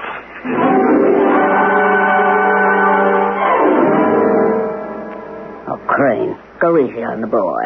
Harmon is so young. I won't be disobeyed, Roseanne. Not in my own house. He means no one no harm. Disobedience to authority is what ruins a country, tears down our home. This is your own son, Crane. All the more reason. Another thing, I will not let myself be beaten by a girl. Any girl. If the way I live is to be threatened, let it be by a man, not by some girl. You're sick. You're sick with hate. I will not listen to this. You don't really know why you hate. And it's your hating that'll destroy all of us in the end. You should be sharing that hatred with me. I cannot share in hatred, but in love. Good night, Rose. One last thing. Harmon's my only son. Your only son. And there are more carpenters than just them two girls. If anything happens to those girls, it'll be the end of Harmon, too. Nothing will happen to Harmon. I'll see to it. How can you be so sure?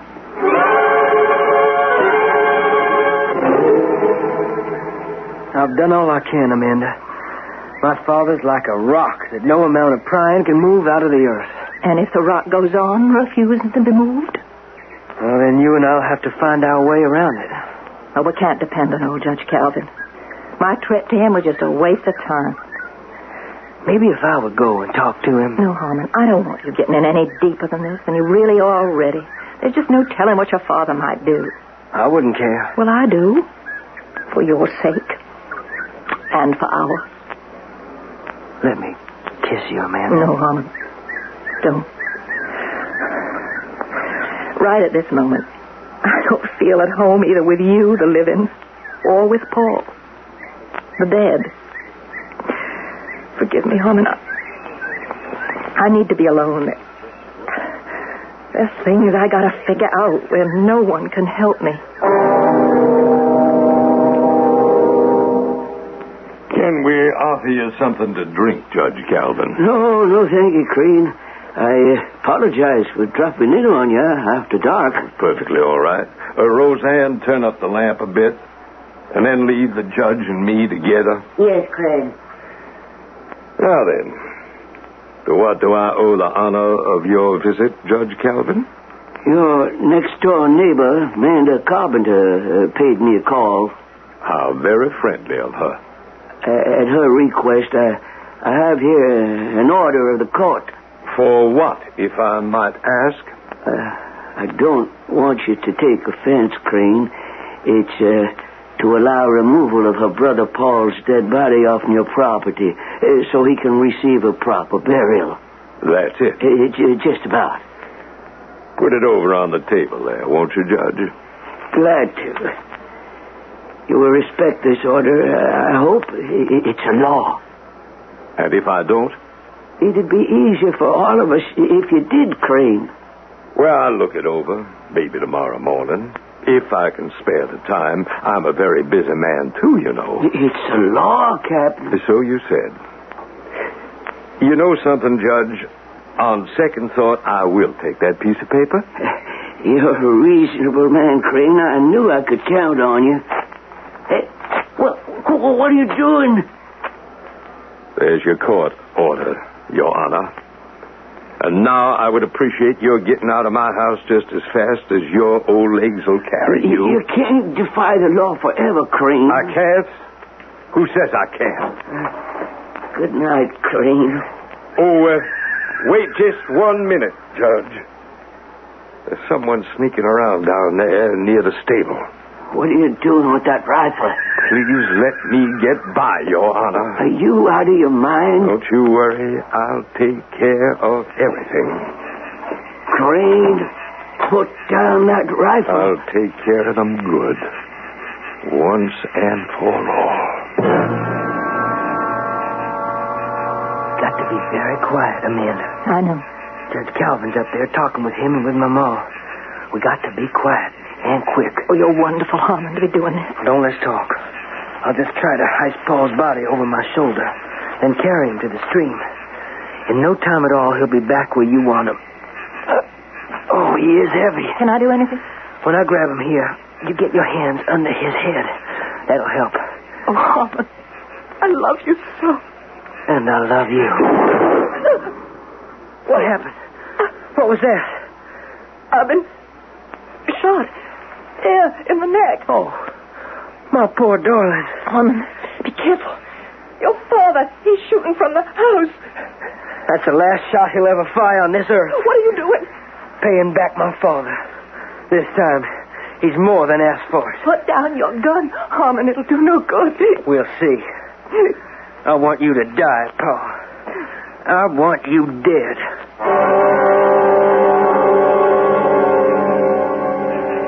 That's one of them. Can't say they didn't get fair warning. Crane, you'll hang for this. Maybe not. Well, what do you know? They're shooting back at you. Not bad aim either. That one nearly got me. Oh, we're just gonna have to stop this foolishness. Like this. Crane, You realize what you're doing? I think I do. Those are them Carpenter girls, both of them. And I reckon I got them both. Judge Calvin, Roseanne, come on down with me and take a look at the prize. Bring your lantern more over this way, Roseanne. Yes, Crane. I'll go a little ahead. Light the way. I hope you know what you're doing. You are about to see, Judge Calvin, what I call justice. I'm afraid so. Watch out for that big rock there, Judge. No! No! It just can't be! What is it, Roseanne? I thought all this killing might be ended. All this bloodshed. What are you talking about? There's your prize. Take a good look. It's the Carpenter girl, the older one. Amanda, she's dead, Crane, by your hand. And Harmon, your son Harmon, he's dead too. And he's holding her in his arms. You killed your own son. Murderer. You stubborn, self-righteous murderer. Easy, Roseanne, easy. I had no idea. I thought that Harmon was... You never thought. Not once. You never had a decent thought in your head. Oh, why were they here together? His arms around her. That's something else you didn't know. They loved each other. They were going to get married. It was their hope that all these years of feuding might be ended by their marriage. You must try to control yourself, Roseanne. You can be real proud of yourself, Craig. The great Captain Webb, maker of corpses. Wife, I ask you to forgive me, if you can. I'm a killer. I look on the son I killed. I look on his bride that shall never be. They both have died too soon. And by my hand. Cursed be the hand that did this. Cursed be the day that ever I was born. Why don't you both go back into the house? I'll ride my horse to town and see that what must be done will be done. I just can't stay here. Oh, my son. My son. Let me take my son up in my arms. Harmon, I didn't mean what I did. I loved you, Harmon, my son. And now you are no more, nor will ever breathe again. Never, never, never. You up there, come down and strike me. Kill me with your cotton sword. Easy, Crane. I am soaked to the bone with grief and sorrow. Let my death come quick, bringing my final day. Oh, let me never see tomorrow's sunrise. We better see where Roseanne has gone to. She shouldn't be alone. And maybe you better go to her and comfort her. I don't think she can bear the sight of me. Captain Crane! Captain Crane, where are you? Here. Right here. Who is that? It's me, Isabel. Isabel Carpenter, Amanda's sister. What's happened? Your sister's dead. Oh, no. No! And so is Harmon. Both killed by the same hand. I came to look for them. They were gone so long. And on my way past your barn, Captain Crane, Yes? What is it, Isabel? I saw Mrs. Crane in the barn. The door was open. I saw her. Yes? She was dead. Swinging from one of the rafters. A thick rope around her neck. Two wet. Two carpenters. Both sides lost, Isabel. And nobody won. Nobody.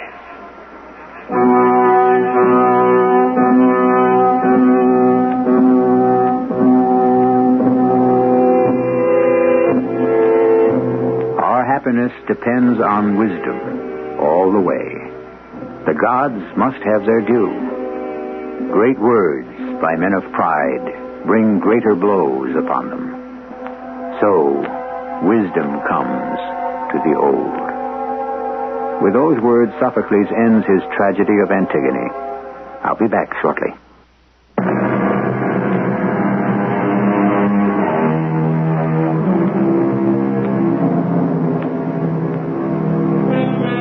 The Antigone of Sophocles has been updated many times, in many places, since its premiere nearly 2,400 years ago in ancient Athens. A contemporary French playwright, for example, presents Antigone as a doomed young woman without hope, and Creon, her antagonist, as a wily political figure, both of them very French. We trust you've accepted Amanda Carpenter, Antigone, and Captain Crane Webb, Creon, as suitable American counterparts. Our cast included Arnold Moss, Marion Seldes, Evie Juster, Don Scardino, and Gilbert Mack. The entire production was under the direction of Hyman Brown. And now, a preview of our next tale. That's simple. You grow a beard, we dye it dark for you, alter your hair. Add colored contact lenses to make your eyes brown.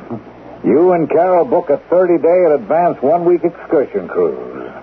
You get into Bulgaria, we make the contact for you, you turn over your passport, and Eugene Zotescu uses them as his passports to freedom. Hey, now wait a minute. How come Carol, too? He has a wife to bring out. Who looks like Carol? Enough.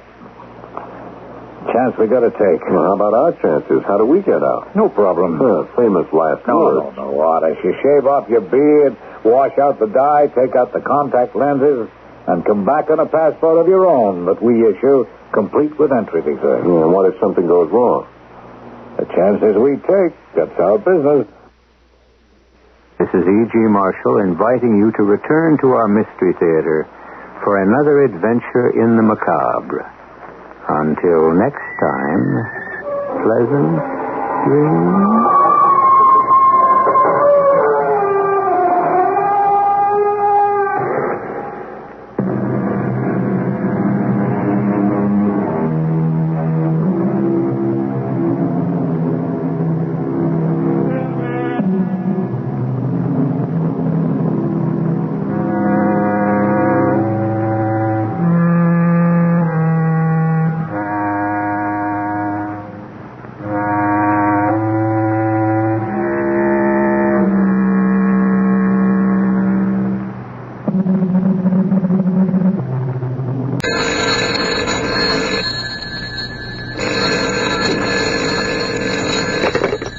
Hello, I hope I haven't kept you waiting. Yes, this is the Crime Club. I'm the librarian. The Gray Mist murders? Yes, we have that Crime Club story for you. Come right over.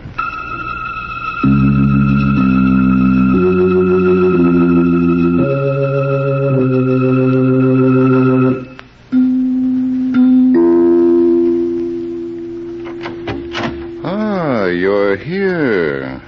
Good. Take the easy chair by the window. Comfortable?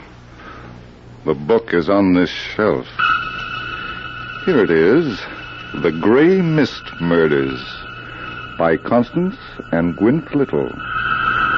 The very intriguing story of a pleasure cruise that became a floating horror. Let's look at it under the reading lamp. It was late afternoon, and Robert Arnold's ocean-going yacht, the Gray Mist, was already 8 hours out of San Francisco and traveling under full steam toward Honolulu. Two of his friends, Peter Condit and Phyllis Marsh, stood by the rail in the bow of the ship, absorbed as they watched the water go by. Then, a few moments later... Nothing to say, Peter? Oh, I'm sorry, Phyllis. I was just thinking. What about? We ought to get married. What? All of us. A triple wedding. Carla Bray and Bob Arnold, you and Chet Gordon, and... And you and Kay Bailiff? Uh-huh. Today. Bob could get the skipper to do the honors. You're slightly off the beam, Peter. I know it sounds crazy, but why not be crazy for a change? Not with my life. I believe in waiting and watching. What for? You're going to marry Chet anyway, aren't you? Maybe. Oh, aren't you sure? I don't know. But you're engaged. So? Peter? Huh? It's Kay.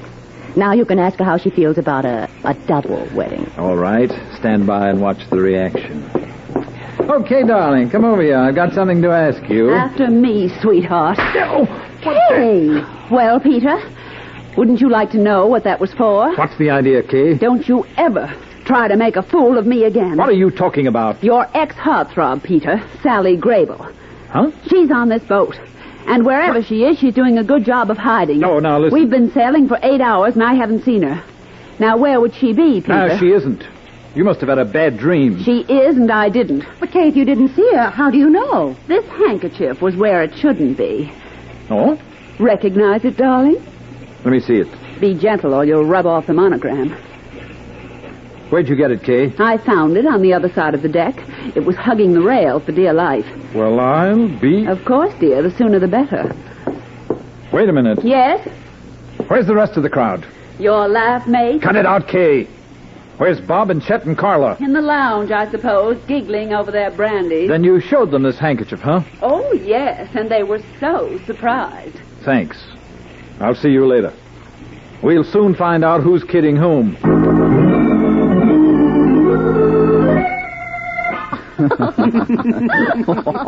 Oh, it's not really so funny, Kitty. You didn't mind laughing, Carla, did you? Oh, just to be sensible, Bob. Well, I've got things to do. Where are you going, honey? Down to my cabin. Got a notion I'd like to bathe. She really means it, Chet. Oh, no, Bob, that's not what I'm laughing about. Every time I think of that look on Kay's face when she held up that handkerchief. It was like murder. Yeah. Oh, poor Pete, what a beating he must be taking now. I feel sorry for him. Chet, did you plant that handkerchief? Well, no, but I thought it was you. Oh, it wasn't. Carla? No, she doesn't go in for practical jokes.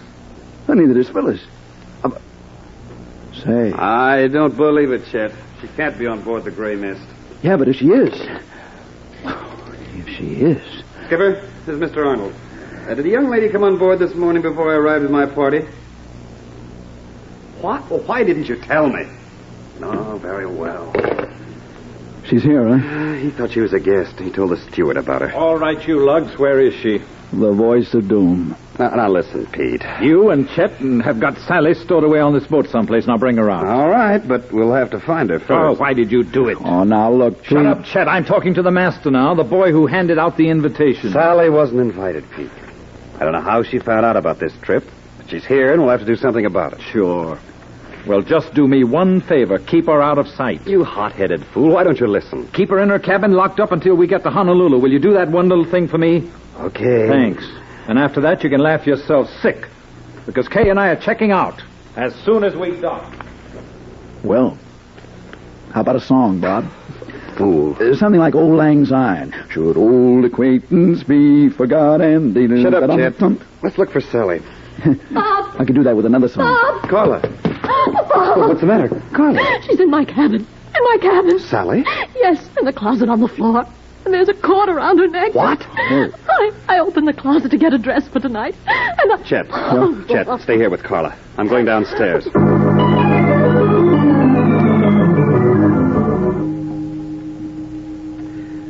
Yes, Dr. Lang. Come down here right away. Carla Bray's cabin. Bob, Chet, what are you doing here? Well, I thought I might be able to help. How's Carla? Oh, she's all right. Phyllis came into the lounge, and Well, there's no doubt of that, is there? No. Oh, poor kid. To wind up like that. Who could have done it, Bob? You're asking me? Yeah, but why here? In Carla's room. Sally wasn't killed in here, Chet. What? She'd been dead for hours when she was planted in that closet. Hours? What are you talking about? Take a look at the body. Okay.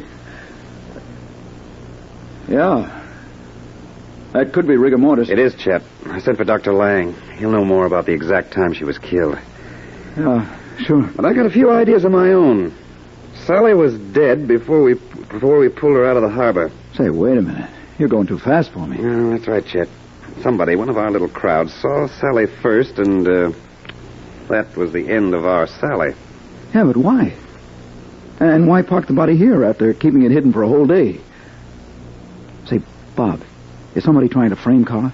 It doesn't make sense. No, it's cockeyed. Why, everybody knows that Carla and Sally were the best of friends. It was Carla who tried to keep the big romance going between Pete and Sally. That's why it doesn't make sense. Well, hey, Huh? It's just an idea, so don't breathe fire. You didn't ask Sally to join the party. I said I didn't. All right. But how do you know Carla did? See. Here's Chad. All right, just to get her friend and Pete together again. Some people call it loyalty, you know. Go ahead, Chad. All right. Now, suppose Kay found out what Carla had done, and she had visions of losing Pete to Sally. You know how she worked to take him away from her. So she tied a cord around her neck, huh? Well, I don't like to be the one to say so, Bob. And then dragged the body from somewhere to this room? But there's nothing a woman likes less than being outsmarted by another woman. Okay, Chet. Will you ask Carla to meet me in the library in 20 minutes? All right, I'm sure. going to wait here for Dr. Lang. Then I'm going to find out who started this thing and why.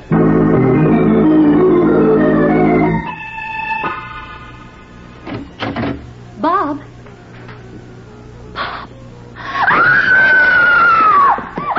Hey, what's the matter?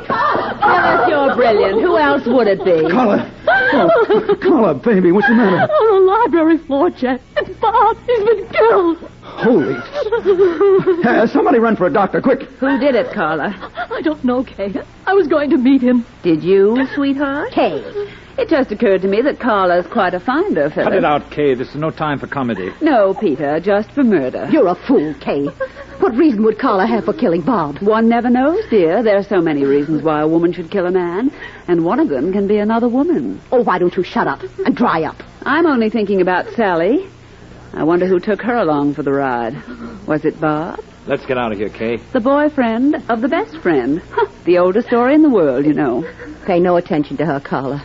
Ever since she found Sally's handkerchief. Carla. I haven't heard a word she said, Phyllis. If she only knew how little she means to me. Yeah. To pick on me at a time like Carla. this. It's all right. What's all right? Bob. Come here, honey. Bob. Oh, darling, you are all right. Well, not quite. I still have a headache. Oh, my darling. We've been so busy arguing about who killed you, I didn't think to look. Yeah, it takes quite a lot to crack solid ivory, but somebody tried awful hard. Come on in, gang. You look pretty well, considering. Yeah, we might as well all be together, even though it's not going to be a week. What happened, Bob? Well, I'm glad to see you're interested, Pete. Now, look. I should have done that when I opened the door. Would have seen who was waiting behind it with the Empire State Building in one hand. Kay seems to think it was Carla, Bob. So I heard it when I was coming out of the fog. The reasons were very interesting. Bob. Relax, Carla. They were just interesting, not true. Well, shall we play 20 questions now? We shall. Chet, when you told Carla to meet me here in 20 minutes, who was present?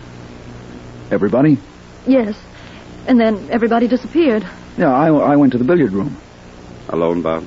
I went to my stateroom to rest. How about you, Pete? I went for a walk on deck with Kay. Is that right, Kay? You don't think he's lying, do you? It's possible that he isn't, but somebody is. How about you, Carla? You had 20 minutes to kill. I went to the game room, Kay. Why, of course. And the game room is right next to the lounge. Carla, were you able to see the stairway? I didn't see anyone go down, Bob. But then... Yeah? Well, I wasn't watching it. I was walking around. But the game room, dear, is where you play games. I've had enough of you, Kay, and everything that goes with you. Now, wait a minute. There's going to be no hair pulling while I'm around. She's got no right to keep throwing mud at me, Chet. Yeah, I know. She killed Sally and tried to kill Bob. And the more she tries to put the blame on me, the more I'm convinced of it. All right. It's not all right at all. She's not going to call me a murderer. Stop it, Kay. Pete, get her out of here. Nobody has to get me out. I'll see you all later. That means around dinner time if I know Kay. I'm sorry about the rumpus, Bob. Okay, Pete. I think I'll go up to the bar and start drowning myself in the best liquor you've got. Either I'm crazy or this boat is jinxed. We start out on a cruise, the best of friends, and before the end of the day, we find that we're the worst enemies. Come on, Phyllis.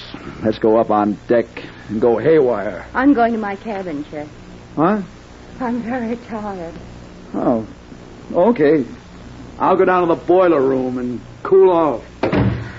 That Kay. Forget it, please. Carla, did you invite Sally on this trip? Did I what? When you look surprised, honey, you're really beautiful. I'm not surprised, Bob. I'm angry. I had a lot of respect for Sally. You don't have to say another word. I'm convinced. But you thought of it. Oh, darling, I apologize. Now let's go and search all the cabins, including the empty ones. We might trip over something like a clue to the murderer. And then we'll know who's who and who paid her off.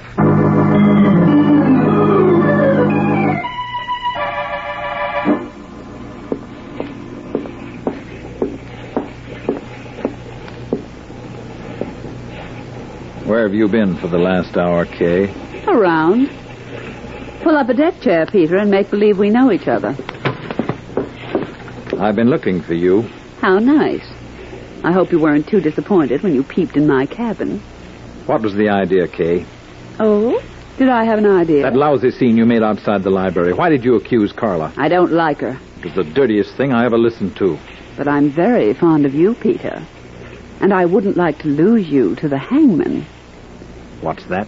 Oh, you're wonderful. Why don't we get married and end this beautiful romance? What did you mean, Kay, about the hangman? You killed Sally. Now listen. That's all right. I don't mind. I'm only sorry you didn't kill Bob Arnold, too. I don't know what you're talking about. But I do. After Chet told Carla to meet Bob in the library, we, didn't go for a walk on the deck. You keep your mouth shut about that, Kay. But you said we did. And that wasn't the truth, was it, darling? If you say one word to Bob or anybody else... What'll you do?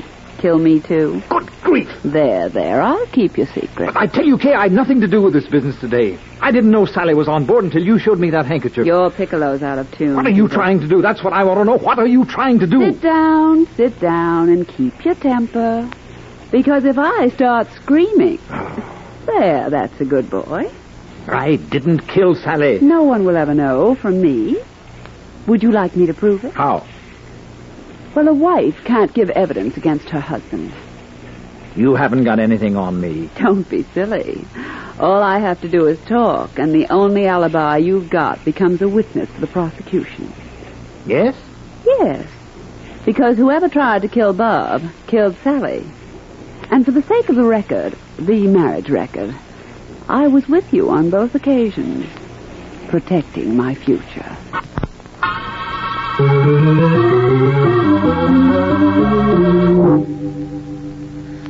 Bob, we've been trotting around from cabin to cabin, and I'm tired. Only 3 more empties to go, Carla. Sally must have been in one of them. This is like hunting for a ghost. And when it happens to be the ghost of your best friend... This is it. Luggage. Sally's luggage. It must be. No one was checked into this room by me. Bob. What is it, Carla? I don't think I can go through with it. Will you excuse me, please? Oh, sure. Honey, I should have thought of it myself. You go up on deck and get some air. I'll look around here, and if I find anything interesting... What's the matter? Her handbag on the dresser. It's a funny position to leave a handbag in.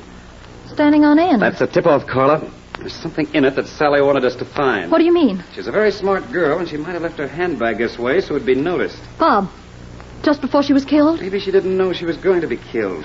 But she was frightened. She did some quick thinking. What's that you're reading? Good Lord, there's one thing I didn't expect to find. Well, what is it? A letter to Sally. Read it. I've made up my mind, so let's not mess things up.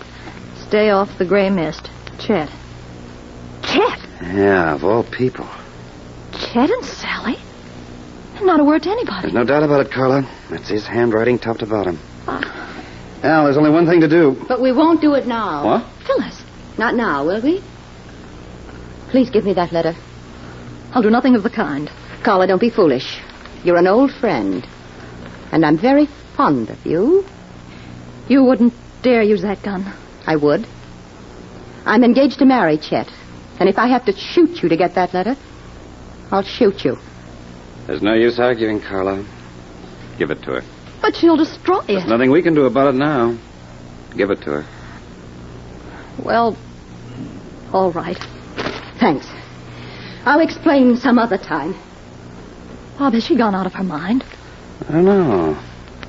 But if sticking by your man means that you're out of your mind, then she is. Why, you sound as if you admire her. Me? I don't even admire myself. Let's go upstairs. I'd like to have a chat with Chet.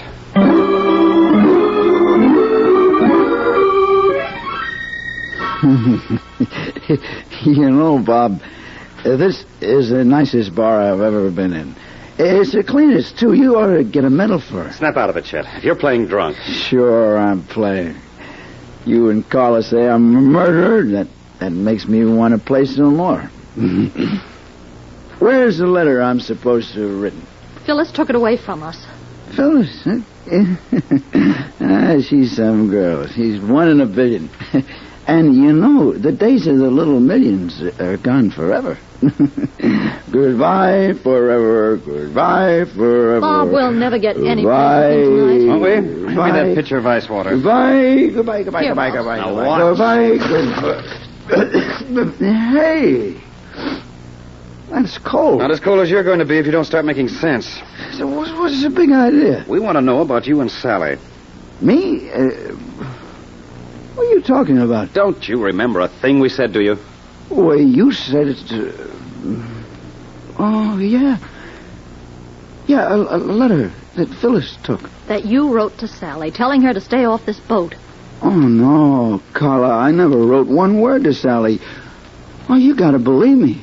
We found it in her handbag, Chet. And the handwriting was yours. You know what, kiddies? I think there's a lunatic on board. How about it, Chet? No, I mean it, Bob. Look, what happened? First, Sally's found in the closet of Carla's room. And then you're conked for no reason at all, and now then this letter of mine. Tell us about that, pal. But I didn't write it. I haven't seen it. But I can tell you it's a forgery. That's always convenient. No, Carla, I'm not lying, honest. Look, Bob, you know me for a long time. You know my handwriting. Could you imitate it? That's not the point, Chet. Well, could you or couldn't you? Yes, if I wanted to. Well, so could Carla and so could anybody. It's the easiest handwriting in the world to imitate. It's like a schoolboy's. Well, will you get that letter from Phyllis?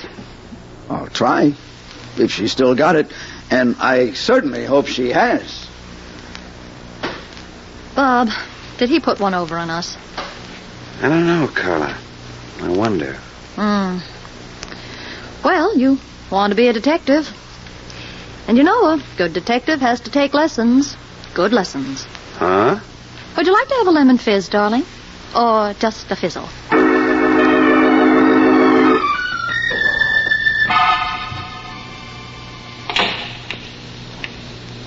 Peter.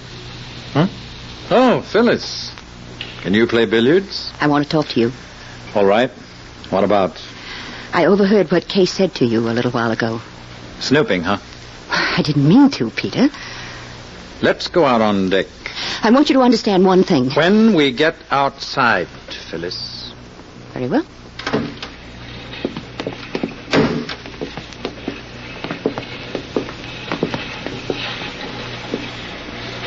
Now, what do you want? The truth. You too. Bob and Carla found that letter in Sally's handbag. What letter? The one you wrote in Chet's handwriting after you killed Sally. Is this something new? There's no use denying it, Peter. You didn't want Sally to come on this boat. And when you found she was here, you killed her and tried to make it look as though Chet had done it. Who's got that letter now, Phyllis? I took it from Carla. I had to use force, but I took it. I'd like to see it. You can't. Why not? I destroyed it. Why, you dumb crook. What did you do a thing like that for? There was going to be no evidence against Chet. No evidence against Chet. Or against you. Have you got any idea what you've done? Only one person had a reason for killing Sally and wanting to kill Bob. It wasn't Chet. No, who's talking about him? It was Kay. Kay? She thought Bob had invited Sally to make this trip. You saw what she did when she found that handkerchief. But she's not as smart as she thinks. She put on the mad act, but Sally was already dead, and she killed her.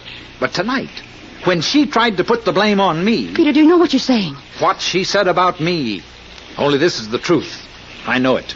All Kay wants is money, and I have it. She charmed me away from Sally, made me think she loved me. I fell for her like a ton of saplings. But all she was angling for was money. But I always thought that Kay was well off. She hasn't got a dime. For the last 2 months, she's been gambling with my money. And I was going to ask her to marry me. Today. A triple wedding. Oh, stop it. Stop it. What's the matter with you? Don't you believe me? No. All right. Let's form a posse. We'll beat through this boat till we find Kay. And then I'll make her tell the truth about everything, including murder.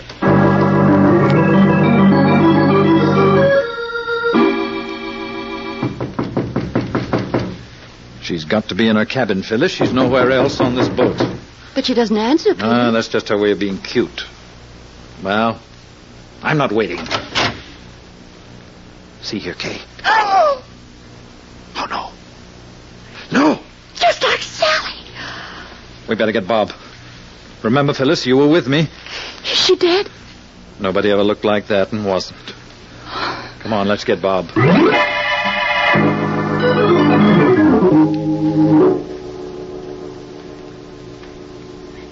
I think that's all, Mr. Arnold. Thank you, Dr. Lang.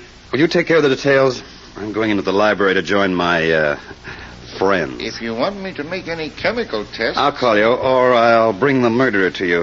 I think we got all the evidence we need. I hope so, Mr. Arnold. Yeah.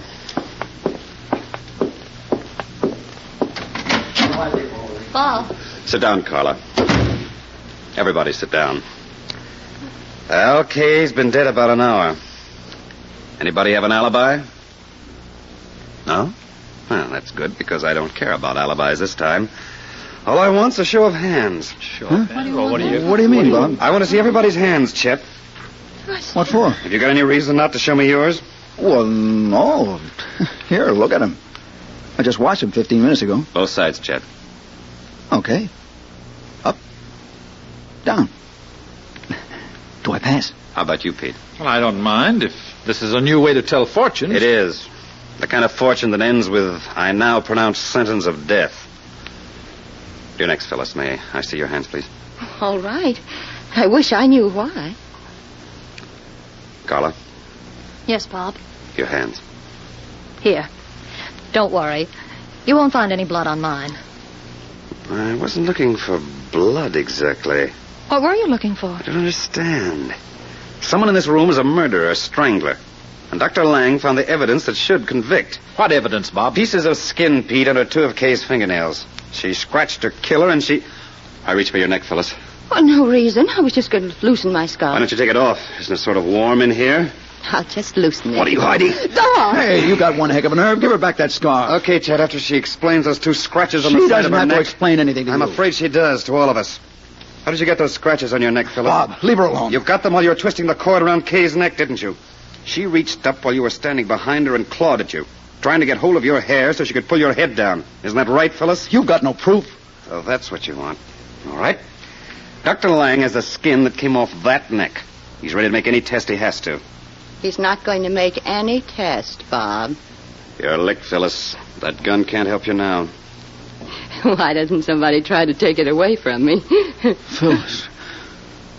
Oh, no. Yes. Why doesn't somebody try? Because you all want to live. You too, Chet. Even now. Oh, Phyllis, why did you do it? I hated them both. But Kay more than Sally because she was going to marry Peter. What? Are you kidding? No, Chet. I never loved you. You just pestered me. And I... Did you know I tried to get rid of you, too? I wrote that letter to Sally right after I killed her. And then I fixed everything so that it would be found.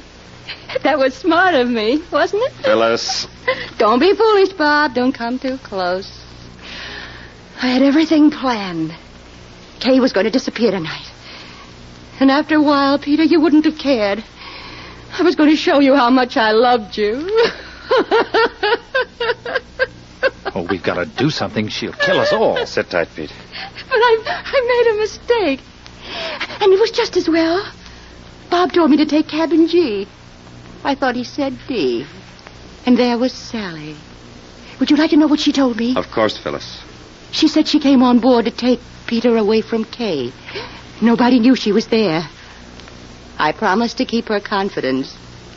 And when she turned round to unpack... Why did you put her body in my room? Sally couldn't be dead without being seen, Carla. And your room was so close. Just across the hall. Well, why did you try to frame me, Phyllis? I never did anything to you. Didn't you? You kissed me and I hated you. That was a mistake, too. I didn't realize it until I heard Kay talking to Peter, accusing him of the murder. Then I knew that you had no reason to kill Sally. But Peter did. And if I could convince him, the way that Kay was trying to convince him, that he couldn't live without marrying me, I could. All right, Pete. Lights! Get the lights on! Somebody get those lights on! What? Phyllis. She's killed herself. No, Carla. It's just a flesh wound. But she'll never have another chance to kill anybody, including herself.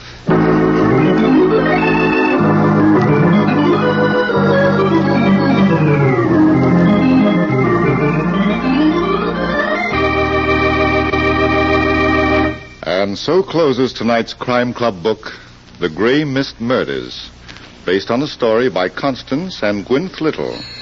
Stedman Coles did the radio adaptation. Roger Bauer produced and directed.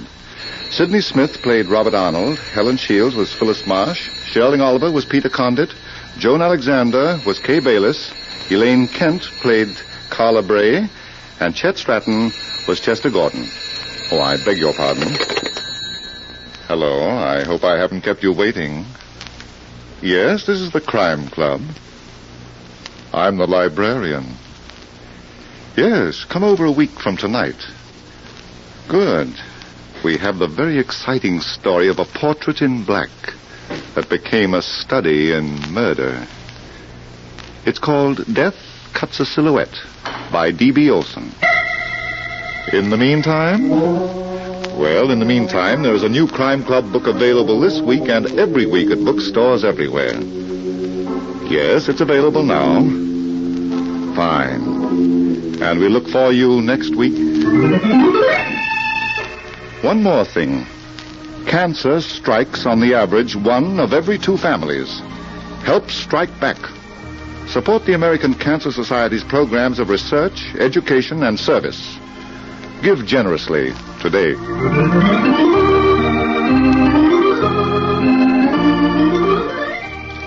This program came from New York. This is the Mutual Broadcasting System.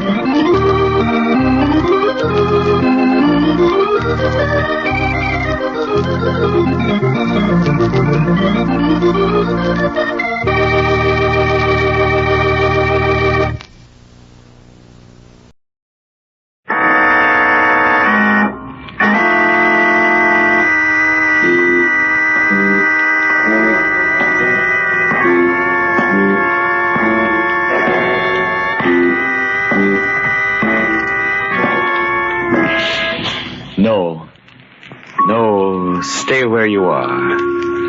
Do not break the stillness of this moment, for this is a time of mystery, a time when imagination is free and moves forward swiftly, silently. This is the haunting hour.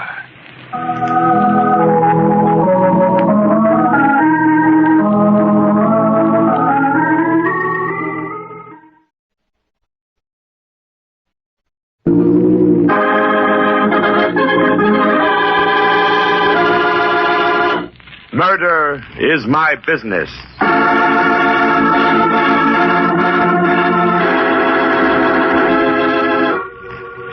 Tomorrow is a word full of mystery, for not even the wisest seer can tell you what tomorrow brings.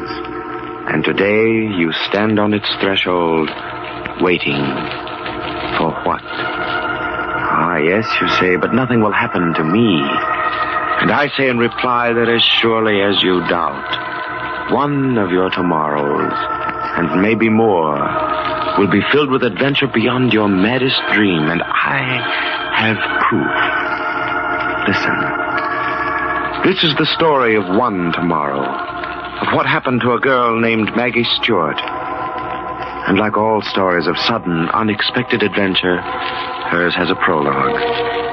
You will not understand this prologue, for like Maggie, you are shrouded with the darkness of the unknown that is tomorrow. It begins on a streamliner, its silver nose pointing south, its wheels humming with speed. And in the prologue are two people, identities unknown, a man and a woman. The man sits stiffly on seat 7 in car 13. He is silent, on his face an expression of impatience. At last he gets up, walks quickly to the end of the coach, turns down the narrow corridor, and stops at the curtained doorway of the ladies' lounge. And then he says, Aggie, don't be a fool. Come to your seat. I won't, Carl. I won't. We've got to get off this train at the next stop. I tell you, I can't go on. That imagination of yours is driving me crazy. For heaven's sake, stop thinking about it. Come to your seat. I won't.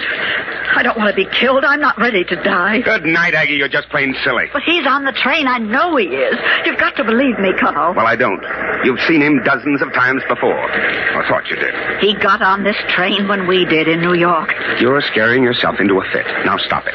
Somebody's going to notice. I don't care. I'm getting off this train, do you hear? I'm not going to stay here and be murdered. All right. The next station. Anything to stop all this foolishness. We can take another train. We can watch and see if he gets off, too. And if he does, What is the next station? Little town. Roslyn, I think. Then it's settled. Are you coming to your seat? No. Well, I'm going to take a nap. You'd better wake me when we get there. I paid for that bloomin' seat, and I'm going to sit in it. Two people on a train, and their companion is dead. But what has all this to do with Maggie Stewart? Give patience to your ear. Listen. The streamliner comes to a stop. The station is marked Roslyn. It is strangely empty. A girl comes running up the platform stairs, a small suitcase in one hand, a white silk scarf in the other, and a large black purse under her arm. She looks hastily down the line of coaches. A single porter is leaning out from the steps of a car just ahead. No one is getting off the streamliner. The girl catches her breath. This way, miss. All aboard. Train to Greenville? Sure is, miss. Oh, I made it. She climbs the steps of car 13. The porter reaches for her suitcase, but she darts it onto the platform, peers through the door window. The coast is clear. So far, so good. She pushes hard on the stubborn door, makes a few cautious steps in the narrow corridor, and quickly goes through a curtained doorway into the washroom. She has escaped the porter, but still she is not alone. A woman stands against the wall, her face strained with fright. Was that town, Roslyn? Yes, it was. Oh, I'm out of breath. I nearly didn't make it. What's the next stop? I think Pell City, but maybe this train doesn't stop there. I'm not sure. Oh, me, I ran all the way. You came in so suddenly. You frightened me. Oh, did I? I'm sorry. Ring the porter's bell there, and he'll come for your bag. Oh, no, I'll just slip it in here against the wall. I'm not going very far. Oh, that's a gun. Oh, don't think I'm a criminal or something. I had it wrapped in this scarf here so nobody'd see it until I could put it away, and now What would a young lady like you be doing with a revolver? Well, now, that's exactly what I told Aunt Margaret people would say. Oh, here, I'll put it in my pocketbook. Aunt Margaret's so old-fashioned. Imagine. She came flying down to the station just to give me that revolver. Why? Oh, I don't know. Uncle Jim used to make her carry it. He was on the road so much, so Aunt Margaret, well, she's very fond of me, and I took it just to please her. Is something the matter? You look... Oh, no, I'm all right, thank you. It's the train, the motion. Oh, maybe a cup of water. Oh, no, it's nothing. Don't think about it. You said you weren't going far. How far? Just 4 hours from here. To spend a whole week on a farm a few miles outside of Greenville. A girlfriend of mine has it. Oh, vacation? Mm-hmm. Oh, it's all so unexpected. That's why I nearly missed the train. Maybe... Why don't you sit down here? Maybe you'll feel better sitting down. Oh, I'm quite all right now. I'd rather stand. Oh. Well, I work in the Roslyn Library. I didn't start there till last March, so I'm not really entitled to a vacation this year, but with the holidays coming like they do, Mrs. Hart said I might have the time off. Is this a vacation for you, too? You might call it that. Guess you're used to riding trains. Oh, has the conductor been by to take the tickets? I don't know. I can't really remember. Oh, I really am in a fix. At the last minute, I couldn't get a reservation. Only a ticket for the coach train tonight. You mean you don't have a seat? Wait, listen. What is it? Well, there's a man on this train that I've been avoiding. Would you look out in the corridor for me? I think I heard him.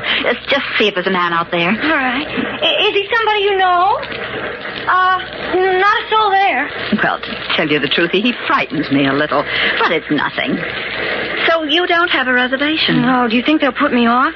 Oh, Aunt Margaret said they were sure to, but I do have a ticket. I don't know. I hear they're very strict. Well, I thought because I'm not going very far that I could just stay in here. Well, there's no need for you to do that. Take my seat for a little while. Oh, no, I couldn't do that. Oh, I insist. I'd be happy for you to have it.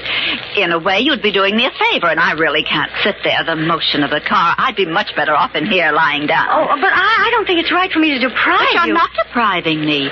And this trip means more to you anyway. I would hate to be kicked off. Then you run along. Number 7 on the right. There's a middle-aged man on the opposite seat. He's probably sound asleep snoring.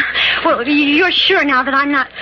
Well, I suppose I could wait till we're nearly to Greenville and then give the conductor my ticket and explain Of course. And then if it puts you off, it'll be all right. You'll be where you're going. You run along now. Well, I will then. Thank you so much. Oh, I suppose my suitcase will be all right here. I'll watch it for you. Oh, here, don't forget your purse. And Aunt Margaret's ominous revolver. Thank you so much. Goodbye for now. I'll see you later on. And I do hope you're better. Number 7? That's right. Where the man is asleep.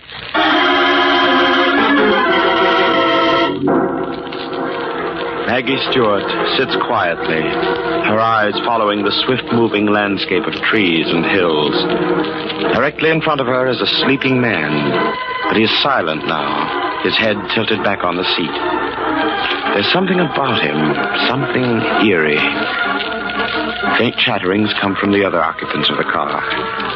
At last, the train slows down, stops. And Maggie notices the station is Pell City.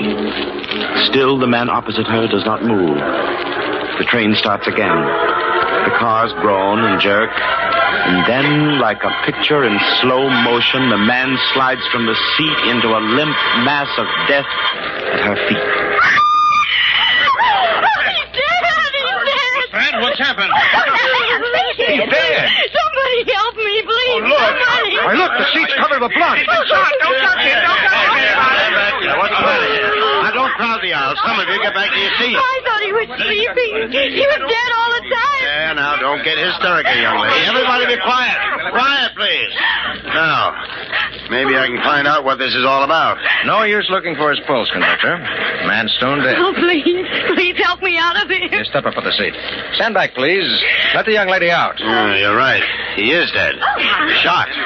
Who are you? Name's Wayne O'Hara, Detective Sergeant, New York City. Murder's my business. Murder?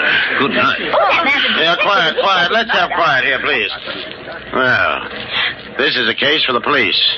Young lady, do you know anything about this? Oh, no, sir. I thought he was asleep. She said he wasn't.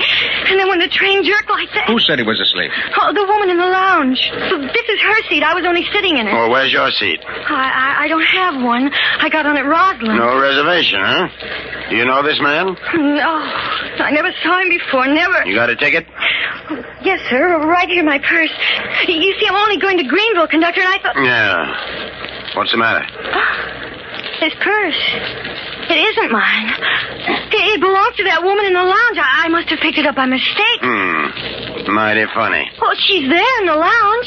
She wasn't feeling well. My suitcase is there, too. Well, we'll soon find out. Detective... Sergeant O'Hara. You take charge. I'll be right back. Stand back, please. Let me by here. Stand back. What's your name? Maggie Stewart. I don't know anything about this, honestly. Let's see that first. Here. Must be a card. Some kind of identification. Ah, yes, here's a wallet. Mrs. Leonard Carl Tatum, New York City. Is that the woman's name? I don't know. I didn't ask her name. Let's see. Bag up there on the rack. Initials LCT. Well, might be hers. Oh, please. I can't stand here looking at him. Well, then sit down, Miss Stewart. Over here. Oh, please, lady, don't block the aisle. Oh, that poor girl. She's white as a sheet. I have some smelling salts in my bag up there. Oh, no, I'll be all right. Thank you. There's nobody in the ladies' lounge. Nobody at all. Oh, but she must be. Would you know her if you saw her again? Oh, yes, of course I would. No suitcase in the lounge either. Nothing. Then where is it? I left it there, right there. Oh, you just didn't see it. Well, here's the dead man's wallet, conductor. It was Leonard Carl Tatum, also of New York. This purse belongs to his wife. Well, then she's the woman I talked with, don't you see? You've got to find her. She's on this train somewhere. There now, young lady. Take it easy. Oh, look. Look, they're under the seat, the one I was sitting in. Well. Don't touch it, conductor. It might be fingerprints. Here, let me. I'll use this handkerchief. The murder weapon. A six-shooter. Equipped with a silencer. Well, don't look at me like that. I don't know how it got there. I never saw it before. Oh, please search the train. Yes, I suggest you do, conductor, before the next stop. Oh, she killed him. I know she did. That's why she said he was sleeping. She wants you to think I did. No. That's for the police to decide. But it's so true. It's so clear now. There's no use searching for her. Why do you say that? Because now I understand what happened. She switched pocketbooks with me. She insisted I take her seat. And then when the train stopped at Pell City, she took my suitcase and got off. She planned it all so I'd be accused of murder.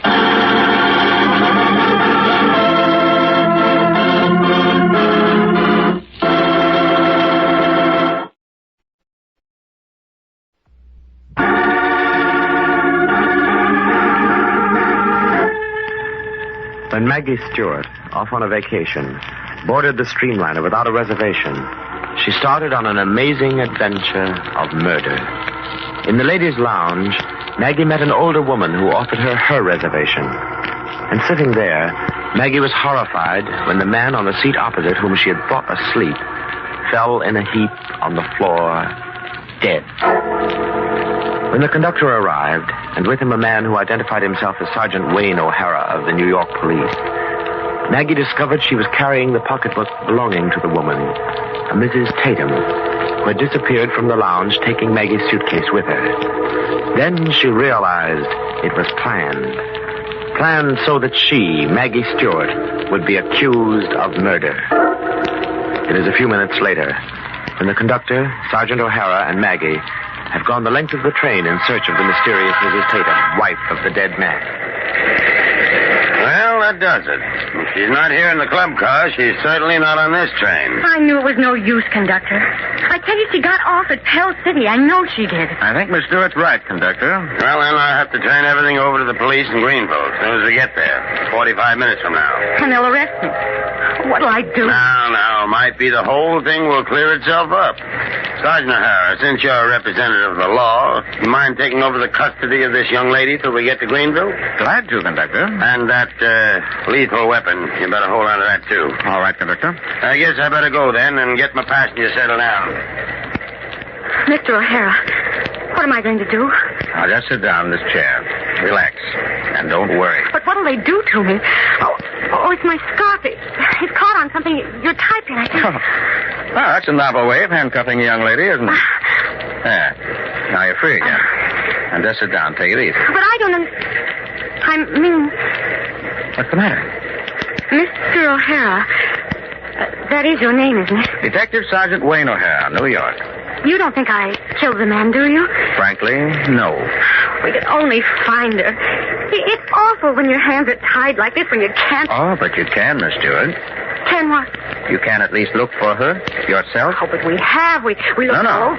I mean back in Pell City where she got off. Oh. Why not? Find her. Prove your innocence. You wait till the Greenville police get going, it might be too late. I haven't got cuffs on you. You'd go back with me? Back to Pell City? If you say the word. Yes, but how'd we get off the train? Oh, that wouldn't be hard. Look out the window. We're in the mountains. On the upgrades, we'll slow down. Oh. And it's only a suggestion. Always been a man of action myself. Murder's my business, and I like to see these things through. And now I'm afraid murder is my business. All right, Sergeant O'Hara, let's go.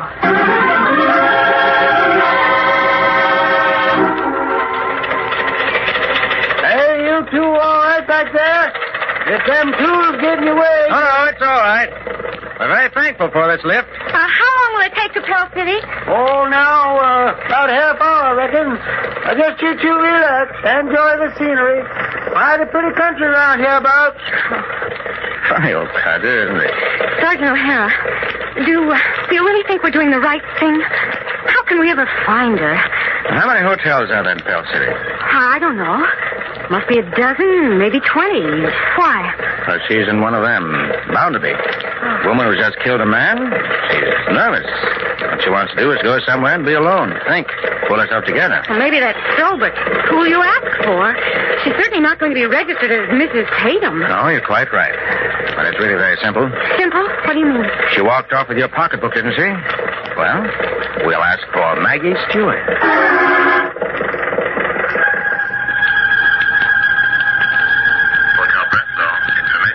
Miss Maggie Stewart, please. Stewart. Stewart. Maggie Stewart. Hello? Let me speak to Miss Stewart, please. Stewart? We have several Stewarts. Her first name is Maggie. Maybe she's registered as Margaret. No Margaret Stewart, but we do have a Miss Maggie Stewart, room 520. I'll ring her. Oh, no. No, don't ring her. I'll drop by to see her. Thank you. You're welcome, madam. Oh, dear, what'll I do now? Oh, Maggie Stewart, have you lost your nerve?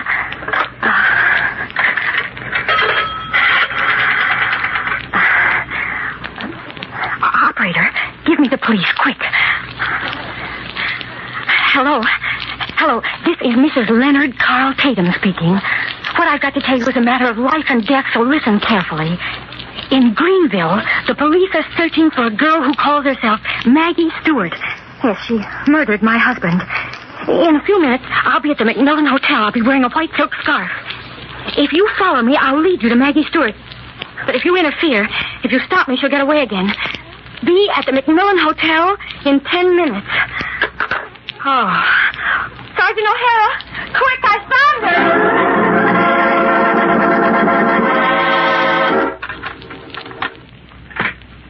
After all, mister, I'm just a bellboy around here. I ain't supposed to let anybody in these rooms. Sergeant O'Hara, look. My suitcase on the bed. And it is the woman from the train. Yes, but where is she? Gone. Went out about 2 hours ago. You know where? I might, if I was encouraged to remember. Here. Here's $5. Remember? Middle-aged woman, wasn't she? Kind of tall, well-dressed? Oh, that's right. But where'd she go? She sent me out to rent a car. Said she was going to drive over to Lake Winnett. Asked me how to get there. Lake Winnett? Why would she go there? Oh, I see. Listen, we'll rent a car. If we hurry, we can make it before nightfall. Now I know where she is.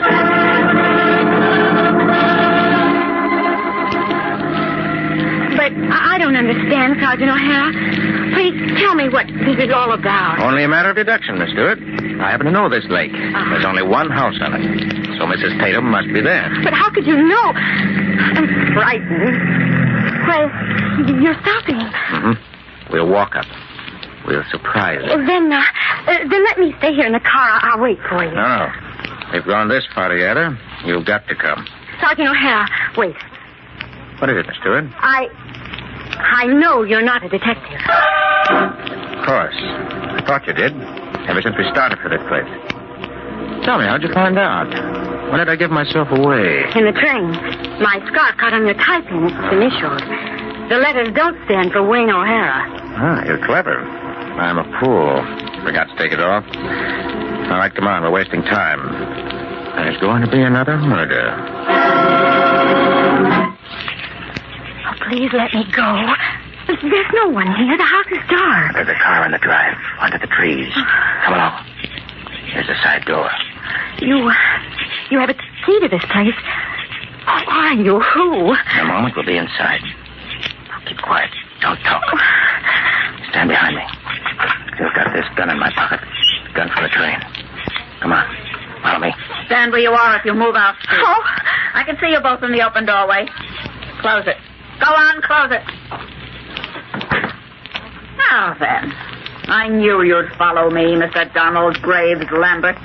In Pell City, I said he's determined to find me, and why not let him? What better place to have this whole thing over with than at his own country house? You do know all about me, don't you, Mrs. Tatum? This is your house? Didn't you suspect that, Miss Stewart? Why'd you bring that girl? You're a coward. But I didn't fool you, did I, Mr. Lambert? No. Miss Stewart, this woman knew I was out to kill her. She suspected I was on the train. That's why she hid in the lounge.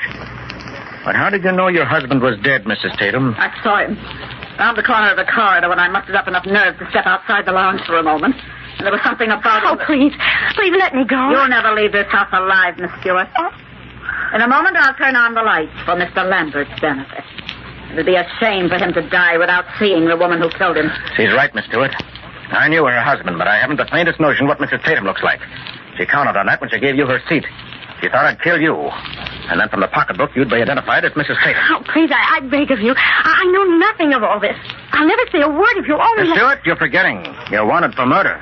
If she kills me, she'll kill you to cover up. Because killing you, Mr. Lambert, is the only way to avenge my husband's brutal death. Brutal? For him, no death could be brutal enough. You and he, Mrs. Tatum, killed my wife. As surely as you're standing there, you murdered her. You're crazy. You drained her of one fortune with your lecherous, blackmailing schemes. And when her money was gone, when you threatened to expose her little misunderstanding to me, she took the shortest road she knew. How much she loved me. This woman you killed. And before she died, she told me about you and your husband. And it's taken me a year to find you.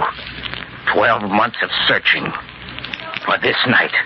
You know more than I thought you knew, Mr. Lambert. Now look at me. Take one good last look. And Margaret's revolver. Yes, it was in your purse. Remember, Miss Stewart? Yes, I remember something else. Mr. Lambert. Mr. Lambert. Keep your hands up. Don't move. Aunt Margaret's revolver and all its life, it never had a bullet in it. That's not true. That's not true. Yes, Mrs. Tatum, it is true. But this gun now. This gun that killed your husband.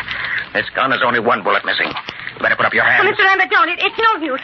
I didn't tell you, but I called the police. Okay. Pick him up. We heard everything you said. It's better than any confession I ever came across. All right, keep him up there, Mrs. Tatum. Well, Miss Stewart, cleverer than I thought. Double-crossed me, huh? I thought you were trying to help, but you weren't. You were only using me to kill Mrs. Tatum. Officer, this man is a murderer. Yes, officers, you're quite right. You've got a score to even with her, too. I gotta warn you. Anything you say... Yes, we know. But listen, this young lady here was wrongly accused. She had nothing to do with any of it. We heard all that from outside. All right, come on. We're going to take you two in. Then I can go, officer? Sure, after a few questions. We got you to thank for everything. Well, what else could I do? I was accused of murder, so murder was my business.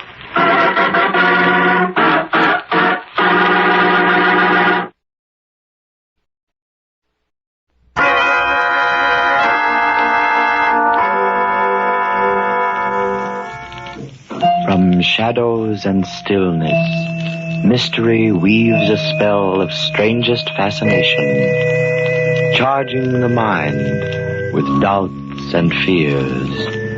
For mystery is a strange companion, a living memory in the haunting hour.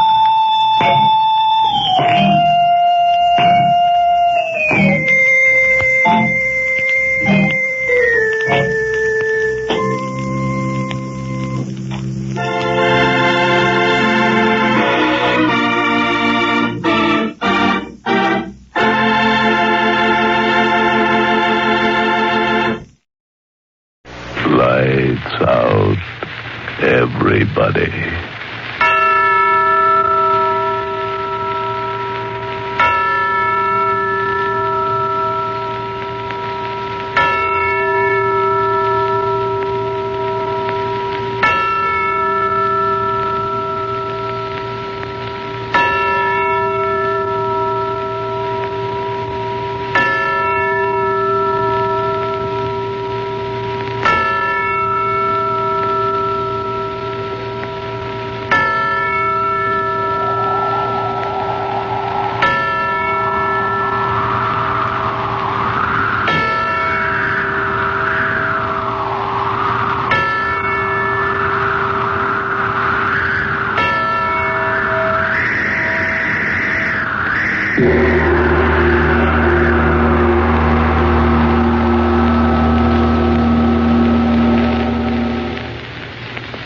Her name was Jean. You will hear not only the voice in her throat as she speaks, but also the voice in her mind as she thinks.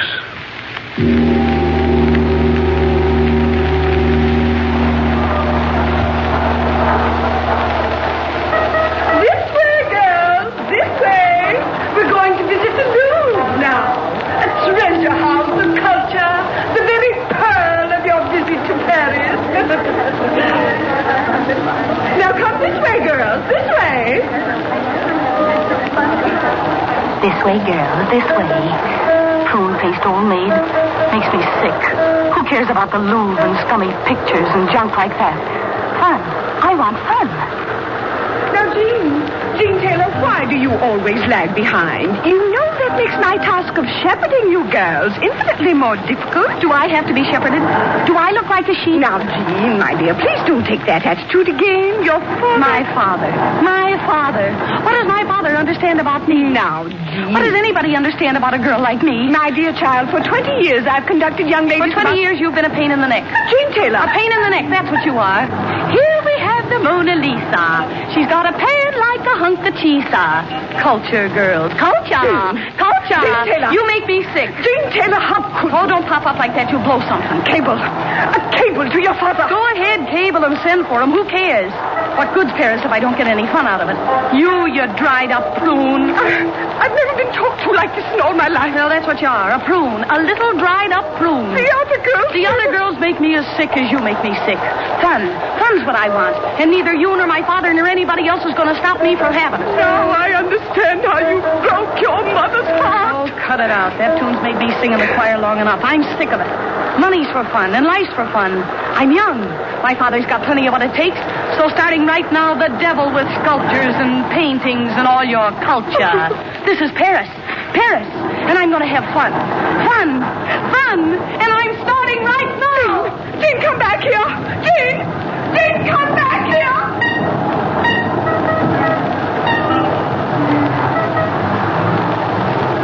Chasing after me. Never catch up with me. Dried old prune. Fun. Paris full of fun. Free now. Yeah, I'm free now. Until she cables father. Get all the fun I can while I'm free. Nobody knows me here. Get away with anything. Old prune face. Lost in the crowd. All this is swell being alone. Man looking at me. Oh, I can only talk French. Fun. I gotta have fun. Step over to the window. Stand there looking in. Someone might talk to me. Someone might. I beg your pardon. Do forgive me for startling you. I'm not startled. Aren't you Jean Taylor from New York? Well, yes, I am. This is a coincidence. Sam Edwards, the name. I know you? Not exactly. I know your father. Oh. He often spoke to me of you. His favorite daughter, aren't you? Am I? I get it. Sort of holds you down, doesn't he? You mean he tries to? Well, I can see he isn't very successful now, is he? Oh, I do all right. Alone? Certainly. Going someplace in particular? Why? Why not go places with me? Then to my father's. What'd you say? Nothing. I wish you would say something. For instance, that you'd like to have me show you Paris. The real Paris. Real Paris? Of course. The Paris the tourists never get to see. The Paris you read about. A living, lusty Paris. You go with me? Oh, mister, I'd love it. Excellent. Shall we go? You really mean the real Paris? Pure and unadulterated. And not so pure. Mister, you're the answer to a maiden's prayer. Yeah.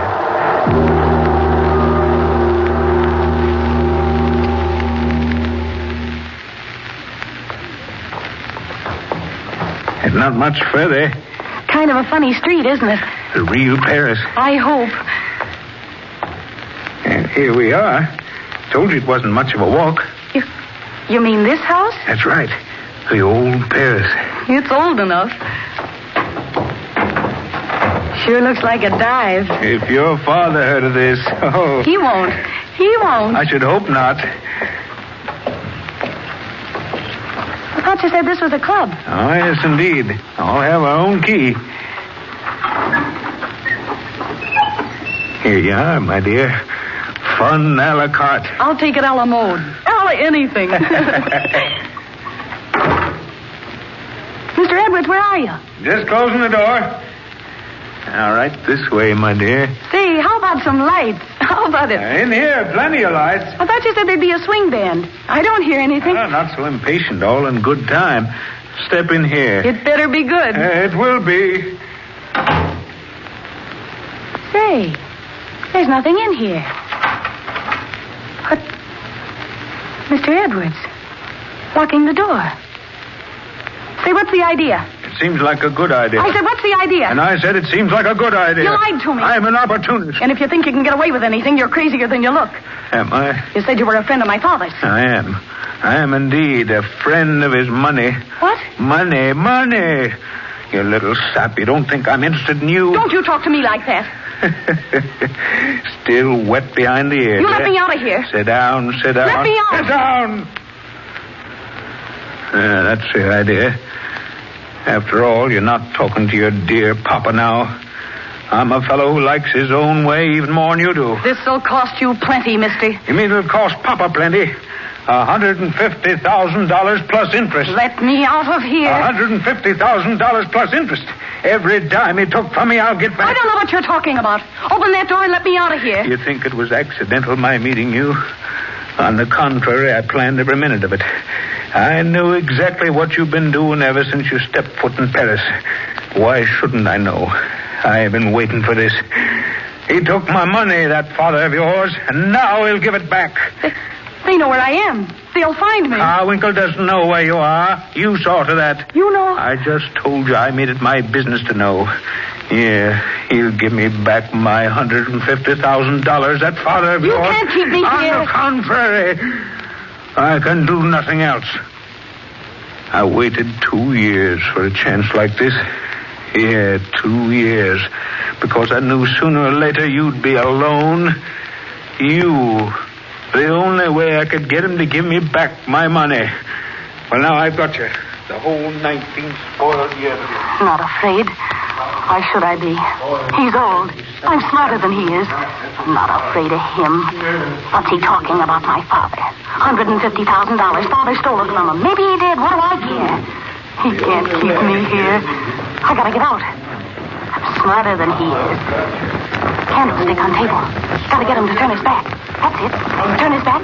Grab candlestick. Mr. Edwards, look. Behind you. What? Nothing at all, except this. What? Candlestick. What'd you... You open that door. Put down that candlestick. Don't come near me. Why, you little good for nothing. Give me that candlestick. What are you trying?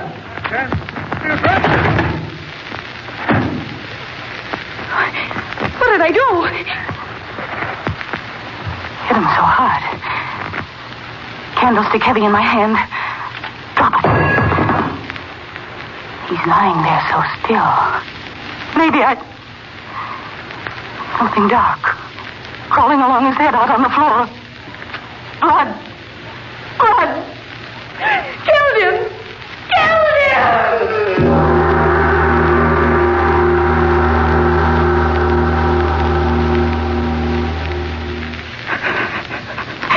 Gotta get out of here. Which key is it? Which key? I can't find the right one. Which is it? I gotta get out of here. Blood pouring out of him. I'll go crazy. My head. I'm all mixed up. This is the door we came in. It is. But why won't the keys? I gotta get out of here. I killed him, man. I gotta get out. Wind. Where? In the shadows. Another door. Open. I will get out. I will. Steps going down. So dark. Kill the man. Get away. Back to hotel. No one will know. Ever. Dark. I don't know. Water. Basement floor covered with water. Can't get out. Have to go up there. Find another way out. Go up there again. Must be another way out up there. The door. Shut. Wind blew it shut. Oh, I can't open it. Can't. I gotta get out. I got to. Go down again. See if water's deep. Wade through water if it isn't deep.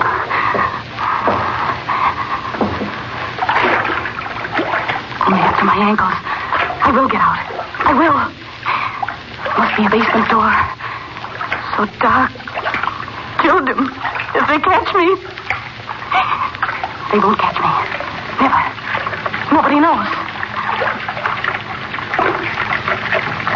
That sound. Running water. Over this way. I wonder why. get out of here. No one will know. Can't know. No one saw me come in. Sound of water so loud. I wonder what...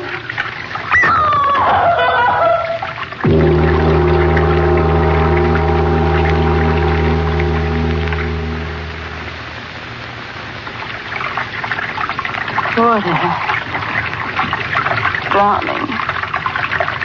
Falling. My head. Yes. I remember. Stepped out. Water over my head. Filthy water. Pulling me under.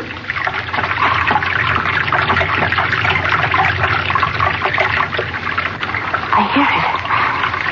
Yet no water here. So dark. Where am I? Where? Gotta get out of here. Gotta get out. Stand up. Oh.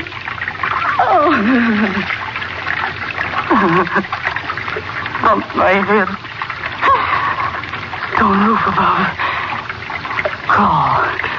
Crawl out of here.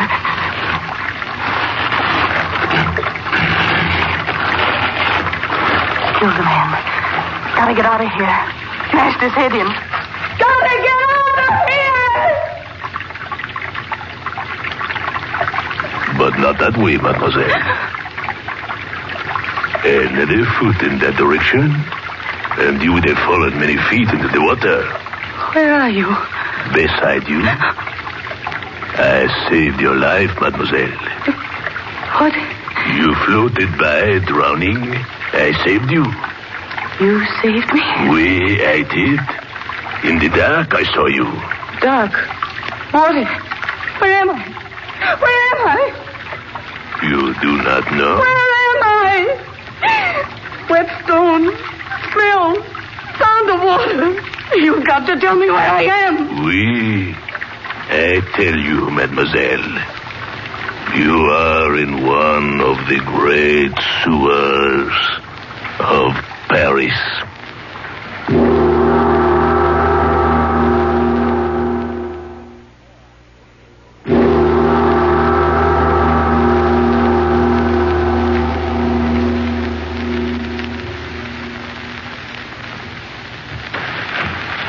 This way, ma chérie. This way. What's the matter with you? Do you have to walk so fast? But I walk slowly, mademoiselle. So dark. Haven't you even got one match? I see quite well, mademoiselle. If you will follow me. And then walk slower. You're just a shadowy something. Walk slower, I tell you. I am a busy man, mademoiselle. You fool. Don't you understand? The quicker you get me out of here, the more I'll pay you. I'll give you more than you make in a year. The sewers run beneath the streets like fingers of outstretched hands. Some of these tunnels are so old that all the world has forgotten them. There's no water here. Oui. That is true. Abandon this one. How much further? A step, merely a step. You said that half an hour ago. Turn here. Turn here, eh? Up the steps. Turn, and here we are. What are you talking about? It's still dark. We're still underground. We are here. What are you talking about? My workroom. Workroom? Who cares about your workroom? Out of here. You said you'd get me out of here. No, mademoiselle. I take you away from the water. Here. But I want to get out. Out where there's decent air. Out where there's light. Do you hear me? You've got to get me out of here. Oh, no. No. Whoever meets old Louis down here stays here.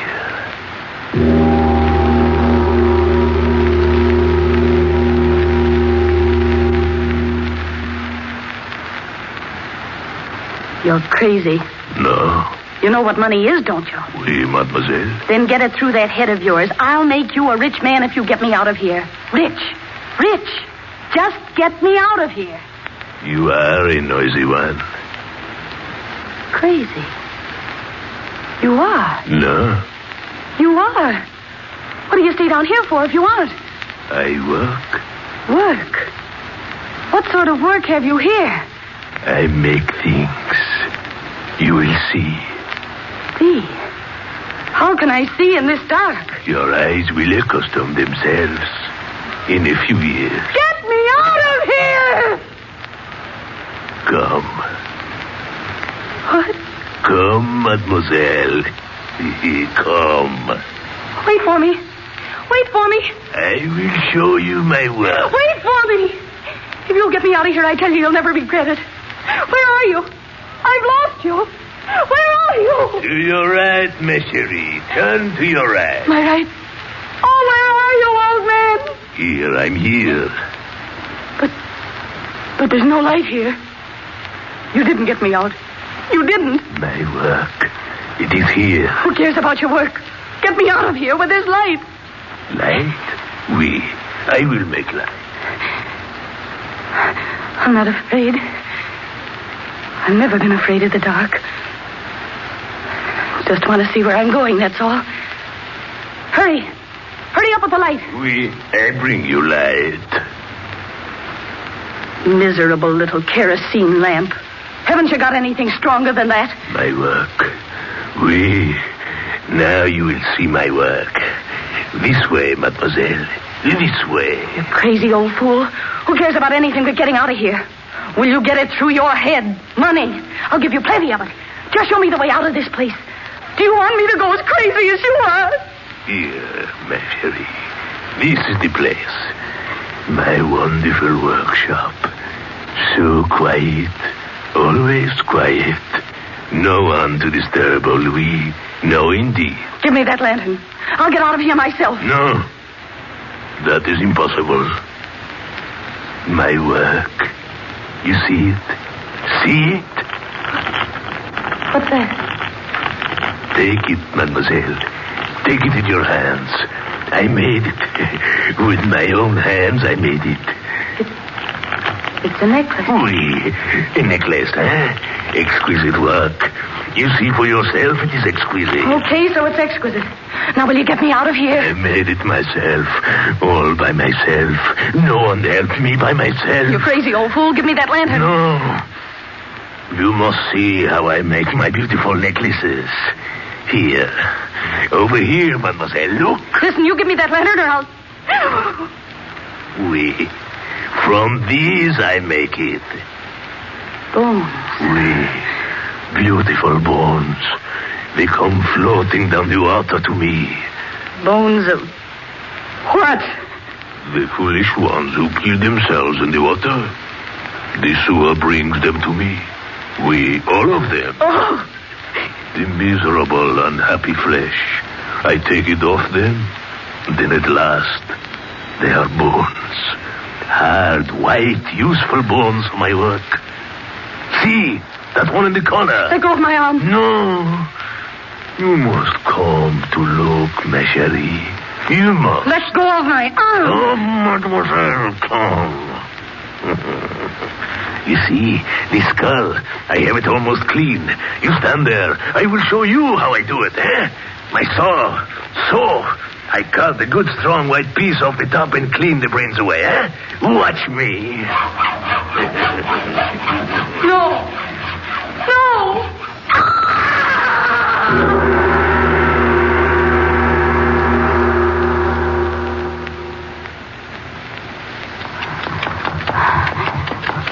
Get away. Gotta get away. Chasing me. Old man. Can't run as fast as I can. Get away. Just get away, that's all. Sawing that skull. Dead man. I killed a man. Mademoiselle! Still after me. Get away. We'll get away. Nightmare. Gotta get out. So dark. I gotta get the light. I'll go crazy if I don't get the light. Water. Water again. Gotta be careful. Maybe if I yelled, someone would hear me. Workmen. Someone in the sewer. If I yelled. Help! Help me! Help me! Help me! Is there someone down there to help me? Is there someone in there to help me? talking back to me. Oh, if only someone was here to get me out of here. Someone. I am here, mademoiselle. Why did you want to run away from me? It was quite useless. Let go of me. Let go. It is no use to struggle, my chérie. Let go of me, you crazy fool. Let go of me. Do you hear? Take your hands off me. Let go of me. No. You come with me, mademoiselle. Oui, with me if I have to drag you along. I need your help. I have wanted so very long. I'll kill you. I'll kill you. No. You see, you cannot reach me, mademoiselle. I twist your arm so. My arm. Yeah. Now you will do as I say, eh? You will come quietly, eh? Oui, ma chérie. You will help me too. Always help me. There is so much work to do. So many bones to be cut.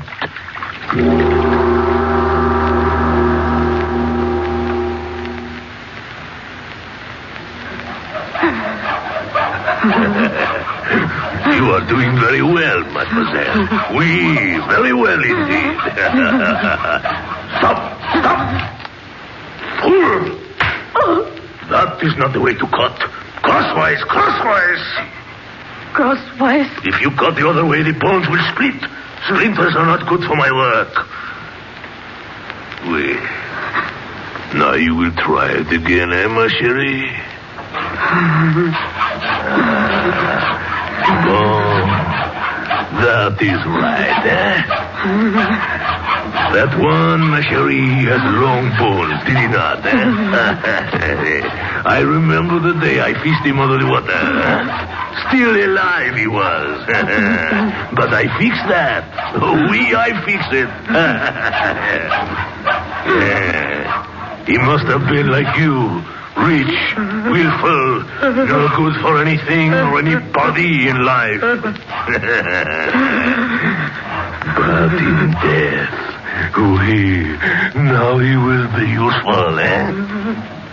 Keep sawing!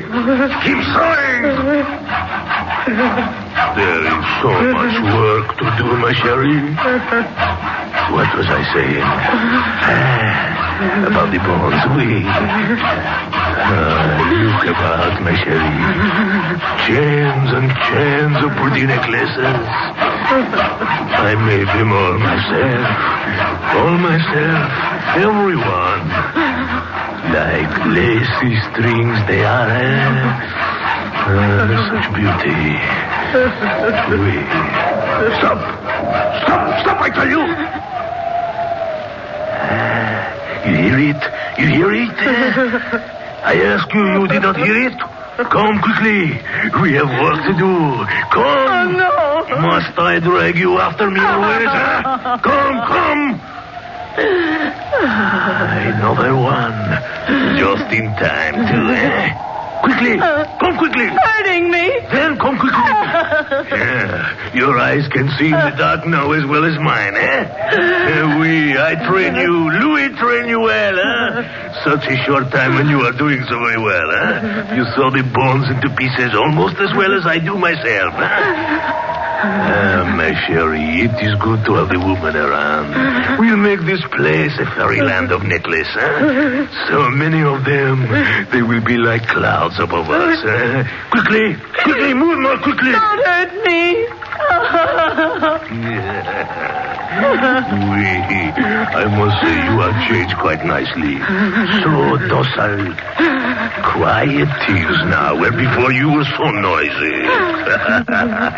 Oui, before you were another rich one, good for nothing but for trouble. Huh? Now you do my work for me. That is the way it should be, my chérie. Here we are.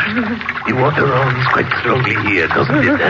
The largest sewer of them all. To bring me more white ones for my work. See! There it comes, another one. Another one who tried to take his life, eh? I always know when one is coming. Mon Dieu, he's a big one, eh?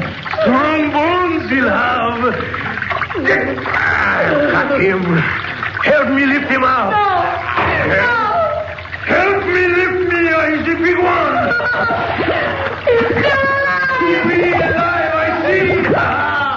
Put his head under the water. Hold it under. Hold it under, I tell you. Hold his hair. Hold him under.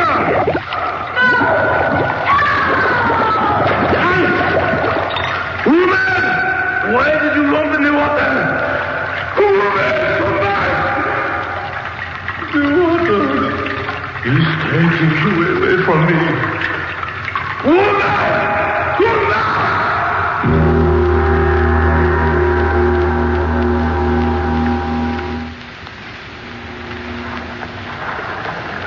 And how is the fishing, my friend? How could I fish live with this? In my time, the Seine is full of fish. In your time? Look, see where it's playing in? Where is that for a fish to live? I tell you. Monsieur. Look, what? In the water. Relax, it's a purpose. She's a woman. The current will take her right by her. Hold on to my arm. I'll get you. Hold on. Oh, not too far. Oh, you will fall in. A little more. A little more. I got you. Pull me back. Pull me back now. Help me lift her up, boy.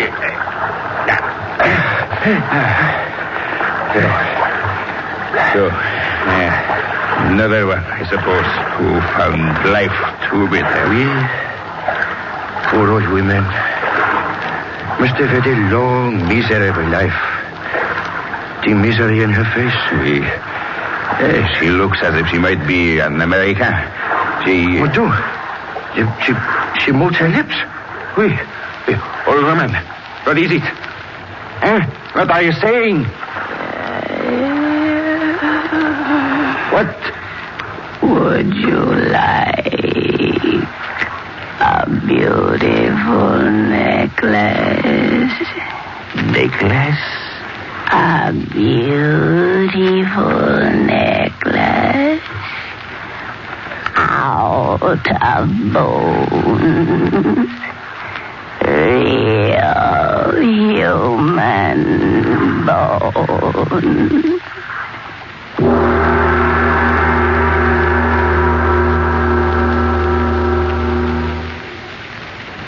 Lights Out, written especially for radio by Arch Obler, comes to you each Wednesday from our Chicago studios.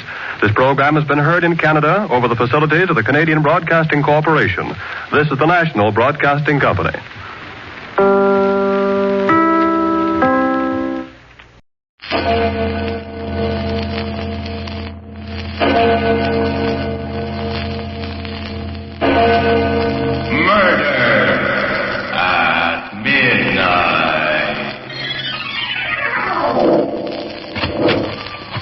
Which way did he go? That way. Down through the garden. The storm. It's so dark you can't see. Dr. Rudd. There, at the bottom of the terrace. Professor Laborde. Laborde, why Oh, good Lord. What is it? He must have fallen down the steps, broken his neck. He's dead.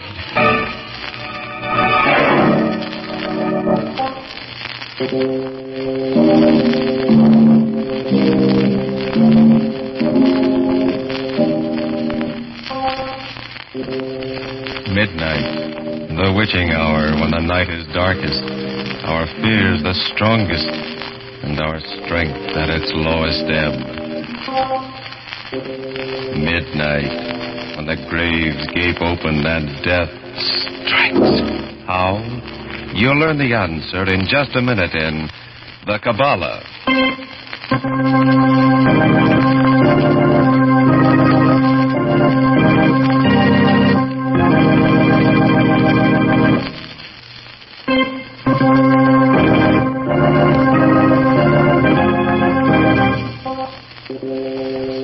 And now, Murder at Midnight. Tales of mystery and terror by radio's masters of the macabre. Our story by Robert Newman is The KABBALA.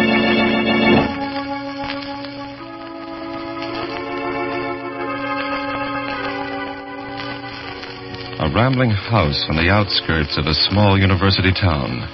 And in the house, A room that seems more like the cell of a medieval alchemist than the study of a college professor.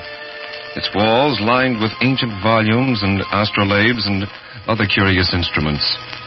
Bent over his desk, Dr. Rudd does not hear the knock on the door at first. But when it's repeated, he says, "Come in." Alan's going, Father. He wanted to say goodnight to you. Oh, yes, Alan. Good night. I was terribly sorry to hear about the decision of the Board of Trustees, sir. I mean, they're refusing to give you a grant to go on with your research. Oh, that. Well, it doesn't matter. I've about decided to give up the whole project anyway. Your book? Yes. Father, you're not serious. I thought you were almost finished with it. I am. All but the last chapter. I just can't seem to write that without additional research. And without the last chapter, why, the rest of the book is meaningless. Well, isn't there anyone you could talk to about it, sir? Anyone who could help you? I doubt it, Alan. I think I know as much about the occult as anyone in the world. Except perhaps one man. Who's that, Father? The man I studied under at the University of Paris. And I haven't heard from him in over 10 years. I'm not even sure that he's still alive. Too bad this is the 20th century, not the 12th. How so, Dr. Rudd? Oh, it would have been very simple then. A pentacle, a pair of corpse candles, and I could summon up someone who would make things very easy for me. Yes, right now I really believe I would sell my soul for the help I need. Father, you mustn't say things like that, even as a joke. Well, you're right, Pablo. And no one knows it better than I. Well, good night, Alan. See you in the morning. Right, Dr. Rudd. Good night.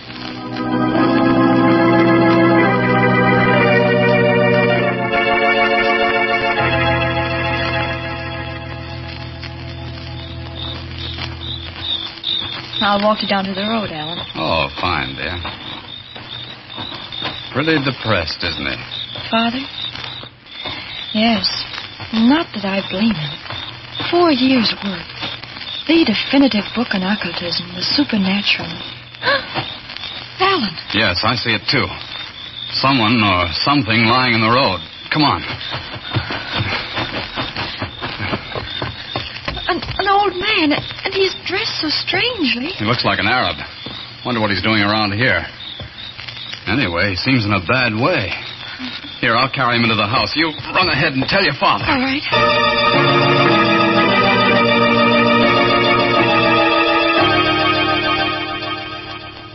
In here, Alan, in my study. All right. They put him on the couch. What's wrong with him? Well, it's hard to say, but I think it's just exhaustion. Oh, his pulse is very weak. Barbara, call Dr. Stevens. Of course, Father. He's opening his eyes.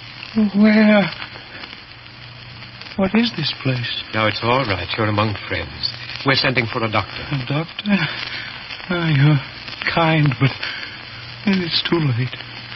Allah stretches his hand out for me. Nonsense. All you need is some food, rest. No, I'm dying.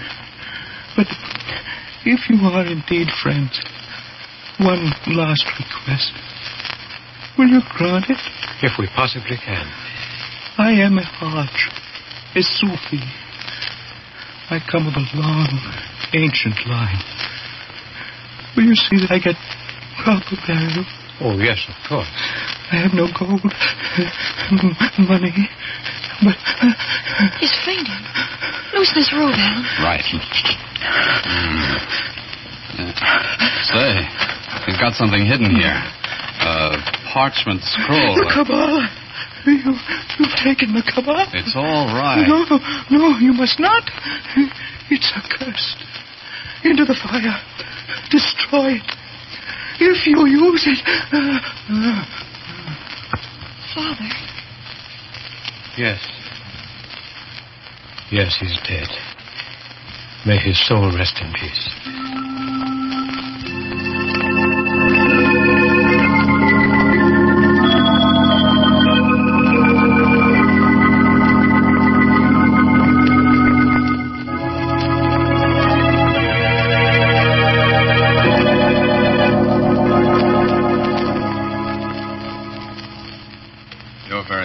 Tonight, Dr. Rudd. Thinking about the funeral? Huh? Our Arab friend. Oh, yes, Alan. Partly. And partly about this parchment he had hidden in his room. It seems to be a form of the Kabbalah. That's right. That's what he called it when he got so excited. Wanted you to destroy it. But the Kabbalah is just the science of letters and numbers, isn't it? It's much more than that, Barbara. It's the science of the mystical attributes of letters and numbers. The basis for almost all occultism. But this system is different from any I ever saw before. Different? How? Well, this particular system tells how a question can be written out, the letters changed into numbers and manipulated. And when the numbers are changed back into letters, they will answer the question. Listen, Professor, what do you say we try it?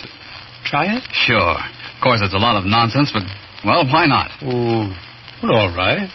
There's paper and pencils on my desk. What are you going to ask, Father? Oh, something simple, something we can check. Me, I'm going to ask something really practical. Okay, Professor, let's go.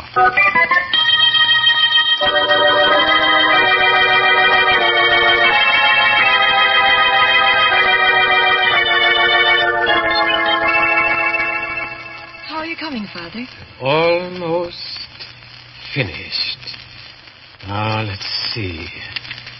Zadek, Mem, Vav. Great Scott. What is it? Look at this. Here's my question. Will we have any visitors today? And here's the answer. 2 visitors. Professor Laborde and someone else. Professor Laborde? Do you remember my telling you yesterday that there was one person in the world who could give me the help I needed to finish my book? Yes. That man was Professor Laborde. Father, you don't really believe it, do you? I don't know. Told you I haven't seen or heard from him in 10 years. But just the same... Dr. Rudd, look. Look here, I got something, too. What is it, Alan? Well, here's my question. How can the professor get the money to continue with his research? Yes. Here's the answer. Call Mark Endicott. What? Of course. Why don't you, Father? He's always been interested in you and your work. Well, I just never thought of it. I'll go in and call him right away.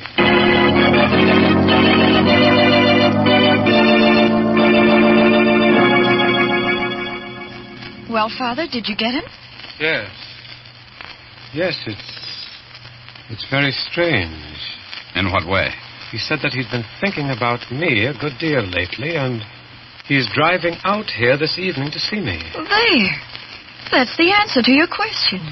2 visitors. Professor Laborde and someone else. Well, he must be the someone else. You think so? Oh, of course. Somehow I don't. Well, what do you mean, sir? I don't know. Except that I don't like it.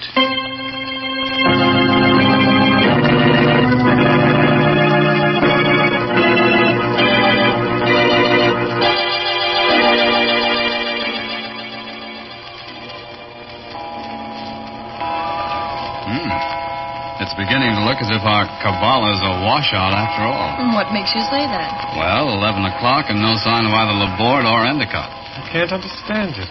Endicott definitely said that he was driving out here and that he was leaving immediately. He probably changed his mind because of the storm. Well, it's still pretty bad out, isn't it? Yes, but it's not like him. You'd think he'd phone us and let us know. Oh, perhaps that's he now. Hello? Yes? This is Professor Rudd speaking. Who? Oh, yes. What? But that's impossible. I spoke to him only a few hours ago, and... Why, I can't believe it. You're sure? Oh, I see. Thank you. Thank you very much. Goodbye. Who was it, Father? That was Mark Endicott's attorney. His attorney? What did he want?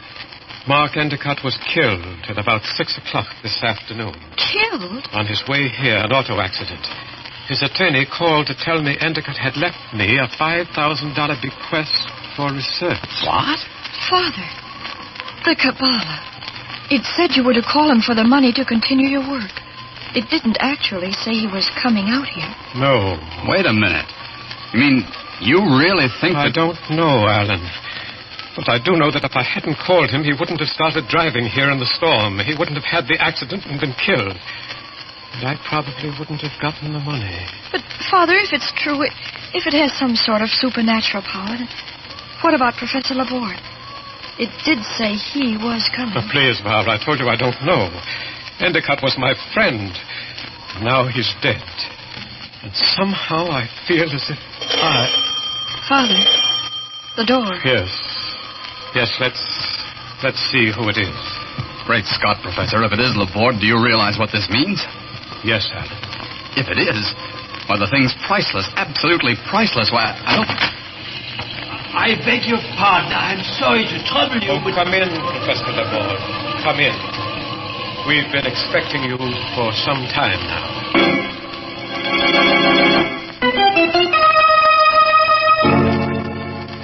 An ancient manuscript which can foretell the future.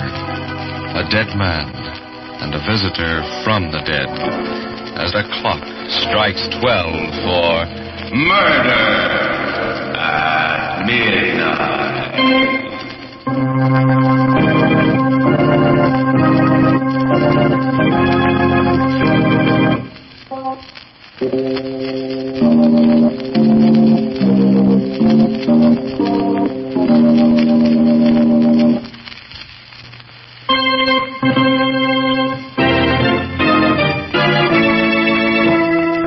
And now, back to Murder at Midnight and the Kabbalah.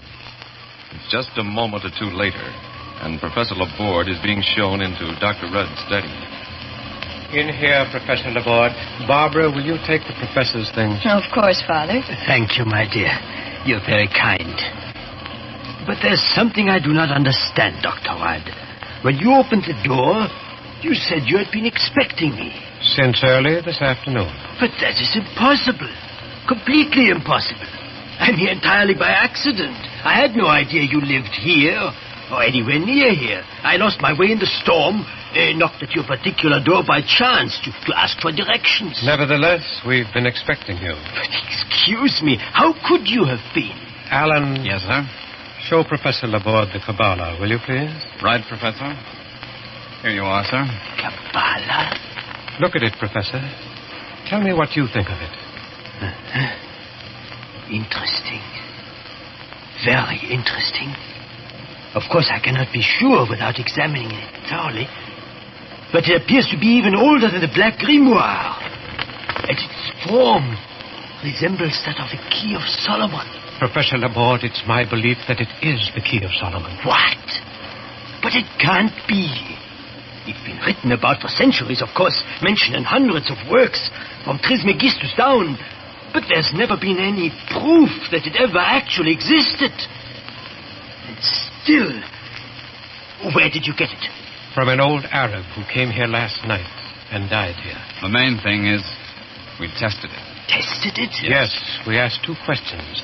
The answer to one of them prophesied your coming here, and the other, well, that came true, too. But this is beyond words. If it's true, then it's the most priceless discovery that has ever... Professor Rudd, may I try it? Use it to ask a question, too? Well, I don't know, Professor Laborde. Please. For years now, ever since I began studying the supernatural, there's been something. One thing I've always said I'd give my very life to know. If it can tell me that... You must let me, Rudd. And you must let me do it while I'm alone. Well, all right. Good. Come on, Alan, Barbara. We'll wait outside.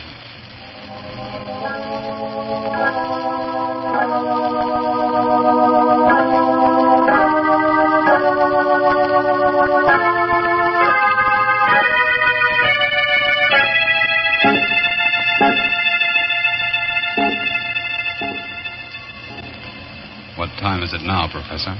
It's 20 hours. He's been at it for quite a while. Yes. If he doesn't call us in another minute or two, we'll go in. I'm probably being very silly, but I don't like this, any of it. Why not, Barbara? I don't know, but... What's that? Professor Laborde. Come on. Professor Laborde, what is it? What's happened? What? What are you doing? He's burning something in the fire. Father, it's his hands. He's holding them in the fire, burning. Great Scott, Professor Laborde, stop. Stop. Have you gone mad? Fire! Only fire can burn my hands clean again. I asked.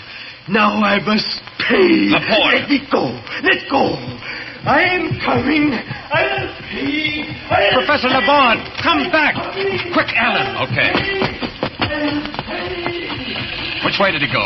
That way. Down through the garden. This storm. It's so dark you can't see. Dr. Rudd. There, at the bottom of the terrace. Professor Laborde. Laborde, why... Oh, good Lord. What is it?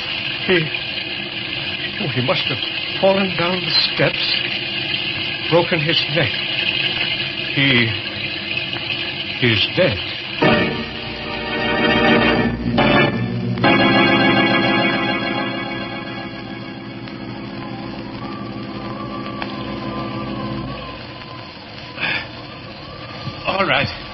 All right now, Alan. Put him down. Now, gently. Yes, sir. Father, are you sure that... Yes, Barbara, I'm sure. He's dead. But what made him do it? Go running out there that way? It must have been something to do with the Kabbalah. He was going to ask it a question. Yes, Alan, it has something to do with the Kabbalah. And standing there with his hands in the fire, as if he were trying to burn them clean. Father, what was the question he asked? What answer did he get? I think perhaps I can guess. The old Arab, he warned us, remember? He said it was accursed, evil, that if we used it... Wait a minute, Dr. Rudd. Laborde said he'd give his life to know the answer to that question, and now he's dead. Yes, Alan, that's what was in my mind, too. That and one more thing. Do you remember what I said just before you found the old Arab in the garden? That I'd make a pact with the devil, sell my very soul for the help I needed to finish my book? No, Father, you're not serious. You don't mean you really believe I've lived too long, my dear, seen too many strange things to disbelieve anything. If the Kabbalah is everything we think it is, if it is the key to the future, to all knowledge, if it can answer any question we put to it, then there are only two sources from which it can draw its power. One good and one evil. And you think... If God had wished us to be able to foresee the future, we should be able to foresee it. On the other hand, if it's evil, well, there's usually a penalty involved. Laborde, he said something about paying, too. Who must be paid, and how? There's only one way to find out, through the Kabbalah itself. Give it to me, Alan. No, please, no. I'm sorry, Barbara, I must. There's no need for you to stay here, or Alan. No, Father. We'll stay, both of us. Very well. Then, here goes.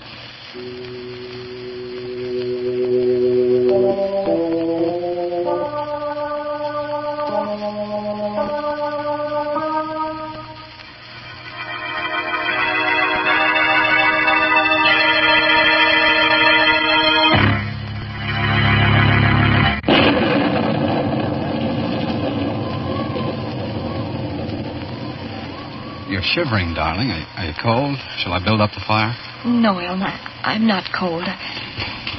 What was that? It sounded like the outside door opening. Father, what is it? Are you finished?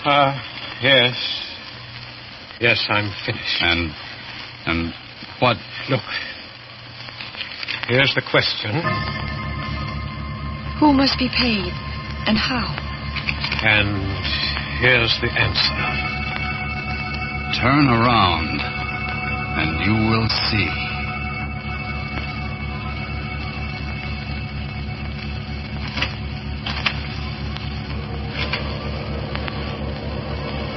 Father, the door behind us, it just opened. Yes. I don't dare turn around. You needn't. Right in front of you, there on the wall. Look. Something black, like a stain, a blot. But it's spreading, moving. Like an octopus, or like... It's shadow. It's coming toward us. What in heaven's name is it? Whatever it is, whatever happens to us, no one shall ever again be cursed as we've been cursed. the Kabbalah. Give it to me. Father, what are you doing? What I should have done when I first saw it. Destroy it. Throw it into the fire. It's coming closer. Closer. Professor, isn't there anything we can do? Anything that... Father, look. The parchment burning. There on the wall. The shadow of the andirons. In the shape of the crux ansata. The first cross. Good Lord. The shadow, it's wavering. Drawing back, retreating. I'm going to turn around, see what... No, wait. Wait until... All right. Now. There's nothing there. Laborde? Laborde? Dr. Laborde? Someone just came in. Who's there? Who is that? Oh, excuse me. I'm terribly sorry. I'm looking for someone. An old man with white hair and white beard. His name's... Holy smoke, there he is, Dr. Laborde. Dr. Laborde. He can't answer you. He's dead.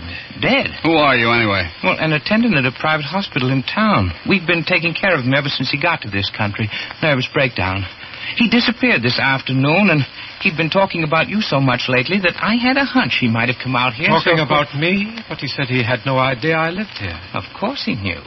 I told you he wasn't right in the head. That was one of the signs. Father, if it's true, if his mind was going, that would explain what he did. Burning his hands, running away like that. You mean the Kabbalah didn't have any occult power?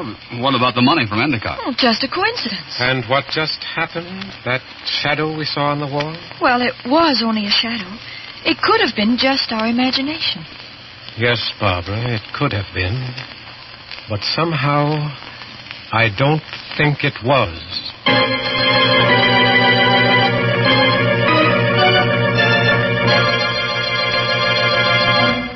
An old professor stands next to the body of his friend, staring at the fireplace where the secret of the ages has gone up in smoke as the clock strikes 12 for murder at midnight.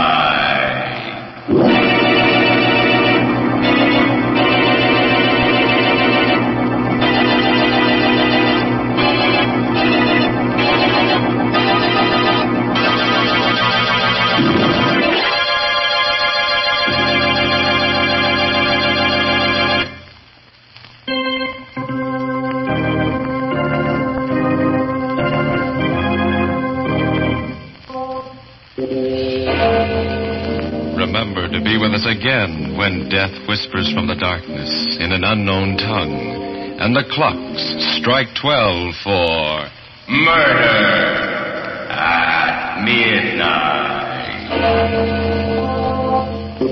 The part of Dr. Rudd was played by James Van Dyke. With music by Bert Berman, Murder at Midnight was directed by Anton M. Leader.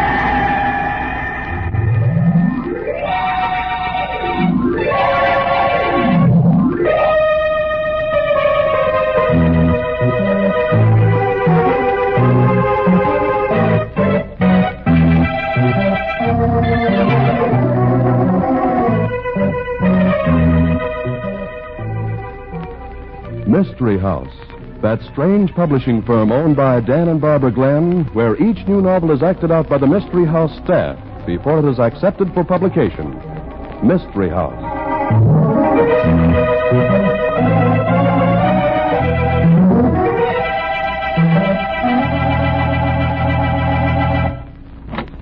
Hi, Dan. Hi, Barbie. Well, greetings, everybody. Come in. You're all up in your parts, are you? Yep. Say, this is a mighty squirrely story in this family, isn't it? Well, of course. That's why we think the story will make a hit. Readers don't enjoy reading about ordinary folks. They like the unusual. Yeah, that's right, Barbie. The more unusual, the better. Oh, I disagree on that, Mr. Glenn. It's the straightforward, direct approach that wins friends. For example, listen.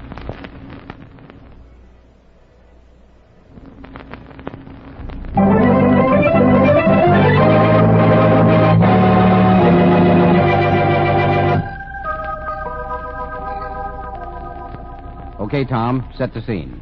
Murder in Paradise. The first act opens in the palatial home of the late Happy Harris, tremendously successful publisher of inspirational books.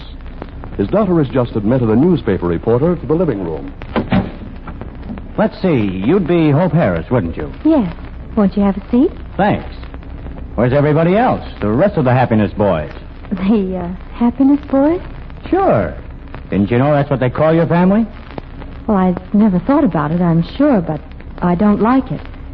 I hope you'll remember that when we granted you this interview for your paper, you agreed there'd be nothing sarcastic or cruel about Father. Don't worry, kid. You know, old Happy Harris was a fabulous character, any way you look at it. Tell me, honest now, was all that happiness and light on the level? Didn't the old boy ever get sore and gnash his teeth or throw things? My dear sir, happiness is a state of mind. There's never any reason for making yourself unhappy by losing your temper. It's a matter of self-control, and anger is a sign of weakness. It's one of the worst vices of mankind, and the Harris Publishing Company has always striven to Hey, wait a minute. Don't give me the sales talk from the book catalog. But, honest, didn't the fact that Happy Harris made himself $1 million from inspirational books... Oh, I hate that word, inspirational. Didn't that have maybe a teeny-weeny bit to do with this happiness act? Father was the most sincere man who ever lived. His whole life was a shining beacon, an inspiration to the world to follow the happy life, to think happy thoughts. Okay, I'm sold. I believe you. Boy, he certainly sold his idea to this family, if you're any example. Most guys would be sore as all get out at some of the cracks I made about your man. Anger is a sign of... I know. Sign of weakness. It hurts the person who exhibits it, and it hurts the person who has to listen to it. If you refuse to listen, then... Oh, Mother, this is Mr... Joe Corning from the Herald, Mrs. Harris. Oh. I suppose you're here to get a story about the Happy Harris family carrying on the Harris Publishing Company, continuing to bring inspiration to the world. Something like that. The happy children and the happy mother all joining together to bring sunshine. Mother, please. See, Mr. Corning... I never fell for the happiness gruff, Mr. Corning. It's a mighty handsome living. But if I had known I was marrying a smile, I don't think I'd have done it. Mother. I know, Hope. Your father's scarcely cold in his grave. Well, I've lived in an atmosphere of perpetual joy for so long, it's a relief to be able to grouse about something. Not to have to smirk at everybody every time I go out in public.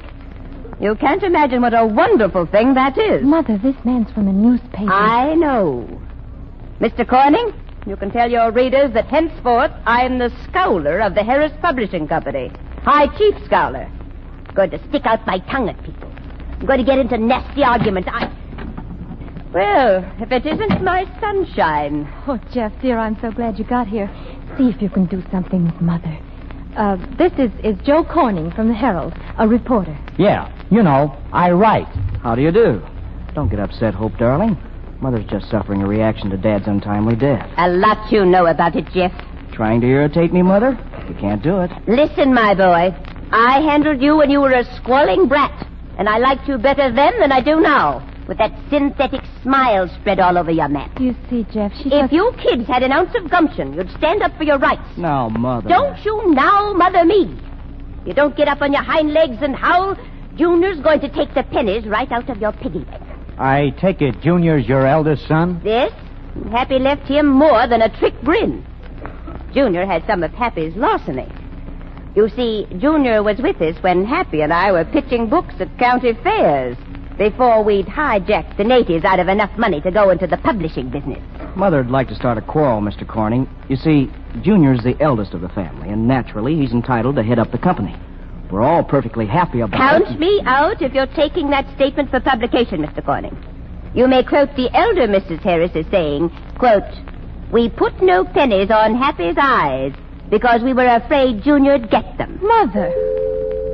Oh, I wonder who that could be. Last scene. But I won't smile at him. What's gotten into Mother anyway, Hope? I don't know. Oh, it's Mr. Keller. Yes? He hasn't smiled in 50 years, and the best man with $1 in the city. Mr. Corning. Corning? How do you do? Hi. You're treasurer of the Harris Publishing Company, aren't you? What's left of it? Now, Keller, you know business is wonderful. The country's gone absolutely mad on inspiration literature. Yes, that's just it. It's a bad sign. They buy the books because they want to get happy, and they're already getting happy. And the next thing you know, we'll be in bad shape. What we need right now is a good line of tearjerkers.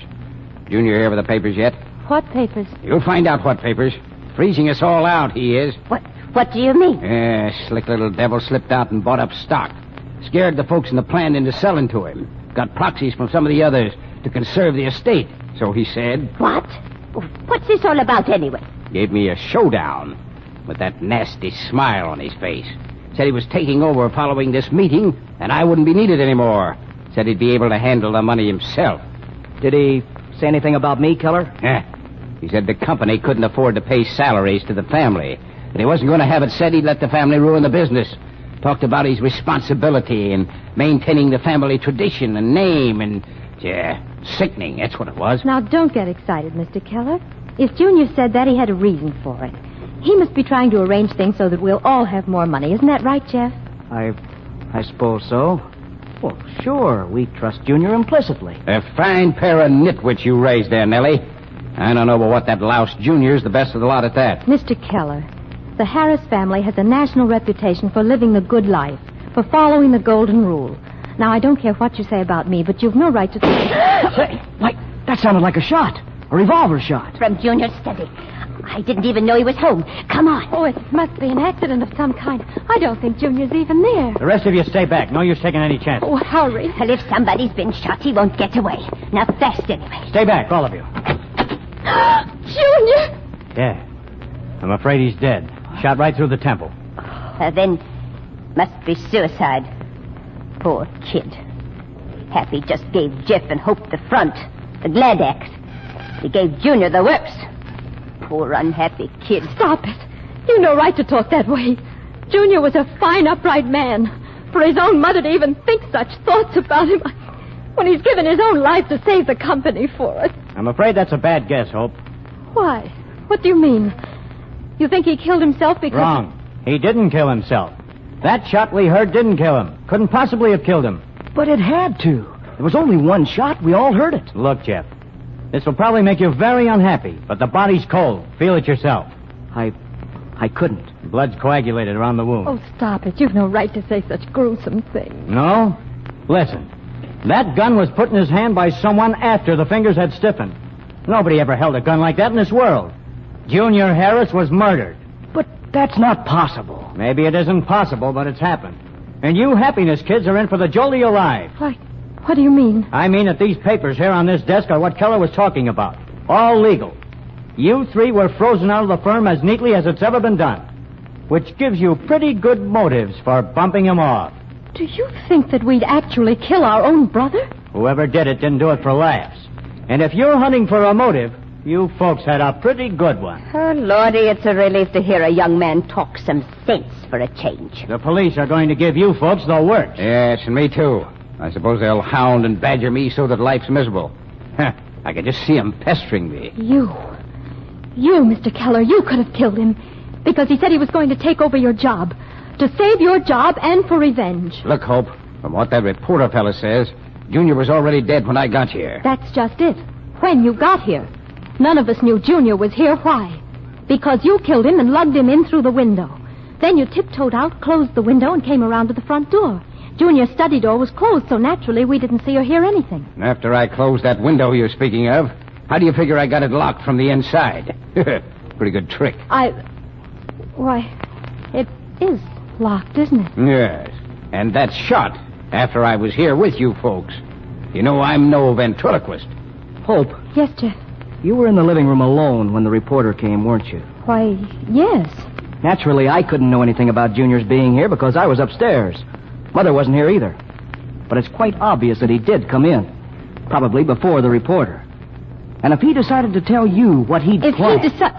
Jeff, are you trying to say that I murdered him? I'm saying it's a possibility. Why, Listen, you namby-pamby.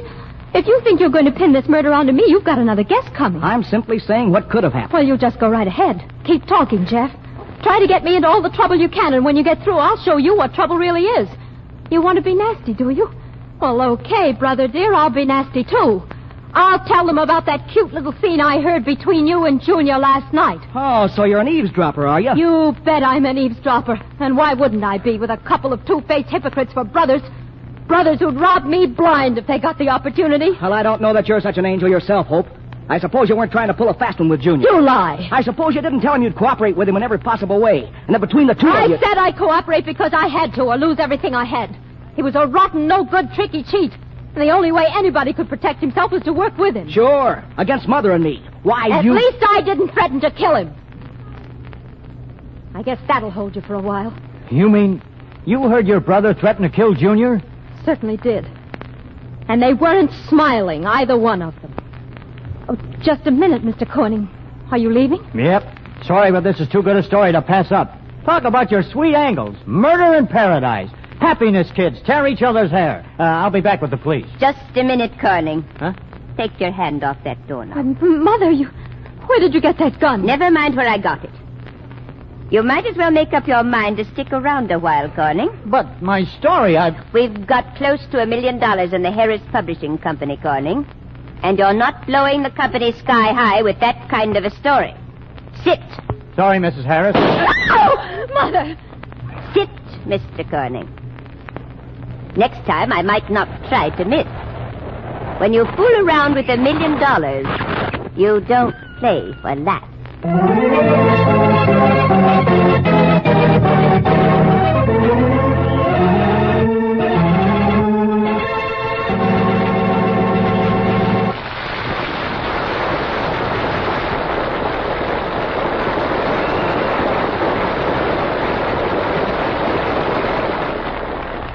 Not many clues on the identity of Junior Harris's murderer, are there? Well, the tangle will all be unsnarled in the second act of tonight's story.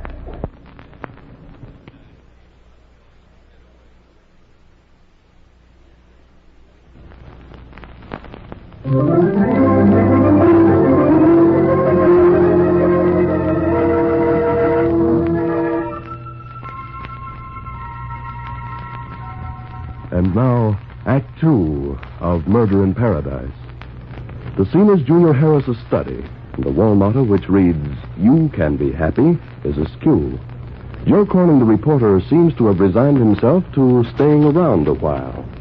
It's pretty obvious that two guns played a part in Junior's murder, isn't it? One to kill him, and one to fire that shot we heard from the living room. Why, yes, I guess that's right. And we've found two guns, haven't we? What are you driving at? There's nothing so mysterious about it, is there? I said we'd found two guns.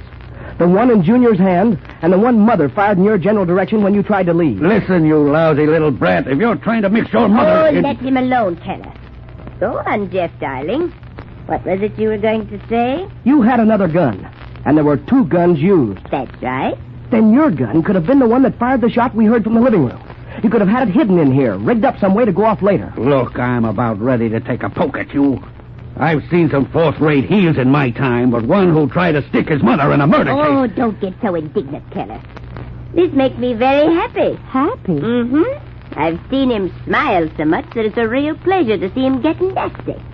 And I can't begin to tell you how pleased you made me feel, Hope, when you screamed and snarled at Jeff. I tell you... Mother, please, you shouldn't talk that way. Jeff deliberately accused you of I know. Murder. But it doesn't mean anything, dear. Well, of course not, but that gun... Worrying you too, is it? Well, remember, I fired a shot to persuade Corning to stay. Yes. Here, Corning, I'll open it. See if more than one shot's been fired. Nope. Only one shell missing. Been fired just once. But I'm interested in hearing more about your little fight with your brother last night, Jeff. The one where you said you'd kill him. Well, I guess I did say that, all right. I suppose we might as well get one thing cleared up. We all knew what Junior was pulling on us. Dad had left Junior a little more stock in the company than the rest of us because he wanted Junior to head the firm. Junior used his position to work a squeeze play on the rest of us. He called a family meeting for this afternoon. And you all admit you knew what he was doing? Yeah. We worked things to get you in here for this interview this afternoon as a last resort. We had Mother call you. I don't get it. Well, we thought if we all gave out stories to the press about the family and how we trusted Junior and knew anything he was doing was for our best interests, well, we thought we might shame him into changing his mind. Dad was always scared to death of bad publicity. He said it could ruin our kind of a firm. Good, too. That's why he brought us up the way he did. We were supposed to be living testimonials to the power of his happiness crusade. So you tossed your little problem to me, huh? That's right. Well, it looks like one of you had a lot more effective way of handling it. Couldn't it have been some outsider? Don't be naive, Hope. Of course it was one of us. You're not going to be able to keep the story out of the papers forever, Mrs. Harris. How about giving me a break and letting me get back to the office? You'll get the story before anybody else does, and you'll get it the way we want it. Let's see.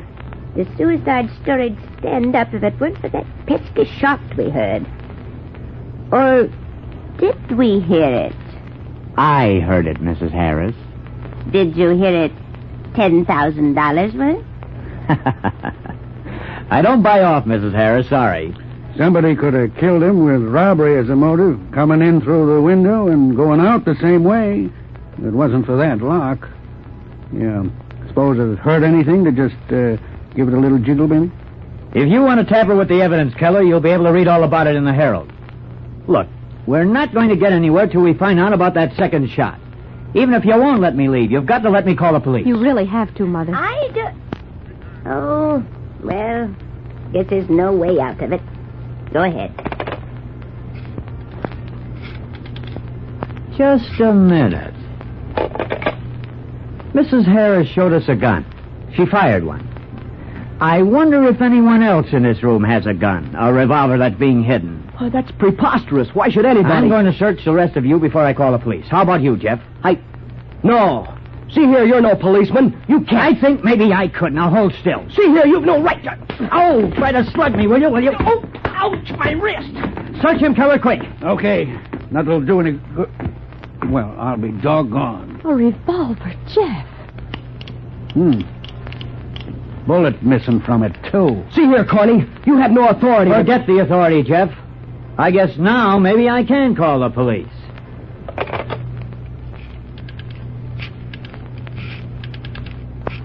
No. Listen, I had the gun with me. We heard the shot from in here. I couldn't possibly have... Hello? Captain Heron, please. Captain Heron? This is Joe Corning of the Herald. Yeah. Say, there's a guy out here at the Happy Harris place has a nice little puzzle for you to solve. Yeah. How he managed to commit a murder. They've got him covered so he can't get away, but hurry.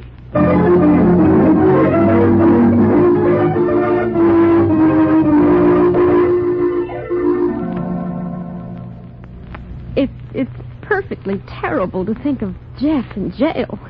They had no right to take him. That policeman didn't have any idea how Jeff could have fired the gun. He didn't. What? But you told the police that I know. But I think your brother was telling the truth about that revolver. Well, then why Didn't you ever notice? A murderer lays low until somebody else is arrested. Then he gets brave. And if he doesn't do anything, we'll never catch him. This way, there's a chance. But who do you think... I'm not saying. Mother and Mr. Keller... No, they wouldn't do such an awful thing, either of them. Awful thing? Look, he was a grade A heel, and he deserved exactly what he got. The charming Junior Harris, the papers always said. But as charming as a rattlesnake. Then you knew him? No, and I got along very nicely without knowing him. Mother, Mr. Keller, where have you been? I've been worried about you. I'm quite able to take care of myself, Hope. We've been engaging legal counsel for Jeff. And they're quite encouraging. Expect to have him out in a couple of hours. Oh, but that's wonderful. They say the police haven't a prayer of holding him. Something will probably go wrong, though. Red tape or some fool thing will keep us from getting him out right away. Well, I wish you luck.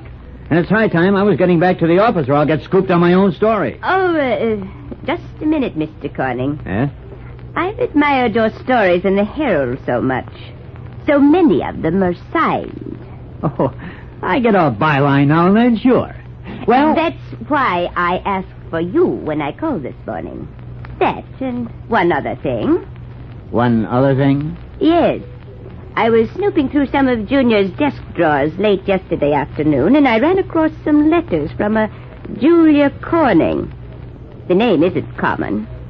Is she your sister by any chance?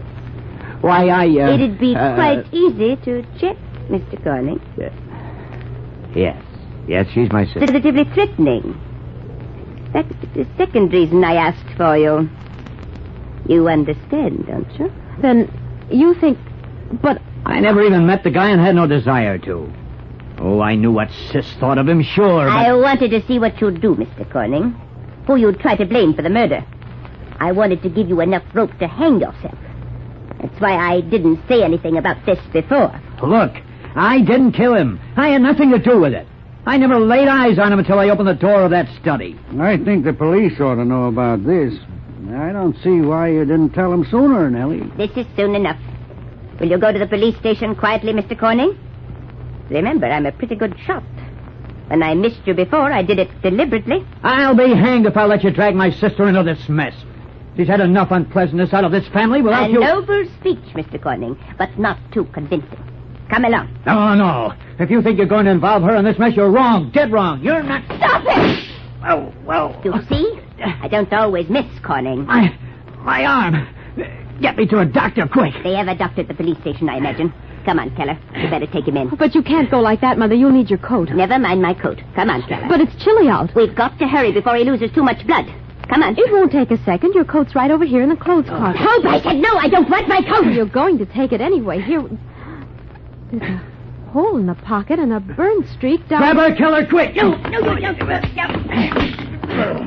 I'm surprised at you, Nellie. Starting to aim that thing at me. Get it, Hope. I have, but I don't understand. Look in the coat pocket. Don't let her get her hands on it. A revolver with pieces of broken matchsticks wedged in behind the trigger. And there's a bottle with some water in it and no cork. And the inside of the pocket is all wet. Okay. I put the matchsticks in behind the trigger. Not firm enough to make it go off. Not quite. The bottle was full of water when I stuck it in the pocket on its side. I knew the water'd eventually expand the matchsticks. When they swelled up enough, the gun had to go off. Pretty cute.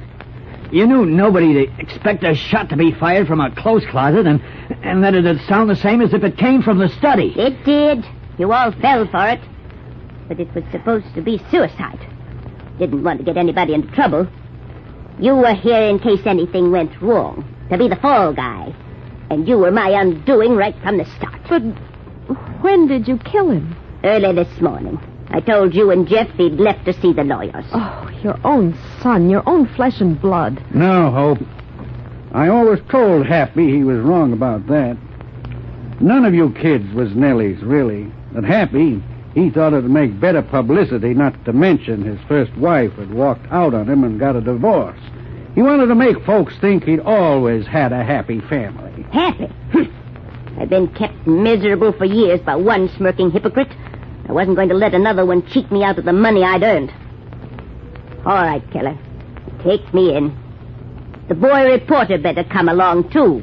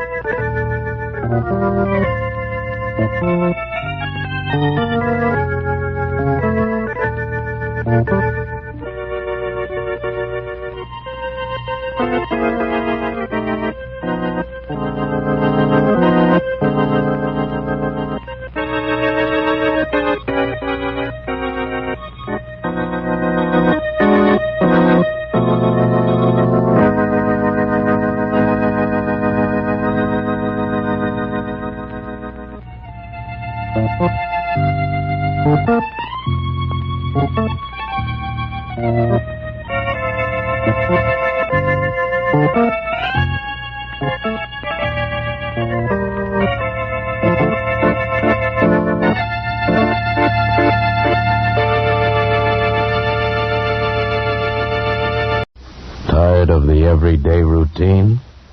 Ever dream of a life of romantic adventure? Want to get away from it all? We offer you Escape. Escape, designed to free you from the four walls of today for a half hour of high adventure. Escape, brought to you by your Richfield gasoline dealer and the Richfield Oil Corporation of New York. Marketers of Richfield gasolines with Xylene, Rich Lube, all-weather motor oil, and other famous petroleum products. Look for the Richfield Eagle on the cream and blue pumps.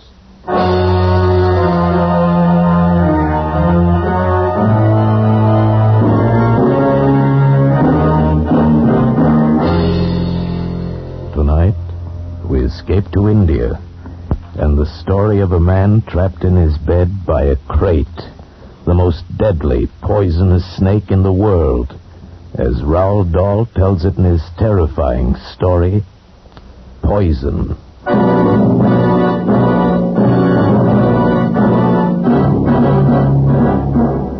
Listen, it's an awful good story, but to get the point, you got to understand about two things. What kind of a guy Harry Pope was and what kind of a snake a crate is.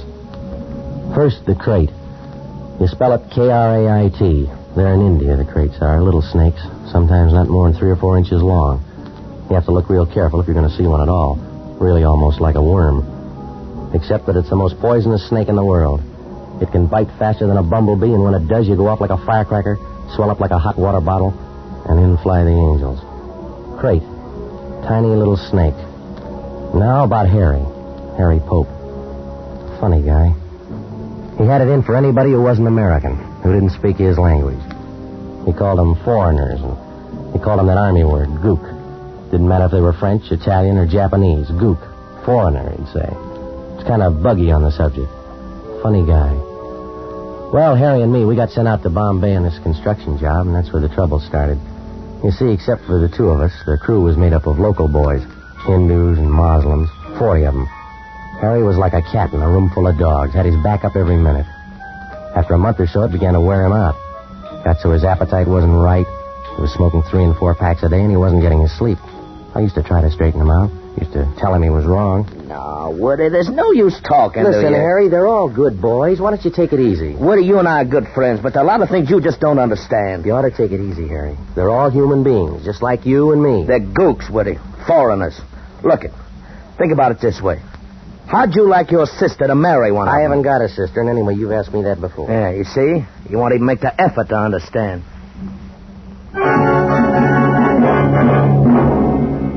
Well, that's how it was with Harry, and you know about the crate. Now about what happened. It was June of last year. It was hot and sticky, even though the sun was down. I was putting on a clean shirt to go out. Oh, man, I'm really beat tonight. What's with you, Woody? What's a clean shirt for? Going out. What do you got, a date? No, I thought I'd stop off at Dr. Ganderby's. He promised he'd show me the photos he made down in the leper colony. Ganderby? Yeah. These photos are supposed to be pretty interesting stuff. Well, how about it, Harry? Would you like to come along? Ganderby? He's a Hindu. A gook. Foreigner. I don't want to spend no evening with a gook. Shoot, not old Harry. So I went off to the doctor's, and Harry went to bed with a detective story. I had a very interesting evening. Later, old Harry was plenty sorry that he stayed home. I didn't leave the doctor's until around midnight, and when I drove back through the sleeping city, it was very quiet and dark. I thought about the pictures of the lepers I'd seen. I remember thinking, I hope Harry's awake, because I'd like to tell him about those pictures. And when I got home, I was glad to see the light in his room was still burning. Harry, you up? I didn't get an answer. Probably fell asleep reading. Harry, you awake, Harry? Woody.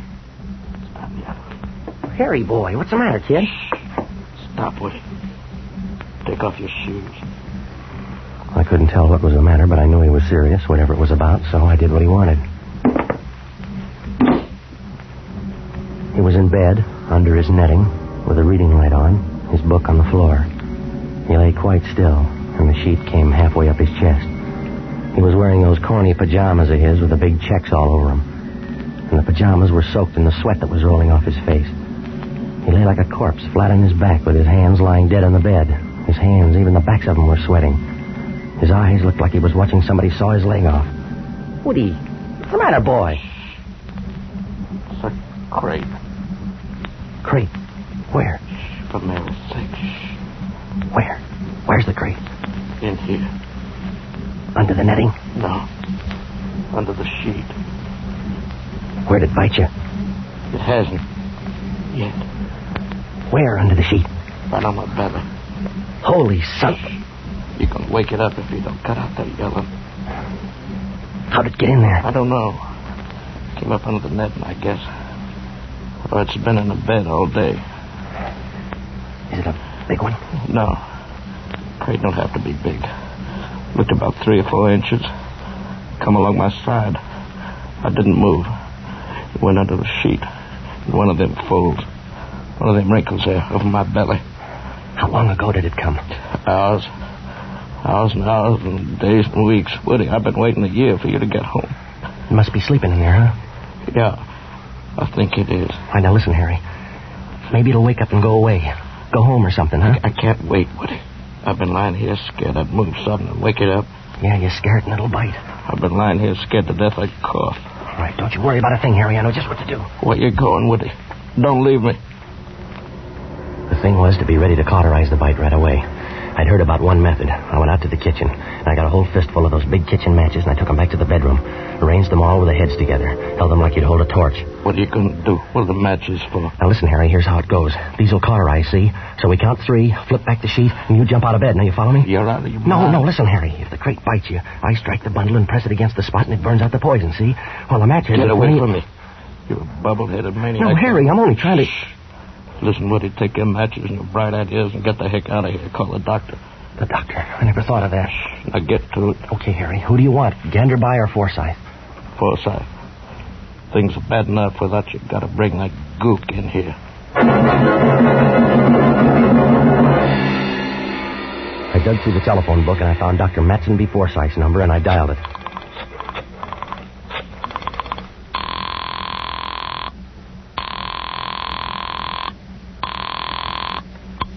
This is the residence of the Dr.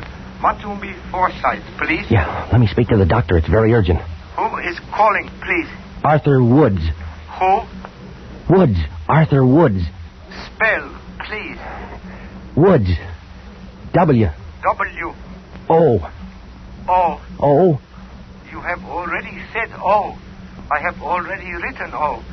Have the kindness to give me the next letter, please. O.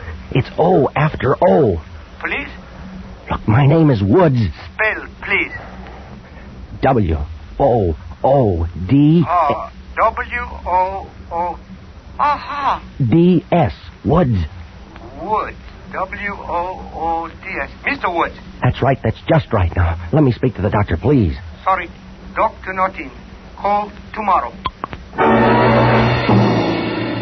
Across the room, Harry lay very still, sweating, trying to keep every muscle relaxed.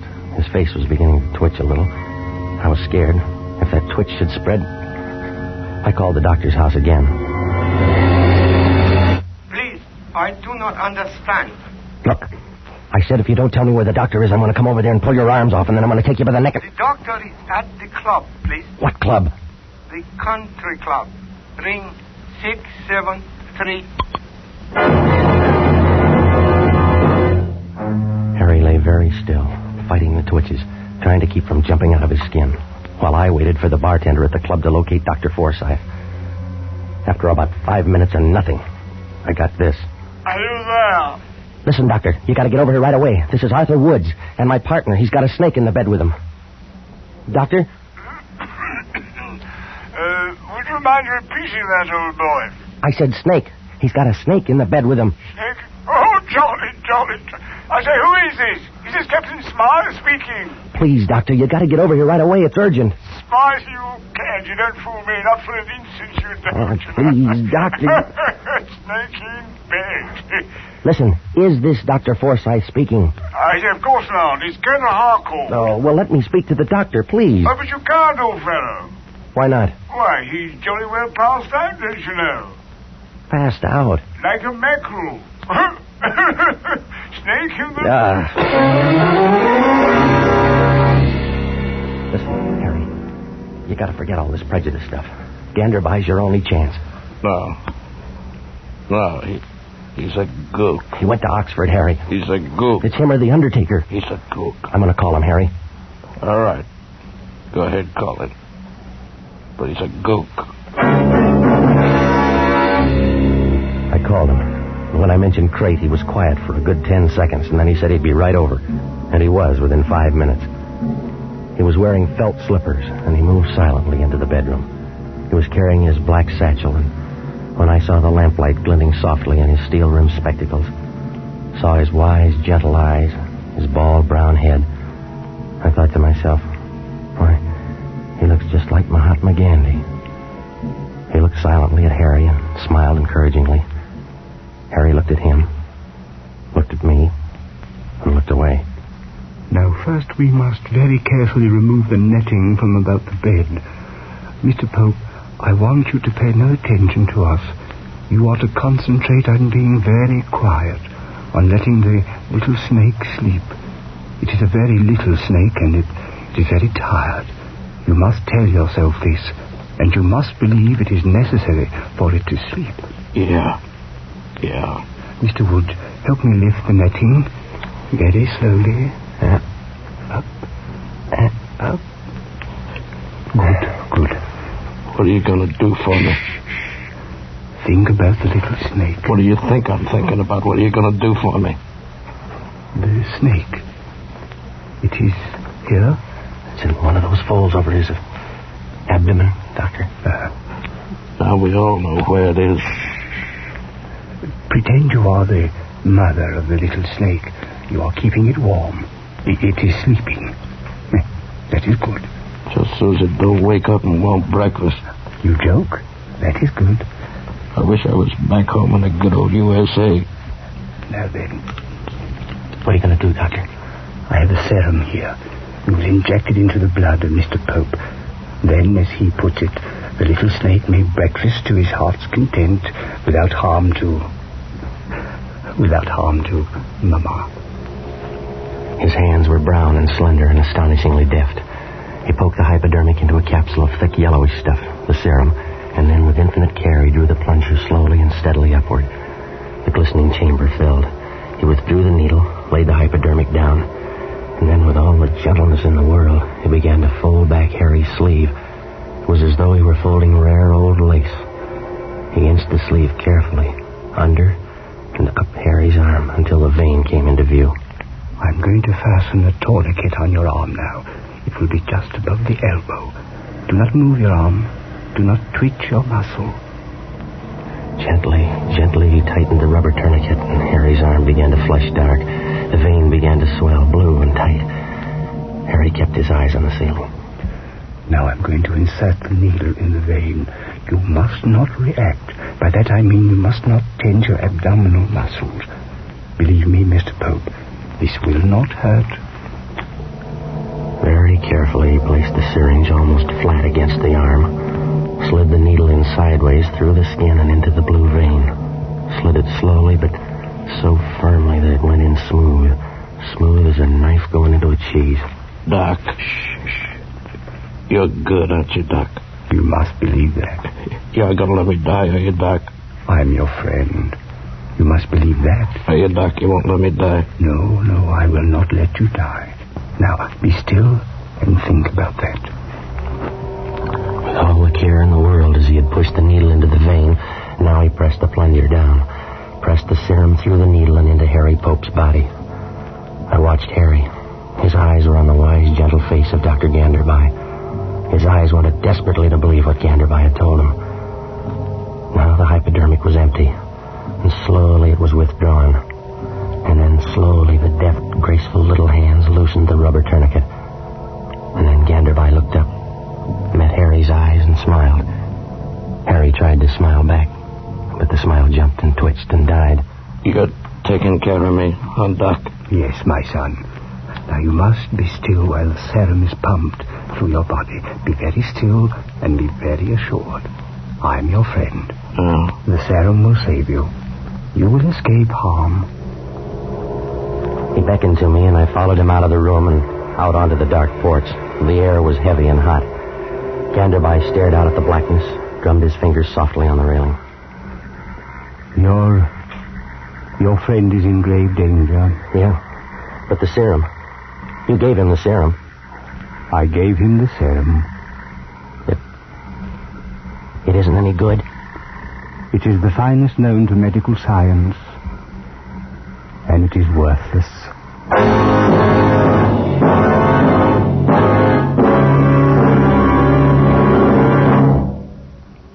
To most of us, science is something strange and mysterious. We think of magic medicines and supersonic planes.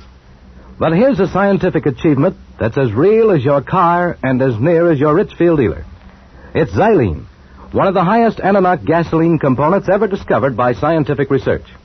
And xylene can benefit you today, because every gallon of Richfield gasoline now contains xylene.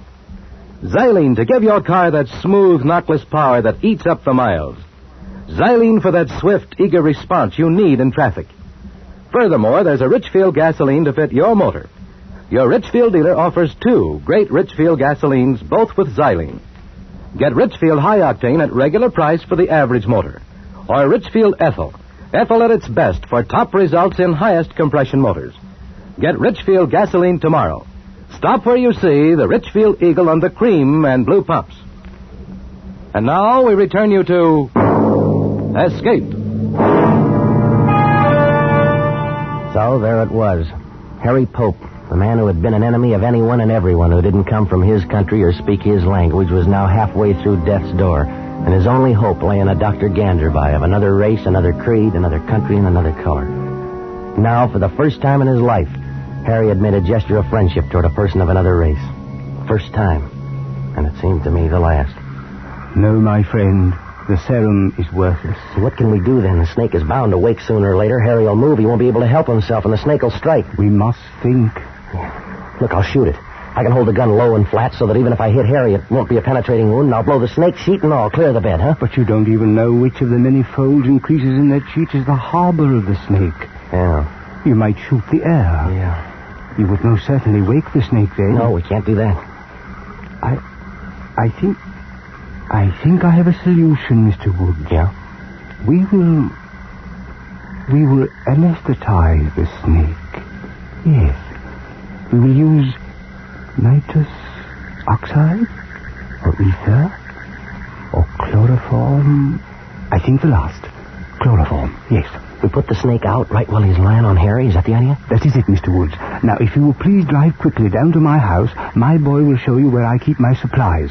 The chloroform is in a bottle with an orange label. Orange label? Yes. Bring it back as quickly as you can. I will stay with Mr. Pope and try to keep him assured.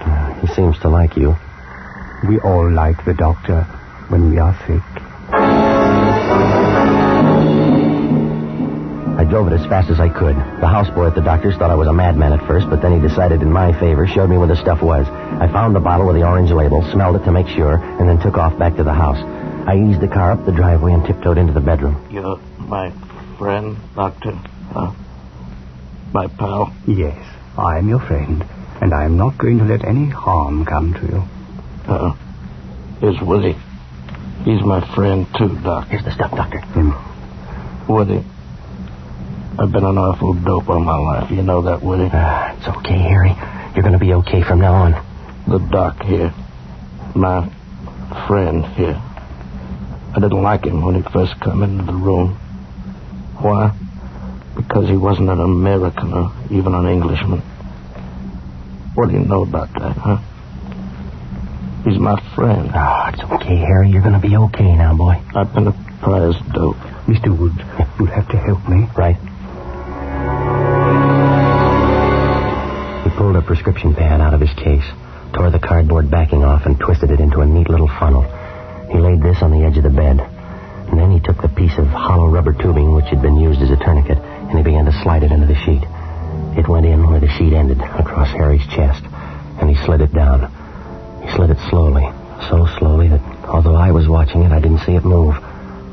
Hours seemed to crawl by. The tube inched invisibly on and down, down and down, past the unseen buttons of his jacket, past the unseen cord to his trousers, and then it stopped.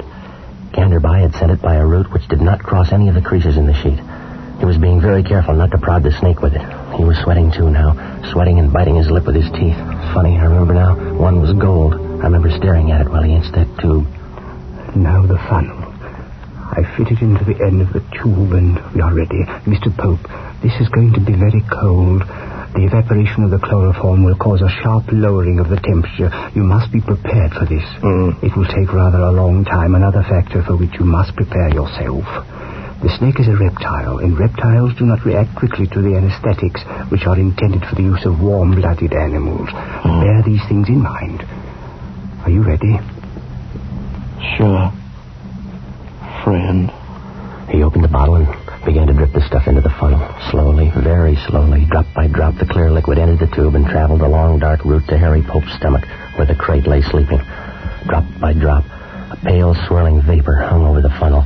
Down there on the sheet, where the tube ended, a wet gray patch began to spread, the chloroform spreading and evaporating, spreading and evaporating. The room began to reek of it. And I remembered other places and other times. Hospitals, operations, the death of loved ones, smell of chloroform. Harry began to twitch now, his nose. He seemed to be in agony. Woody. Harry, what is it? I think I'm gonna sneeze. Don't do it, boy. Hang on, Harry. You gotta hang on. Don't. Ganderby looked at Harry's face. He reached up, pressed his knuckle against some nerve on Harry's upper lip, and the agonized look vanished. The relentless dripping of the chloroform continued. Harry was getting cold. I could see goose flesh along his arms, across the top of his chest where the jacket was opening. Ganderby looked at this and stopped pouring. That is enough. I think our little friend should be thoroughly unconscious now. Mr. Pope, you must remain very still. We are going to remove the sheet now. Anything you say, Doctor. Mr. Woods, you take the other side. We will have to do this ever so carefully. We each took a side of the hem.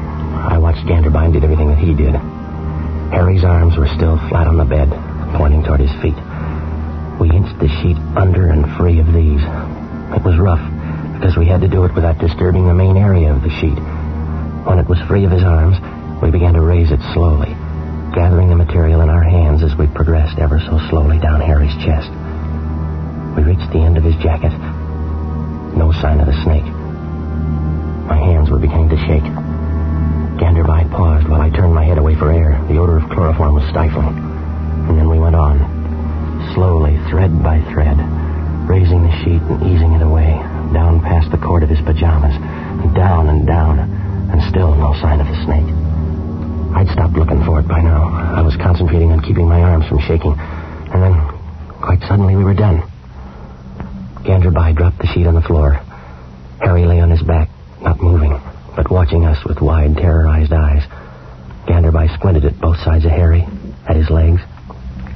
Where is it?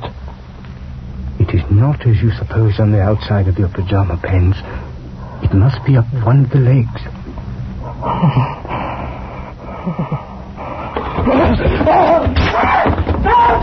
Harry, no!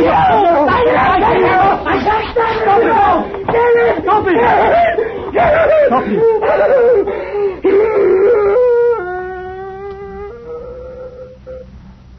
I don't see it. Kick those tatters of cloth, the remains of his pants. No, nothing. The bed.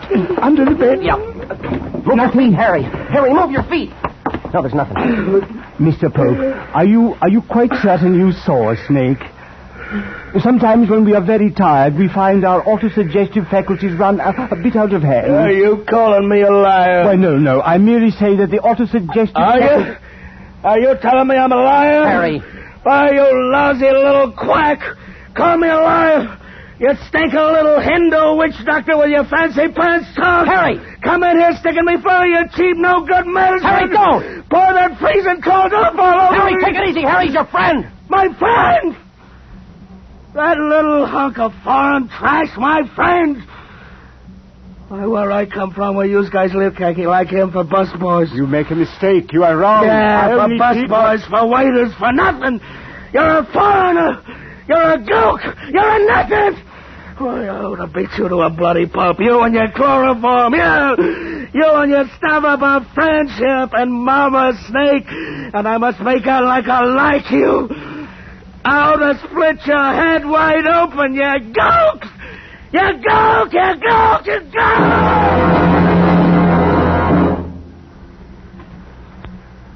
Please, Doctor, forgive him. He's been under a great strain. He doesn't mean it. A great strain, yes. He needs a good holiday. Good night, Mr. Woods.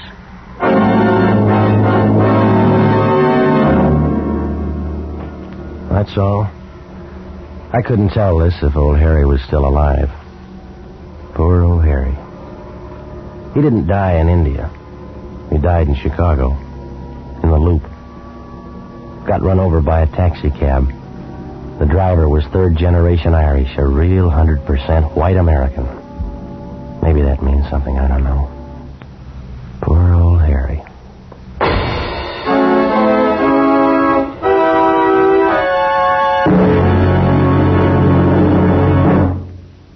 Believe it or not, but the very life of your car depends on oil. Without oil, your motor would grind itself to pieces in a matter of minutes. That's why you need an oil that stands up under every driving condition. That's why you need Rich Lube all-weather motor oil. Rich Lube is refined 100% from the finest Pennsylvania crude oil ever discovered. That's your guarantee that Rich Lube won't burn up even under the terrific heat of hard summer driving. Its tough, long-lasting oil film is your faithful watchdog. It protects your motor every mile you drive. You can depend on it. Moreover, Rich Lube motor oil combats carbon and other harmful deposits by its special cleansing action. It cleans as it lubricates your motor. Keep your motor young. Keep your motor clean. See your Richfield gasoline dealer tomorrow. Ask him to change your oil to Rich Lube all-weather motor oil. Escape is produced and directed by William N. Robeson. And tonight is presented Poison by Roald Dahl and adapted for radio by James Poe. Featured in tonight's cast were Jack Webb as Woody, Bill Conrad as Harry, Jane Novello as Gandabai, and Charlie Long as the houseboy. Special music arranged and played by Ivan Ditmars. Next week. You are lost in the headhunter territory of New Guinea, fighting your way through the swamps in search of gold. With you is a giant brute of a man and his beautiful wife, who doesn't care which of you is killed or who kills him, and from whose evil treachery there is no escape. Next week at this time, the Richfield Oil Corporation of New York invites you to escape with an exciting story of evil and violence in the deadly swamps of New Guinea, as Jules Archer tells it in Two Came Back. Goodbye then until the same time next week when once again we offer you Escape. Tom Hanlon speaking over CBS, the Columbia Broadcasting System.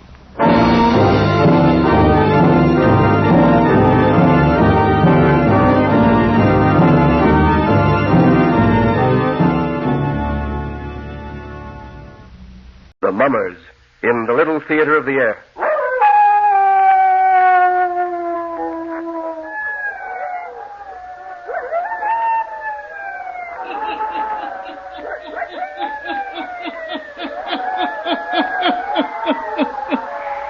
Ghost stories, weird stories, and murders too. The hermit knows of them all. Turn out your lights. Turn them out. Have you heard the story? The house with a past, eh? Then listen while the hermit tells you the story. It's 8 o'clock, Paul. You'll have to hurry if you're going to get to the store on time this morning. I'm hurrying. Oh, you know, Paul, I think I'm going to like this little town. Oh, I couldn't bear the thought of moving here when you first told me you had bought out the drugstore in a little jerkwater town. I think we'll be happy here, honey. Oh, imagine finding a dear little house like this, all furnished. Why, it's nicer than anything we could get in the city. And the rent's so reasonable. How did you ever happen to locate it, Paul? Well, Mr. Rogers, a banker here in town, owns it. It belonged to some member of his family. They've gone away or something, so he rented it to me. Oh, now, I've got to go, honey. All right. Will you be home for lunch? I'll call you on the phone if I can get away. Okay. Oh, listen, dear. You must be careful about leaving lights on in the house all night. When you came to our room after listening to the radio last night, you left 3 lights on in the living room. What? No, I didn't. Oh, yes, you did. Oh, but I tell you, I didn't, Margaret. Well, neighbors in small towns might think it very strange if they saw lights burning at all hours of night. Besides, we can't burn up money right now, Paul. Just getting started in this new business and all. I don't know what you're talking about. I know I turned off the lights before I came to bed last night. I'm afraid you're getting absent-minded, honey, because 3 lamps were burning when I got up this morning. No, I won't argue with you. I gotta go now. All right. Don't get too absent-minded, dear. You might mix the wrong prescriptions for people. What? Well, look. Well, there goes the milkman right past the house. I told him to leave milk and cream every morning. He must have forgotten. Call him in, Paul. All right, I will. Well, let me see. What should I do first this morning? Oh, I love this little house. It's going to be grand living here. Oh, that must be the milkman. Good morning. Good morning, ma'am. Won't you come in? Thank you, ma'am. I guess you forgot about me this morning. I want milk and cream every day. Yes, ma'am. I didn't forget about you exactly. I thought maybe you would be moving out already, so I didn't stop. Moving out?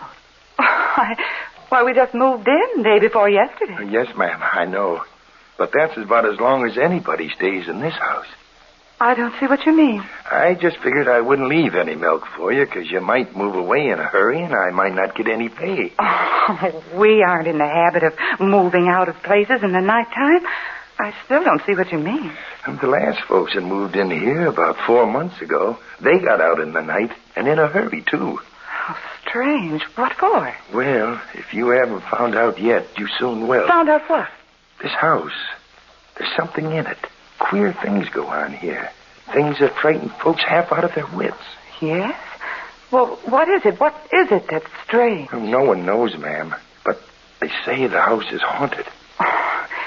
Is it one of the superstitions of this little town? I don't know, ma'am. But most folks here in town know it's true. Should I leave a quart of milk, ma'am? Yes, and a pint of cream every morning, please. Yes, ma'am. Here, I'll pay you for the week.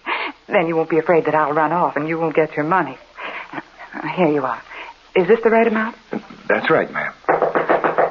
Oh, someone at the door. Pardon me. It's your next-door neighbor, ma'am. I seen her coming across the backyard. Oh, thank you.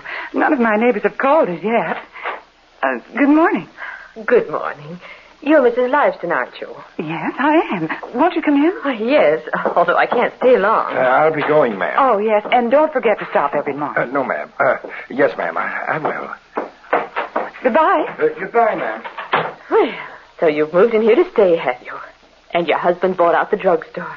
Oh, it's too bad old Mr. Green had to die. He was such a good druggist, and I depended on him so. He fixed up the most marvelous remedy for my rheumatism. And I always say these new doctors mean well, but they don't know the old-fashioned remedies the old men did.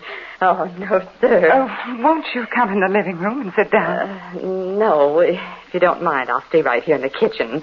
Not that I'm afraid in this house in the daytime, mind you, but... Well, I like to be right near a door where I can get out in a hurry. Mrs. Dutton, will you please tell me what this mystery is all about? The milkman was trying to tell me something about him, but... Now, that's just what I thought. I said to my man last night, I said, like as not, Seth Rogers. He's the banker who owns this house. Oh, yeah. I said, I'll bet you dollars to donuts he didn't tell you folks a thing about it. Now, isn't that the limit? Oh, what is it? Tell me all about it. Well, there are no two ways about it. This house is haunted. Huh? Oh, you don't mean to tell me that a lovely new house like this is branded with any old-fashioned belief like that? Enough, all right. Sometimes I actually get so frightened right next door to it that I threatened to move out of the neighborhood. I said only last week that if I heard any more stories about it, I'd have to get out. Oh, for goodness sake, tell me what it is. I don't want to live in ignorance of what's wrong with my own house. That's what it is. Oh, it's a tragic story. A very tragic story. Yeah?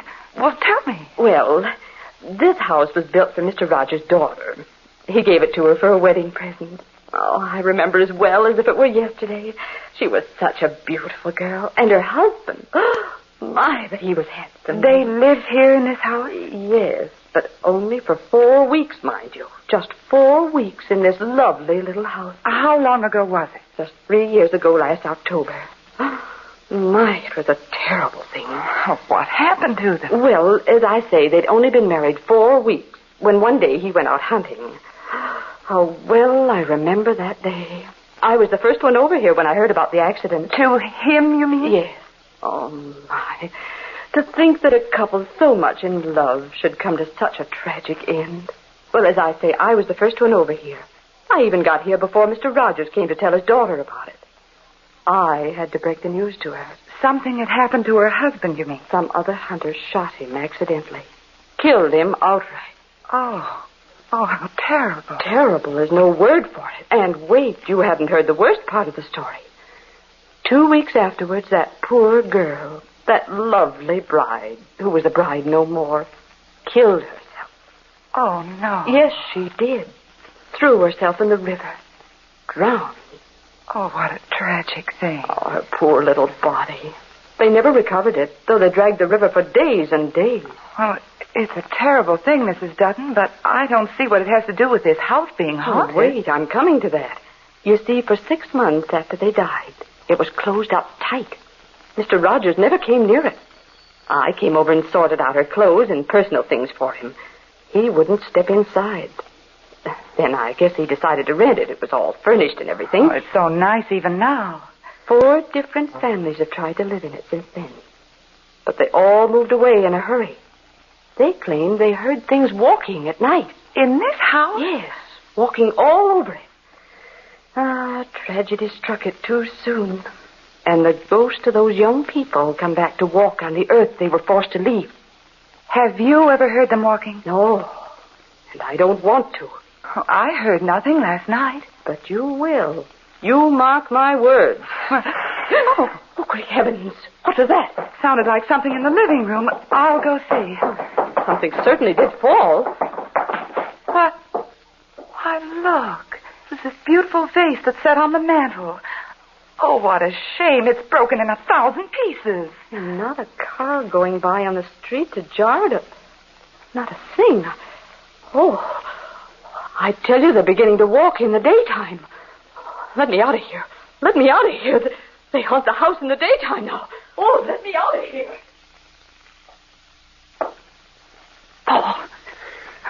Paul, wake up. Turn on the lights. What is it? What do you say? Wake up. Turn on the light. Right there beside you. What's the matter? Listen. There's someone walking up in the attic. I don't hear anything. Wake up and listen, you will. You hear it? I hear a noise. Someone walking, I tell you. I can hear it plain as day. Oh, turn on the light. Now do you feel better when you can see? I don't think I hear it now. I suppose whatever it was knew we turned on the lights and scampered away. Honey, I'm ashamed of you. You let that neighbor of yours get you all upset. Oh, no, I haven't. I'm certain I heard someone walking upstairs. Well, it's stopped now. What do you say we go back to sleep? Well, let's sleep with the light on. Nonsense. Go on back to sleep and forget it. All right. I'll try. May I turn off the light then? Yes, go ahead. There. Now you calm your fears. Go back to sleep. Oh, I know you think it sounded silly. Of course I do. You can't scare me. There are such things as ghosts, you know. Where? In books? In life. Ah, you're silly. Paul. Listen, Paul. There it is again. Don't you hear it? I do hear a noise. It's someone walking right up over our heads. Paul, you've got to go up in the attic and see what it is. All right, I will. Just to satisfy you. But I know it isn't anything. Just the wind rattling something up there. Wind doesn't make the sound of footsteps. Oh, hurry, Paul. You wanted to get me? I want you to find out what it is. Well, where's my robe? I'm beginning to see why people moved out of this house. How could they stay here with this strange walking over them? You want to come with me? No, I'll stay here. What's that? Oh, it's Paul walking up the attic stairs. Oh, I've got myself in a nice state of nerves. Paul. It sounds exactly like the walking before he went up there. What was that? Paul! Paul, come here! Paul, come here, quick! What happened? Margaret, that was down in the kitchen. I'm coming. What is it? Look what's happened here. My heavens. Oh, what in the world? Every dish in the cupboard is smashed on the floor. Oh, of all things. All these lovely dishes broken. What could cause it? By golly, if this isn't the limit. Oh, what could cause it, Paul? Was there someone up in the attic? No, there wasn't. But, Margaret. Yes? I don't want to get you frightened. No, tell me, what did you see? Well, it wasn't exactly what I saw. Well, in a way it was, too. There was something, wasn't there? As I was climbing the stairs to the attic, I don't know what it was, but I had the queerest sensation, as if something brushed my shoulder. I could feel it, almost see it. It was as if I were blind and yet could sense someone or something trying to move stealthily past me. Oh, Paul. Oh, dear, the house is haunted there. I don't know. But if it is, and something did pass me on the stairs, it came down here in the kitchen and threw all these dishes on the floor. Let's get out. I'm going to talk to Mr. Rogers in the morning. I can't believe it yet, but there certainly is something going on here. I know it. I heard them walking long before you did. And the vase on the mantel this morning, it broke too. Well, keep calm, honey. We'll find out what it is. Right now, if you can find a cup that isn't broken, I'll have a gallon of black coffee.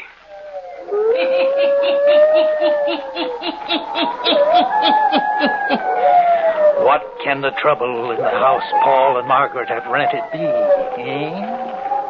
Who is moving about in their house in the dark of night?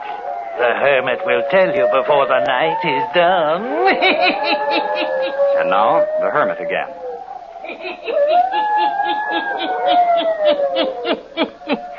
It is the next morning, and we find Paul in the office of Mr. Rogers. Listen.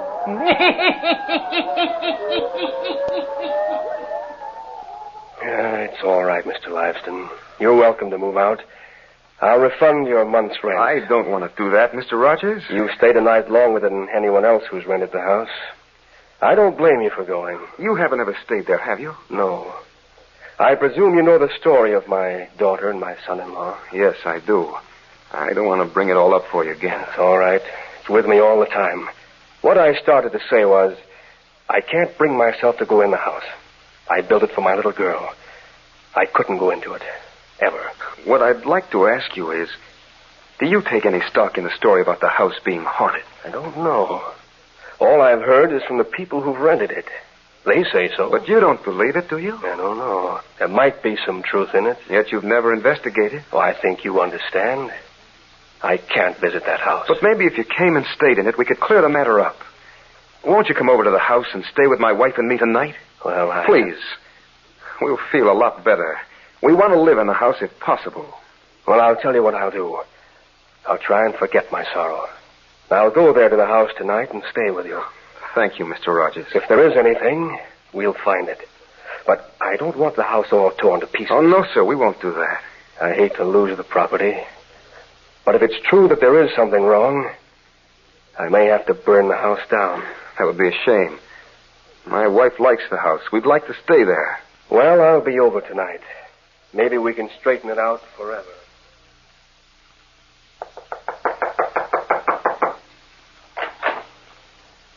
Good evening. Oh, Mrs. Dutton.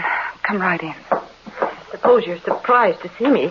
I didn't think myself that I'd ever come into this house at night. Well, now you're here, won't you take off your things and sit down? I just brought this shawl. I'll keep it over my shoulders. Isn't that Mr. Rogers' car out in front? Yes, it is. Well, think of that.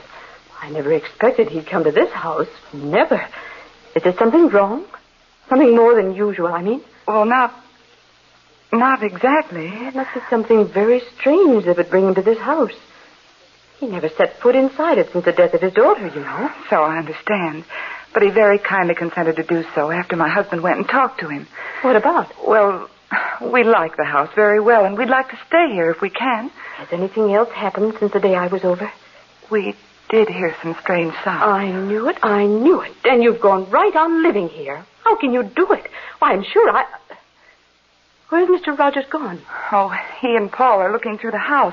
They've gone down the basement now, I think. Searching? What for? Well, nothing definite. What could they find? Things that haunt houses couldn't be seen. Well, you know how much better anyone feels after they've searched all through a house which frightens them. Oh, my heavens. Look. Look. Where? What do you mean? Can't you see? Look at that chair. What? Look at it. Why, it's rocking. Oh, of course it's rocking. All by itself. Oh, they must have jarred it while they were down in the basement. Oh, no. It's spirits rocking that chair. I know it. Whatever is in this house that haunts this place, it's after someone. Or it wants something. I know it. Oh, it's rocking again. All by itself. Oh, help! Help! What is it? Yes, what's happened? Oh, Mr. Rogers, it's you. Oh, I'm glad you've come. But now you may stop whatever it is in this house. What is it, Mrs. Dutton? See that chair there? It started to rock all by itself. Did it, Margaret? Well, yes, it did. I thought perhaps it was because you jarred the floor while you were down in the basement. Oh, it was spirits. I know it. Oh, my nerves. My nerves are all unstrung. I've got to go home. Right now. Right now. Well, she really was frightened, wasn't she? Of course, if it did really move of its own accord, it would frighten anyone. I can't make it out. We haven't seen a thing. Oh, it isn't that there's anything in the house that hurt you, Mr. Rogers. It's only this constant moving of things in the house. And in the nighttime, someone or something moving in the attic. We haven't seen anything either. I don't think we shall. I shall have to admit I'm still at a loss to account for it, though. Now, if you'll excuse me, I'll retire to my room for the night. But I promise you I shall stay awake. And if there is anything, we'll find it.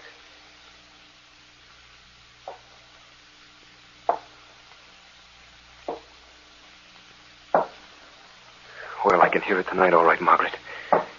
Was that the sound you heard? Yes, that's it. Should we call Mr. Rogers? No, let him hear it for himself. Then we'll be certain it isn't a product of our own minds. How could it be a product of our own minds? There's certainly something moving about in the attic. Someone, something walking. You're right, it is. Yes? Mr. Rogers. Just a minute. I think I heard what you've been referring to. The sound of something moving in the attic. Yes, Mr. Rogers. We just heard it, too. Shall we go up there? Yes, I guess we better. I can't make it out. I'm going to. All right. Will your robe be warm enough? Yes, I'm all right. Then let's go right away. Oh, wait. There aren't any lights in the attic. I'll take a flashlight. Why, the attic was wired for electricity. I guess the bulbs have been taken out then. Because I couldn't get any light the other night when I went up there. Listen. I hear it again. Do you? It sounds as if whatever it is was moving faster, walking more rapidly. Are we all ready now? Yes, I am. Of course, we won't see a thing. All these weird things happen and we never see a thing. Here are the stairs. Watch out now. Don't fall on anyone. Oh, I hate to admit it. I'm so scared my heart is pounding like a trip hammer. I know. I went cold all over when I heard the sound of walking while I was in my room. The light should turn on right here. Guess they don't work. We can see pretty well with this flashlight. Yeah, you see? Not a thing. Totally deserted.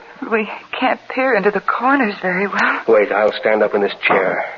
Maybe the light bulb has come loose. Maybe I can fix it. I can almost reach it. Here, I'll give you a boost. Now I've got it. Yes, it is loose. There.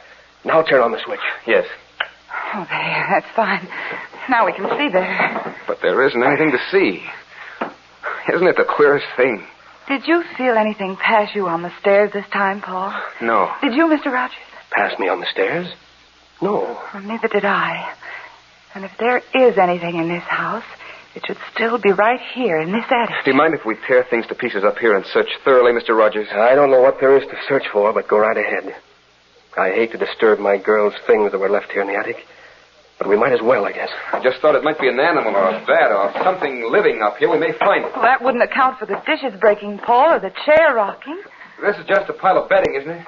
Yes, I guess so. Oh, look. Look at this big trunk. What's in it, Mr. Rogers? Oh, that trunk, why, it was one my wife and I first took to Europe with us. My little girl used it for her trousseau, I guess. think it's locked. But maybe I can open it. Stuck, I guess. Rusty. Oh, there. It's opening. Paul. Paul. Come here. Paul. Oh, Paul. Margaret, what is it? Don't look. It's a body. What? Great heavens. What is it? It's a body, Mr. Rogers. A woman's body. What? Let me look at it. Great heavens. It's the body of my daughter. The body of my daughter. Margaret is much better, Mr. Rogers. I'm glad to hear she's getting along all right. It was a terrible shock for her. And for you, Mr. Rogers. Yes, it was. So much I can't even think or reason it out. You know how it happened? Yes, we found a bottle of poison in the bottom of the trunk. She crawled away in there and died. Believe me, my heart aches for you. But at least now I can give my little girl a decent burial. Mr. Liveston, I'm convinced there was something that moved about in the house. Aren't you? Yes, I am. Either the spirit of my daughter walked in that house, or that of her husband trying to tell us that the body of my little girl was there. We haven't heard or seen anything strange for the last 3 nights. No, and you won't. The spirits will rest easy now. They'll rest easy.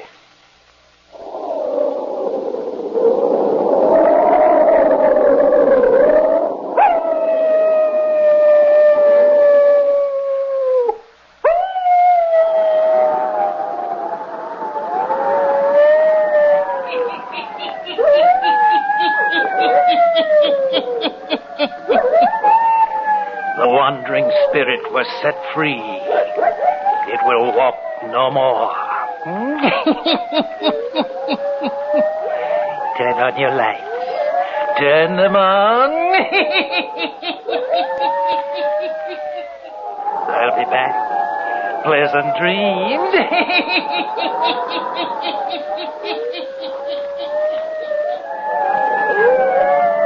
All characters, places, and occurrences mentioned in the Hermit's Cave are fictitious, and similarity to persons, places, or occurrences is purely accidental.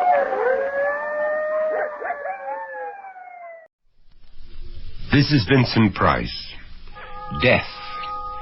Shakespeare called it the undiscovered country from whose bourne no traveler returns. And to this day it remains the ultimate mystery, and certainly the world's most accommodating one-way street. Yet suppose one of us stepped up to eternity's tour window and ordered a round-trip ticket. Morning, Mr. Beasley. Morning, young man. Lovely day, isn't it? And lovely flowers you have there, Mrs. Grimshaw. Oh, azaleas. Courtney's favorite.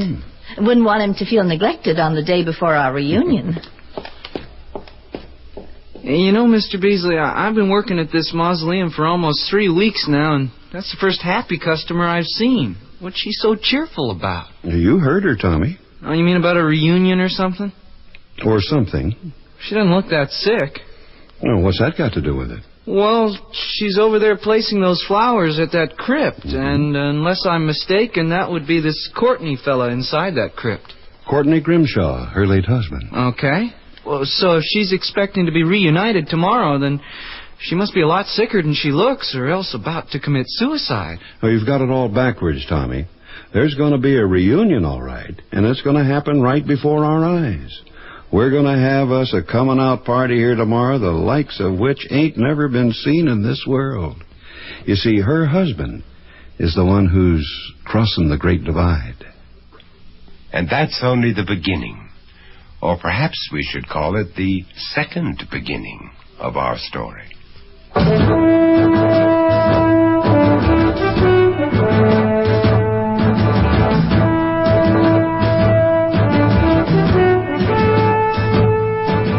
Mutual Radio Theater, a new adventure in radio listening. 5 nights of exceptional entertainment every week, brought to you in Elliott Lewis's production of the Mutual Radio Theater. Our story, Death Warmed Over, by Larry Tubell. Our stars, Mary Jane Croft, Keith Andes, and Elliott Reed.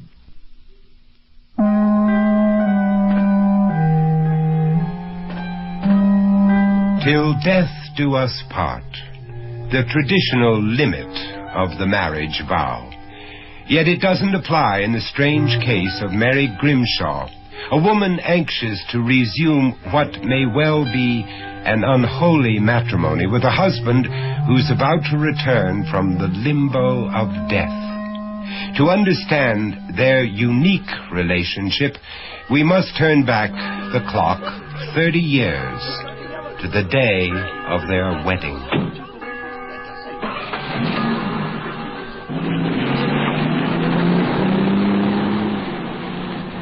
Oh. Glad it's over? Glad to be alone. With you. Mary, don't. Don't what? Don't sit so close. You're blocking the rear view mirror. All I can see is your head. I thought you liked my head. I love your head. But not in the rear view mirror. Yes, Dr. Grimshaw. Whatever you say, Dr. Grimshaw. I love you, Dr. Grimshaw. Even if you prefer the scenery to my head. What's that? My new watch. What's it trying to tell us? That it's time for my pill.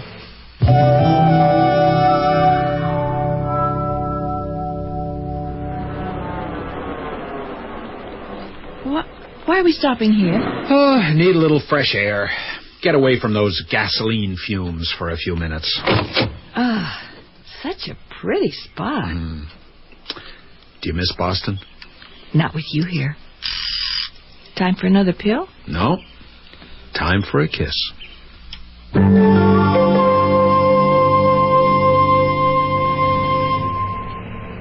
Well, what do you think of Mason's Notch, Vermont? Is this it? Are we there? Well, don't blink or you might miss it. I love it, Cord. It's like a picture postcard. The main drag is down that way. General store, post office, graveyard, everything a person needs. Why, there's even a diner for special occasions. Why are we stopping? Behold the Grimshaw Estate. A fitting domicile for the town's new general practitioner. What do you think of your new home, Mrs. Grimshaw? Oh, Cord. It's beautiful. Oh, but it's so big it must have cost a fortune. Didn't cost me a penny. This was the family's vacation home when I was a boy. We spent our summers up here before my folks died. It was a happy time. I dreamed of living here someday. For good. I guess some dreams do come true. How come you never told me about this house? Well, you never asked. Besides, I've only known you for 3 weeks. There are a lot of things I haven't told you. Time for a kiss. Yeah, but you can't fool me. It must be time for another pill, too.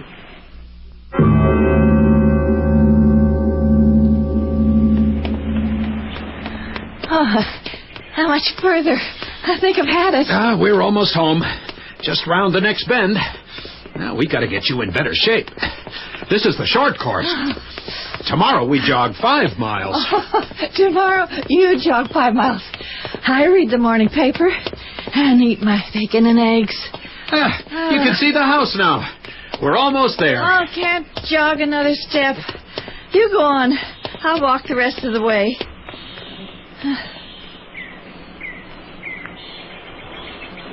Cord? Cord, what's wrong? What's happened? Cord! Oh, Cord! Don't cry, Mary. Please don't cry. I knew this was going to happen. I should have told you, but I couldn't. Mary, I'm dying. And you must listen carefully. Get in touch immediately with my friend Gordon Cannon, Dr. Cannon. You met him at the wedding. Immediately. He'll know what to do, and he'll explain everything. Trust him. Do just as he says. My will is up to date, and everything will be fine for you. Oh, Mary. Mary. Wait for me. Oh, Cord. Cord, please, darling. Wait for me.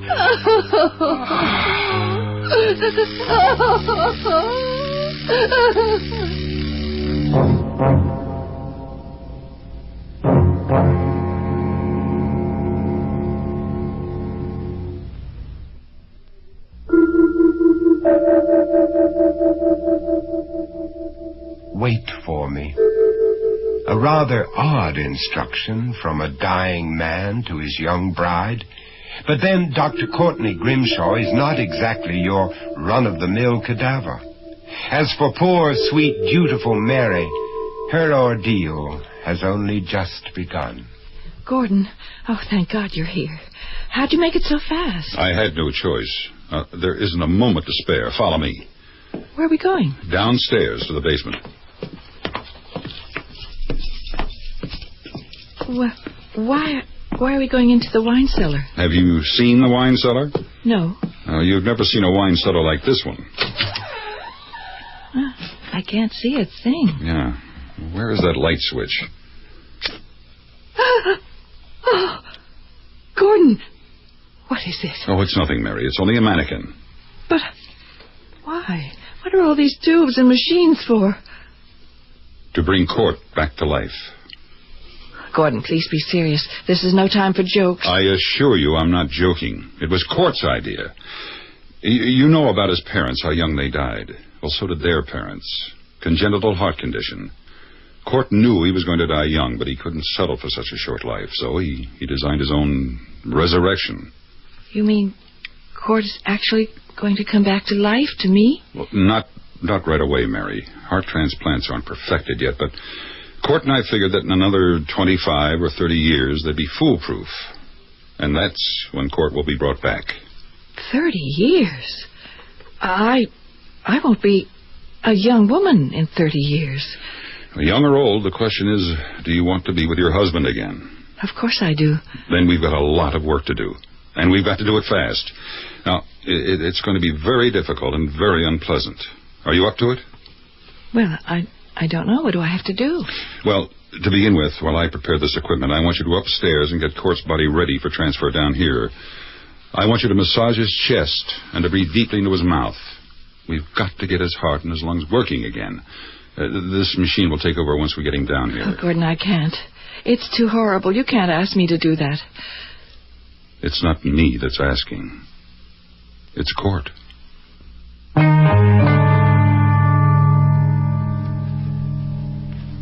Oh, I don't know if I can make it. Feels like a ton. That's why they call it dead weight, Mary. Oh. All right, now, lift him up and on the table. Ready?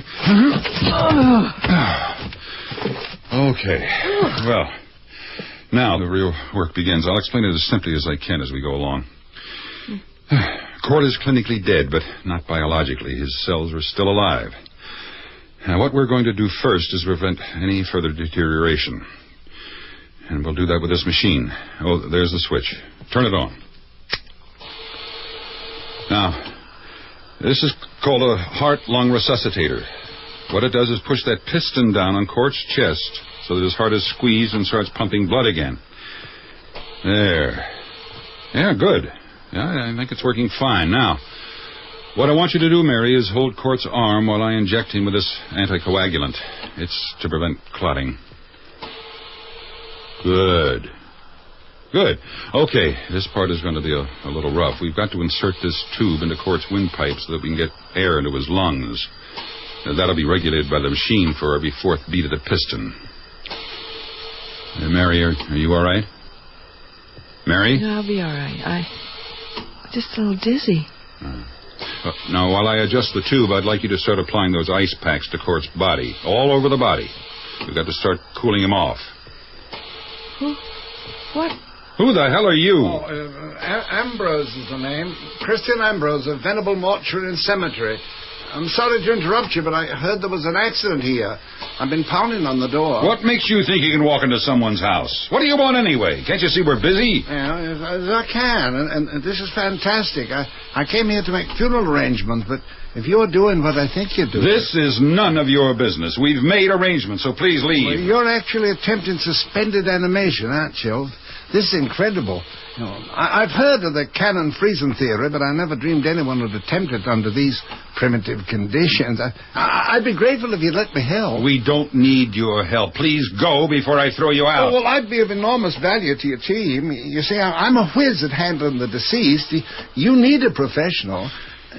Why would you possibly want to get involved in this? Oh, well, because ever since I read of the freezing process, I've dreamed of the day to become a reality. Oh, but just put yourself in my shoes for a minute. We mortuary people are treated as if we were parasites, feeding on other people's tragedy and misery. I see this innovation as our last great hope. It makes us the architects of immortality instead of the agents of oblivion. It gives us respectability, prestige. It's nice to have your endorsement of our project, but we don't need you. Oh, I think you do. If you look on the floor over there, you'll find the other 50% of your team. She's just collapsed. Mary. You tend to her. I'll begin icing our friend here. After all, we wouldn't want him running a fever now, would we?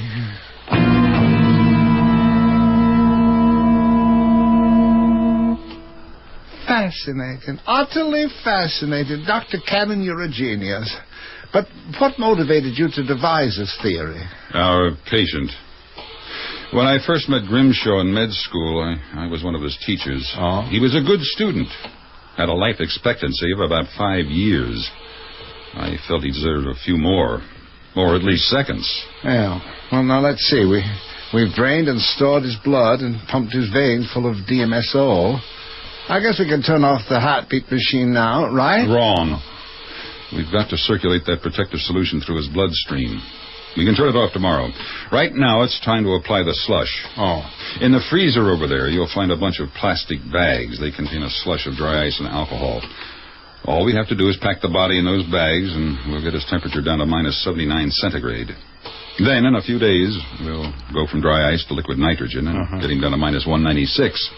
At that point, he'll be in cold storage until whenever we decide to throw him back to life. Oh, here, put these gloves on before you start handling the dry ice. Marvelous. Absolutely marvelous. Mary, what are you doing here? I told you to stay in bed. I'm better now. Can I help? Mary, stay out of this. You've had enough trauma today. I don't want you to wind up with a nervous breakdown. I tell you, I'm all right. We're finished for the day anyway. Ambrose will be leaving in a minute, but I think I should stay the night. I'm afraid to leave you alone in your condition. My condition is fine. I'm perfectly capable of staying alone in my house. Besides, you forget. I'm not really alone.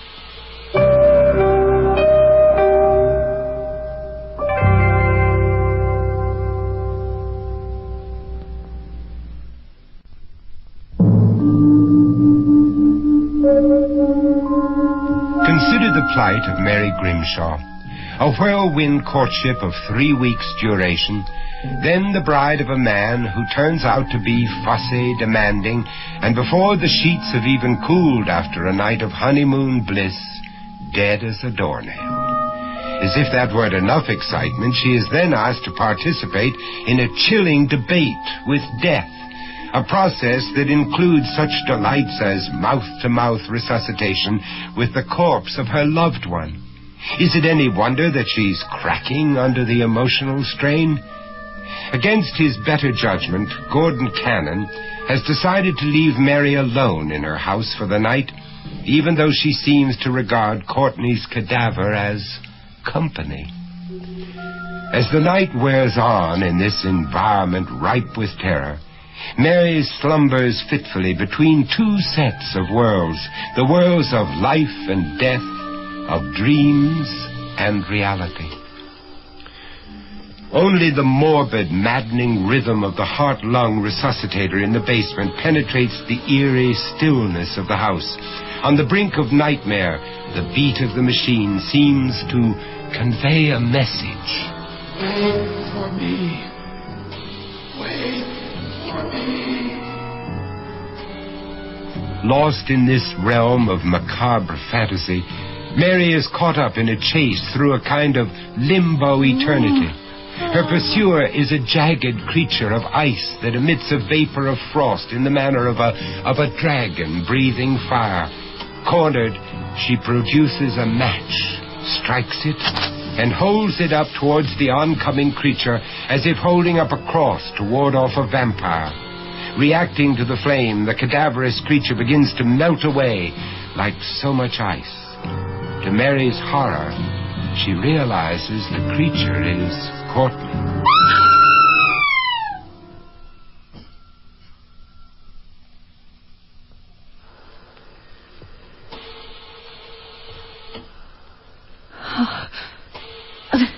God, only a dream. Oh. Maybe this is all a dream. Maybe I've only been dreaming about the past 24 hours. Cord? Cord, tell me you're not dead. Come back to me, my darling. Is that you, Cord? Are you calling me? Oh, come to me, my darling. Return to me, Cord. Please, don't leave me alone. Don't leave me alone.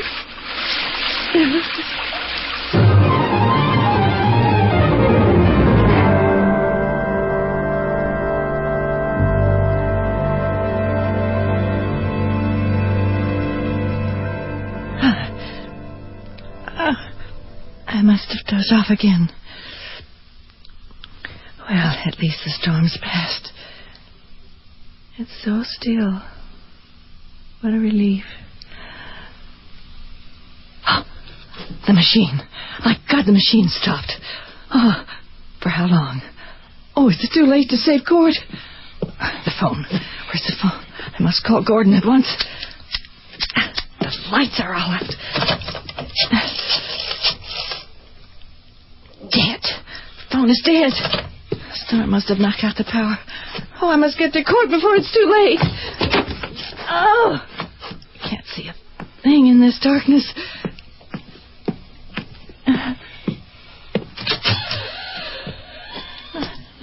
Can't see a thing in here. Where's that machine? Mary! Who's there? Is that you, Cord? Where are you, Cord?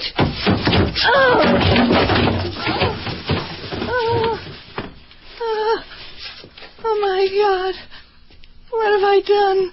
Mary, are you in there? Mary! Where's that utility switch? Good God. Mary, are you all right? I've killed him. I've killed him. Calm down, Mary. You can't kill a dead man. You've only knocked him over. He's all right. Are you all right? Here, let me get him off you. Oh, he's so cold. His arm, it's loose. It must have been severed a bit in the fall. He's quite brittle, you know, but don't worry. They'll sew it together when they bring him back. Oh, he'll never come back. I've destroyed him forever. Mary, you're hysterical. Please, go back to bed and try to get some sleep. I'll fix things up here and stay the rest of the night in case you need me. I've killed him. All he wanted was to come back to me, and now I've killed him. Forever and ever.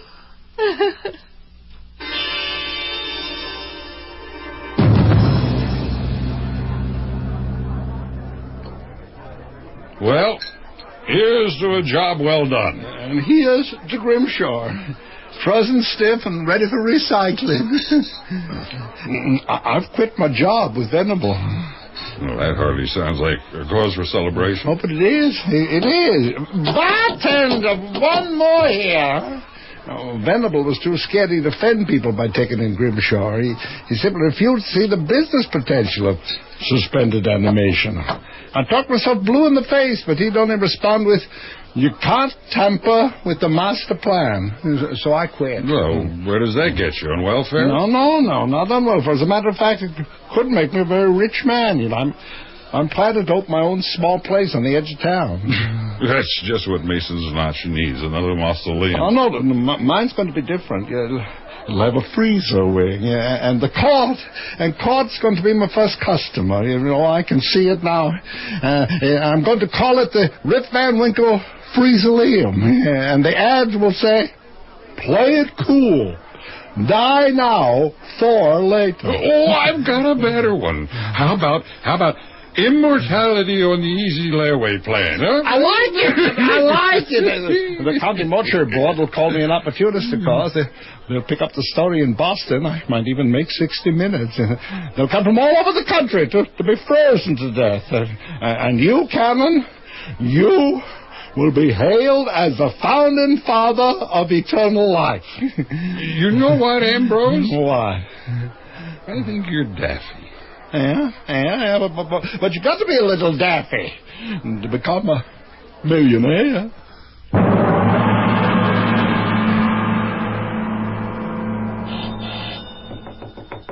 Who is it? It's Gordon. Let me in, Mary. Gordon, you've been drinking. Yes. And I've been thinking, too. Thinking about what? Oh, well, about you. Mary, it's time to give up the ghost. Let's have Court buried and forget this whole ugly business. What are you saying? Mary, life is for the living. Court has gone far enough. He's asking too much of you. He's slowly killing you, too. I want you to forget Court and come away with me. Let go of me. Mary, this is madness. You can't stay faithful to a dead man.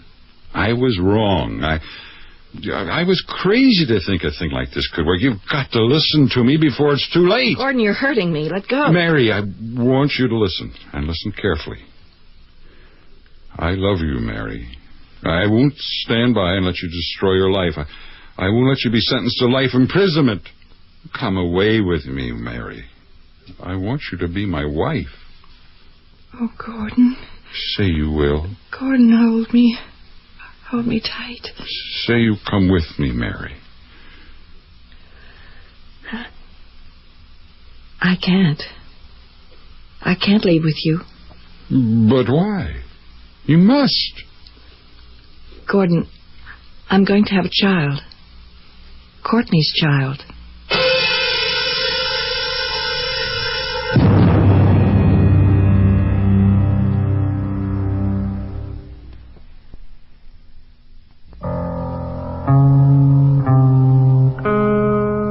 While her husband snoozed for 30 years in icy suspension, Mary Grimshaw, too, remained on hold, the prisoner of a remarkably courageous and unselfish vow. For 30 years she voluntarily vegetated, rearing her heir, preserving an intact shrine to her quasi-late mate, and generally shaping her madness in a house suspended in time and haunted by the ghost of an illusion. The townspeople chose to regard her not as a madwoman, but rather as a fascinating eccentric. Then finally the great day dawned, Resurrection Day for eternity's first round-trip passenger, an event of monumental impact, of worldwide attention. Television commentators drooled over the dramatic prospects of this second coming. Wait, I think this is she arriving now. A hush has fallen over the crowd as the big black limousine pulls over to the curb. It's the Rolls-Royce owned by the proprietor of this world-renowned establishment, Mr. Christian Ambrose. Now, the chauffeur has opened the rear door, and out steps Mr. Ambrose, smiling and radiant on this day, his day of days, too. And now he has extended his arm inside the car. And indeed, out steps the widow,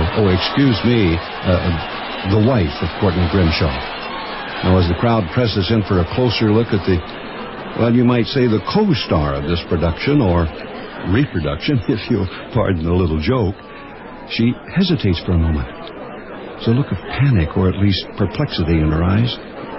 But now on the arm of Ambrose, she begins walking toward the main building, ignoring the autograph pads that's being thrust at her by the spectators.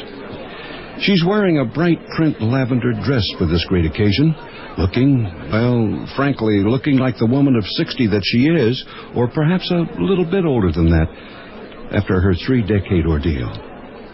She's quite wrinkled and gray, as you can see, and obviously overwhelmed by the enormity of the prospect. And now, as Mary Grimshaw disappears into the entrance of the building, our cameras will switch inside to the recovery room, where we understand that Grimshaw is still slumbering after the grueling test of this morning's 3-hour heart transplant surgery. The thaw has also been completed, of course, and we hear that Grimshaw's temperature is up to a perfect 98.6. And now, there you see Grimshaw in his bed as his beloved Mary enters the room. Oops.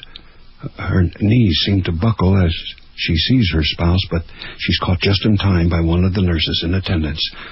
And now a chair is being placed at the side of the bed for her. And all that remains is for the man in the bed to discard his 30-year-old coma, or whatever you wish to call it, and re-enter the realm of consciousness. And so she waits. She who alone knows what true waiting is. Ladies and gentlemen, did you see that? A faint flutter of the eyelids. The great moment might be at hand. Mary Grimshaw, as you can see, is leaning forward expectantly. His eyes have opened. He's staring directly into the eyes of his wife. But he looks frightened. And now his eyes have closed. Mary's looking at the doctor. The doctor's looking at Mary. The doctor is shrugging. Oh, but wait, Grimshaw's eyes have opened again, and his lips seem to be quivering. Let's pick up the audio.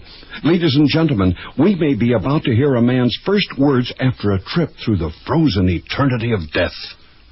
What? Why is it so damn hot in here? Hot? Where am I? What happened? Oh, it's all right, dear. You died 30 years ago. What? You died. I died. You wanted to die. I did? Why would I want to do a fool thing like that? So we could bring you back. You see, dear, we've kept you in the freezer. In the freezer? I've been in the freezer? Yes. Until we could thaw you out and give you a nice new heart. Oh, I'm beginning to remember now. Yes, my heart. Yes, I remember now. Then you must be... Yes, dear? You must be... Oh, why can't I remember your name? Oh, that's all right, dear. After all, it has been 30 years. Well, what is your name, anyway? What is this, a damn quiz show or something? It's Mary, dear. Mary, dear. Of course. Mary, dear. It's you. I'm back, then. I've made it. Mary, dear, come to me. Let me hold you. And so, as you can see, it is a very intimate moment as our two lovers, separated by an unimaginable gulf for 30 long years, embrace tenderly. Ow! Ow! An embrace punctuated by Grimshaw's curious cry of pain. Evidently there's something wrong with his left shoulder. He seems to be clutching it now. And his wife seems quite upset over the ailment, whatever it is. Perhaps a failure of the socket to thaw properly. Well, at any rate, this is Phelps Mancuso in Mason's Notch, Vermont, returning you now to our studios in New York.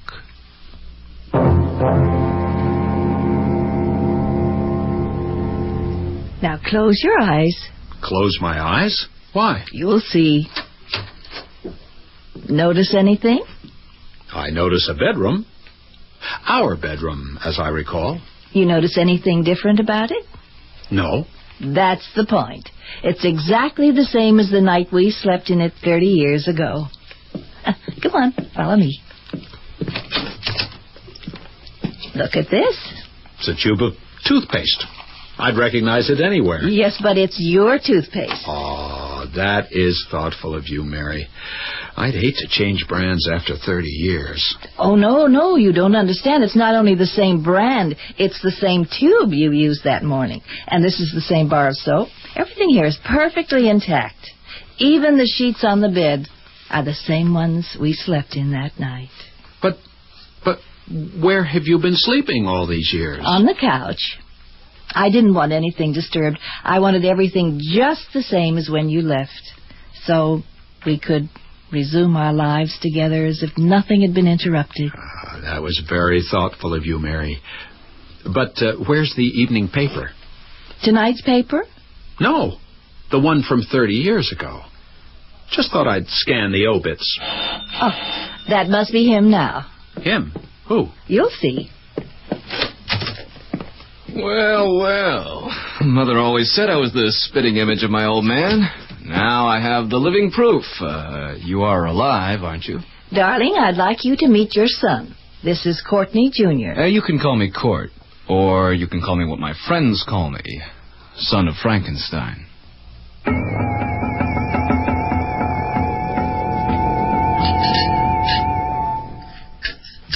You're not eating. this dinner for 30 years, and he's hardly eating a scrap. Oh, just not very hungry tonight. It's not the food. You know, dear, it's really not necessary to follow that old food chart of mine now that I've got a healthy ticker. My first night at home after 30 years in the cooler, and she feeds me cottage cheese and a raw vegetable plate. The woman is mad. Quite mad. Let's just leave the dishes and go to bed, darling. I'm going to slip into something comfortable for the night. All right, go ahead. I'll be right up. God, if only they'd left me in that tank for another 10 or 15 years.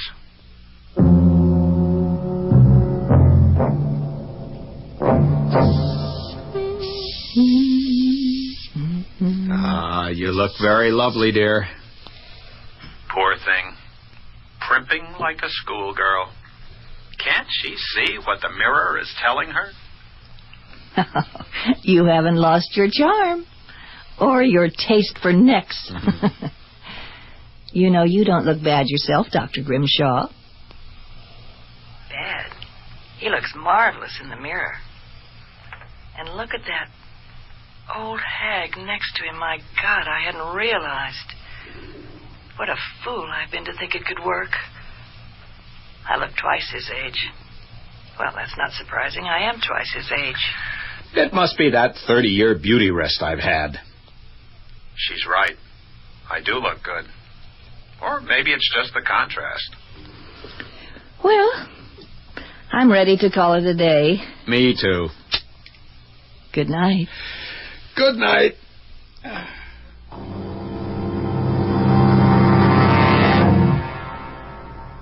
Mary, you can't just pack up and leave a house you've lived in for 30 years. This is terrible.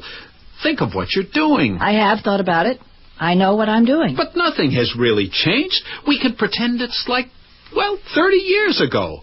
Everything in the house is just like it was then. You've seen to that. Everything in the house with one exception. Your 60-year-old bride. Well, maybe we can work something out. Maybe there's a way. If you really mean it, there is a way. There is? Yes. And it's the only way. Well, what is it? Could you love me if I was your age? Well, of course. Didn't I? 30 years ago? Well, since it's impossible for me to be your age again, could you love me if you were my age? Well, yes, of course I could. Well, suppose I were to die today, say from an overdose of sleeping pills. Would you be willing to wait 30 years for me, like I waited for you? But, Mary, that would be insane. Yes, it would, as it was for me. But would you? Mary, of course I would. Oh, Court. It's so much to ask, but I knew you would. I knew our love could never really die. As soon as you're gone, I'll contact Ambrose. He has new techniques that are foolproof. We'll bring you back as good as new. But, Mary, are you sure? Are you willing to die just for me? For us, for our love, our undying love. Besides, I won't be dead. Think of it as my turn for a beauty rest. 30 years. I don't know if I can live that long without you. Well, wait as long as you can. It doesn't have to be 30 years. I'll come whenever you call. I'll save our toothpaste. And I promise not to change the sheets.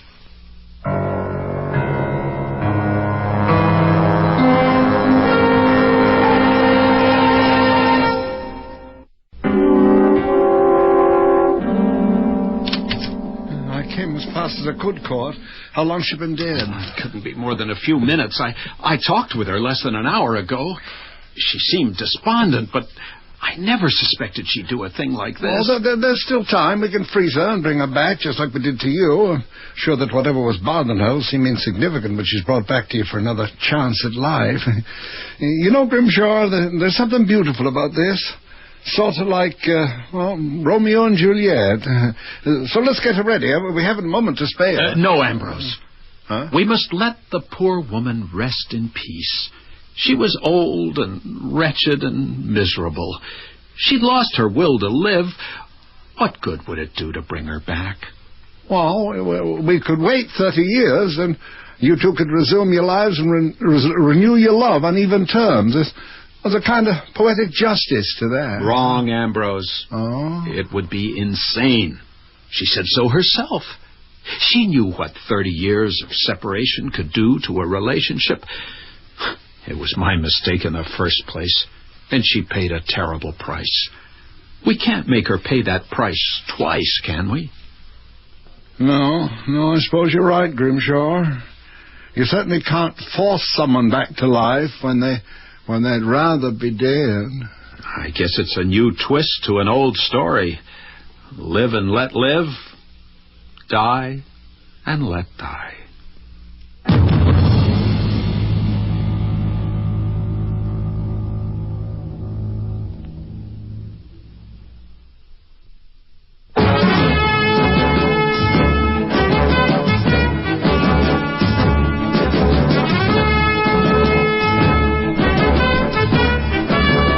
The Mutual Radio Theater is brought to you 5 nights a week at this time. Tonight's original radio play, Death Warmed Over, was written by Larry Tubell and produced and directed by Elliott Lewis. Your host was Vincent Price. Our stars were Mary Jane Croft, Keith Andes, and Elliott Reed. Featured in the cast were Hans Conried, Bill Baldwin, and Corey Burton. John Harlan speaking.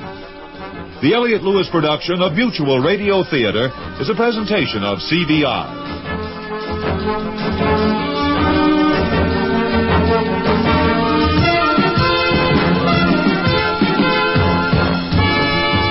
Mutual Radio Theater has been brought to you in part by Serta, Perfect Sleeper Mattresses and Foundations, with the top comfort and deep support for firmness that feels good. And that's a healthy investment in yourself. This is Cicely Tyson. Join us again tomorrow at this time for another portrait of people in love and sometimes in trouble.